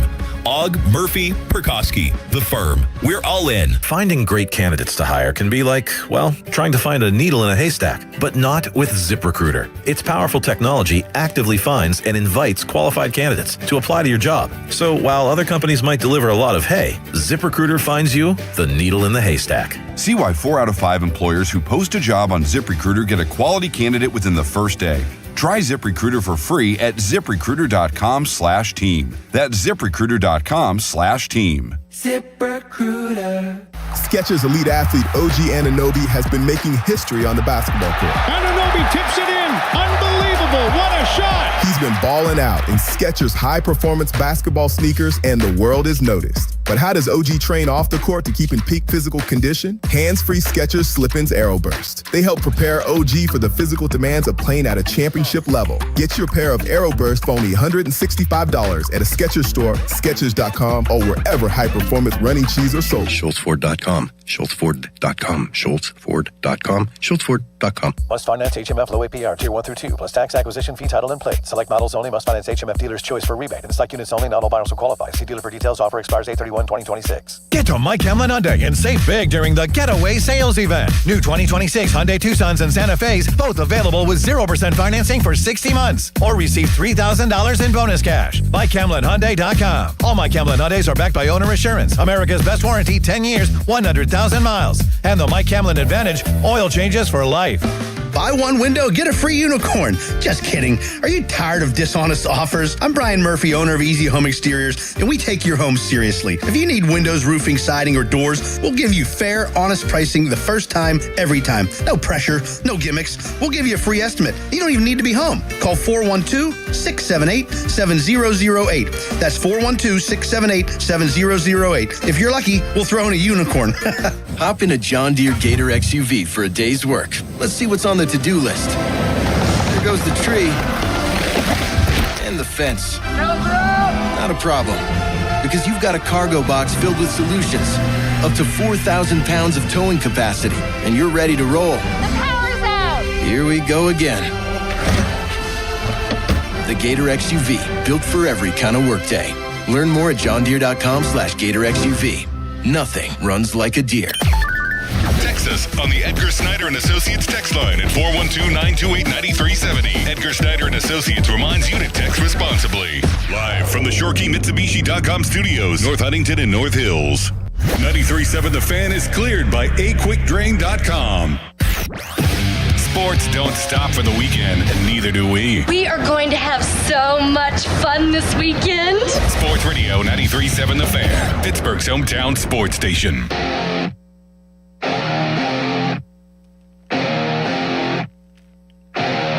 Welcome back to the show. Pirates Red Sox tonight. It's a 7:15 start. I don't know why. Aren't they usually 6:40? Charles, any ideas? You know the answer? You got the answer. I love it. That's what makes a great producer. Today's game will be broadcasted on Fox, so it is a nationally televised game, therefore a 7:15 first pitch. I much prefer a 6:40. On a weekend, I much prefer a 1 o'clock or a 3 o'clock. Well, yeah, there is that. But hey, okay, I get paid so by it's the hour Fox. anyway. So it's not a Sportsnet Pittsburgh. As far as I can tell, the only way that you can watch the game will be on Fox, but you can always listen That's right. here. We're always here On 93.7 The Fan. All you have We to do always is- got you. And Danny will be by at 6. Yep. Dan Zan. Has that ever called him Dan Zan? Dan Zan. Dan Zan. Zandan. Yeah. Dan Zan. Intern Dom sometimes calls him Zandan Grilly. Zandan. Yeah. Dom's a character, man. I'm telling you. I like to think we all are characters back here behind the glass. Some Yeah. better than others. There's some truth to that. But I had someone, again, more traditional. It's like, why do we have to hear from all these producers? I go, because they're good young people that know what's going on. Well, that was my response, just so you know. So I think you guys have access to all the nonsense that these guys do in between, breaks and things. So you know more than everyone else. So I think that is vital. And I like when it gets out there. I think it's fun. Oh, meanwhile, I've left Scott here. Scott, how are you? Thanks for your patience. What's going on? Just a quick question about Fontano. I know that he was a All-American left tackle at Dewsbury, Washington, but his quarterback was Penix, who throws lefty. Is there any concern about him? Because he's never really done this before. Any concern at all? Yes. I think until you can prove that you can do it, there's always a little uncertainty. But all the metrics and it's early. It's early. I mean, we are trained, I guess, by this medium. I think this medium is what trains you to overreact to everything. This is one preseason game. That was like they had a series and a half or whatever as an offensive line. They've never played together really as a unit. And I know they're individuals on that line, but until they act as one and they know what each other's jobs are and they know how to, work off one another, offensive lines, two things are usually pretty present after a Super Bowl championship. Your offensive line stayed healthy, and they've been together for a while. Just take a little note of that. I mean, just saying, when you get the end of the year, hey, who won the Super Bowl? Yeah, let's take a look at their offensive line. Oh, yeah, boy, you know what? They stayed healthy all year. And that's incredible in itself with 17 regular season games, for heaven's sakes. And you're normally going to find out, those guys have been together for like 3 years. Those same 5 starters. Yeah, he really is a rookie left tackle blindside now. Yeah. But, I mean, if you can play, you can play. And if your footwork and your leverage are intact, it's not really that. I mean, you have to really react. Defenses do a nice job of fooling you. But in general, as a left tackle, you know who you have to block, and you have to get it done.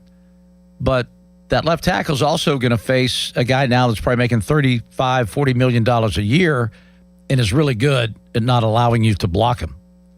So that's going to be a battle from the most seasoned guy, unless you have an unbelievable left tackle that is just, ridiculously good, like Tony Munoz or something. Yeah, you're going to have a guy that maybe you're going to have to chip now and again, or you're going to have to leave a running back in to Praspo. These guys need some help out there. They can't be on an island completely by themselves, and you do need to invest in a left tackle. And the strange thing the Steelers have been doing over the last 3 years now is drafting tackles and not putting them where they should play. I don't know why that's been their thing, but at least now they have some choices. They're going to be able to find out who can play and who should play. And from what I hear, the rookie Ionichur, I guess he shut down every one of the Steelers' best pass rushers in a couple drills, and the guys were starting to get frustrated. They couldn't get by him. So I know he's not healthy right now, and I know he hasn't played a whole lot of games. He's had a real different path to the NFL than a lot of these guys. But if he's that strong, that wide, and that good on his feet with leverage, I think he's going to be a great one. A lot of people are saying he's going to be unbelievably good. They may have finally, Broderick Jones is kind of a disappointment, and they moved up to draft him in the first round, but he didn't have a lot of game experience at the college level. And now the injury thing with the neck, we're not going to know how good he could be. But I think Ionichur is going to be very good. Thanks for the call. You got it. You got to play, though. Thanks, Scott. And the most important thing for an O-line is to figure things out together. And you have a quarterback that's, not going to be elusive, and you're going to have to give him enough time to get rid of the ball. And that's going to be interesting. Very interesting. Fan text line brought to you by Edgar Snyder and Associates, a personal injury law firm where they always say never fee unless we get money for you. Fan Twitter is brought to you by South Hills Chrysler Dodge Jeep Ram, Route 19 in Peters Township. And the Fan will showcase a different community each Saturday through the Youth Football Showcase with a special visit from members of the Fan staff. I would like for our next callers in this 3 o'clock hour, Mark Cabali coming up at 4 o'clock. Tell me, if you were at a youth football event, which member of the Fan would you like to see? Would you like to have come to your little event? Throw that out there. 412-928-9370. The quarterback situation is always going to get the most conversation, but it's funny that it does, because if your team is a contender, if you think your team has a chance to make this, a season to remember, a season of significance, your starter's going to have to stay the starter. That's the way it has to work. Yet, it's unbelievable the conversations you get. Are they going to keep 4? They're going to keep 4 in the roster?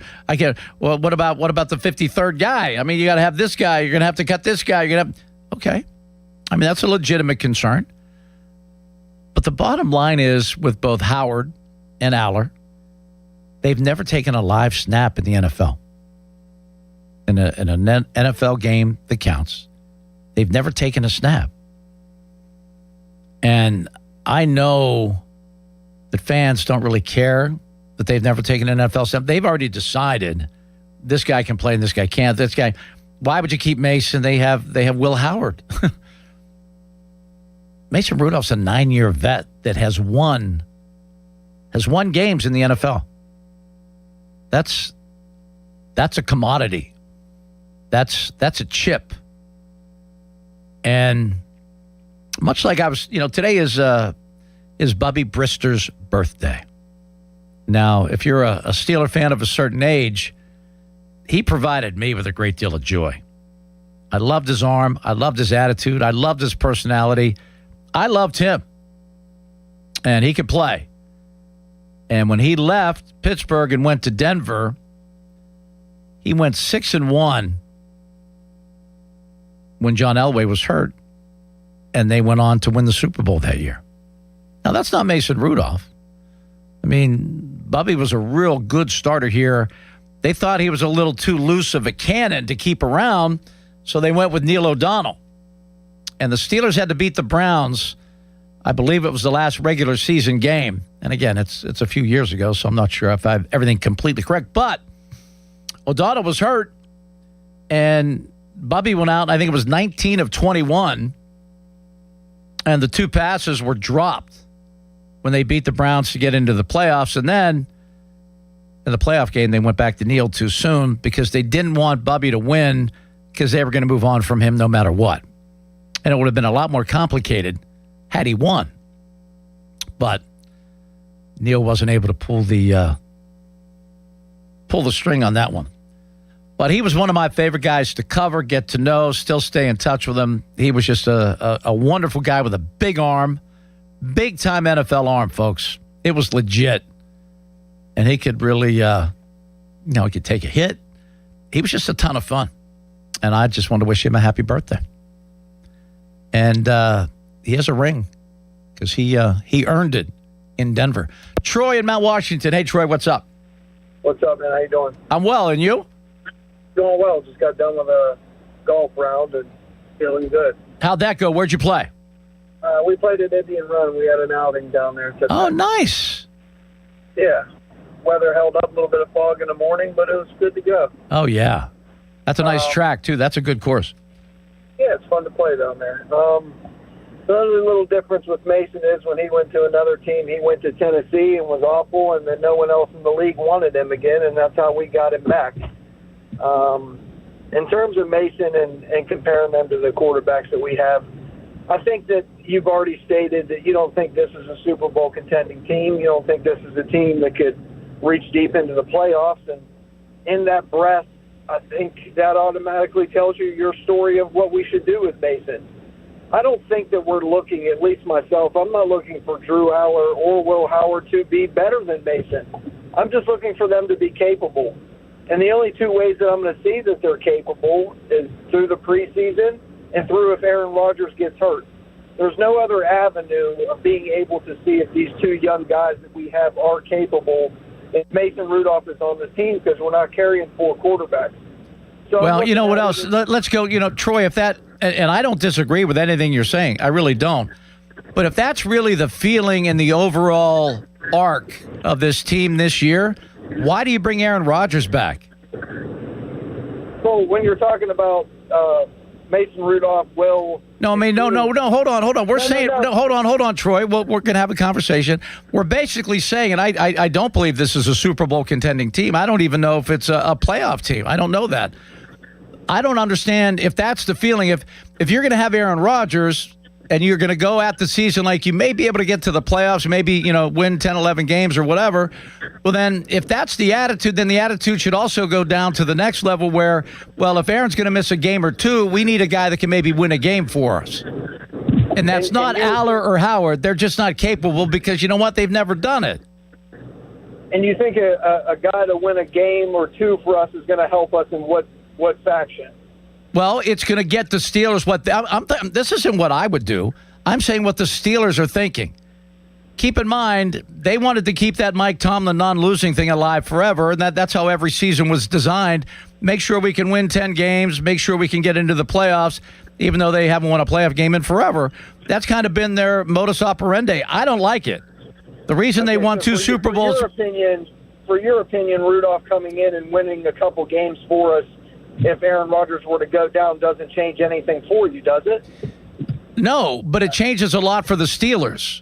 It gives them that, hey, that non-losing thing, and hey, we were in it. Hey, we made the playoffs. They like that. I don't like that. So is the non-losing thing a Tomlin thing, or is it a Steelers thing? Because I think they embraced it together because there was nothing else going on. Okay, so now that Tomlin is gone, you think the embrace is still there through the owner? I think so. I mean, Art says every year we think we can go out and win a Super Bowl every year, and that's the way we're going to go about our business. So they're never going to do a full-blown rebuild. They're never going to do anything like that. But I guess they're ignoring the fact that it was a 6-11 season that got them Ben Roethlisberger and got them 2 Super Bowls because he was a quarterback good enough to win. Right, and that's a way to do it, but there's also a way to do it of quarterbacks being picked in the middle rounds and quarterbacks being picked late in the first rounds that take you far into the playoffs, and we've seen it most recently, with some quarterbacks that have made it to the Super Bowl, and even last year Sam Darnold winning the Super Bowl. So I find that as, yes, it's maybe a little bit more probable when you're higher in the draft and there's a really good draft class, but outside of that, it's, just finding what quarterback suits your team. And when you're saying, what's the point of having Aaron Rodgers, I was talking about the other 3 guys, but when we bring Aaron Rodgers into the equation, there's no doubt that Aaron Rodgers has a better chance than those 3 quarterbacks to move us further in the season. So I think that's why you take Aaron Rodgers, because you want to put the best product on the field, and you can't tell me that these 3 guys are going to put a better product on the field than Aaron Rodgers will. That's correct. But if hold on, if the premise is the best product on the field, then you better have the best backup available. And unfortunately, no one wants to hear this. Mason is the best backup because the other 2 guys have no experience. Right, but you have to think of it this way. I don't have to think anyway. I think the way I think. Just so you know, Troy, you're not going to tell me how to think. That's never going to happen.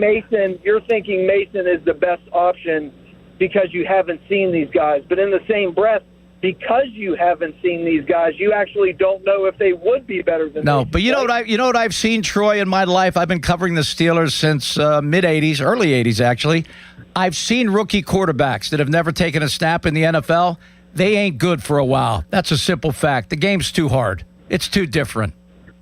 And you think Mason's going to be that much better? Yes.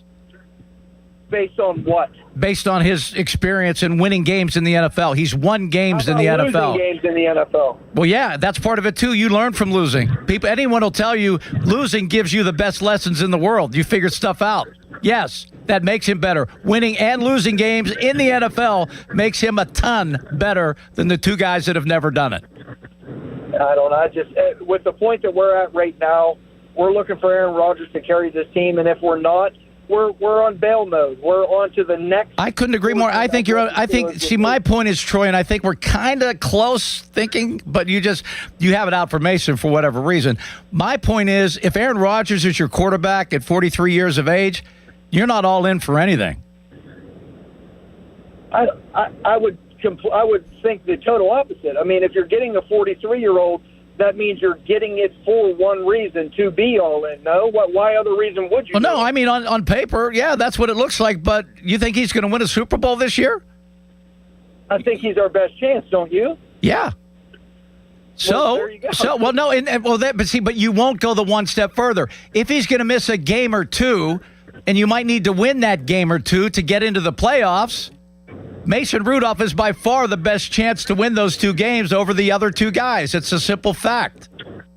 That's a fact because you haven't seen the other 2. Is that what you're saying? Well, they've never done it.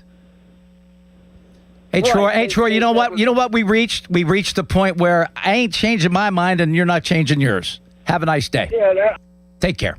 All right, Anthony, Rob, be there in a moment. We got to get to my man Charles. Take a quick little break here, right here on the Paul Alexander Show on Sports Radio 93.7 The Fan. Now, Fan Headlines, powered by Bowser Chevrolet. Well, if anybody is curious, in preseason action, the Chicago Bears have a 27-10 lead over the Cleveland Browns. Shadur Sanders, for all of those who wanted the Steelers to draft him, 6 of 11, 79 yards, 1 interception. For more, go to 937thefan.com. Fan Headlines are powered by Bowser Chevrolet. On your job site, downtime isn't just an inconvenience, it's a deal breaker. You need equipment that works as hard as you do and a partner who has your back. Experience the new Case difference at Case Power and Equipment of Pennsylvania. Proudly named the 2025 Case Dealer of the Year. Whether you are looking for the latest iron or need expert service to keep your fleet in the dirt, their pros are ready. With thousands of parts in stock, they're here to ensure you're always running at peak efficiency. Case Power and Equipment of Pennsylvania. Because with Case Construction, together, we won't back down. It only happens once a year. The Model Year Sell-Down event is happening now at Bobby Ray Hall BMW of South Hills. For 10 days only, August 13th through the 22nd, get the best pricing of the year on every remaining 2026 BMW. Every vehicle is clearly tagged with their best price. But hurry, these offers are available on in-stock vehicles only. First come, first served, and every 2026 must go. Visit Bobby Ray Hall BMW of South Hills today. If you dread dealing with your insurance company more than you dread build-it-yourself furniture, that came in 47 different pieces. Why do I have 6 extra screws? With extremely vague instructions. What are these? Hieroglyphics? Then you might have Insuranoia. And if you have Insuranoia, then you should get NJM. They go to great lengths to do what's best for their policyholders. No jingles or mascots, just great insurance. NJM. Insurance underwritten by NJM Insurance Company and its subsidiaries. Check engine or ABS light on? Take the guesswork out of your warning lights with O'Reilly Veriscan. It's free. Ask for O'Reilly Veriscan. O'Reilly Auto Parts. How do airplanes fly? What's in this box? What does this thing do? Kids are curious about everything, including guns. Learn how to store your gun securely and make your home safer at endfamilyfire.org. Brought to you by End Family Fire, Brady, and the Ad Council. Life doesn't slow down, and Spitzer knows you need a vehicle that keeps up. That's why prices are going down during the big price drop event at Spitzer Toyota. Lease a new 2026 Toyota Corolla LE for $249 per month. Plus, get our lifetime warranty, complimentary maintenance, and Spitzer VIP points. Whack more. Spend less at Spitzer Toyota Monroeville. At Spitzer, revolves around you. TSRP 25,079. VIN TP 493243. Front wheel drive model 1852. $29.99 due at signing. 36 months approved credit through TMS plus title tax license registration. $490 doc fee. 0 security deposit. 10K miles per year. Ends 8/31/26. At Citizens, we know the world has gotten smarter since you started banking. Rings track your sleep. Taxis don't need drivers. Refrigerators have Wi-Fi. So why hasn't the way you bank kept up? Maybe it's time to upgrade to Citizens, so you stay ready all the time. With our enhanced mobile app, you can track your credit score and talk to our chat assistant, Sizzy. Make sense of your money with Citizens. Learn more at citizensbank.com/made ready. Member FDIC. For 20 years, West Shore Home has been proud to call Pennsylvania home. Founded right here by a Johnstown native, they've completed more than 25,000 projects for Pittsburgh area homeowners with a local team of more than 70 employees. They make home remodeling easy. Save big on your bathroom remodel with their Labor Day sale. For a limited time, they're waiving 75% of installation costs on all projects. Visit westshorehome.com/fan or call 1-800-WEST-SHORE. See the website for details. Sports Radio 93.7 The Fan. The Odyssey app lets you jump back in time to the moments you missed on The Fan. Whether it's The Fan Morning Show, The Pomp and Joe Show, or the PM Team, you can get caught up on all of it. When you're listening to The Fan, it's as simple as one click to listen on demand. Miss a great moment, great guest? We've got you covered. Download the free Odyssey app, search 93.7 The Fan, and tap earlier today to get started. It's the perfect way to catch up on what's happening from Sports Radio 93.7 The Fan. Your hometown building partner since 1956, 84 Lumber. Visit 84lumber.com. Keeping you up to date, even on the weekend. Did you hear that? Sports Radio 93.7 The Fan, Pittsburgh's hometown sports station.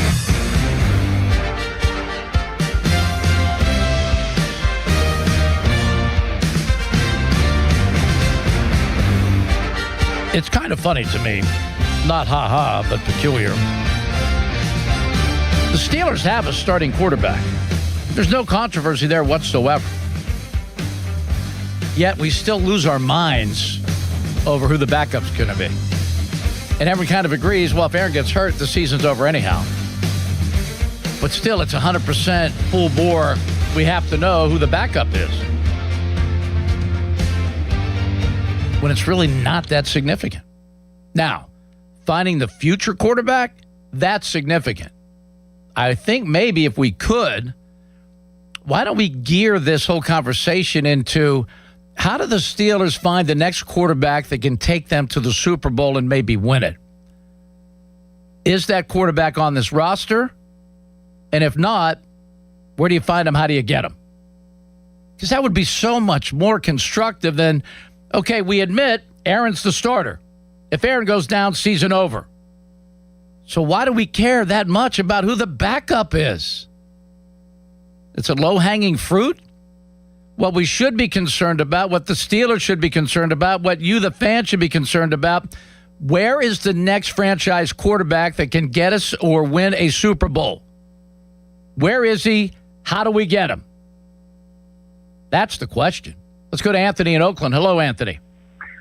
Thank you, Paul. Paul, here's what I'm impressed with.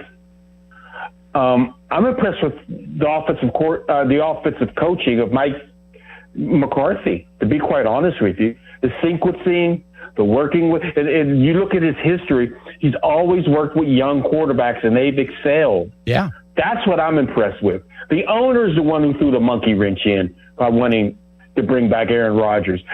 Anyone who's, listen, that wasn't McCarthy's preference. But you're a new coach, and if that's what the owner wants, that's what you give him.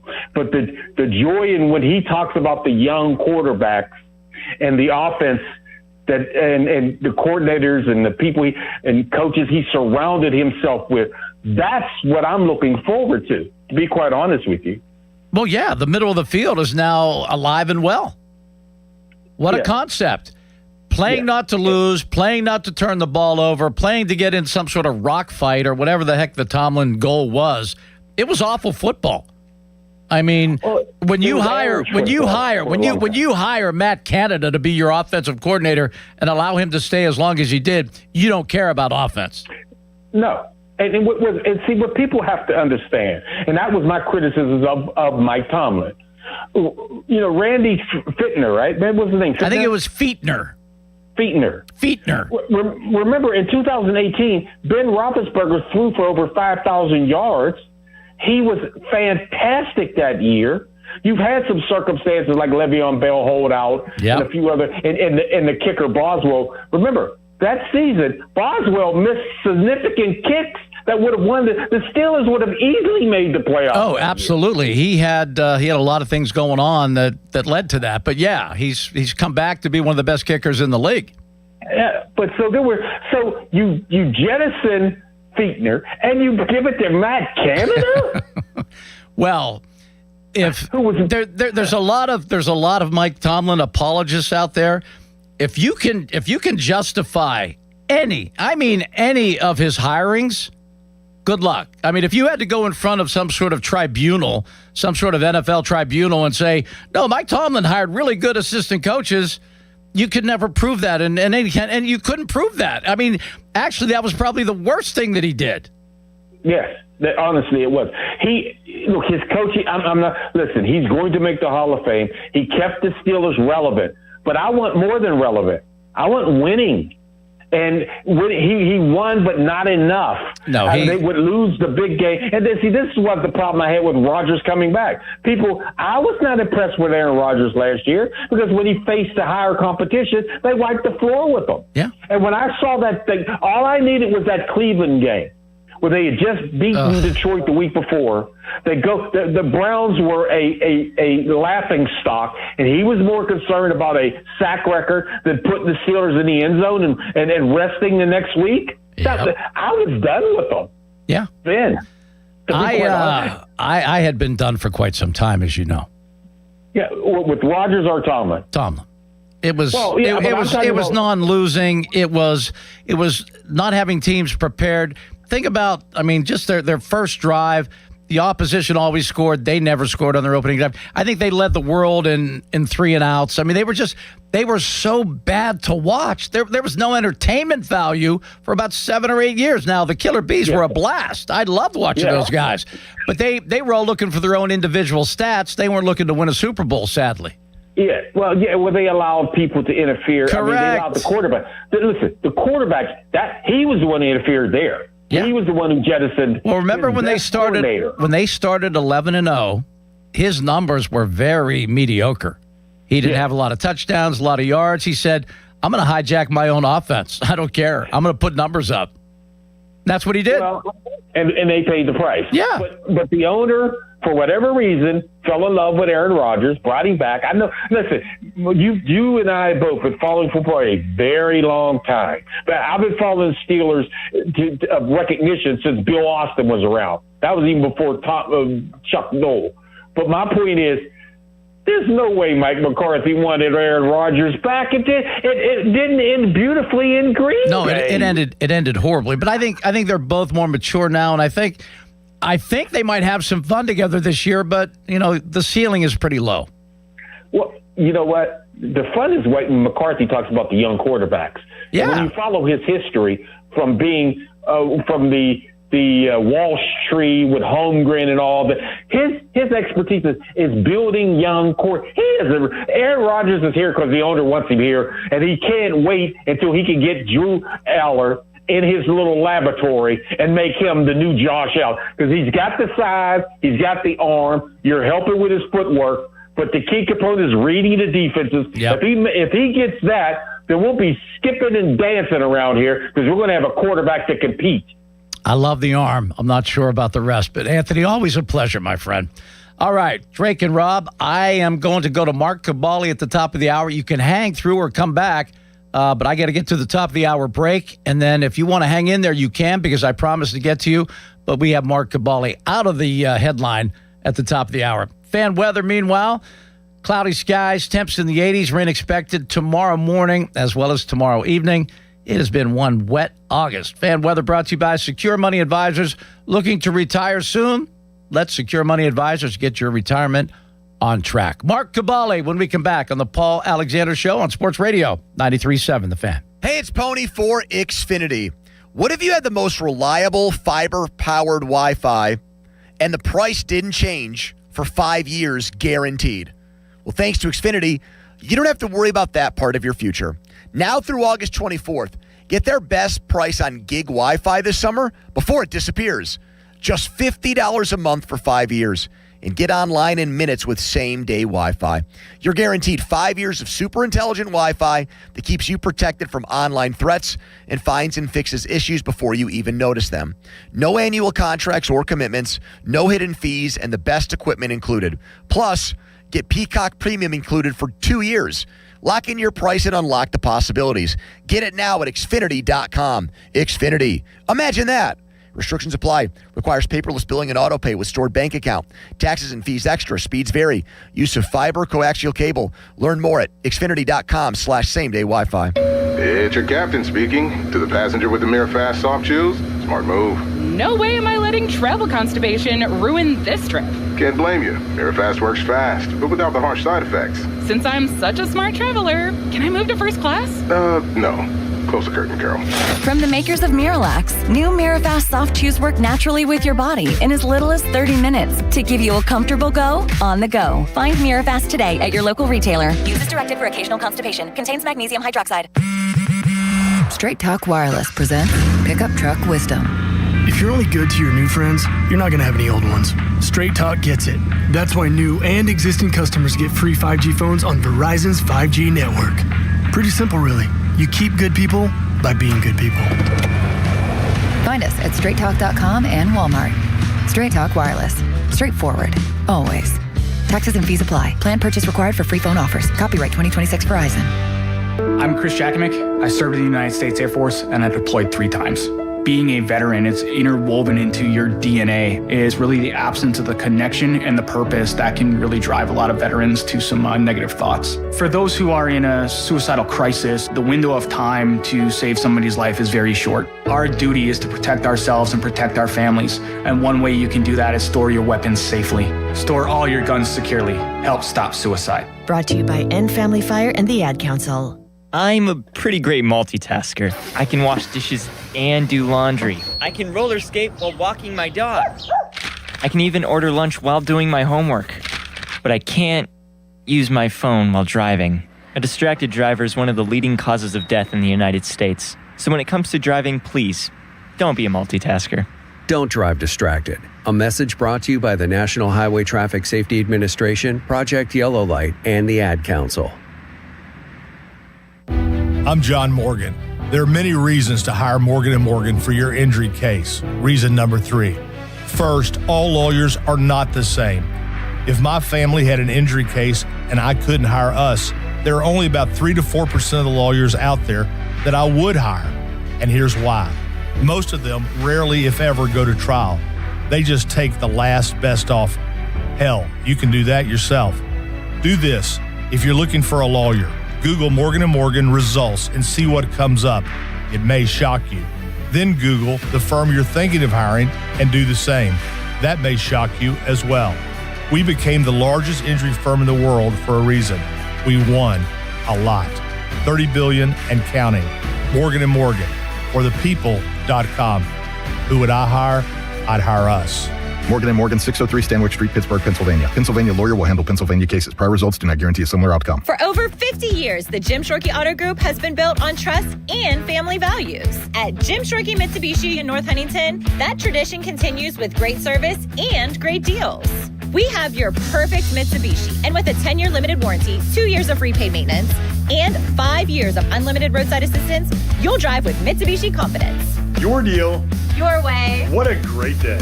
At Jim Shorkey Mitsubishi, North Huntington. Call 724-995-3658 for warranty details. Back to school season is here, and Dollar General has everything you need to start the school year strong. Don't forget to grab a pair of bright yellow sunglasses from the Yellow Glasses Project for just $2. Every purchase makes a difference, with 100% of proceeds helping support teachers, classrooms, and nonprofit organizations working to improve reading and literacy skills across the country. Stop by Dollar General today and shine bright with the Yellow Glasses Project, available now at Dollar General. The Yellow Glasses Project is a program of the Dollar General Literacy Foundation. Did you know Skechers makes high-performance footwear for almost every sport you play? Here's what our athletes are saying. Hi, I'm pro basketball player OG Anunoby. I dominate in Skechers basketball. Skechers delivers championship-level performance. I'm WNBA star Jackie Young. Skechers keeps me quick, comfortable, and ready for anything. And you can get high-performance Skechers and hands-free slip-ins technology. Just step in and perform. I'm pro golfer Matt Fitzpatrick. I play in hands-free Skechers golf slip-ins. Find yours at a Skechers store, Skechers.com, or whatever high-performance sports shoes are sold. HD1 Pittsburgh, an Odyssey Sports Station. Live from the Jim Shorkey Mitsubishi.com studios, North Huntington and North Hills. Always live and free on the Odyssey app.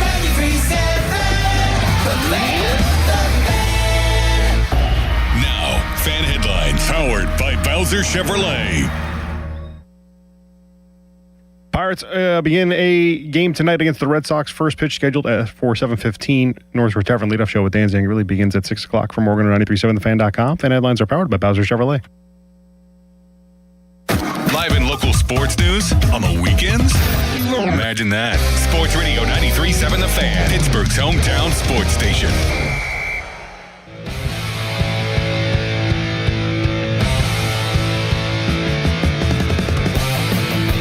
Welcome back. Paul Alexander doing a marathon of sorts. It's a lot of chatting. That's why I'm so excited to welcome into the program a regular as a Steelers insider, the man I call Kaboom, Mark Kaboly, with the very impressive Pat McAfee show as their Steelers and wrestling correspondent. Mark, how are you, sir? Pretty good. Is this the equivalent of putting in 36 holes, or what? Yeah, this is like going back out. You know, you slug through 18. They go, you know what? We need you to get out there and give us another 18. And that's okay. You ever do that? You ever do that before? You ever do the 36? Heck yeah. A lot younger though. When I was a lot younger. Yeah, I'll pass. I don't think I could do that. It's a lot. It's a whole lot. And the game's not easy. That's one thing that everybody knows. I just threw out, Mark, something that I think is far more relevant than who the backup quarterback is going to be.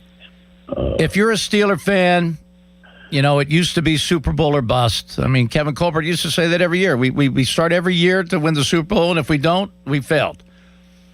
Who is going to be the next quarterback capable of taking the Steelers to a Super Bowl How about winning a playoff game would be a nice start.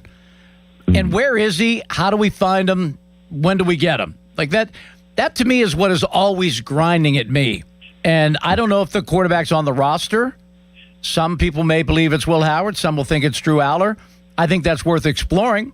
I wouldn't say that neither one of them have a chance to be that guy. So I think the sooner we discover that, the closer we are to where everyone wants to be. Yeah, I'll be honest with you, it might be Aaron Rodgers, right? If you're talking about winning a playoff game this year, right? But I understand you're talking about long-term here and who's the long-term future of this team. And I think that's one of the reasons why they hired Mike McCarthy. That's probably the main reason why they hired McCarthy, to figure this out.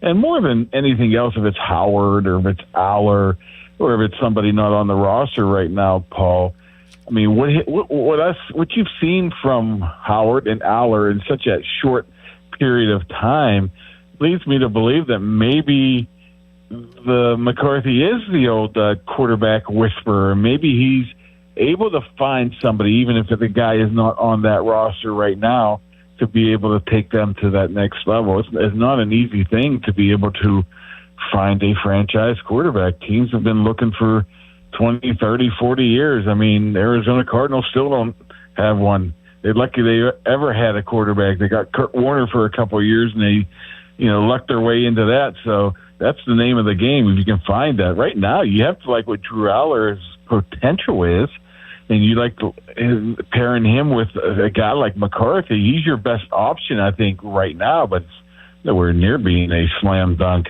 going to happen. So, like I said, when they hired McCarthy, Paul, it was number one. Number one, well, maybe one was win now. We don't want to be embarrassed by Mike Tomlin leaving and going 5-12. But number 1B would be find that quarterback and develop that quarterback. Process of that. It's not easy. Like I said, I mean, look at the Jets. Look at any team. Yes. I mean, it's hard. It's very hard. And I think when you take your eye off of that, as at least somewhere down the road, we have to have the guy in our midst. We have to have the guy on our roster. The longer you go without that, which to me, bringing Aaron back was like 1 year further away from having the guy that's going to be the guy. And, maybe you can win a playoff game with Aaron this year if you keep him healthy and upright. That would be exciting because that would be a step in the right direction. Yeah. They want their cake and eat it too, right? They want to find a quarterback who is the future, but they want to win now too. It's hard to thread that needle. I mean, you look at the other sports. I mean, look at a team like the Penguins in town. They're trying to do something very similar as well, and it's almost impossible. I don't know if too many teams have ever been able to be successful with that. I mean, look how the Penguins been successful. They won a couple lottery balls. Yeah. Lotteries, right? Steelers got lucky by getting Ben Roethlisberger when he wasn't really the number one quarterback on them, And they had to go 6. They had to go 6-11 to do that. Yeah, and get fortunate enough to have a good class where you had guys like Rivers and Manning and Roethlisberger. If you only had one of those guys, you're not getting it. You're getting E.J. Manuel or somebody like that, right? Yeah, and you bring him into a situation and a team with a great running attack, an unbelievable defense, and some really good coaches on the staff. So I think that's what they're trying to do here, Paul. I do too. Everything else to make the young quarterback be successful when he comes in. I think that is part of the plan too. And I think that they have two really intriguing prospects right now in Howard and Aller. I think, again, I'm not going to get caught up in the preseason performance. However, they just looked comfortable, they looked poised, and they looked well coached. Yeah, the well coached is the one that we haven't seen from a while. Big time. They looked well coached.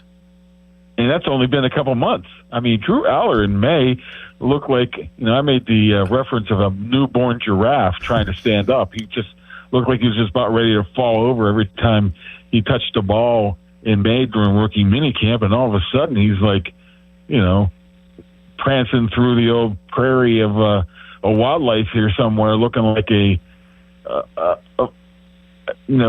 quarterback that's accomplished something. I mean, that's only been 3 months. Give him a year. Give him 2 years.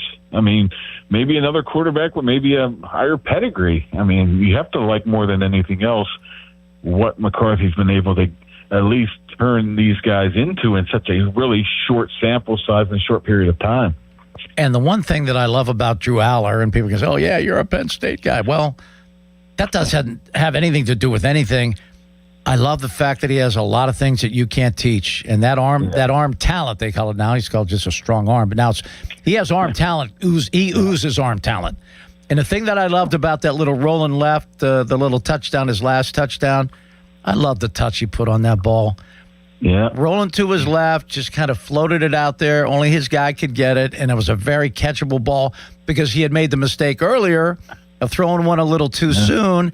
And it was certainly catchable, but the guy had to make a good catch. You should not make your guy on a pass that simple be a tough catch. And he made it a tough catch, and the guy didn't make it. That's on Aller as much as it is on the guy not catching it.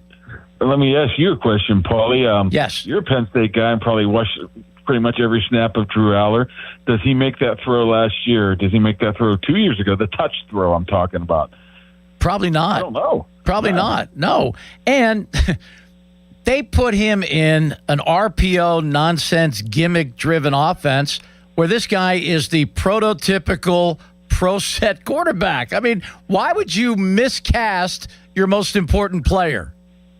Go down to Blacksburg and ask. Yeah, that's a great. Yeah, it's such a good year for me that one, Happy Valley has a new sheriff, and there's a new sheriff in this town as well. Both of those things give me great joy. Yeah, and Roethlisberger's not the quarterback anymore. That's a trifecta for you, right? Now, Ben is a player? No. He could be my quarterback anytime. Anytime. What about that other Ben, though? No. I think, well, I mean, we've all aged. We've all matured. Actually, I saw him at the Bargatze, the Nate Bargatze concert. We had a nice exchange. Ben and I are good. Yeah, we're good. Hey, he's a good guy. One thing about Ben, I don't think he gets enough credit for is be able to turn his life around from which looked like doom. I mean, not many people are able to do that in a professional and public eye like that, and then he was able to do it. And if you're ever wanting to see, if a younger person comes up, well, how was Ben as a quarterback?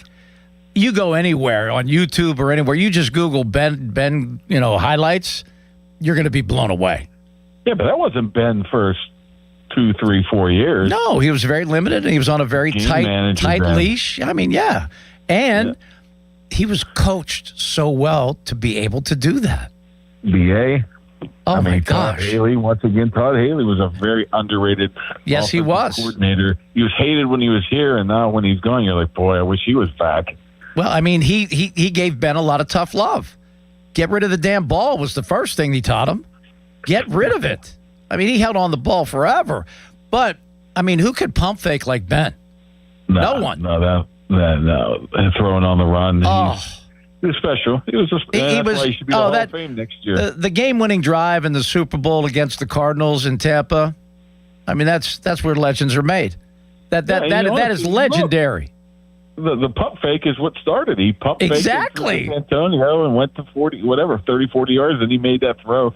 Oh, you were there, right? Oh, yes. I remember him throwing that ball, and I just screamed, "What are you doing?" Oh, touchdown.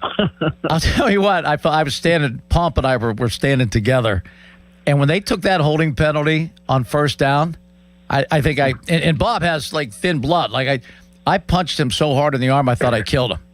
I was so angry. I'm like, how in God's name can you do that?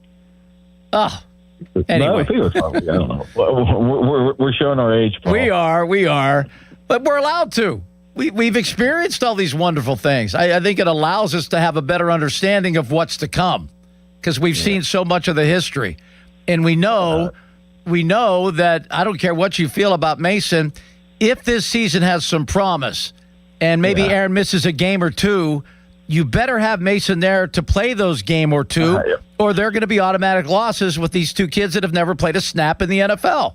I mean, that's it. I mean, when you're threading that needle, like we said, you better be willing to go into a game and hope a guy like Mason Rudolph, which you saw what he did in this preseason game, that's what you need from him, just to come in, play a game. We're not saying, Mason, go win you 18 games, go be the MVP.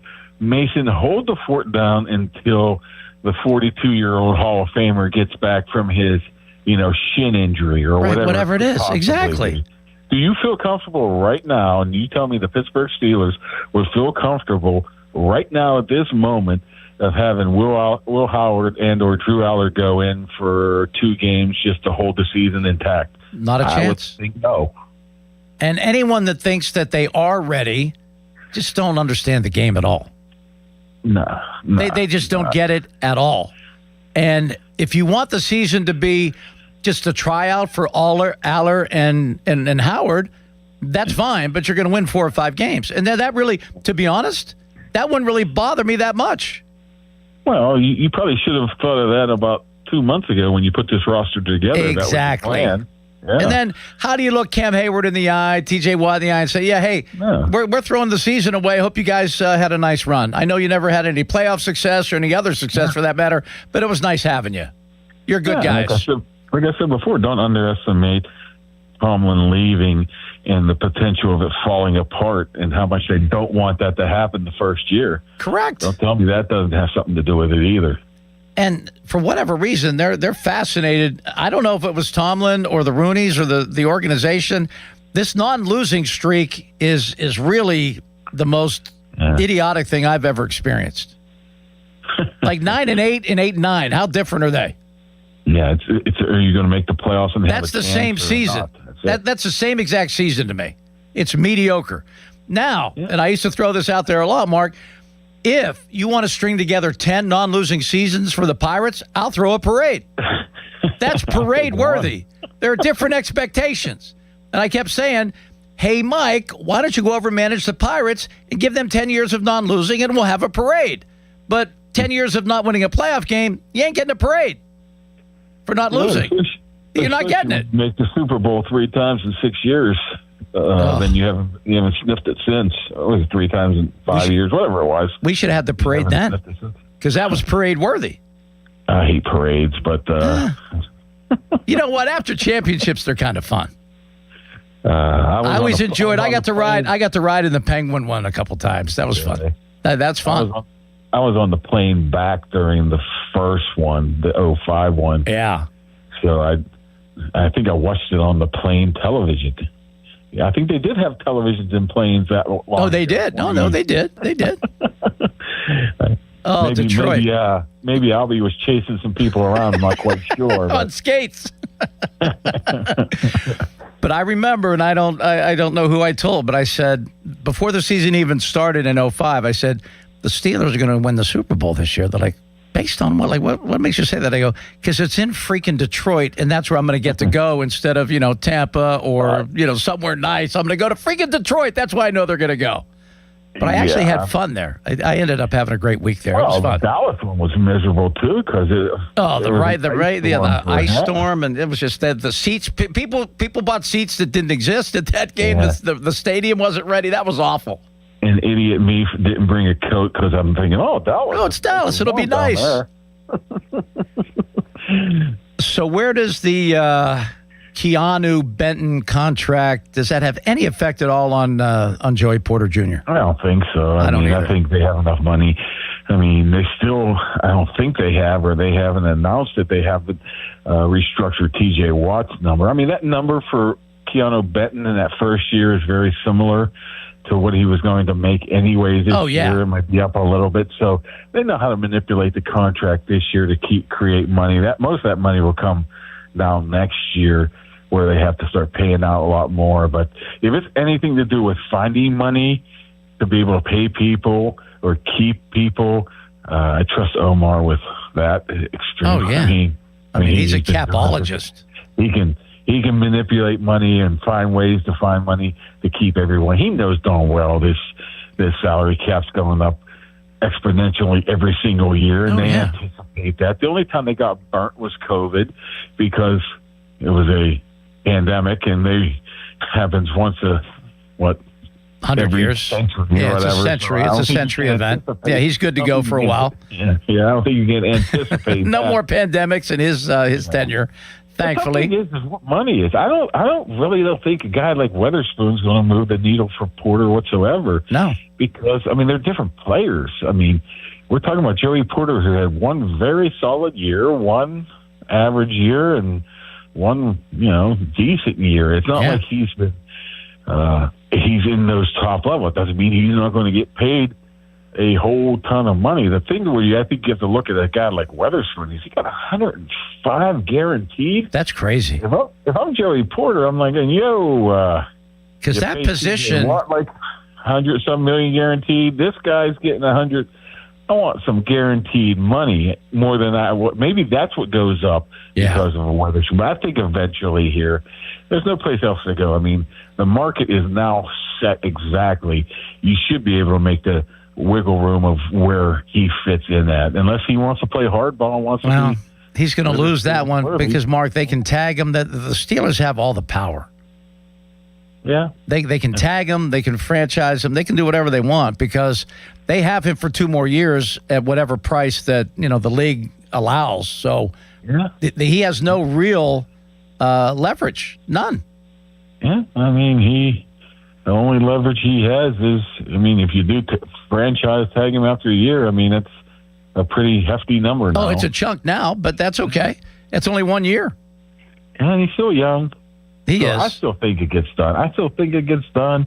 And all this does is tell you what a heck of a first real draft Omar Khan said. You signed 4. Yeah. The other 2 in the draft were just injuries. Broderick Jones, they would have signed him, but he was injured. Corey Trice got injured. And honestly, the only one left is Spencer Anderson. And he's in that 7th round range, and he's a starting guard. Yeah, he's looking pretty good. Make some money next year. So what a first draft that turned out to be, of at least keeping your guys. And another thing is, Paul, if Benton has a 8-10 sack season, Herbig has an 8-10 sack season, guess what? Those contracts are cheap as heck come next year. Oh, heck yeah. $25 million for those 18 or whatever, 16 and 25. That's a bargain for those 2 if they turn out to what we think they're going to turn it into. And it looks to me like they made really good investments with those 2 signings. I like those 2 signings a lot. As far as last year's 3rd-round pick, to not get on the field in the first half of a preseason game, it's not looking good for Caleb, isn't it? No, he had some more reps today, but they just did a walkthrough today. It looked like he was getting more reps. Maybe they just will, feature him a little bit Friday against the Jets to see what he can do. The problem with him is he's limited. He's running back. Yeah. He's not a kick returner. He's not a special teams guy. So those guys, unless you're a star or a starter, they can move on from you. Plus, he just, to me, draft him. Mark, he doesn't have that burst. He doesn't have that first step or the quickness to make people miss. He's just kind of a straight-ahead guy with average speed, and that doesn't work in the NFL. He was, I swear to you, last year, the first couple reps he had at training camp, he just exploded out of a cannon. I'm like, look at this guy. Really? And it disappeared. It disappeared as soon as it came. I don't know if he got popped. I don't know if he got thinking too much. I don't know if he just didn't have any, his confidence went away, but he had it for a very brief moment. And I haven't seen it since. And I saw some of that in the Iowa highlights. He got separation, made people miss with his speed and his elusiveness. But I didn't see it. I didn't see camp at all last year, and I didn't see any of that in the preseason last year. No, it was probably it was bad. First day. It was first day or 2, then after that it disappeared. Damn. It seemed like he was thinking more than he was reacting. That's no good. So how's your week? Do you get any days off this week? Do you have tomorrow off? Here's the problem. Today, you come up, there had to be 15,000 people here. They had basically a walkthrough, Paul. So 15,000 people were in the fans ready to watch their Saturday practice, and it was an hour walkthrough, and it was over. I don't think people were probably very excited about how the schedule fell today, but it's you know what? Talking to us media folk up here is probably last on the agenda. Oh, heck yeah. Heck yeah. last. Well, Mark, you're almost there. What, 2 more days? Monday's their last day. Tuesday is like a closed practice. Wednesday, they're back on the south side practicing. and we're leaving, and I once got a ticket flying down 30 on the last day of camp because couldn't wait to get home. Because you were so excited. Right as I was getting into like North Huntington or something like that. Police pulled me over. I'm like, you son of a. I remember those drives well, and I don't miss them. Mark, what a pleasure. Thanks so much for giving me a little time. I know you're very busy, but we really appreciate it. Thank you very much. All right, Paulie, take it easy. All right, Mark Kaboom Kabali, part of the Pat McAfee sensation. I mean, it's a big deal, the Pat McAfee show, and Mark's a big part of it. Along with my buddy A.Q. Shipley. He'll be back to do some offensive line breakdowns for Pat McAfee. Charles, give the folks a headline, and we'll get back to some phone calls at 412-928-9370. It is the Paul Alexander Show on Sports Radio 93.7 The Fan. Now, Fan Headlines, powered by Bowser Chevrolet. Some cool MLB history just happened. Joshua Baez of the St. Louis Cardinals homered in his first 3 major league at-bats, becoming the first player in history to do so. The Cardinals are up against the Cubs, so something to watch out for the Pirates if you still think that they're in there. For more, go to 937thefan.com. Fan Headlines are powered by Bowser Chevrolet.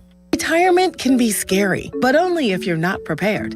That's why AARP created thisispretirement.org. Because unless you've already retired, you're in pretirement, and you still have time to plan. Learn about retirement savings options, potential tax breaks, and how you can build savings over time. Visit thisispretirement.org for free resources to help you customize your action plan and feel the retirement fear disappear. Brought to you by AARP and the Ad Council. Wouldn't it be great if life came with a remote control? You know, you could hit pause when you needed to, or hit rewind. Like that time you knocked down that wasp's nest. Uh-oh. Or that time you forgot to roll up your windows in the car wash. Fantastic. Yeah, a remote control would have come in handy then. Well, life doesn't always give you time to change the outcome, but prediabetes does. With early diagnosis and a few healthy changes like managing your weight, getting active, stopping smoking, and eating healthier, you can stop prediabetes before it leads to type 2 diabetes. It's easy to learn your risk. Take the 1-minute test today at doihaveprediabetes.org. Life doesn't come with a remote control. Yikes! So you're on your own with the wasps. You have the power to take control of prediabetes. Visit doihaveprediabetes.org today. That's doihaveprediabetes.org. Brought to you by the Ad Council and its Prediabetes Awareness Partners. Substance use disorder and addiction is so isolating. And so, as a Black woman in recovery, hope must be loud. It grows louder when you ask for help and you're vulnerable. It is the thread that lets you know that no matter what happens, you will be okay. When we learn the power of hope, recovery is possible. Find out how at startwithhope.com. Brought to you by the National Council for Mental Wellbeing, Shatterproof, and the Ad Council. Dick's House of Sport is now open in your community, Greensburg, at Westmoreland Mall, and has you covered for all your back-to-school needs. We're more than a store, featuring a rock wall, Hit Tracks multi-sport cage, golf hitting bays, and a collector's clubhouse. Plus, shop the best brands and over 2,000 shoe styles, all in one place. For on and off the field, Dick's has the gear to help you perform your best. Welcome to Dick's House of Sport, now open at the Westmoreland Mall. Get ready to enjoy family fun and fitness in downtown Pittsburgh on Saturday, September 26th at the Dollar Bank Junior Great Race. Your family can join the fun run, or you can cheer on your little ones in the Diaper Dash and Tot Trot. There's something for everyone 12 and younger, including mascots, t-shirts, medals, and more. It's all part of one great weekend celebrating the Richard S. Caligiuri City of Pittsburgh Great Race, presented by Highmark Blue Cross Blue Shield. Details at 937thefan.com. I'm Piera Palazzolo, VP of Digital Marketing for the American Management Association, a company focused on the management training skills needed to enhance the careers of business professionals. We did our research when it came to the best companies for website development and chose AmericanEagle.com. And we couldn't be happier. AmericanEagle.com worked closely with us to understand the front and back end requirements needed to launch an e-commerce website that could handle the complexities of running thousands of seminars nationwide, our robust new website and improved SEO saw immediate increases in site traffic and web revenue. If you're in need of managerial effectiveness and success, visit our website at Amanet.org. If you're in need of a website that provides an unparalleled consumer experience, I highly recommend AmericanEagle.com. Transform your business today. Dial 877-WebNow1 for a free digital consultation with AmericanEagle.com. SchultzFord.com. SchultzFord.com. SchultzFord.com. SchultzFord.com. Sports Radio 93.7 The Fan. The Odyssey app lets you jump back in time to the moments you missed on The Fan. Whether it's The Fan Morning Show, The Pomp and Joe Show, or The PM Team, you can get caught up on all of it. When you're listening to The Fan, it's as simple as one click to listen on demand. Miss a great moment? Great guest? We've got you covered. Download the free Odyssey app. Search 93.7 The Fan and tap earlier today to get started. It's the perfect way to catch up on what's happening from Sports Radio 93.7 The Fan. Live from the Shorkey Mitsubishi.com studios, North Huntington and North Hills.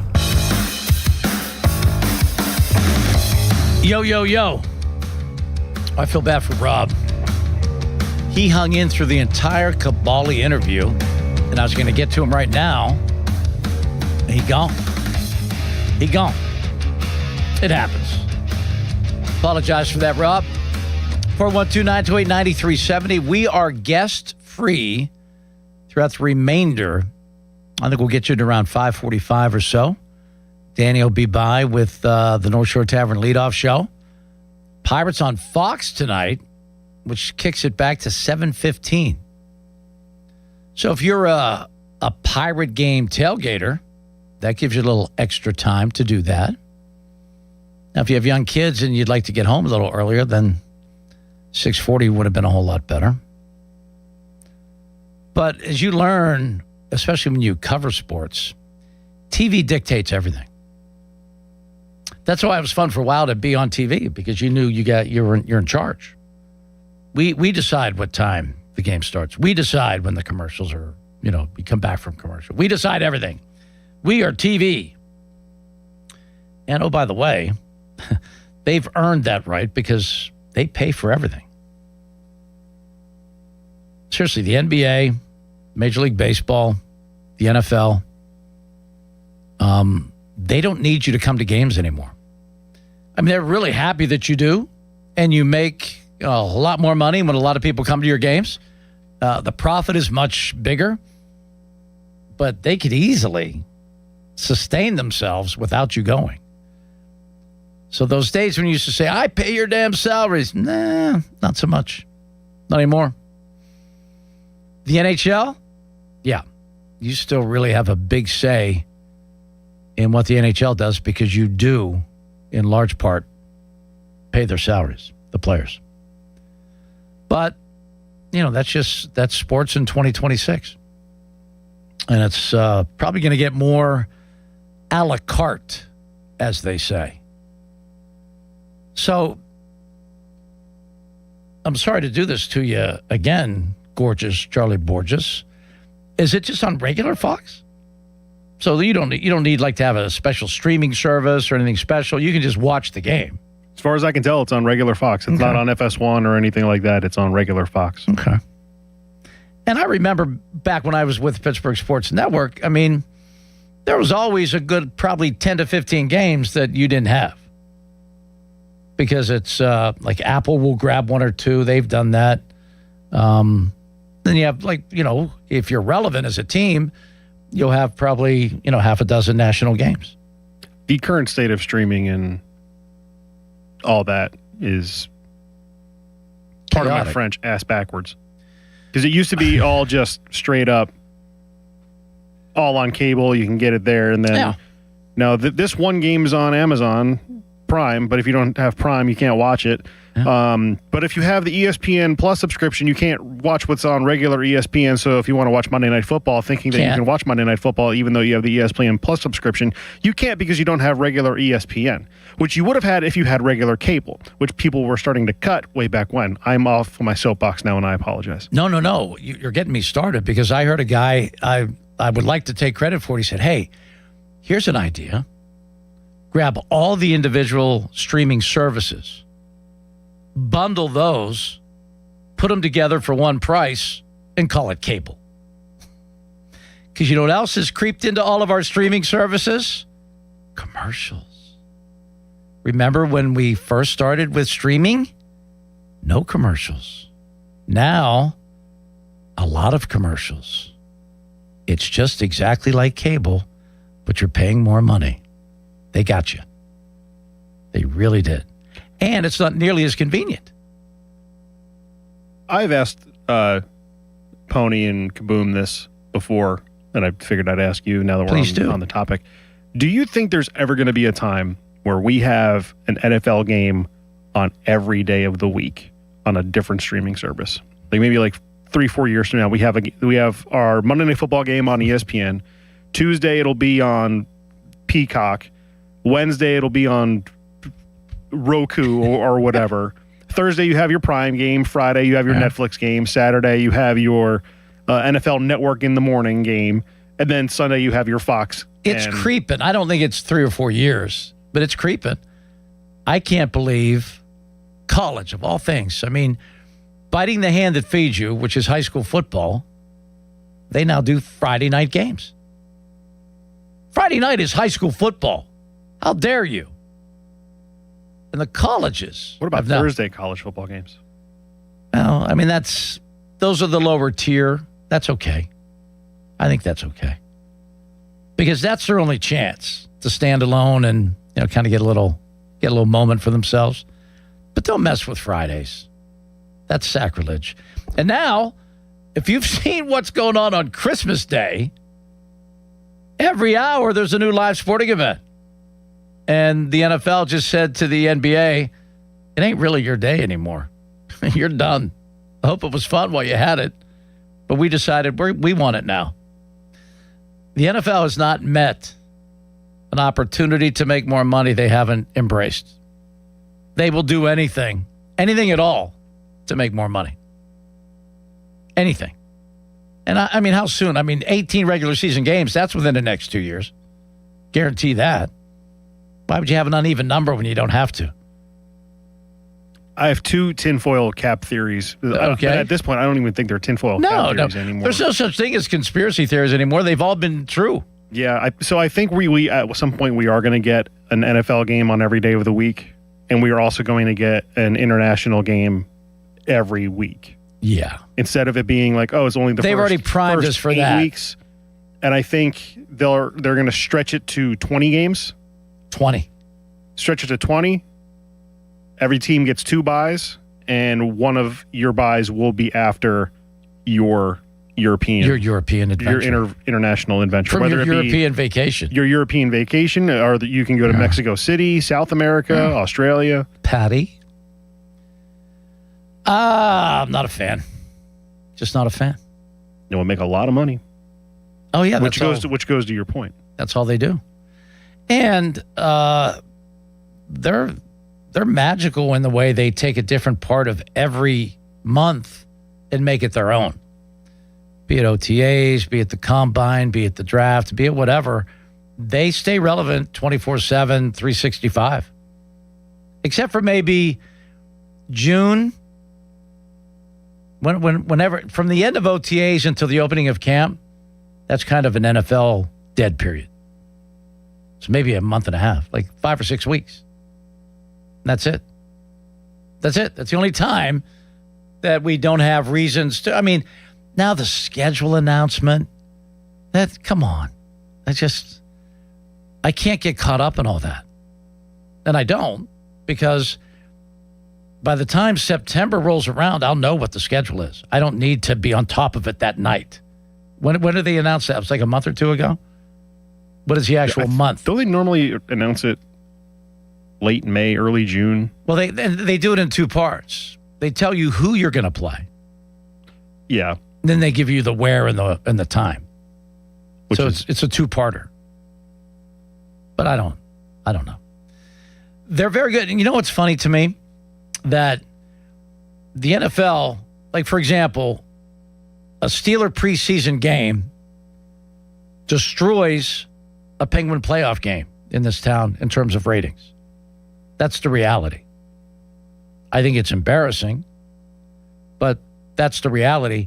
And they also overshadow, even though the Pirates had a pretty good year this year so far, that number that they got on KDKA on Thursday night and what they get next Friday will dwarf a regular season Pirate game, a game that counts.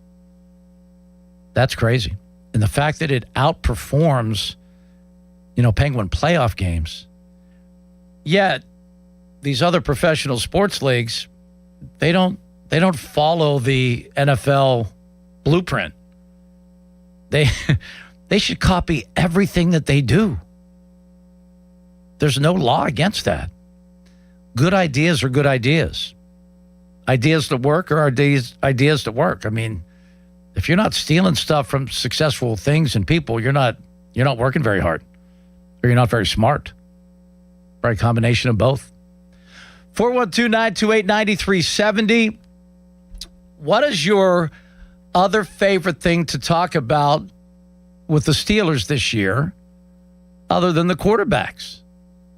I wonder if we could try, for the rest of my time here, have another hour or so to go. Is my math good? Yeah, it's about an hour or so. Let's have some great Steeler conversation without mentioning the quarterbacks. Let's give that a shot, just to be different. And is there anyone still out there that has hope, legitimate hope for your Pittsburgh Pirates? I mean, these last two games have been somewhat encouraging. And they are eventually going to get Cruz and Griffin back. I personally believe it'll be way too little, way too late. But I love the fans out there that say, no. The Red Sox won 15 in a row. Why can't we? That kind of thing. All right? Charles has a headline, and then you have the floor at 412-928-9370. It's the Paul Alexander Show on Sports Radio 93.7 The Fan. Now, fan headlines powered by Bowser Chevrolet. Jared Jones takes the mound for the Pirates tonight as they take on the Boston Red Sox. First pitch scheduled for 7:15. North Shore Tavern leadoff show with Dan Zangarelli begins at 6 o'clock from Oregon 93.7thefan.com. Fan headlines are powered by Bowser Chevrolet.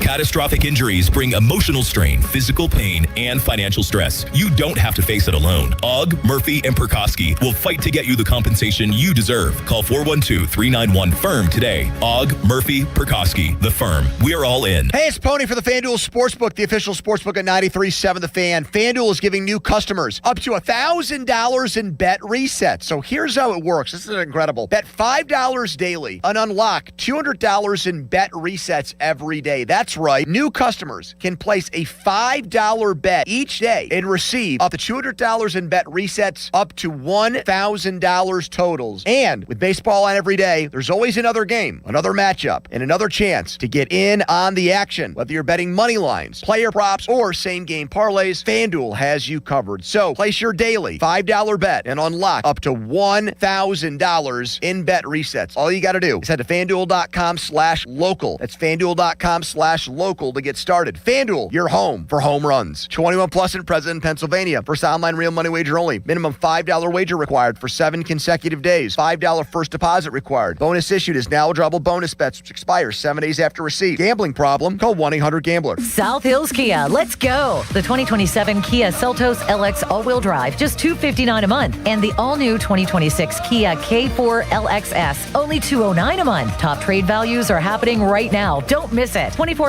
leases, $3,499 due at signing, 10,000 miles per year, plus tax and title. First payment due at signing. Not all qualify. No security deposit required. Offer ends August 31st, 2026. South Hills Kia. Deals like this don't last. Visit southhillskia.net for more details.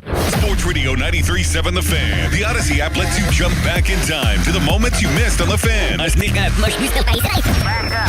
it's The Fan Morning Show, The Pomp and Joe Show, or The PM Team, you could get caught up on all of it. When you're listening to The Fan, it's as simple as one click to listen on demand. Miss a great moment, great guest? We've got you covered. Download the free Odyssey app, search 93.7 The Fan, and tap earlier today to get started. It's the perfect way to catch up on what's happening from Sports Radio 93.7 The Fan.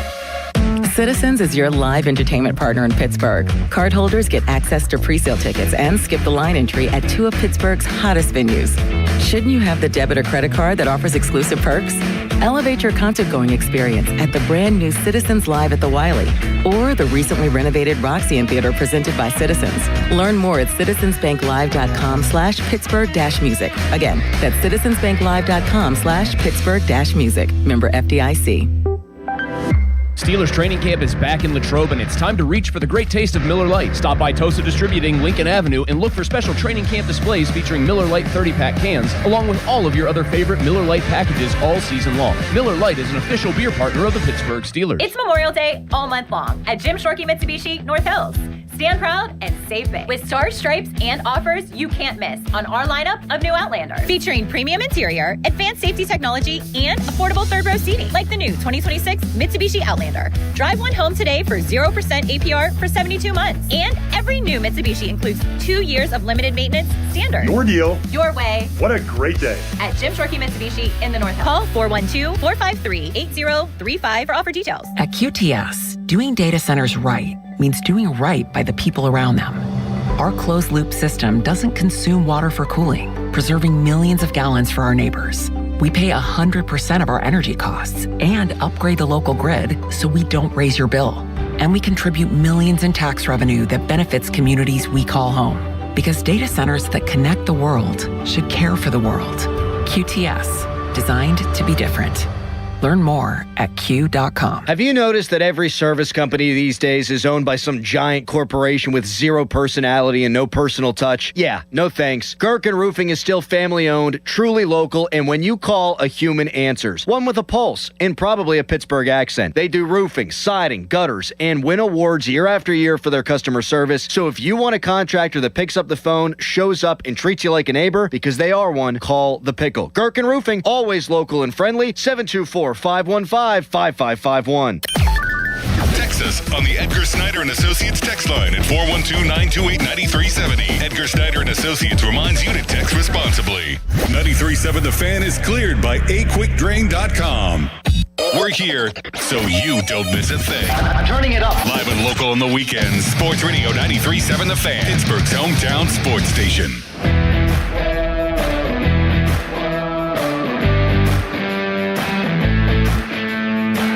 Welcome back to the show. Paul Alexander with you up until the North Shore Tavern leadoff show with Dan Zengrilli. Pirates Red Sox game 2 of their 3-game set tonight. Bucks win game 1 8-4. Dennis in the car, you're next up. What's up, Dennis? Hey, Paul. I was listening, love listening to you, but when you said let's talk about something other than the quarterbacks, that sparked my call. Nice. So we're a city that, loves to be right. And then combining that with your football team, you have all these opinions that's why I don't like listening to a quarterback, and everybody looks for something to justify who they think should be quarterback. So I'm going to go in a different direction. Okay. I think this team has great potential, and I think all of that potential comes down to this offensive line. And I'm a little disappointed. I know it's one game. Troy Fautano, I thought it would be a lot more seamless going to the left again where he played in college. I think Frazier is the best in the league, and I don't care if that's a Homer viewpoint or not.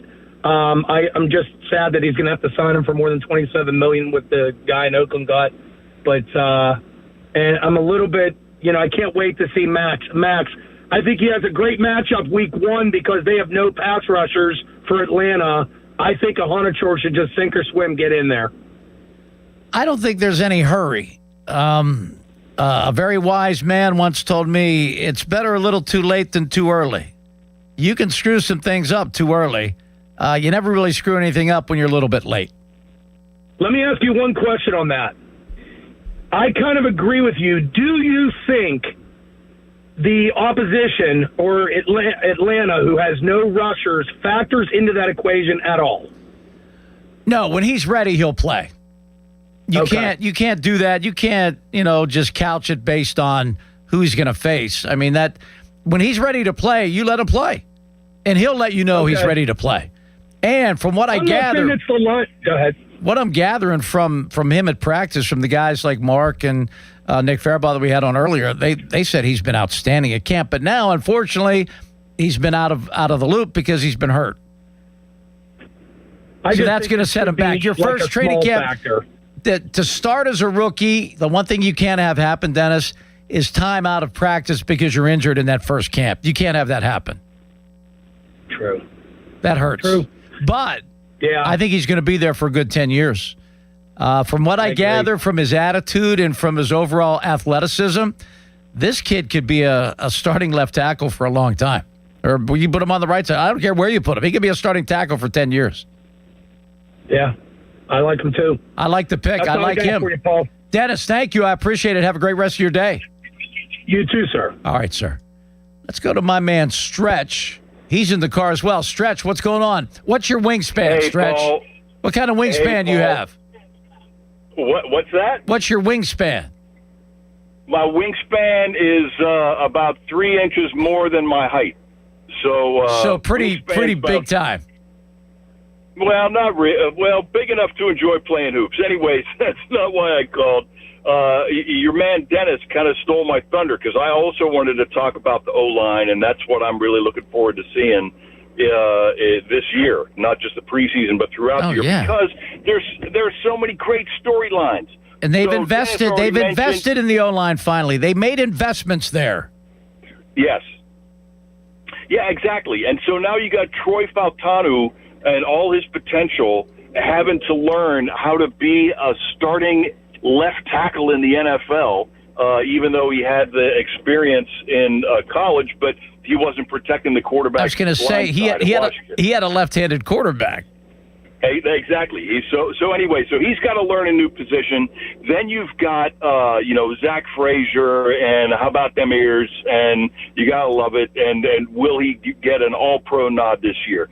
Then you got Broderick Jones, who could be a comeback player of the year, conceivably, if he puts together, just coming back from that injury, which has got to be scary. I can only imagine having neck surgery and then coming back to play in the NFL. And then you got IMAX, who's this guy who doesn't even know what he doesn't know yet, and he's got tree trunk legs and soccer player quick feet and arms that are like 4 feet long. Talk about wingspan. Yes. And so it's just really exciting, all the storylines. And plus you got Jennings Dunker and his all-pro mullet, and what's he going to do? And you've got and Dylan Cook, an ex-quarterback who's now an OT. Again, there's just so many great, and I'm forgetting, you've got an offensive tackle that likes to go out into the flat and catch passes.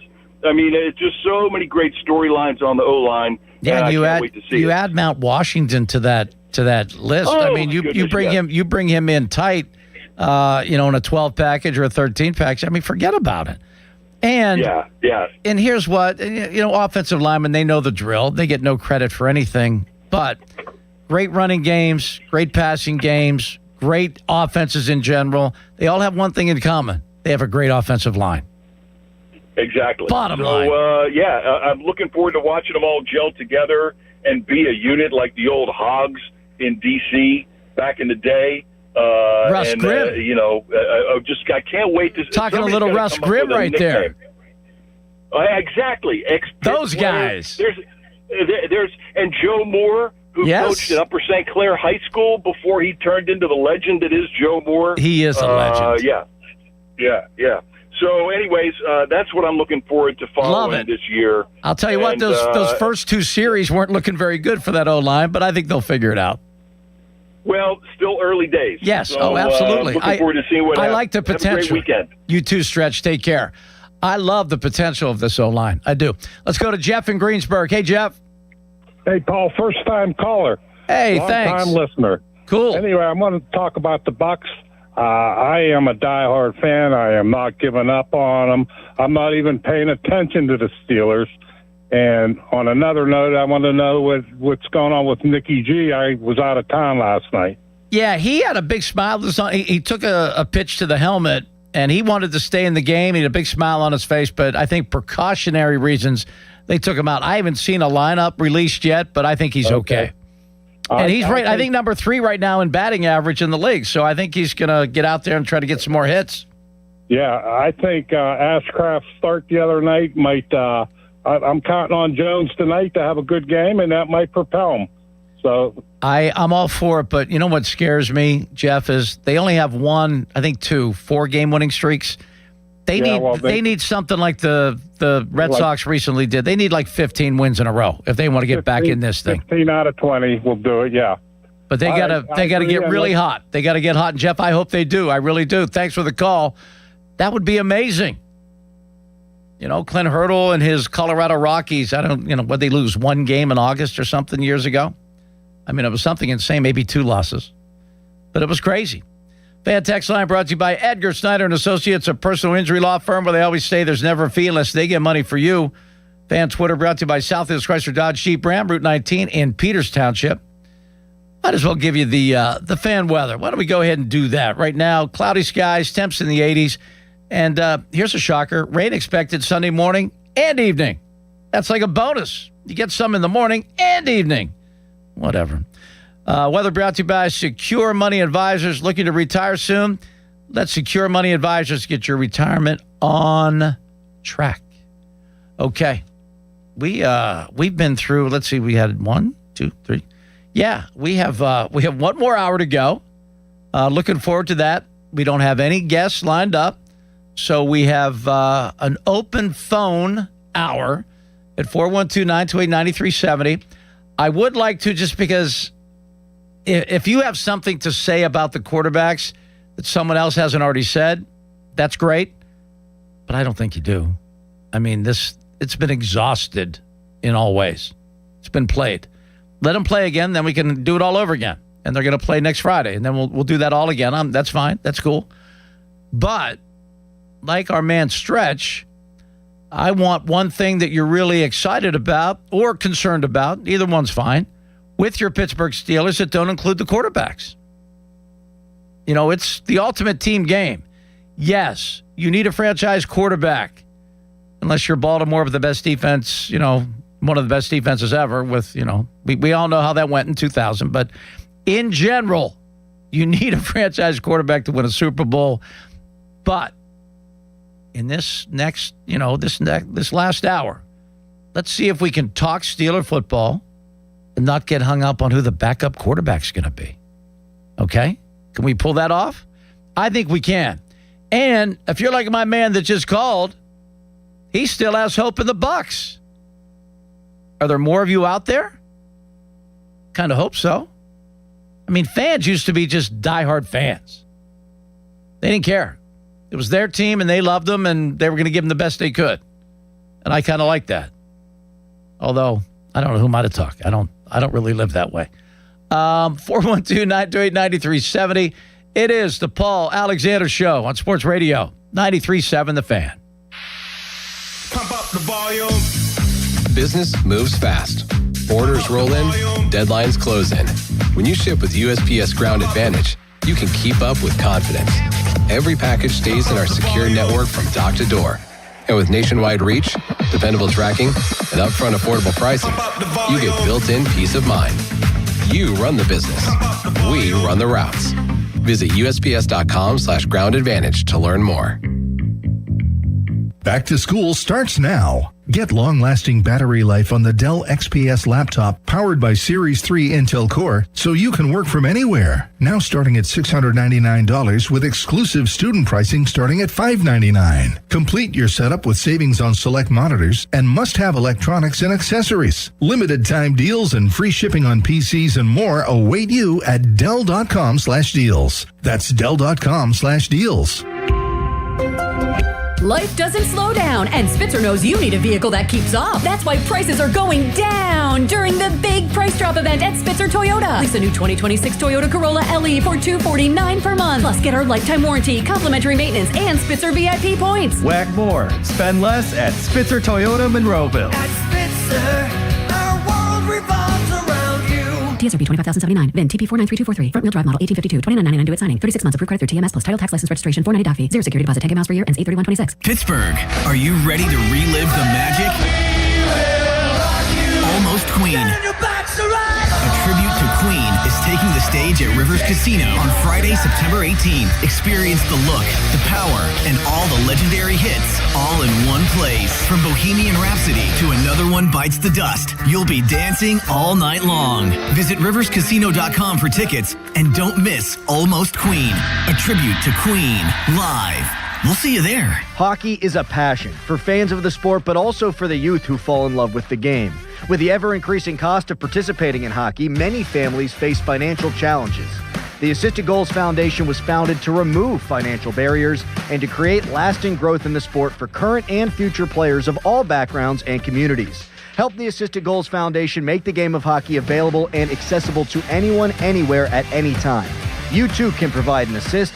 Donate today at assistedgoals.org. I'm John Morgan of Morgan & Morgan. My best advice to you when hiring a lawyer for your injury case is simple. If you know court personnel, ask them who they'd hire. They know. If you know an insurance adjuster, ask them. They know. And then ask them about us. Ask them about Morgan & Morgan. They know. I look forward to talking to you soon. There's only one Morgan & Morgan, America's largest injury law firm for the people. Injured? Dial Pound Law. Morgan & Morgan, 603 Stanwyck Street, Pittsburgh, Pennsylvania. Pennsylvania lawyer will handle Pennsylvania cases. Prior results do not guarantee a similar outcome. Your hometown building partner since 1956. 84 Lumber. Visit 84lumber.com. All right, moms and dads, take a deep breath. It's back to school. Your morning is about to get a lot busier, and your family relies on you to keep everyone moving safely. Thankfully, the Kia Sorento earned the highest honor, the Top Safety Pick Award from IIHS. Right now, get $3,000 customer cash on top of dealer discounts on a 2026 Kia Sorento. Everyone approved. Or choose 0% APR for 60 months. Visit Smale Kia on Route 30 in Greensburg for details or online 24/7 at smalekia.com. $3K customer cash, no financing required. 0 APR, not all will qualify through KFA. Tax fees, extra, ends 8/31.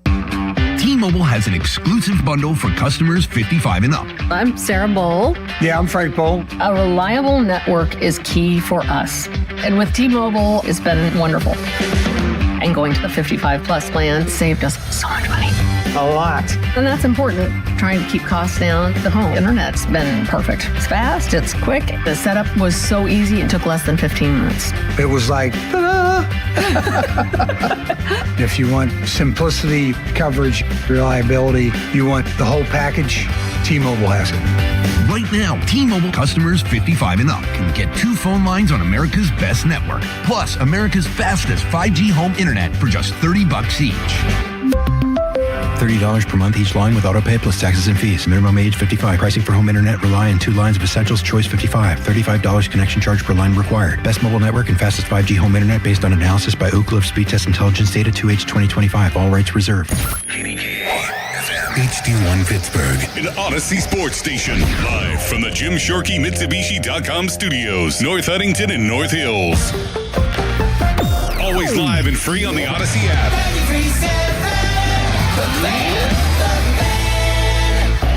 Now, fan headlines powered by Bowser Chevrolet. North Shore Tavern leadoff show, with Dan Zangrilli an hour away.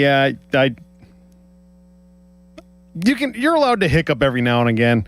North Shore Tavern leadoff show with Dan Zangrilli begins at 6 o'clock from Oregon 93.7thefan.com. Fan headlines are powered by Bowser Chevrolet. I'm never going to live that one down. We're talking all things Pittsburgh sports all weekend. You're doing it all weekend, too? Sports Radio 93.7 The Fan, Pittsburgh's hometown sports station. Welcome back to the show. Mike, I'm going to get to you in one moment. I played in the Tommy Smith 2-ball event at Greensburg CC last weekend. I was supposed to be with you guys last weekend, but that's where I was, and it was a blast. Congratulations to all the winners, all the participants. Great job by the staff, Chuck the pro. Everybody out of Greensburg did a phenomenal job dealing with about 5 inches of rain in 3 days. Yeah, it was a brutal for the greenskeeping staff. God bless them. I mean, keeping that course playable was just, it was insane. But we got matched up, my partner and I, with this gentleman named Corey and his partner Mike, 2 great guys, great players too. And Corey said, well, you must know Joe Starkey. And I said, well, yeah, quite well.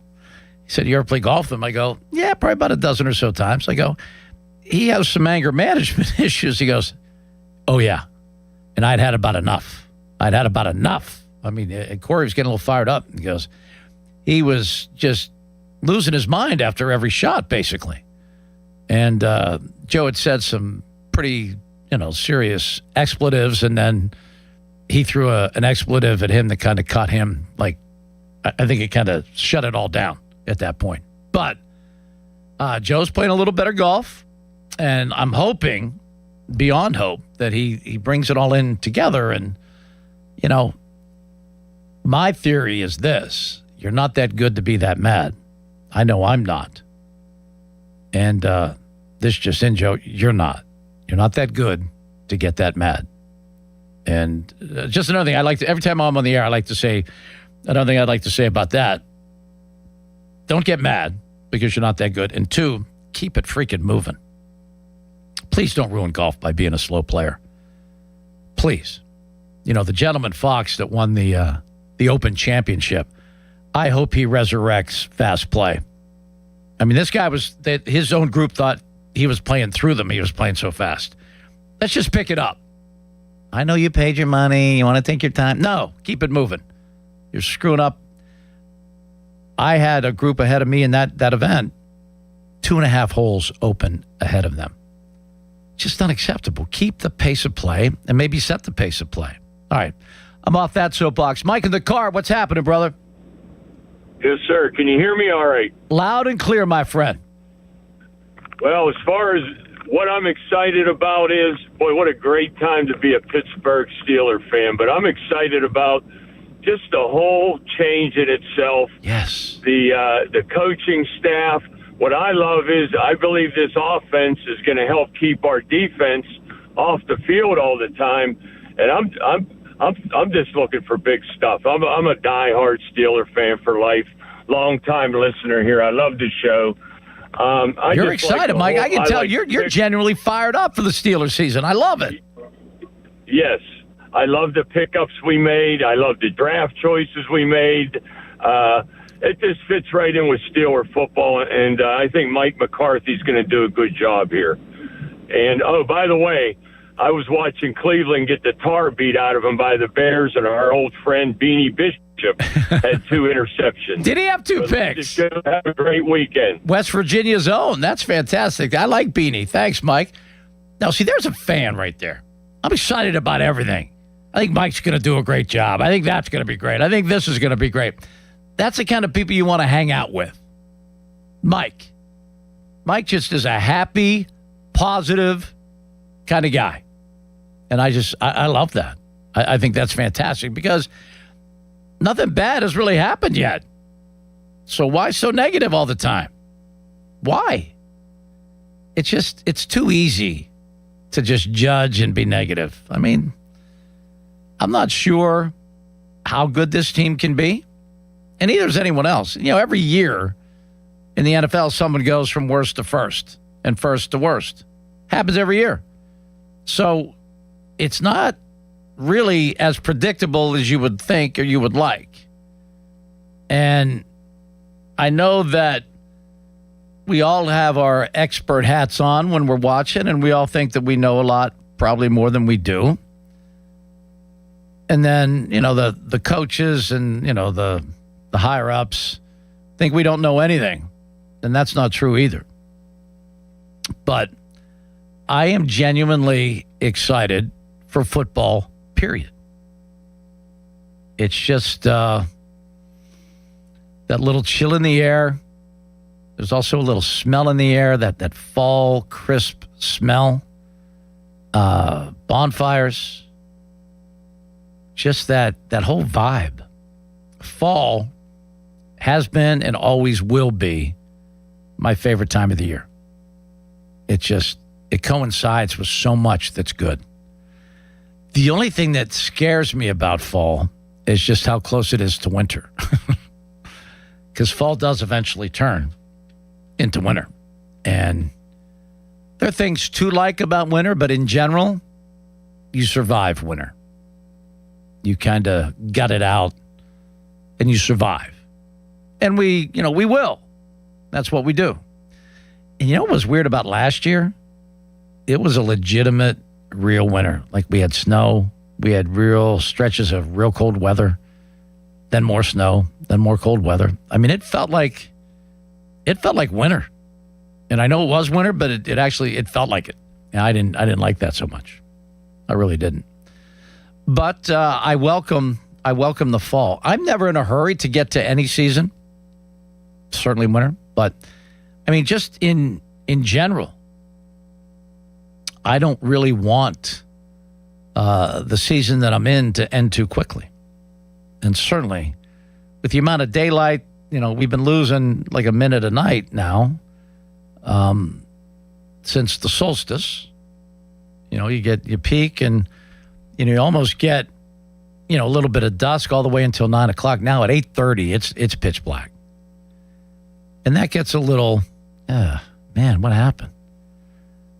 And when you get older, and we all do by the minute, just throwing that out there, driving at night becomes a challenge. I'm not sure what the age element is to that, but I don't necessarily like driving at night. At night gets here a lot quicker. I don't know Charles, did they make any decision on staying at standard time? Has that actually been official? I think that was made official that we're not going to. I think we're keeping the daylight savings time. So we're not going to fall back and spring ahead. We're not going to do either. We're just going to stay where we are. I think we're going to continue doing that. Oh, yeah, because we always do. Yeah. It's always about the kids. It'll be too dark in the mornings for kids that go to school. I always thought they started school too early for me. I agree. We had to be at the school at 7 a.m. No, that's way too early. Classes started at 7:30, and I'm like, you want me to focus on algebra? And that's Jersey, right? That's New Jersey schools. Well, my school specifically. Other schools started at 8:30. Mine started at 7:30. We had block scheduling. I don't know. Did they hate kids? Like, what was their problem? Every class was 77 minutes long. You had 5 classes a day. 77. So you had 1, 2, 3. You're like lunch / study hall was either in the 3rd block or the 4th block. Mm-hmm. And you wanted 3C lunch, which is like the later part of the 3rd block. 3C lunch or 4A lunch. That was the perfect time. Because if you had 3A lunch, you were going to lunch at 10 o'clock in the morning. You don't want that. No. But if you were going towards 4C lunch, they would run out of things. But I will say this about that. I've done a lot of morning things. Fan morning show for years. KDK TV. I anchored the morning news. I've done a lot of mornings where you're getting up at 4, 3:30, 4. And I'll tell you what, I've never been hungrier in my life than I was at 10 o'clock in the morning on those days. So if I had that 7 o'clock arrival, you had to be in school by 7, I could eat lunch at 10. Yeah. If I'm getting up at 6, I'd probably get up at 6 to be at school by 7. I'm eating lunch at 10. But there would be some days where lunch would start at 10 a.m. and it's like, every Wednesday. Like I've been out of high school for what? You were scarred. I've been out of high school for 15 years now. Geez, I've been out of high school for 15 years. And I remember like what days had which meal. Like Wednesdays was cheesesteak day. Oh. The guy who ran the kitchen, his name was Walter. Walter. It was Walter Cheesesteak Day. You don't want a cheesesteak at 10 o'clock in the morning.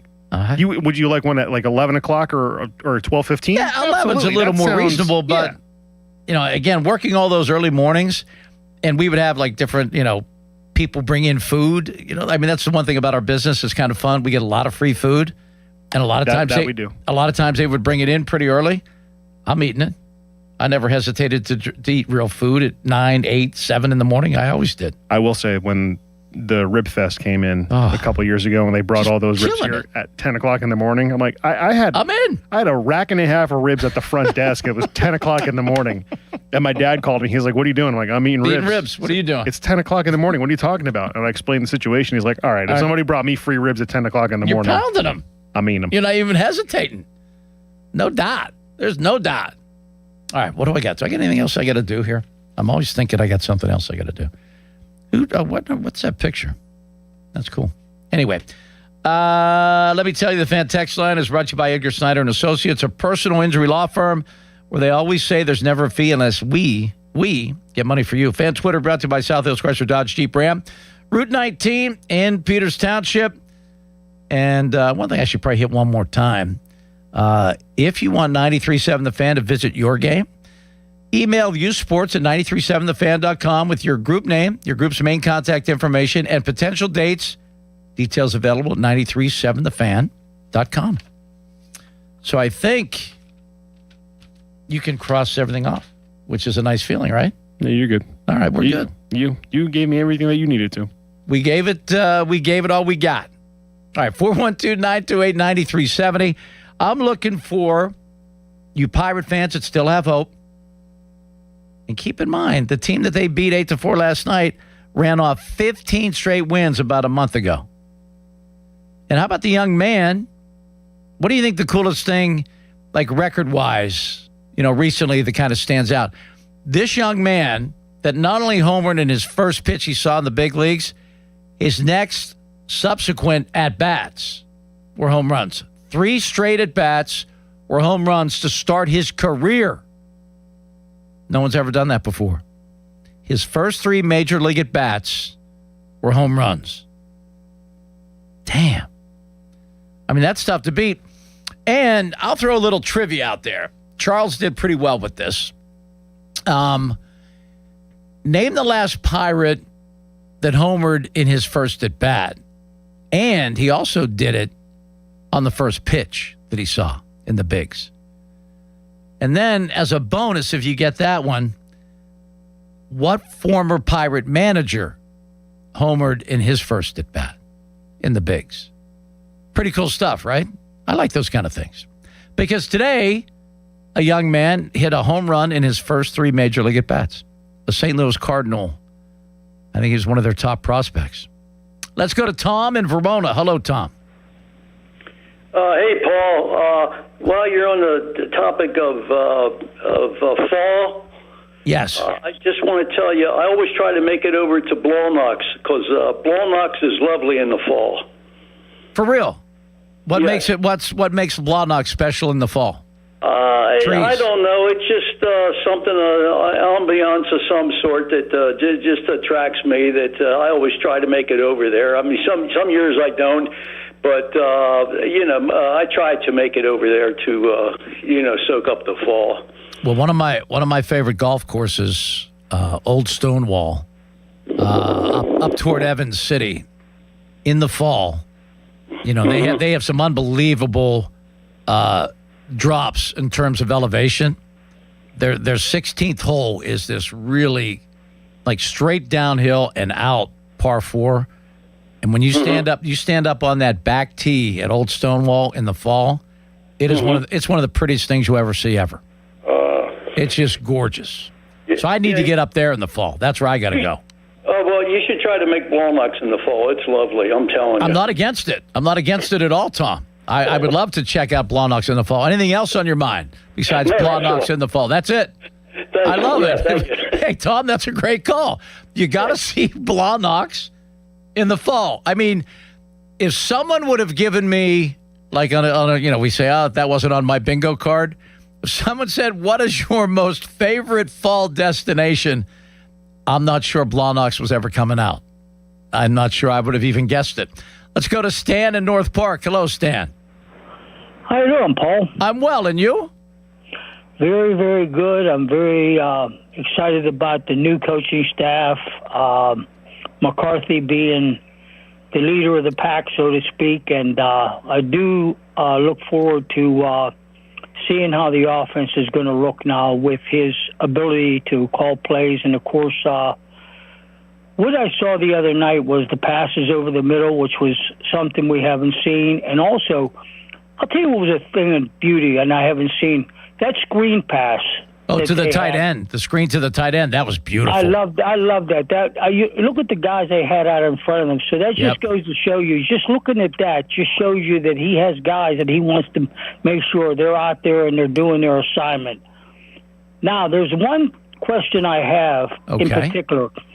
Is the field, do they have a new kind of field on there right now? It doesn't look to me like that grass field is in there anymore. Did they change that at all? Or they changed the field, I think, 3 or 4 times a year.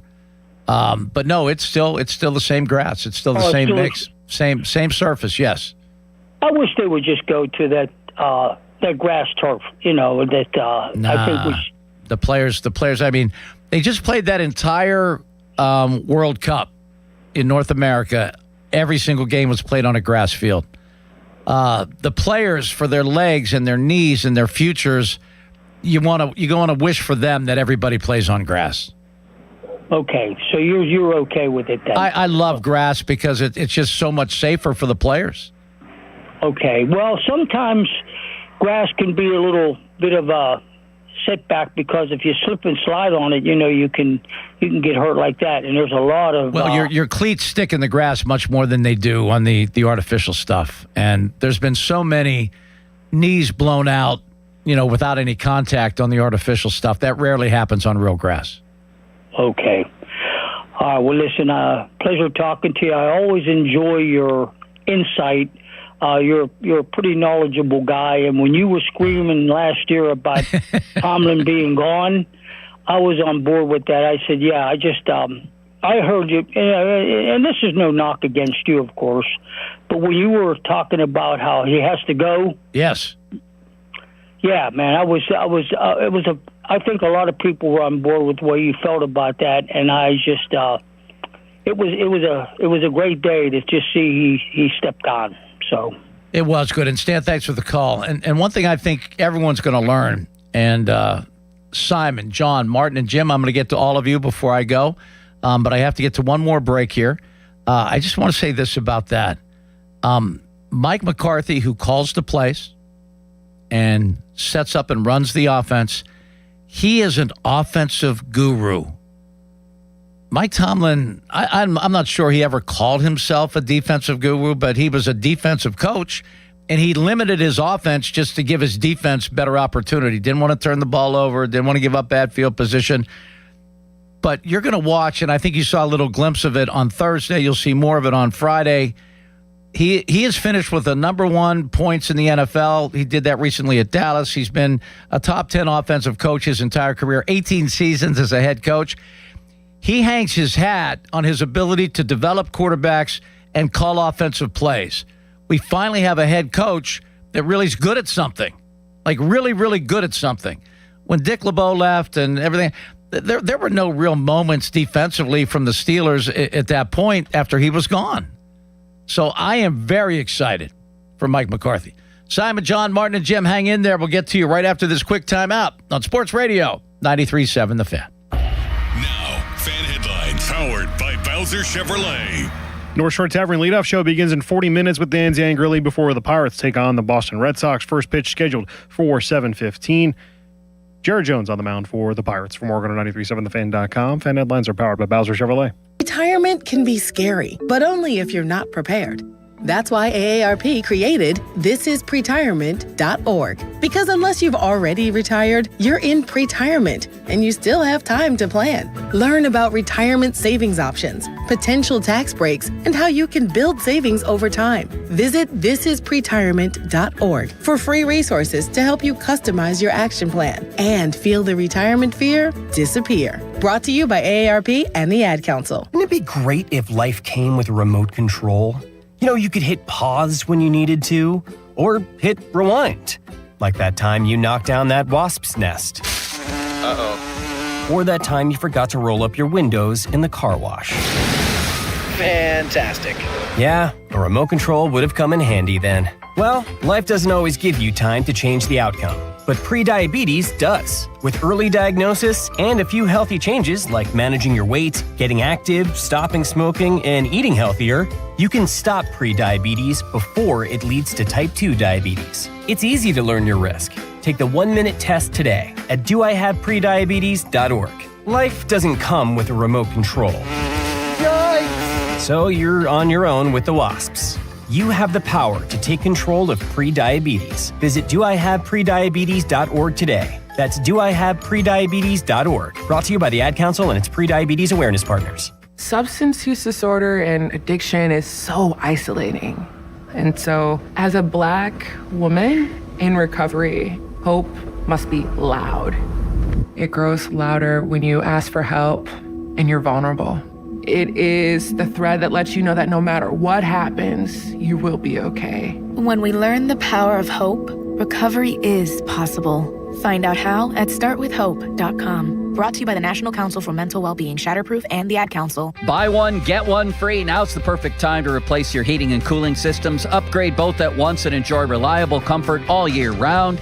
From your first call through professional installation, Sullivan Super Service makes it easy. For a limited time, buy an air conditioner and get a furnace free. Plus, get 0% financing for 60 months for qualified buyers with approved financing. Call today or visit sullivanservice.com to schedule. Sullivan Super Service. They'll be your hometown heroes. Here's Sports Radio 93.7 The Fan's Fan About Town. Family-owned D'Amelio Heating and Cooling. D'Amelio's services heating, cooling, commercial refrigeration, and tap beer systems. They service all brands and provide 24-hour service. D'Amelio's is a Carrier Factory certified dealer. D'Amelio's Heating and Cooling. Call 724-838-9360. Family-owned Plaza Azteca in Greensburg is now open for authentic Mexican food and ice-cold drinks. Visit Plaza Azteca next to Westmoreland Mall in Greensburg. Two Men and a Junk Truck is Pittsburgh's top choice for haul-away services. From single, bulky items to whole house cleanouts. Let their trained men do the heavy lifting and give you the space you deserve. Book same day or next day at twomenandajuncktruck.com. For more information, visit 937thefan.com. Hey, it's Doran. Props to my friends at Keystone Custom Apparel. Their fan club t-shirt fundraiser has helped local organizations raise over $100,000 this year. Here's how you get in on all the action. Step 1, register your team at KeystoneCustomApparel.com. Step 2, supporters donate $20 online, type their name in on the form, and choose their player. Step 3, well, there's no more steps. Keystone Custom Apparel handles everything. No order forms or money collection needed.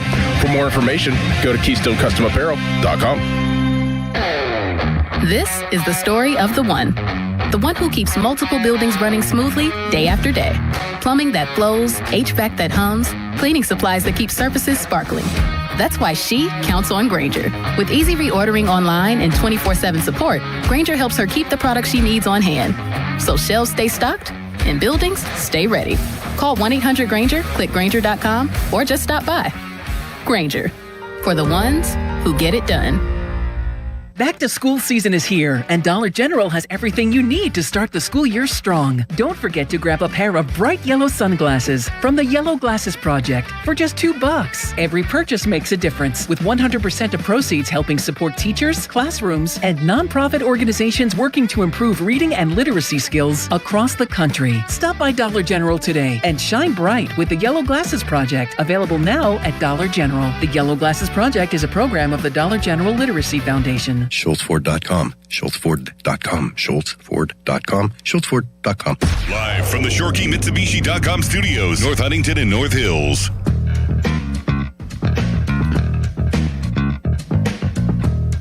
Stretch run. Paul Alexander with you up until 6 o'clock.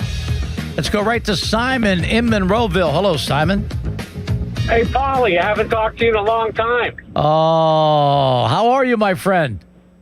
I'm doing okay. How you been? You know, I'm hanging in.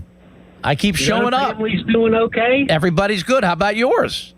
Good. I was listening to you on the radio, and I'm like thinking, I haven't talked to Paul forever. Way too long. I know, and I was calling saying I love listening to you. You're doing a great job. Well, that's very kind. How's the golf game? That's why I was calling too. I want to invite you. I belong to a couple good clubs, and I'd like to bring you.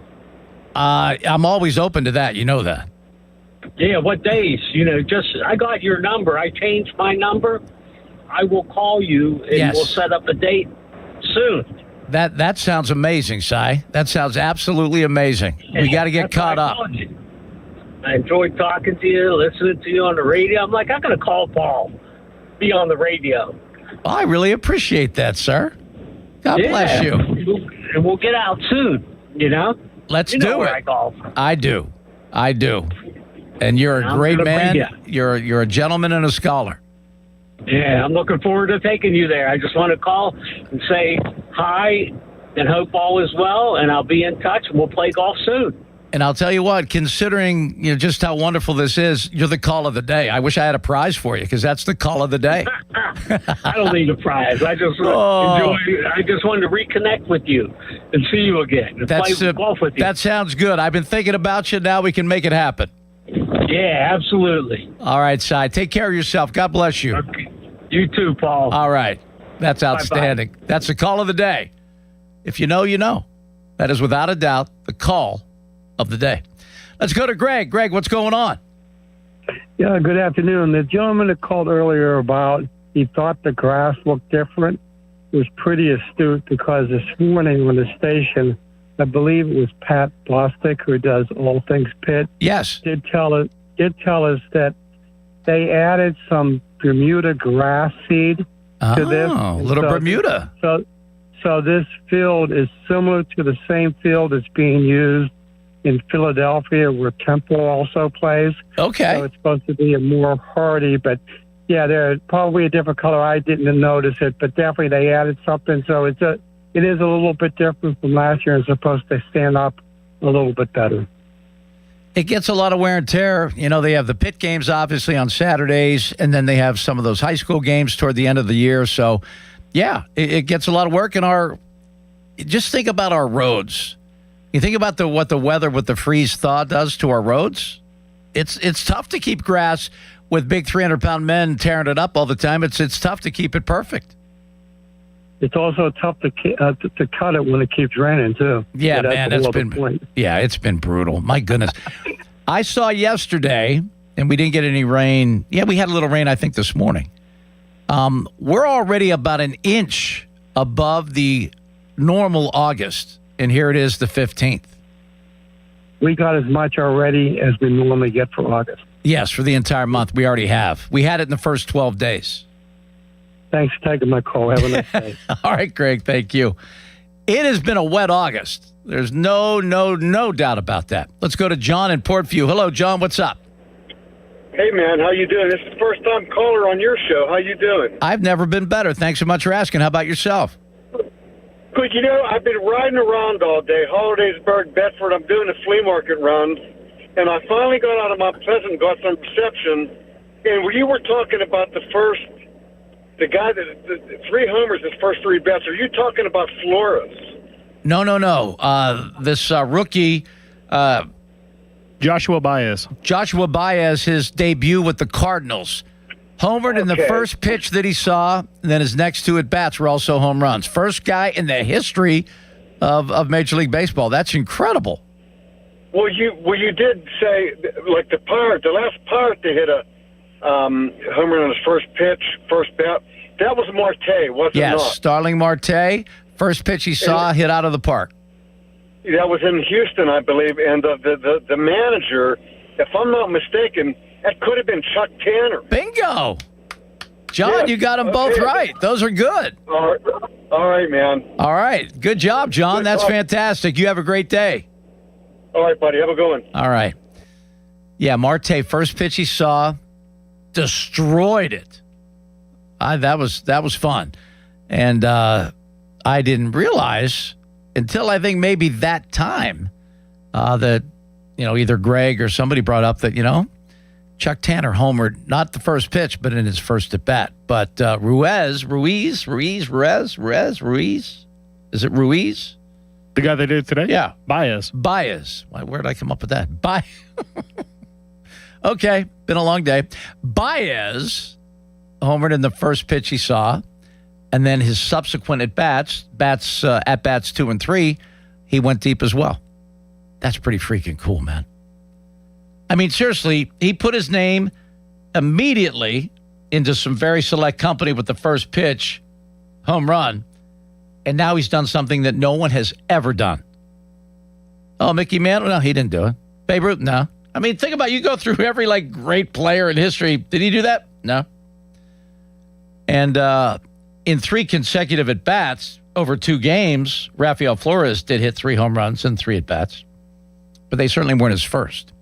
Let's go to Martin. He's in the South Hills. Hello, Martin. What's up? Hi, Paul. Well, the guy stole my thunder. First of all, you're dating yourself when you say a gentleman and a scolder. That's an expression my grandfather always used. I love it. You know, I don't pretend to be young. I don't need to be young anymore. That's good. I had my time as young, and it was good. I enjoyed it, and now I'm old, and I'm enjoying that too.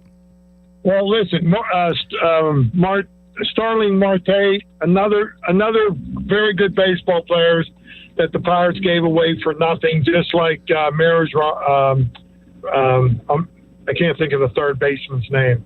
Ramos Ramirez. Yep. Ramos Ramirez. Yes. They gave him away for nothing. Jim Leland ran the knuckleball pitcher out of town, and he went to Boston and had 200 victories. Yeah, he just didn't know. I remember talking to Jim after a game. He didn't know how to manage him. He didn't understand because his arm was never going to be tired. He never knew. He openly admitted, I don't know how to manage this guy. Tim Wakefield was his name, and he passed way too young. God bless that man. He was such a great guy. I remember, I forget where I was, but I was walking through an airport, and I forget who I was with, and I just kept going, I know that guy. I know that guy. And then he was getting closer, like we were having one of those walks toward each other, and finally, right when he got to him, and I went, Tim Wakefield. He goes, yeah, hi. I go, hi, Paul Alexander, covered you, when you were with the Pirates. He goes, oh, yeah. He was so nice. And here, let me give you a great Tim Wakefield story. Sure. So I forget who he came up with in the minors, but he was a position player, not a pitcher. So a lot of times, a lot of times in spring training, you're going to warm up with a long toss. You're just going to throw the ball like a pretty good distance just to get your arm loose before you have, your daily practice. So think about how unbelievable, like timing in life can be everything. So the pitching coach is walking behind Tim Wakefield right when he throws like a goofy knuckleball that the guy on the other end of it that he's catching with has a lot of trouble catching. So the coach stops and goes, hey, can you do that again? He goes, do what again? Like he didn't really go, what are you talking about? He goes, can you throw that ball and make it do that again? He goes, oh yeah, I do that all the time. He goes, for real? Yeah. So he takes Tim Wakefield out of that line, brings him over like to where all the pitchers are, and says, show me what you're doing. Tell me what you're doing here. Let's see this. And that's how it all happened. And like you said, he had like 200 victories in Boston. Yeah, let me circle back to Tanner for a second. Tanner hit his first pitch in the majors out of the park. At that time, he was one of. Was that with the White Sox? I think he was with the White Sox.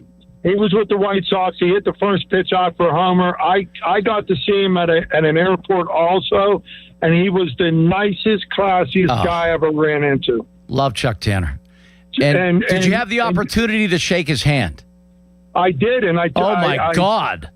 I buttonholed him for like 10, 15 minutes. I love baseball, even though this idiot's ruining baseball in Pittsburgh, nutting. But I talked to Tanner for 10, 12 minutes. There wasn't a nicer person ever born than Chuck Tanner. Newcastle's own, and he had he had a vice grip for a hand. Oh, he was, he had oh big my hands. Gosh. But let me circle back to Wakefield for a second. Okay. If Leland would have managed correctly in '92, he'd have started Wakefield in games 2, 4, and 6. Instead of Danny Jackson in the second game, he got rocked by Atlanta. What's his name lost 3 games. Wakefield won 2, but he could have pitched every game, Paul. I was at every one of those games, and if Jose Lean makes a routine play at second, they go to the World Series. I know, and they blame Bonds, but he was much deeper in left field. No one blames Bonds. I mean, I blame Bonds for not hitting. He didn't hit very well. No, he didn't. They blamed Stan. They blamed Stan Belinda, which was ridiculous. They squeezed him. He threw like 10 strikes. They called balls. If they had ABS for that playoff game, they also go to the World Series. That was the best team the Pirates had, and didn't make anything of it. It was a shame. I was there. It was heartbreaking. Oh, it was terrible. It was like somebody died. Well, I was just going to say, being in that clubhouse afterward, it was a morgue. It was god-awful. I bet. Especially to get beat by Sid Bream. Well, I love Sid Bream, so it doesn't bother me. But Sid Bream's a great human being. All right, you take care, Martin. All right, let's go. Is this Michael or Robert, or is it Michael Robert? I've been doing a thing where if somebody calls, the one name pops up on the caller ID and they give me another, I'll just put a slash in the second name that they give me. So we'll clear it up with him. He said Robert. Okay. It came up as Michael before. Robert in Monroeville, you're next, or are you Michael? I'm Robert. Okay. I used to tee off with you at 7 in the morning to beat the good doctor. Oh, you know what? But he tried to. I was just driving and I heard your voice. Hey, Robert. He did get out there occasionally ahead of us, and that was a nightmare. Yes, and the next time you said we got to beat her by 5 a.m. to beat him. Real quick. Yes. Pirates. I mean, I know it's the same old to an extent, but there is basically a third of a lineup that was killing it. With injury. You know what I mean? There are reasons. I don't know about excuses, but reasons. We would have been at least in the mix, in the playoff mix. Well, yeah, I mean, Aaron was there, Cruz and all that. I think Griffin really hurt him because that killed him. Triola's a good third baseman. He's a pretty good second baseman. He's a below average shortstop, so you had to play him there. And then Cruz was on his way to at least a 30-30 kind of season, and that really hurt. But at the same time, your stars have to be stars, and Paul Skeens is a star who was actually he was a below average pitcher over the last 2 months. Below average. And Mitch Keller. Mitch Keller, he soiled the bed. So the guys that you need Connor Griffin is a real star. Like even like a young A-Rod type of thing. Well, maybe even better. He could end up because he's faster. He's faster. Yeah. I mean, he is unbelievable. His skill set is ridiculous. Let me run to the Steelers real quick, and you'll appreciate what I'm saying about this. As you know, I'm a blue and gold guy. Yes. True, but I watch every single Penn State game. That quarterback, Drew Aller, what McCarthy, whether it's the footwork and the release. Yes. I mean, he always had a big arm, up at State College, but I mean, he looked to me like very different. Someone suggested McCarthy must be a real. I mean, he's a guru. Magical he's a quarterback. He's a quarterback whisperer. And someone mentioned that maybe Aller should sue Penn State for some sort of malfeasance or something because it took him 2 months to make him look a whole lot better. I'll tell you that. He looks a whole lot better. I always say in college, in the big games, how do the quarterbacks play? And he always seemed like he was this guy looks different. He does. Like he gets rid of the ball quick, boom. He's decisive, and that's his arm is cool. His arm is unbelievable. When our boy Pat Bostic said, out of between him and Howard, if you're actually going to say someone's going to be a franchise, he said that arm is elite. Yes. And unfortunately, and I'm not bashing Will Howard because he's an Ohio State guy or anything like that. Sure. Yeah. I mean, the reason he lasted until the 6th round is because he does not have a big arm. Correct. He's one. It's that simple. One of those good, whatever college guys. Yeah, real good college quarterback. Howard has the cannon. Yes. You can't teach what he has. A kid in Buffalo, and the good news is McCarthy and being around Rodgers to me for 1 year is going to be cool. All good, and like Rodgers is already working with him to get a lower trajectory on his deep ball, so it gets there faster. So he's learning a lot of great things. There you go. Dare to dream. I'll let you go, but I was just ran into a couple of your old buddies recently and heard about Sammy, and it's terrific. It is. It's outstanding. Of all people, that little whatever. He's going to be a barrister. It's unbelievable. I know. I love it. No, Robert, you're the best. Proud of them and all your kids. Wonderful. You're the best, my friend. The absolute Paul, we'll best. Get together soon, buddy. I hope so. Okay. All right. That's Robert. Then just one of the all-time great Churchill Chargers right there. Hey, Ben and Chuck, hang in there. I'm going to take one more break. We're going to run it all the way up to the top of the hour because that's what I was asked to do. So we'll get that done. Ben and Chuck, hang in there, and we'll get to you, and we'll close it out. Send it over to the great Dan Zangrilli. He has the North Shore Tavern leadoff show, and then Pirates and the Red Sox, game 2 of their 3-game series. 7:15 first pitch, and it'll be Jared Jones on the bump for the Bucks. All right? Now, fan headlines powered by Bowser Chevrolet. As Paul just said, North Shore Tavern leadoff show with Dan Zangrilli begins in about 18 minutes. The Pirates take on the Red Sox tonight. Jared Jones on the bump for the Pirates. Sonny Gray will go for the Red Sox from Oregon on 93.7thefan.com. Fan headlines are powered by Bowser Chevrolet. A trial is 99% preparation, and nobody prepares better than us. Get the good guys, Goodrich and Geist.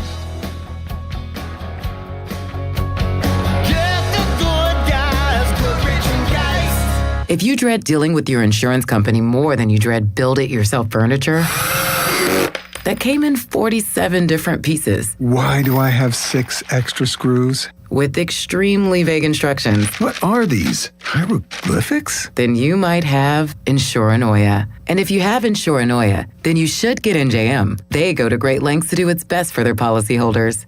No jingles or mascots, just great insurance. NJM. Insurance underwritten by NJM Insurance Company and its subsidiaries. To make exercise a habit, find something you enjoy, like shopping. It counts as a workout when it's Kohl's Active Sale.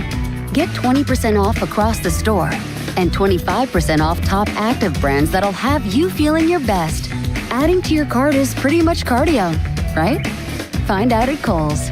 Select styles. 25% offer ends August 15th. 20% offer ends August 16th. Exclusions apply. See store or Kohls.com for details. We are Pittsburgh. In Pittsburgh, we drink local. We drink Iron City beer since 1861. Cold, smooth, crafted for generations. For more than 160 years, Iron City beer has been part of the city we call home. Have you tried Pittsburgh's beer lately? Iron City beer. Start with the original. Since 1861. Heartburn. Quick, Alka-Seltzer. Because nothing is worse than heartburn after a long day. When you're finally off the clock, dinner's done, feet kicked up, kids asleep, and boom, heartburn tries to steal the moment. Quick, Alka-Seltzer. Because nothing works faster for heartburn relief. The effervescent tablets start neutralizing acid in seconds, so you can sit back, relax, and unwind from your day. Next time heartburn hits, quick, Alka-Seltzer. Use as directed.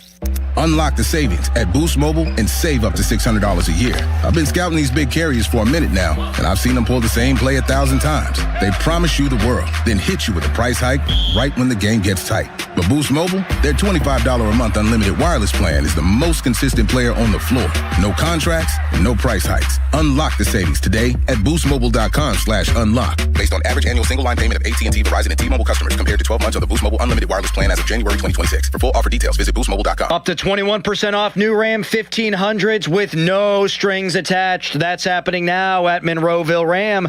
They have Pittsburgh's best selection at up to 21% off.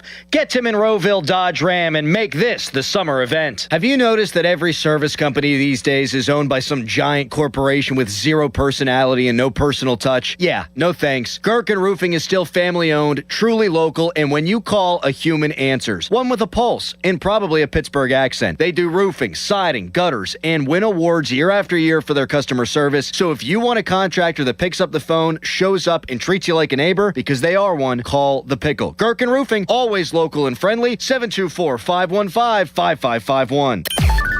Text us on the Edgar Snyder and Associates text line at 412-928-9370. Edgar Snyder and Associates reminds you to text responsibly. 93.7 The Fan is cleared by aquickdrain.com.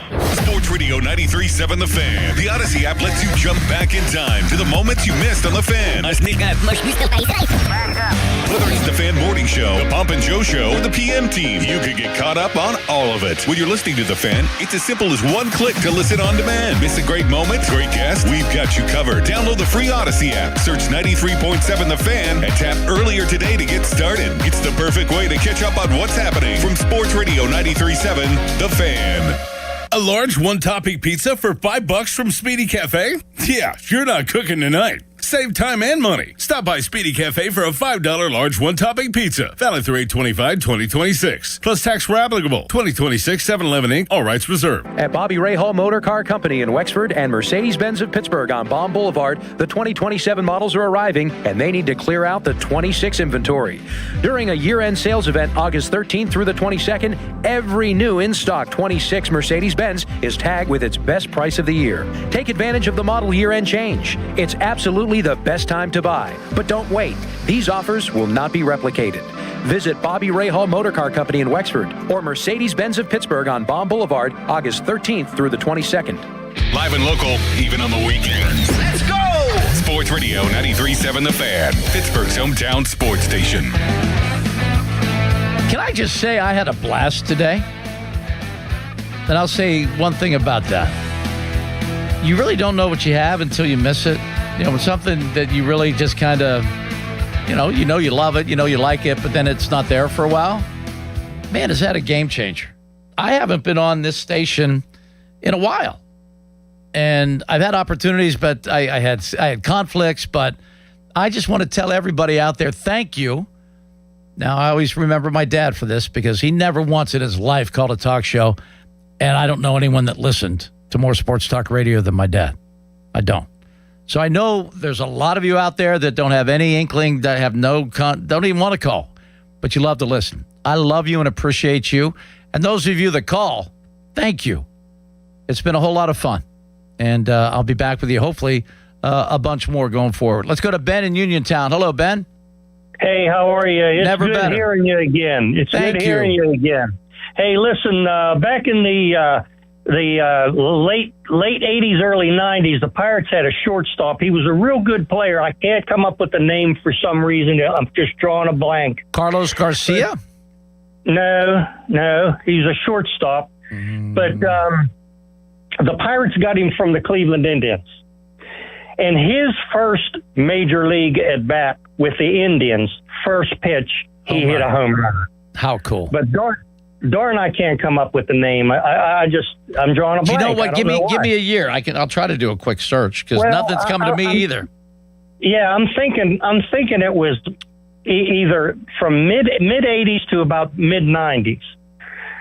Shortstop. Yeah. Jay Bell? Yeah. There we go. That's it. There we Jay go. Bell. That's it. Jay He Bell. was also one of the nicest human beings in the world. In the Is whole that world. right? Oh my goodness. I remember He I was was a phenomenal doing a live TV interview with him, and it was live. And it was before one of the 90s playoff games. And I forget, he said something, he goes, this isn't live, is it? And I go, Jay, it is. And he was such a gentleman, and he was so much fun. And then I believe he ended up with the Mets, maybe? They paid him a lot of money. He had a lot of home runs his last year as a Pirate, and someone paid him a boatload of money as a free agent. But he was a great guy and a really solid shortstop. He definitely was. Do you remember his nickname? Yeah. He batted second. His nickname was Jay Bunt because he would always move the runner over. He was a great bunter. Yeah, now that you mention that, I recall that now. Now that you mention it, yeah. I'm a pretty big baseball fan, and I don't know why I couldn't come up with his name. Well, you know I what? was just drawing a blank for some I don't know reason. what age you are, Ben, but I know at my age I forget a lot of names. It happens. Late 60s. There you go. I'm in my mid, so yeah, you know the feeling. You know what I'm saying. It happens. Well, hey, come back for more sometime. Don't be a stranger on the air. Ben, I'll come back every time they'll ask. That's they know All right, that. If they terrific. ask, I come. Thank you, Sounds sir. good. God bless you. Have a great rest of your Saturday. Now we're gonna finish strong. We're gonna finish strong. We're gonna finish with Chuck in Uniontown. You can't do any better. So this is the grand finale, Chuck. You're my grand finale today. How are you? First of all, Paul, thank you. It's always a pleasure to talk to you. The main reason why I called, set the record straight. When Chuck Tanner homered in his first at-bat, he did that in 1955 for the Milwaukee Braves. Ah, not the White Sox. Now, Paul, he managed the White Sox, of course, because he managed, among other things, he managed Dick Allen. And it was not with Chuck. It was not the first pitch. No, it wasn't the first pitch, but it was first at bat, and I'm sure it was 1955 in Milwaukee. That's wild. It could have been April the 12th. April the 12th, I'm not sure, but I know it was. He did that for the Milwaukee Braves in 1955. Wow, that's a minute ago. Are you holding out any hope for our current Buccos, Chuck? No, hope. naturally, as a fan, I do hope. I don't think it's realistic, but if they can't make the postseason, what I'd like to see them do is at least finish with a winning record. That would be nice. Yeah, but I mean, I'm a 162 game person. I know. Hope costs you nothing. Hope is not a good strategy, but hope costs you nothing. Yeah, and you don't want to ever be without it. To me, when you lose hope, you've lost it all. I mean, Paul, that's the great thing about baseball. It happens in the early part of the year when winter is over. And the weather turns nice, you're looking to get outside. Things turn green. The days are nice, the days are longer. And hope just goes with it. And then, to tell you the truth, as soon as Santa is done going up the chimney on Christmas Eve, I want to know when pitchers and catchers report to Bradenton.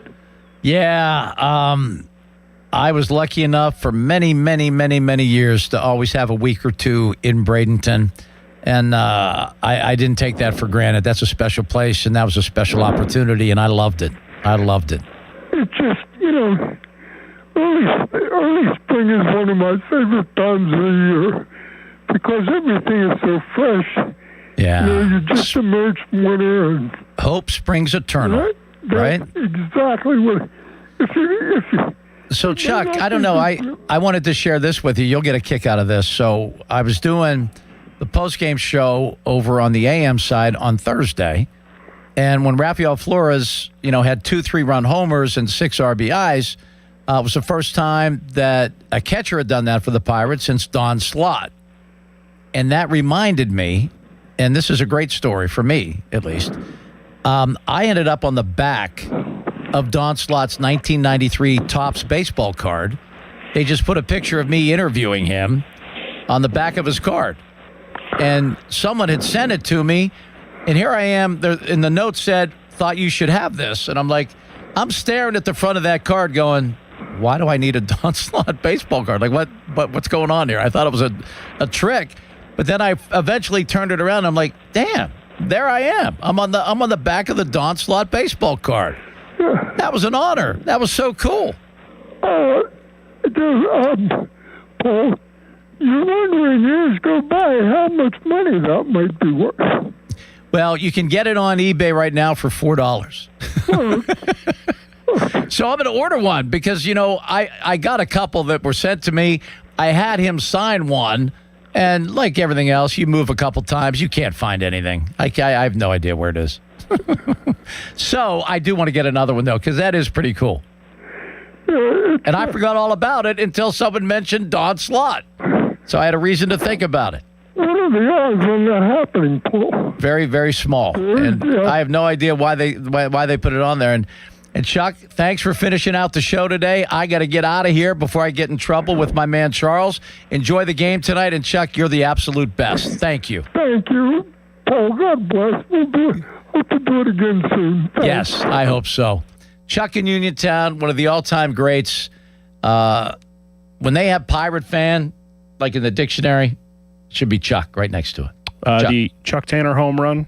Chuck was right in 1955 with the Milwaukee Braves. He did it as a pinch hitter.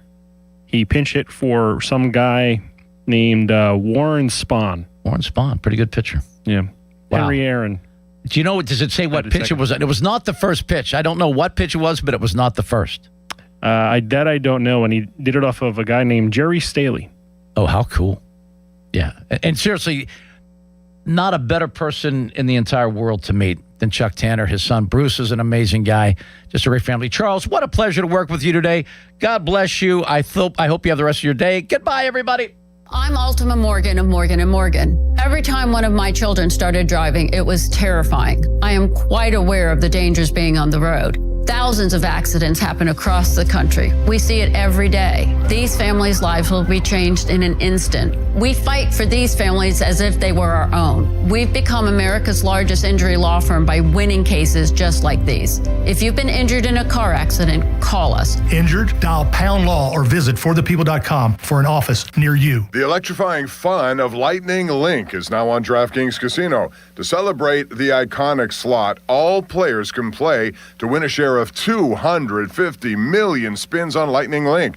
So if you love Lightning Link, now's the time to play. Head to your promos page in the DraftKings Casino app and see how you can earn your share through daily rewards, bonuses, and more. Then spin Lightning Link high stakes right from your phone. The crown is yours in partnership with DraftKings Casino.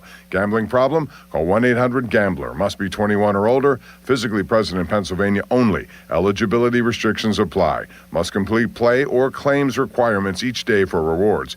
Daily offers and requirements vary, may require minimum wager. Rewards issued as non-withdrawable flex spins for choice of select games and expire in 7 days.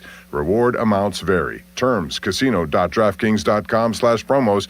Ends August 23rd at 11:59 p.m. Eastern Time. The best time to recommit to your gut health goals? Right now. Take charge of your gut with Nature Made. Our clinically studied ingredients support digestive health. Digestive enzymes break down nutrients. Probiotic and prebiotic fiber nourish good gut bacteria. And super greens with probiotics empower daily digestive health. Try the full lineup of gut health support from Nature Made, the #1 pharmacist-recommended vitamin and supplement brand. These statements have not been evaluated by the Food and Drug Administration. These products are not intended to diagnose, treat, cure, or prevent any disease. Hey, it's Brew, and I feel like everything in my life depends on being connected. Whether I'm uploading a video, hopping on a call before my show, or video chatting with my family back in Michigan, I never have to think about my Wi-Fi. And that's why Xfinity stands out. You get the most reliable, fiber-powered Wi-Fi with the best equipment at one price for 5 years guaranteed. No contracts or commitments. Plus, you can get online in minutes with same-day Wi-Fi. Restrictions apply. Not available in all areas. Use of fiber or coaxial cable. Learn more at xfinity.com/same-day Wi-Fi. Xfinity. Imagine that. Pump up the volume. Business moves fast. Orders roll in, deadlines close in. When you ship with USPS Ground Advantage, you can keep up with confidence.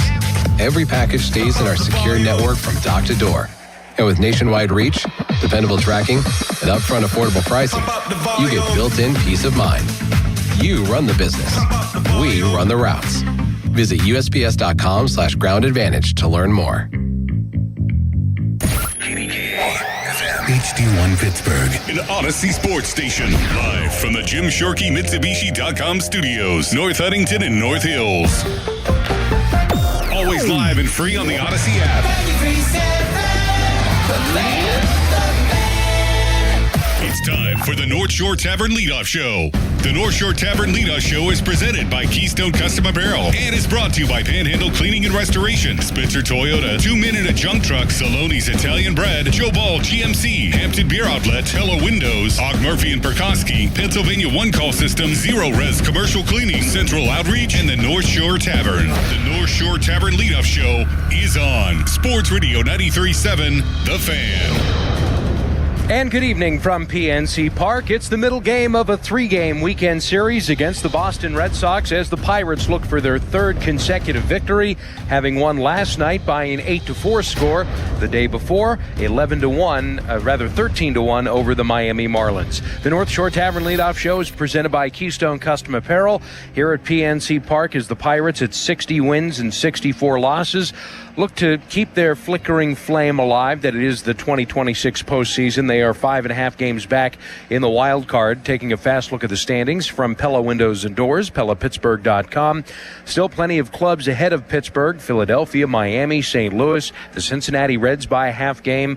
San Diego Padres are in the thick of it. Right there is one of the 3 teams in between the Cubs and the Arizona Diamondbacks currently. So the Pirates have a lot of work to do, and they have to chip away at it, as this is the 125th game of the year. Meanwhile, the Boston Red Sox, they've dropped 6 of their last 7 games after being the hottest team in baseball in a long, long time. 32 wins in 37 games for Boston, but they've fallen again on hard times, 6 out of 7. They're not hitting with runners in scoring position, just a $172 over the last week, and the Pirates were able to take it to them against left-hander Jake Bennett last night. Pretty good offensive performance all around. Rafael Flores led the way again after he hit the 2 home runs, drove in 6 in the 12-run victory in Miami, the final game of the series. Flores followed it up with an opposite field home run yesterday, an RBI single also in the 4th inning, followed by a base hit in the 8th. And as you'd suspect, Flores is back in the lineup. Brandon Lau hitting a 3-run home run as Merlin Valdez starting to climb out of his slump. He had a 2-run double for Pittsburgh yesterday, and on the mound, Bubba Chandler was able to complete 5. The Pirates were able to go on cruise control with their revamped bullpen. Gregory Soto, Camilo Duvall, Luke Weaver, Tyler Yates, and even a save for Mason Montgomery to get the final out of the 9th inning as Pittsburgh grabs Game 1. If they grab Game 2 here, it'll be their first series victory since taking 2 out of 3 from the Cleveland Guardians. Pirates have dropped their last 7 series, and that has kind of buried them here. But they've had success against the American League, 20-11 in interleague play, and that includes 11 of 13 games won against the junior circuit here at PNC Park, and 8 of 13 against the vaunted American League Eastern Division. What's on tap for today's show? Hampton Beer Outlet, Oktoberfest beers, pumpkin beers. They're already in stock at Hampton Beer Outlet, Route 8 in Hampton. Play-by-play voice of the Boston Red Sox on our sister station, WEEI Sports Radio. Will Fleming will stop by here in a moment to talk about the crazy story that is the 2026 Red Sox. They're in postseason position as we sit here right now as a wild card club, and heck, they're actually thinking that they may have a crack at the American League Eastern Division. They're within 10 games of the red-hot Tampa Bay Rays, one of the best teams in baseball at 74-47. They've got the Yankees 3 games in front of them. They're the third-place club, but again, 65-57. And considering how everything started, they were pacing to a 100-loss campaign. But in late April, they made, at the time, a controversial decision to dismiss Alex Cora, the longtime championship-winning manager. Well, Chad Tracy, the son of former Bucco skipper, the Los Angeles Dodgers former manager, as well as Colorado. Chad Tracy taking over on April 26th, and things have gone swimmingly. They have played 15 games over 500 since that time. 55-40 is Tracy. It is the second best record in the American League, and they've played to a plus 95 run differential. So again, they have still won 19 of their last 28 games since the All-Star break, and this includes the current slide they're on. Losers of 6 of their last 7 games, 65-57. The Boston Red Sox and the Pittsburgh Pirates, as the Buccos looking to win a 3rd consecutive game, which has not occurred since going into and coming out of the All-Star break. So it's been a little while since the Pirates have been on a roll, and we know all too well that before this little mini stretch started, the Buccos had dropped 15 of 20, which has really put them behind the 8 ball. We'll also hear from Don Kelly, an update on Nick Gonzalez, who left yesterday's game after being hit in the face, but the C-flap on his helmet was able to save him from a devastating, perhaps season-ending, career-altering injury. He would have had a facial fracture, you would think, if that guard wasn't in front of his jaw. He's not in the lineup tonight, the latest from the Bucco skipper. And as we take a look at the pitching matchup, Jared Jones and Sonny Gray will square off. The veteran right-hander Gray looking to win a career-high 15th game. He is 14-3 with a 279 earned run average. Jones is trying to bounce back after going into a great stretch of ball games where he, over 4 starts, posed a 129 ERA against the opposition, giving up just 3 earned runs in 21 innings, but he's fallen on hard times in his last 2 starts. He has been lit up, and what's going on there? At length discussion with the Buccos skipper to see how Jared Jones gets back on track. O'Neill Cruz is playing for a 2nd consecutive night for AA Altoona as he continues his long rehab back to action. When he does return, which we don't know when that will be, but when he does, we assume it to be sooner rather than later. What happens with Jake Mangum? He's been filling in admirably in center field. Don Kelly has some thoughts on all of that. We've got the starting lineups, but directly ahead, it's a conversation with Will Fleming, radio play-by-play man, to kind of walk us through what has been a roller coaster ride for the Red Sox, and maybe the crazy, torrid stretches that they've gone on gives the Pirate fans a little bit of hope here coming down this stretch as they try to fight and scratch and claw their way back into contention. From PNC Park, it's the North Shore Tavern leadoff show on an otherwise perfect night for baseball. Cloudy skies, yes, but the tarp is off the field. There's no threat of rain. It's 81 degrees. Should shape up to be a really nice evening. Your weather forecast brought to you by Panhandle Cleaning and Restoration. When weather disaster strikes, be sure to call Panhandle Cleaning and Restoration. Do stay with us. We're back at the ballpark for Boston and Pittsburgh. Red Sox, Pirates, game 2 of 3 here on Sports Radio 93.7 The Fan. Hey, it's Dan Zangrilli here to deliver a big pitch from Allegiant Community Federal Credit Union. Have you heard about their ultra-competitive first position home equity loan rate of 5.25%? That's right, 5.25%. It's been so popular, they've extended the promotion, leaving plenty of time for you to hit a home run for that big project or unexpected expense. Learn the full terms, conditions, and membership eligibility requirements at AllegiantFCU.org. Allegiant Community Federal Credit Union, equal housing lender, federally insured by the NCUA. Hey, it's Doran. Props to my friends at Keystone Custom Apparel. Their fan club t-shirt fundraiser has helped local organizations raise over $100,000 this year. Here's how you get in on all the action. Step 1, register your team at KeystoneCustomApparel.com. Step 2, supporters donate $20 online, type their name in on the form, and choose their player. Step 3, well, there's no more steps. Keystone Custom Apparel handles everything. No order forms or money collection needed. For more information, go to KeystoneCustomApparel.com. I scream. You scream. We all scream. Because Wendy's famous small classic Frosty is just $1 for a limited time. More screaming, happy screaming, summer screaming, dollar small classic Frosty screaming! But please don't scream in the drive-thru. It hurts the employees' ears. Get a $1 small classic Frosty for a limited time, only at Wendy's. U.S. price and participation may vary. A la carte only, not valid for delivery. Limit 10 per transaction. Price may be higher in Alaska and Hawaii. The best time to recommit to your gut health goals? Right now. Take charge of your gut with Nature Made. Our clinically studied ingredients support digestive health. Digestive enzymes break down nutrients. Probiotic and prebiotic fiber nourish good gut bacteria. And super greens with probiotics empower daily digestive health. Try the full lineup of gut health support from Nature Made, the #1 pharmacist-recommended vitamin and supplement brand. These statements have not been evaluated by the Food and Drug Administration. These products are not intended to diagnose, treat, cure, or prevent any disease. Finding great candidates to hire can be like, well, trying to find a needle in a haystack, but not with ZipRecruiter. Its powerful technology actively finds and invites qualified candidates to apply to your job. So while other companies might deliver a lot of hay, ZipRecruiter finds you the needle in the haystack. See why 4 out of 5 employers who post a job on ZipRecruiter get a quality candidate within the first day. Try ZipRecruiter for free at ZipRecruiter.com/team. That's ZipRecruiter.com/team. ZipRecruiter. My name is Whitney Allen, and I'm a widow. My husband, Ryan, died. We never thought we'd ever have to use life insurance, but the unexpected happened. With Ethos, signing up was fast and 100% online. You can get a quote in seconds, apply in minutes, and get same-day coverage. No medical exams, and you can get up to $3 million worth of coverage. I'm grateful we were prepared. Get your free quote at ethos.com/radio. That's ethos.com/radio. Paid spokesperson. Time spent on application may vary. Online health questions required. Now back to the North Shore Tavern Leadoff Show on Sports Radio 93.7 The Fan. Welcome back, PNC Park. It is the middle game of a 3-game set. It's the Pirates and the Boston Red Sox. Thanks for being with us. The North Shore Tavern Leadoff Show presented by Keystone Custom Apparel.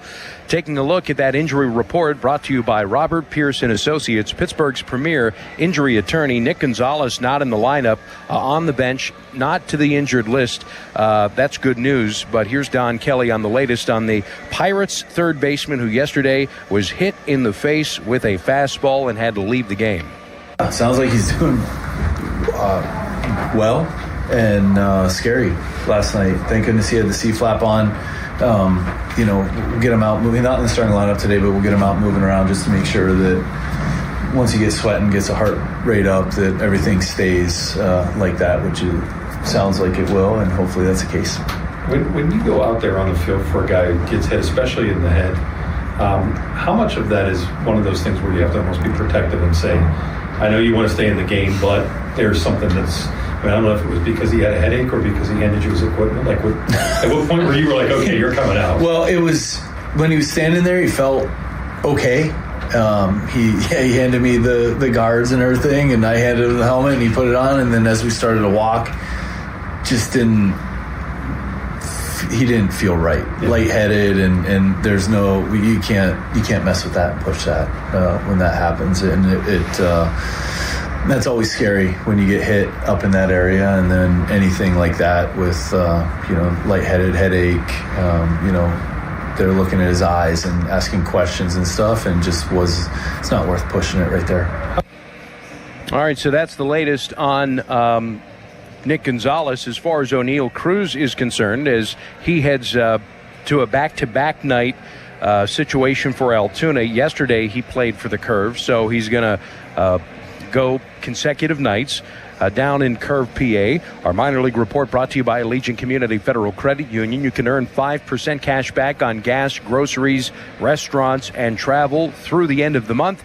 Visit AllegiantFCU.org for all the terms and conditions. That begs the question when Cruz comes back, is there divvying up of the playing time with Jake Mangum, who has been really good, hitting .318. He has 13 doubles, couple of triples, 4 homers, really since Memorial Day. And .804 OPS has done a really nice job. So how does that work when Cruz returns? We don't know when that, again, will be. Perhaps we find out more tomorrow from Ben Cherington to that end. Could it be the Detroit series? Nevertheless, it would likely cut into some playing time, you would think, from Mangum. Here's the Bucco skipper. Yeah, he's done a lot. He's helped buoyed everything. Done a fantastic job in center field, and the lineup in the clubhouse means a lot to the team. As we go through the rest of the season, it's not like O'Neal's going to come back and Mang isn't going to play. He's going to play. We'll see how that all shakes out when O'Neal's back, but he's been a huge part of the team, and we'll still be getting at bats for sure. All right, so there is the latest on Jake Mangum, who is in the lineup, and let's get them to you. Brought to you by Central Outreach Wellness Center. Cure your Hep C, no insurance necessary for care. We'll first start with the Red Sox, who I mentioned are 55-40 under Chad Tracy. Masataka Yoshida, who was in the lineup hitting second yesterday, was 2 for 4 with an RBI. He leads off as the designated hitter. Hitting second is Cedon Rafaela. Rafaela getting his first start of the series. Adley Rutschman has struggled in the 3 spot of the batting order, the catcher.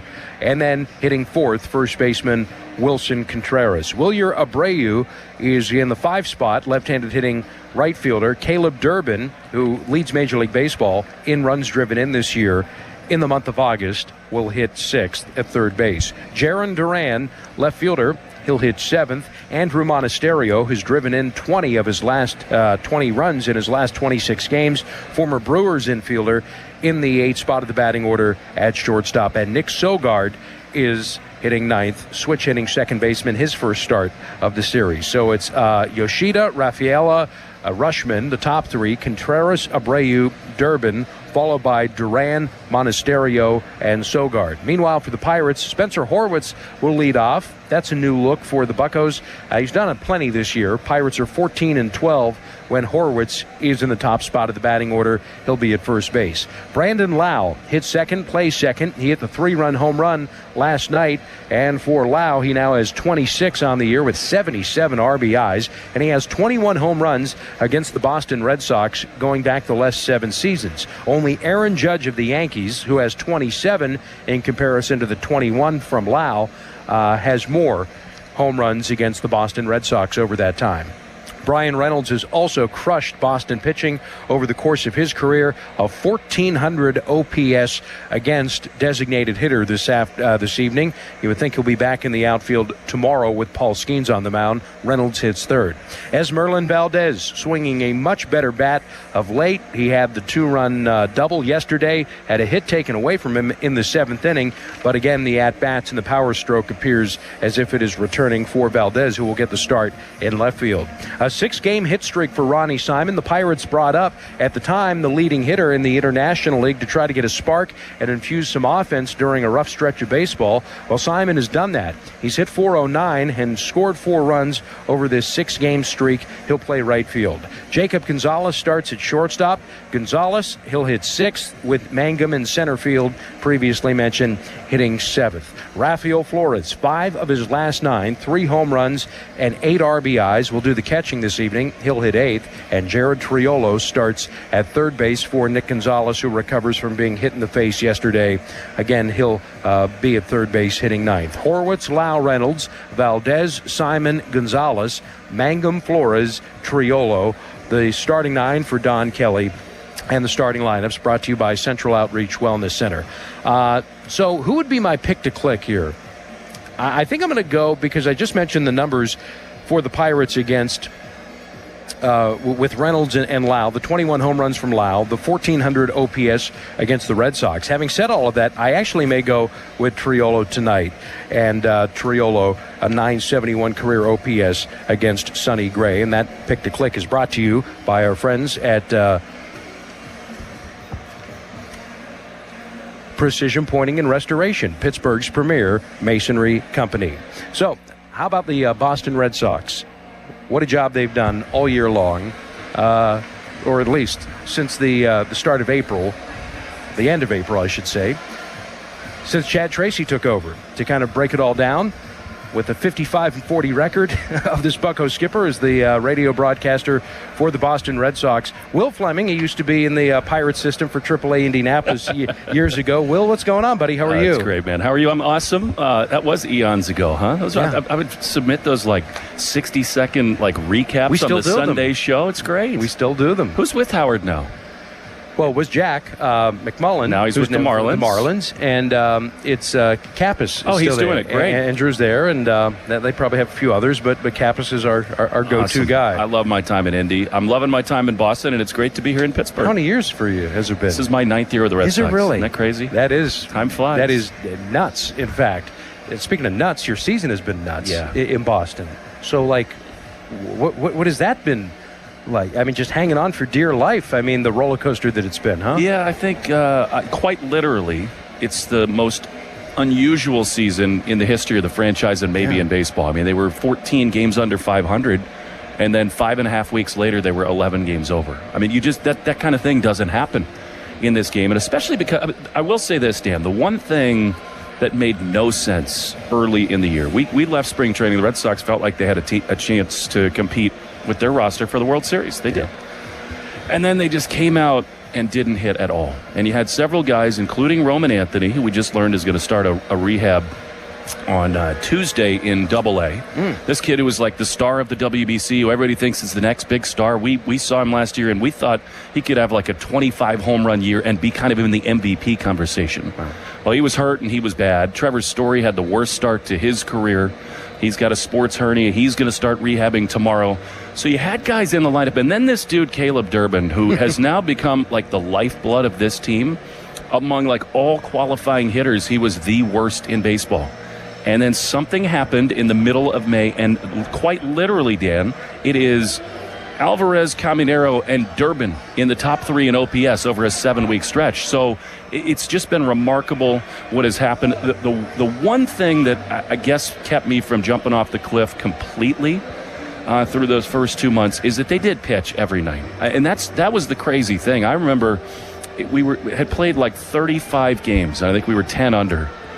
And there was a stat that said if they'd had a league average offense, they would have been 14 games over 500 because they had the second best ERA in the league. And so I think that is the one constant, not Ray, although we are going to the Field of Dreams game next year, which we're fired up about, but they've pitched, and they're going to pitch. And so when you start every night with a chance to win on the mound, that allows, you get hot at the plate, you go crazy, and that's what happened. Will Fleming, Red Sox, I almost called you the Brewers broadcaster, but because I was going to go with Durbin and Monasterio, which have been two really good guys for you. That turned out to be a really good baseball trade for both teams. Kyle Harrison has been really good for Milwaukee. Drohan has been up and down.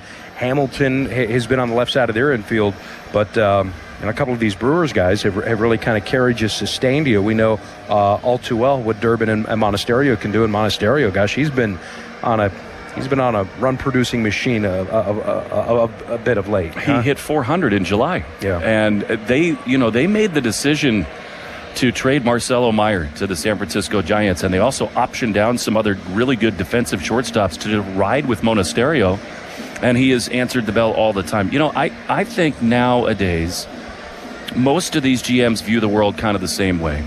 And for the first 6 weeks, our fans wanted to murder Craig Breslow because Kyle Harrison was striking out 14 every night, and he'd been sort of pedestrian with us.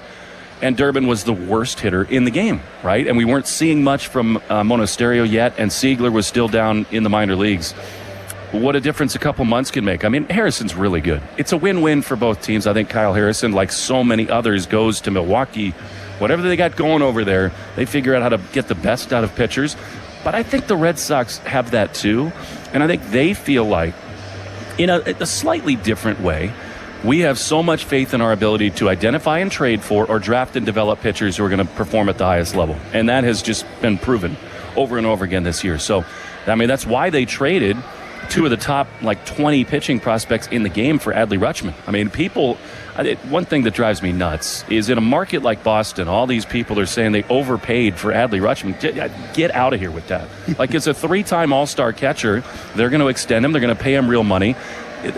Middle of the field defense, Adley Rutschman is going to be a star in Boston. And so there's a draft next year. I mean, they're going to draft new pitchers, and in 18 months, everybody be saying, well, it's not Anthony Ianson, but whoever this guy is, we could not possibly move him. Yes, you can. That's the luxury of being a big market team. You almost draft to trade. They did that with Crochet, and I loved what they did at the deadline. Chatting with Will Fleming, breaking down the Boston Red Sox for us, middle game of this series. So, I mean, for Pirate fans, who, are, the sky is falling here again, trying to win their third game since before the All-Star break, had dropped 15 of the prior 20 before this, back-to-back wins here. I do want to know, basically, the question, I don't know if you have the answer to this, but when you're 14 under 500 and you play 15 games over with Chad Tracy, I mean, was it as simple as a managerial change? It just kind of conveniently coincided with that, so was it that? I think Chad gets a ton of credit for it. I mean, Alex Cora is a wonderful manager. He'll get a big job next year. First of all, Alex had been in Boston for a long time, and I think it's sort of like university presidents and ministers and whatever else. Sometimes you just need a new voice. And the Red Sox have such a young team. And it is Anthony, it was Meyer, and all these young guys who've really not done it before. I think, Alex, if you have a veteran, experienced, awesome team, he's about the best guy you can have. We saw that in 18, we saw it in 21. If you got a big game and you got pieces to operate with, there are not many humans on earth that I would rather have in the dugout to manage those games. But it's 162, and I think Chad, having had the experience with these young guys, had more relationships with them. I mean, Alex has great relationships with all our players. This is not really about Alex Cora, but it is about what has happened since Chad has been here. And his humanity, his humility, he's a tireless worker. He's also so steady. He's like his dad in that way. Like, the first month here was not a picnic. I mean, you have to remember, not only did they fire Alex Cora, they fired Jason Varitek, who is one of the beloved figures in Red Sox history. And they weren't great. It's not like it happened immediately. They were about a 500 team since he came on for the first 5 weeks or so, and he was just steady as you could be. So, yes, he has been a huge part of this. They've started to take more pitches. They've started to hit better pitches, and they've started to hit the ball out of the ballpark. Part of that, I think, Dan, is just the normal sort of like regression to the mean in baseball. Yeah. You got Contreras and Abreu and all these guys who can slug, and they started to do that. So it's been a lot of different things, and it's also one of those great sports things. You can't quantify it because it's impossible. I mean, 32 of 37 is otherworldly, kind of what the A's did, 20-some-odd years ago. It's been some wild stuff. So does that take Craig Breslow off the hot seat? I mean, he was kind of basically a vilified figure in the game in late spring. And has he totally redeemed himself here? Just to use the Dumb and Dumber. Just when quote. I thought you couldn't do anything. He's safe for sure. And it's really interesting. And I actually have learned some stuff from this, Dan, myself. Like, we all, I think, in this sport have got to be a little more humble in the knee-jerk reactions that we have to anything. And this is why I have you on, because there is I'm trying to connect dots here, because I see some similarities with the two organizations and the general managers, of course, with Ben Cherington, but there's an adherence to the process come hell or high water. And sorry to interrupt you. That's why I wanted to kind of go down this road. Well, and I mean, Ben did a great job in Boston. I mean, his time ran its course, and as we know, our ownership group is totally impatient. And if you don't do the job, and I say impatient in the best possible way. Sure. I mean, this is what you want. We're here to win. This is not about feeling good about ourselves and developing prospects. Hell no, not in Boston. So I think Ben has done a really nice job. Obviously, they need Skeens to be Skeens. I've said this to you a couple of times, and I say it to the people in Minnesota and in Tampa and elsewhere, Kansas City, although they paid big dollars for Bobby Witt. The deck is kind of stacked, which is why we have all this labor stuff coming. If you can only do it in-house and you can only spend, up to a certain amount of money, you're so hamstrung. And so Ben can do the best possible job in the world, but you need everything to fall right. Because, and I gave him credit. I mean, I thought the Ryan O'Hearn move was really good. Look, Lau's been awesome for them. Please stop hitting against us. I mean, he's Lou Gehrig against the Red Sox. 21 homers, huh? It is outrageous. I think Ben has done the most that he can with the resources he's had. And I would just say to the people listening to this and the people who are, burning people at the stake here in Pittsburgh, there's been one constant through this long period of losing, and it ain't Ben Cherington, and at some point, and I know it's kind of nuanced because, in ballpark revenue is different. The TV revenue here is different. But I would say, it drives the owners of the Yankees, the Dodgers, the Red Sox, the Giants, these big market, the Cubs, to be writing checks for $30, $40 million to teams like the Pirates and have it not be put on the field. That to me is where there is this imbalance in the way the game is operated. And I know that the ownership group here in Pittsburgh would say, well, what do you want me to do? I don't have the NESN television contract. Well, you get part of it. And you get part of the Dodgers deal, and you get part of all these other things. So, and by the way, we just saw the Dodgers sell for $12.5 billion. So the valuations of these teams increase year over year. So I think some owners like to hide behind the profit and loss statement in the ballpark year over year and say, our revenues this year were down what they were, and because of this, we can't spend like other teams.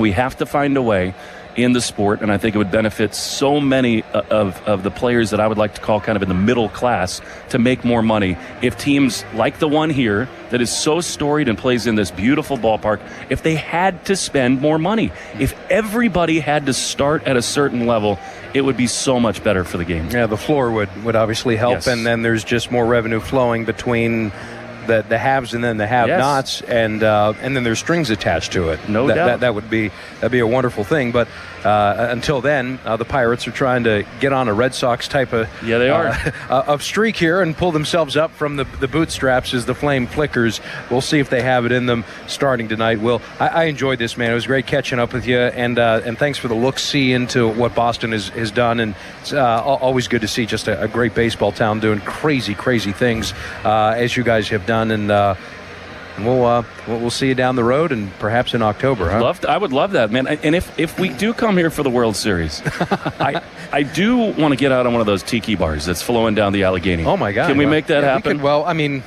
We could have made that happen today. But of should have course, done the show from there. Yeah, but of course, you I think, what did you shoot? Probably a 72 at Fox Chapel today. Is that how it went? Maybe 7 more than that, but that's okay. Well, hey, but done far worse. Will, thanks, brother. Thanks so Appreciate much. you. Appreciate you, Dan. Will Fleming, broadcaster for the Boston Red Sox. Coming up in a moment, we'll go ahead and get into this pitching matchup in depth. On Jarrod Jones, the Bucco skipper goes, and we'll hear from Don Kelly as Jones looks to get back on the horse. Do stay with us here on Sports Radio 93.7 The Fan. It's August, and summer's not over, but fall is a-creepin', and you need beer, and there's one place to go for all your fall favorites. That is Hampton Beer Outlet. They have over 1,000 beers in stock, everything you want, all at the best prices. And now pumpkin beers. Oktoberfest beers, imports, cans, bottles, all your favorites. Pumpkin beers, Oktoberfest beers, all at Hampton Beer Outlet. Drive a little, save a lot. Hampton Beer Outlet, Route 8 in Hampton. When disaster strikes your home or business, Panhandle Cleaning and Restoration of Pittsburgh is ready to help. Our certified team handles everything from emergency cleanup to full reconstruction, working directly with your insurance to make the process simple. Available 24/7, we respond fast and restore your property with care, honesty, and experience you can trust. Visit panhandlecr.com. Panhandle Cleaning and Restoration, restoring Pittsburgh's peace of mind. Panhandle Cleaning and Restoration, and we're gonna save you. The Hep C Cure Squad is here for your protection. Cause if you are uncertain, my suggestion is get tested. The time is now, find your nearest local clinic. What's exquisite, if it's hard for you to travel, they do home visits. You're not alone, listen, they're here to help. You deserve to focus on your future well-being and health. This next line is tremendously important. You don't have to pay a dime, a single cent, or need insurance. Doc Hep C, I speak screaming, yell it loudly. Don't you ever doubt me, come and get your cure from Central Outreach. It's 5 o'clock. Your employees are headed home, but you're still updating spreadsheets, switching between software, and wondering where the day went. There's a better way.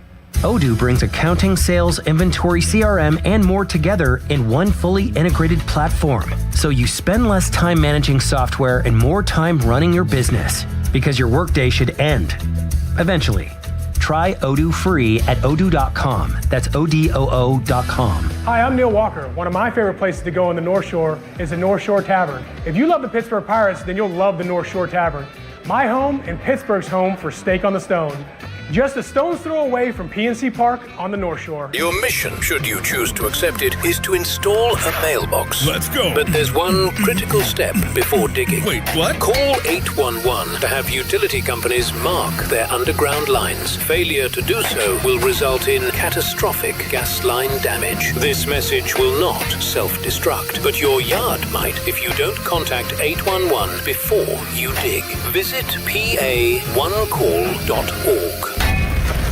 I should have listened to the home message first. Precision Pointing and Restoration is pretty much booked for the remainder of the summer, and they have just a few slots available this fall. So here I am again to ask, can your long overdue masonry project really withstand another Pittsburgh polar vortex? Take a look up at your chimney, or better yet, get Precision Pointing out to your home to professionally assess. They guarantee all their work, and they don't require a down payment. Special discounts for vets, seniors, and first responders. BrickPointingPittsburgh.net. Procrastinating ends with a call to Precision Pointing. Now back to the North Shore Tavern Leadoff Show on Sports Radio 93.7 The Fan. It's a warm, humid night. It's about 81 degrees. Feels a little steamier than that, but otherwise should be a wonderful night for baseball. We'll see if the Pirates can make it 3 straight. They haven't won 3 in a row since a 4-game stretch that went into and came out of the All-Star break. The last 3 in Milwaukee and the first one in Cleveland. And that's the last time the Pirates won a series as well. They've dropped their last 7.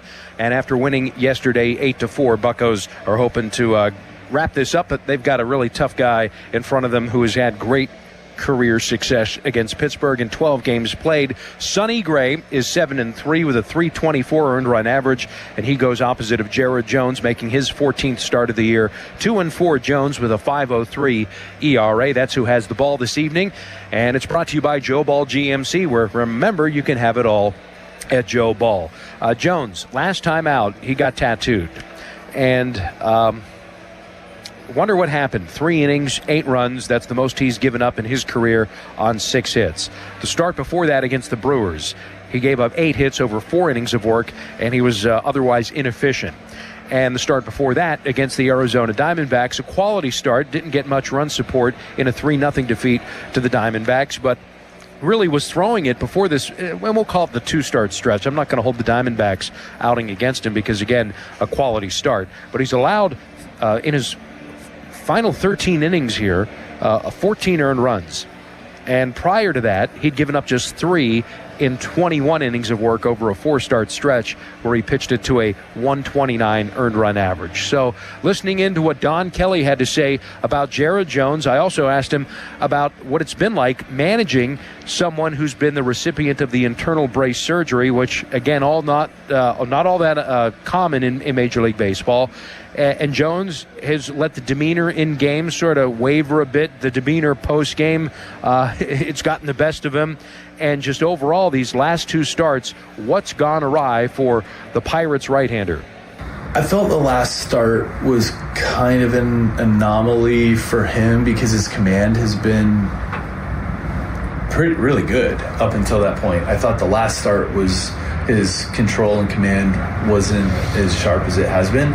And knowing guy going from internal brace, coming back, the speed bumps along the way, he's thrown strikes. He's been, doing a really good job for us. And that last start just seemed like the control wasn't where it typically is. His start in Milwaukee, he was pretty harsh on his own performance afterwards. And then obviously the last start didn't go the way he wanted to either. We talked a little bit about demeanor and how pitchers talk about themselves and their outings with Bubba earlier this season. But what have you seen from Jared and how he talks about his own performance and kind of how he sees those 2 outings? He holds himself to a high bar, and I think that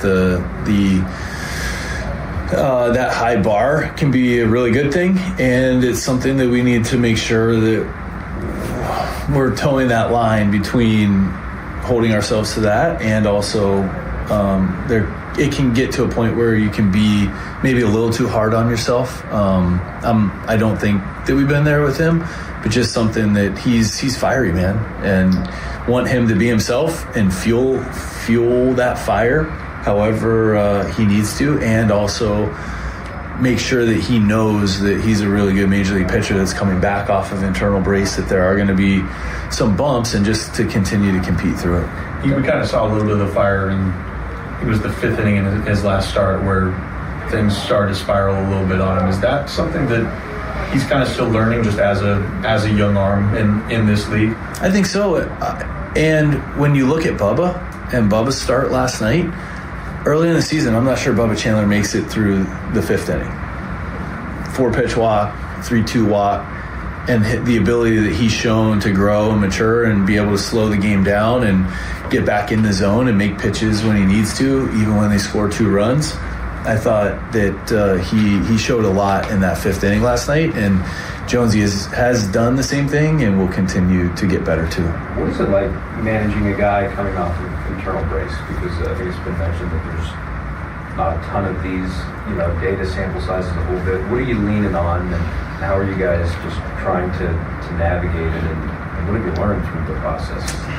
Leaning on a lot in terms of from our performance and medical team, Murph and the pitching coaches, throughout the system. A lot of people involved in a lot of the discussion, planning, trying to understand. And I don't think there's a perfect way. I don't think anybody has a complete 100% perfect roadmap on how this goes.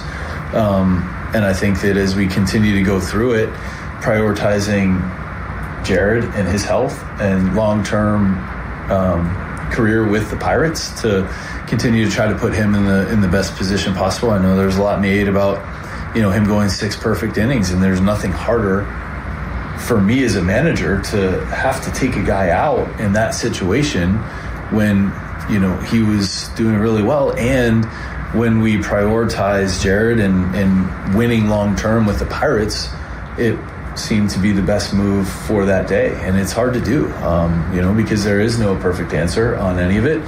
Just trying to balance that of, yes, we want to win that game. We want these guys. I mean, Ashcraft going the other day, we're up 13-0 in Miami, and he's at 70-some pitches. We're trying to limit innings for him, and he had a chance for a shutout in a complete game that was well within reason in a pitch count. And you're still trying to balance what's best for Braxton Ashcraft, what's best for the Pirates long term, and how do we mesh all this together in a way that, yes, we want to win the game, and we want these guys to have personal accolades as well. All right, Don Kelly at length on tonight's starter. Jared Jones, 2-4 with a 5.03 ERA as he looks to snap a 3-game losing streak personally, and the Pirates have lost the last 3 times with him on the mound as well. He's never faced the Boston Red Sox, and he goes opposite of Sonny Gray. And what can you say about Sonny Gray? He has continued to drink out of the fountain of youth. The guy has been well-traveled, but he's performed essentially everywhere he has gone. And whether it's the Cardinals, where he was each of the last 2 seasons, before that, a few years with the Minnesota Twins, a massive career resurgence with them. He had a 278 earned run average 3 years ago. He was an all-star that year, finished second in the American League Cy Young voting.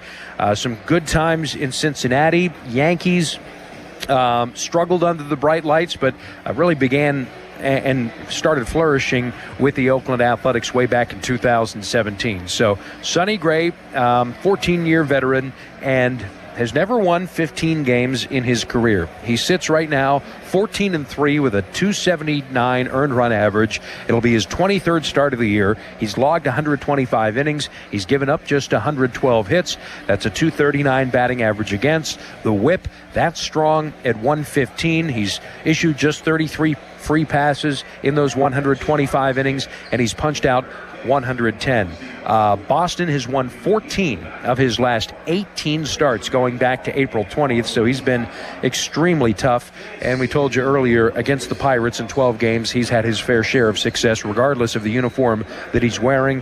Primarily with the Cincinnati Reds, the lion's share of these 12 starts, 7-3 with a 324 against the Buccos in his career. At one point, he won 10 consecutive starts, and he was 10-0 with a 194 ERA, and that was through the torrid stretch that the Red Sox were on from early May into mid-July. Sonny Gray, he'll come at you with the kitchen sink, the sinker, the sweeper. Those are the 2 primary pitches. He'll also cut his fastball. He's got a traditional 4-seamer. There's 7 different pitches that Sonny Gray is going to go to. He locates all of them well, and again has had some success against the Pirates. Reverse split guy. The righties are hitting him better than the lefties are, though the lefties have hit more home runs against him. And the Pirates will have plenty of them. They'll send 3 straight left-handers in their lineup. If you didn't catch it earlier, it's Horwitz, Lau, and Reynolds, who's the DH. And then Valdez hits 4 in left field, followed by Simon, Gonzalez, and Mangum, so 3 more left-handers. And that finishes up with the 2 right-handers in Flores and Triolo, the Pirates' starting 9. So that's what Sonny Gray has in front of him. I picked to perform. If you didn't catch that earlier, brought to you by Precision Pointing and Restoration, brickpointingpittsburgh.net. The 971 career OPS for Jared Triolo. It's not as big a sample size as Brian Reynolds has. He's seen him over the course of 31 plate appearances and has an 858 career OPS against Sonny Gray. And he's got 3 home runs against him, but it's a 233 average. I'm going to go with Triolo, due in large part that Triolo is swinging the best bat on this club post All-Star break. Say what you want about it, maybe damning with faint praise, but Triolo locked in. There's a lot of hard contact coming from him. The right-on-right matchup, I think, favors Triolo, and he has seen Gray in the past with some success. He's walked against him. He's squared some balls up against him, good numbers. So Triolo in the 9 spot of the batting order, I think he's going to have a big moment for the Pirates against Sonny Gray. And we'll see if the Pirates can continue this stretch of really good baseball against the American League here in this ballpark. 11-2 this year against the junior circuit, 8 of 13 overall against the American League East. Add it all up, it's 20-11 in 2026 against the American League. So the Pirates at 5.5 games back. They're going to try to, eat the elephant one bite at a time, taking a look at what else is happening in Major League Baseball, some games of interest. The Nationals have a 4-3 lead over the New York Mets. They've just ended the 8th inning. Washington is playing at Citi Field, so we'll see if the Mets can come back, because Pittsburgh and Washington are tied for that wild cards, in the wild card standings with the 4 clubs ahead of them: Philadelphia, Miami, St. Louis, and Cincinnati. Marlins and Reds are playing one another tonight. Brady Singer is on the mound for Cincinnati. That game at Great American Ballpark. Elsewhere, Philadelphia will play at Minnesota. That game just getting underway. Jesus Luzardo, the left-hander, goes for Philly. He's 10-5 with a 332 earned run average. The Diamondbacks will take on the Atlanta Braves. Arizona is the last club in. They have the tiebreaker over over Philadelphia. Brewers take on the Dodgers tonight. Jacob Mizorowski looking to win his 12th of the year. The Miz is 11-5 with a 176 earned run average. Robleski, the left-hander, Justin Robleski, 11-4 with a 3.44 ERA. Other finals from earlier, the Cardinals winners over the Cubs, 8-4. Michael McGreevy gets the win over Matthew Boyd as St. Louis improves their record. Cardinals are now 62-61, a game over 500, and that's about all the games of interest that directly impact the Pirates. I suppose the San Diego Padres at Cleveland Guardians coming up at 7:10. Willie Peralta getting the start for San Diego. He'll look to make it 7 straight for San Diego as they continue their torrid stretch of play. They've vaulted themselves into the postseason picture.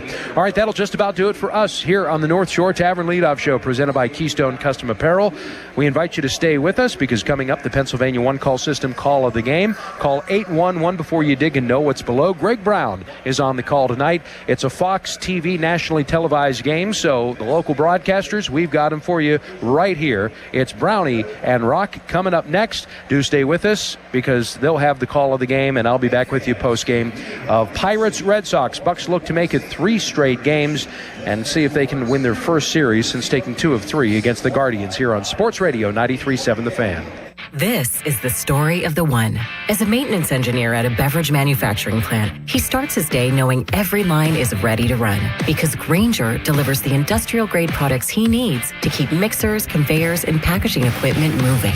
With Grainger's vast selection of bearings, belts, and motors, he keeps operations running smoothly, so nothing grinds to a halt. Call 1-800-GRAINGER, click Grainger.com, or just stop by. Grainger, for the ones who get it done. Indeed presents hires you can't afford to get wrong, like public works supervisor. Hey, this waterman is under a ton of pressure. Did you ever fix it? Yeah, 3 layers of duct tape. Wait, should I have added a 4th layer?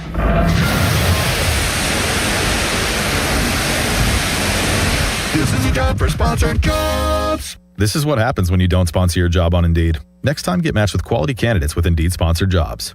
Visit Indeed.com/hire now and sponsor your job today. Robert Pierce & Associates is one of the area's leading personal injury law firms. For over 45 years, the family-owned firm has remained dedicated to helping the friends and neighbors of our area get the justice they deserve. With 3 generations of legal expertise and a team of experienced attorneys, if you are injured, Robert Pierce & Associates handles all the costs of your case. No fees unless you win. The experienced personal injury team at Robert Pierce & Associates is here to help. Call today for a no-obligation appointment or visit piercelaw.com. I'm Chris Jakovic. I served in the United States Air Force and I deployed 3 times.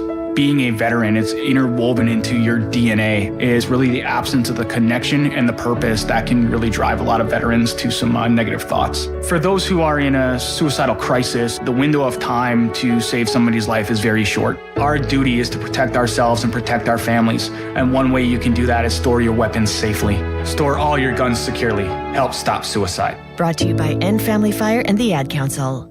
I'm a pretty great multitasker. I can wash dishes and do laundry. I can roller skate while walking my dog. I can even order lunch while doing my homework. But I can't use my phone while driving. A distracted driver is one of the leading causes of death in the United States. So when it comes to driving, please, don't be a multitasker. Don't drive distracted. A message brought to you by the National Highway Traffic Safety Administration, Project Yellow Light, and the Ad Council. Sports Radio 93.7 The Fan. Get the latest on Pittsburgh sports from anywhere with the Odyssey app. Listen to shows and Pirate Games live. Check out our exclusive interviews and content anytime. Download the Odyssey app now and never miss a minute. Sports Radio 93.7 The Fan. This Odyssey Sports broadcast is presented by ZipRecruiter. Find out why 4 out of 5 employers who post on ZipRecruiter get a quality candidate within the first day. Try it free at ZipRecruiter.com/team. Broadcast commencing in 3. This ball is gone. 2. Swing and a miss. He struck it out. 1. Grand slam for Brian Reynolds. Your Pirates are on the air. Base game of the Pirates Radio Network is brought to you by Highmark Health. Highmark is proud to sponsor Pirates everywhere, from home base to home away from home, because love. Highmark Blue Cross Blue Shield. Pittsburgh Brewing Company. Pittsburgh Brewing, makers of Iron City and Icy Light. Giant Eagle, official supermarket of the Pittsburgh Pirates. PNC, brilliantly boring since 1865. The Pennsylvania Lottery. Players must be 18 or older. Please play responsibly. Number 1 Cochrane, Club 1 Rewards. Join for free today and earn points and save on every service visit. Operating Engineers Local 66. Partner with Operating Engineers Local 66. Join us at IUOE66.org. Allegheny Health Network, official medical provider of the Pittsburgh Pirates. Caring for you through every win, every loss, and every moment in between. Sheets, the official convenience store of the Pittsburgh Pirates. Why the Sheets not? Get a snack after the game. And by Koppers, protecting what matters, preserving the future. This is Pirates Baseball on the Pirates Radio Network. Good evening and welcome to PNC Park in Pittsburgh, where tonight the Pirates host the Boston Red Sox in Game 2 of their 3-game series. It's also the second game of a 6-game interleague homestand. Pirates will host the Detroit Tigers starting on Monday night, but they look to make it 2 in a row over the Bo Sox and 3 straight overall. As the Buccos downed the Red Sox last night 8-4. Bubba Chandler went the first 5 innings, gave up a couple of runs on 4 hits. He got the win. The bullpen took over. The offense did just enough. 9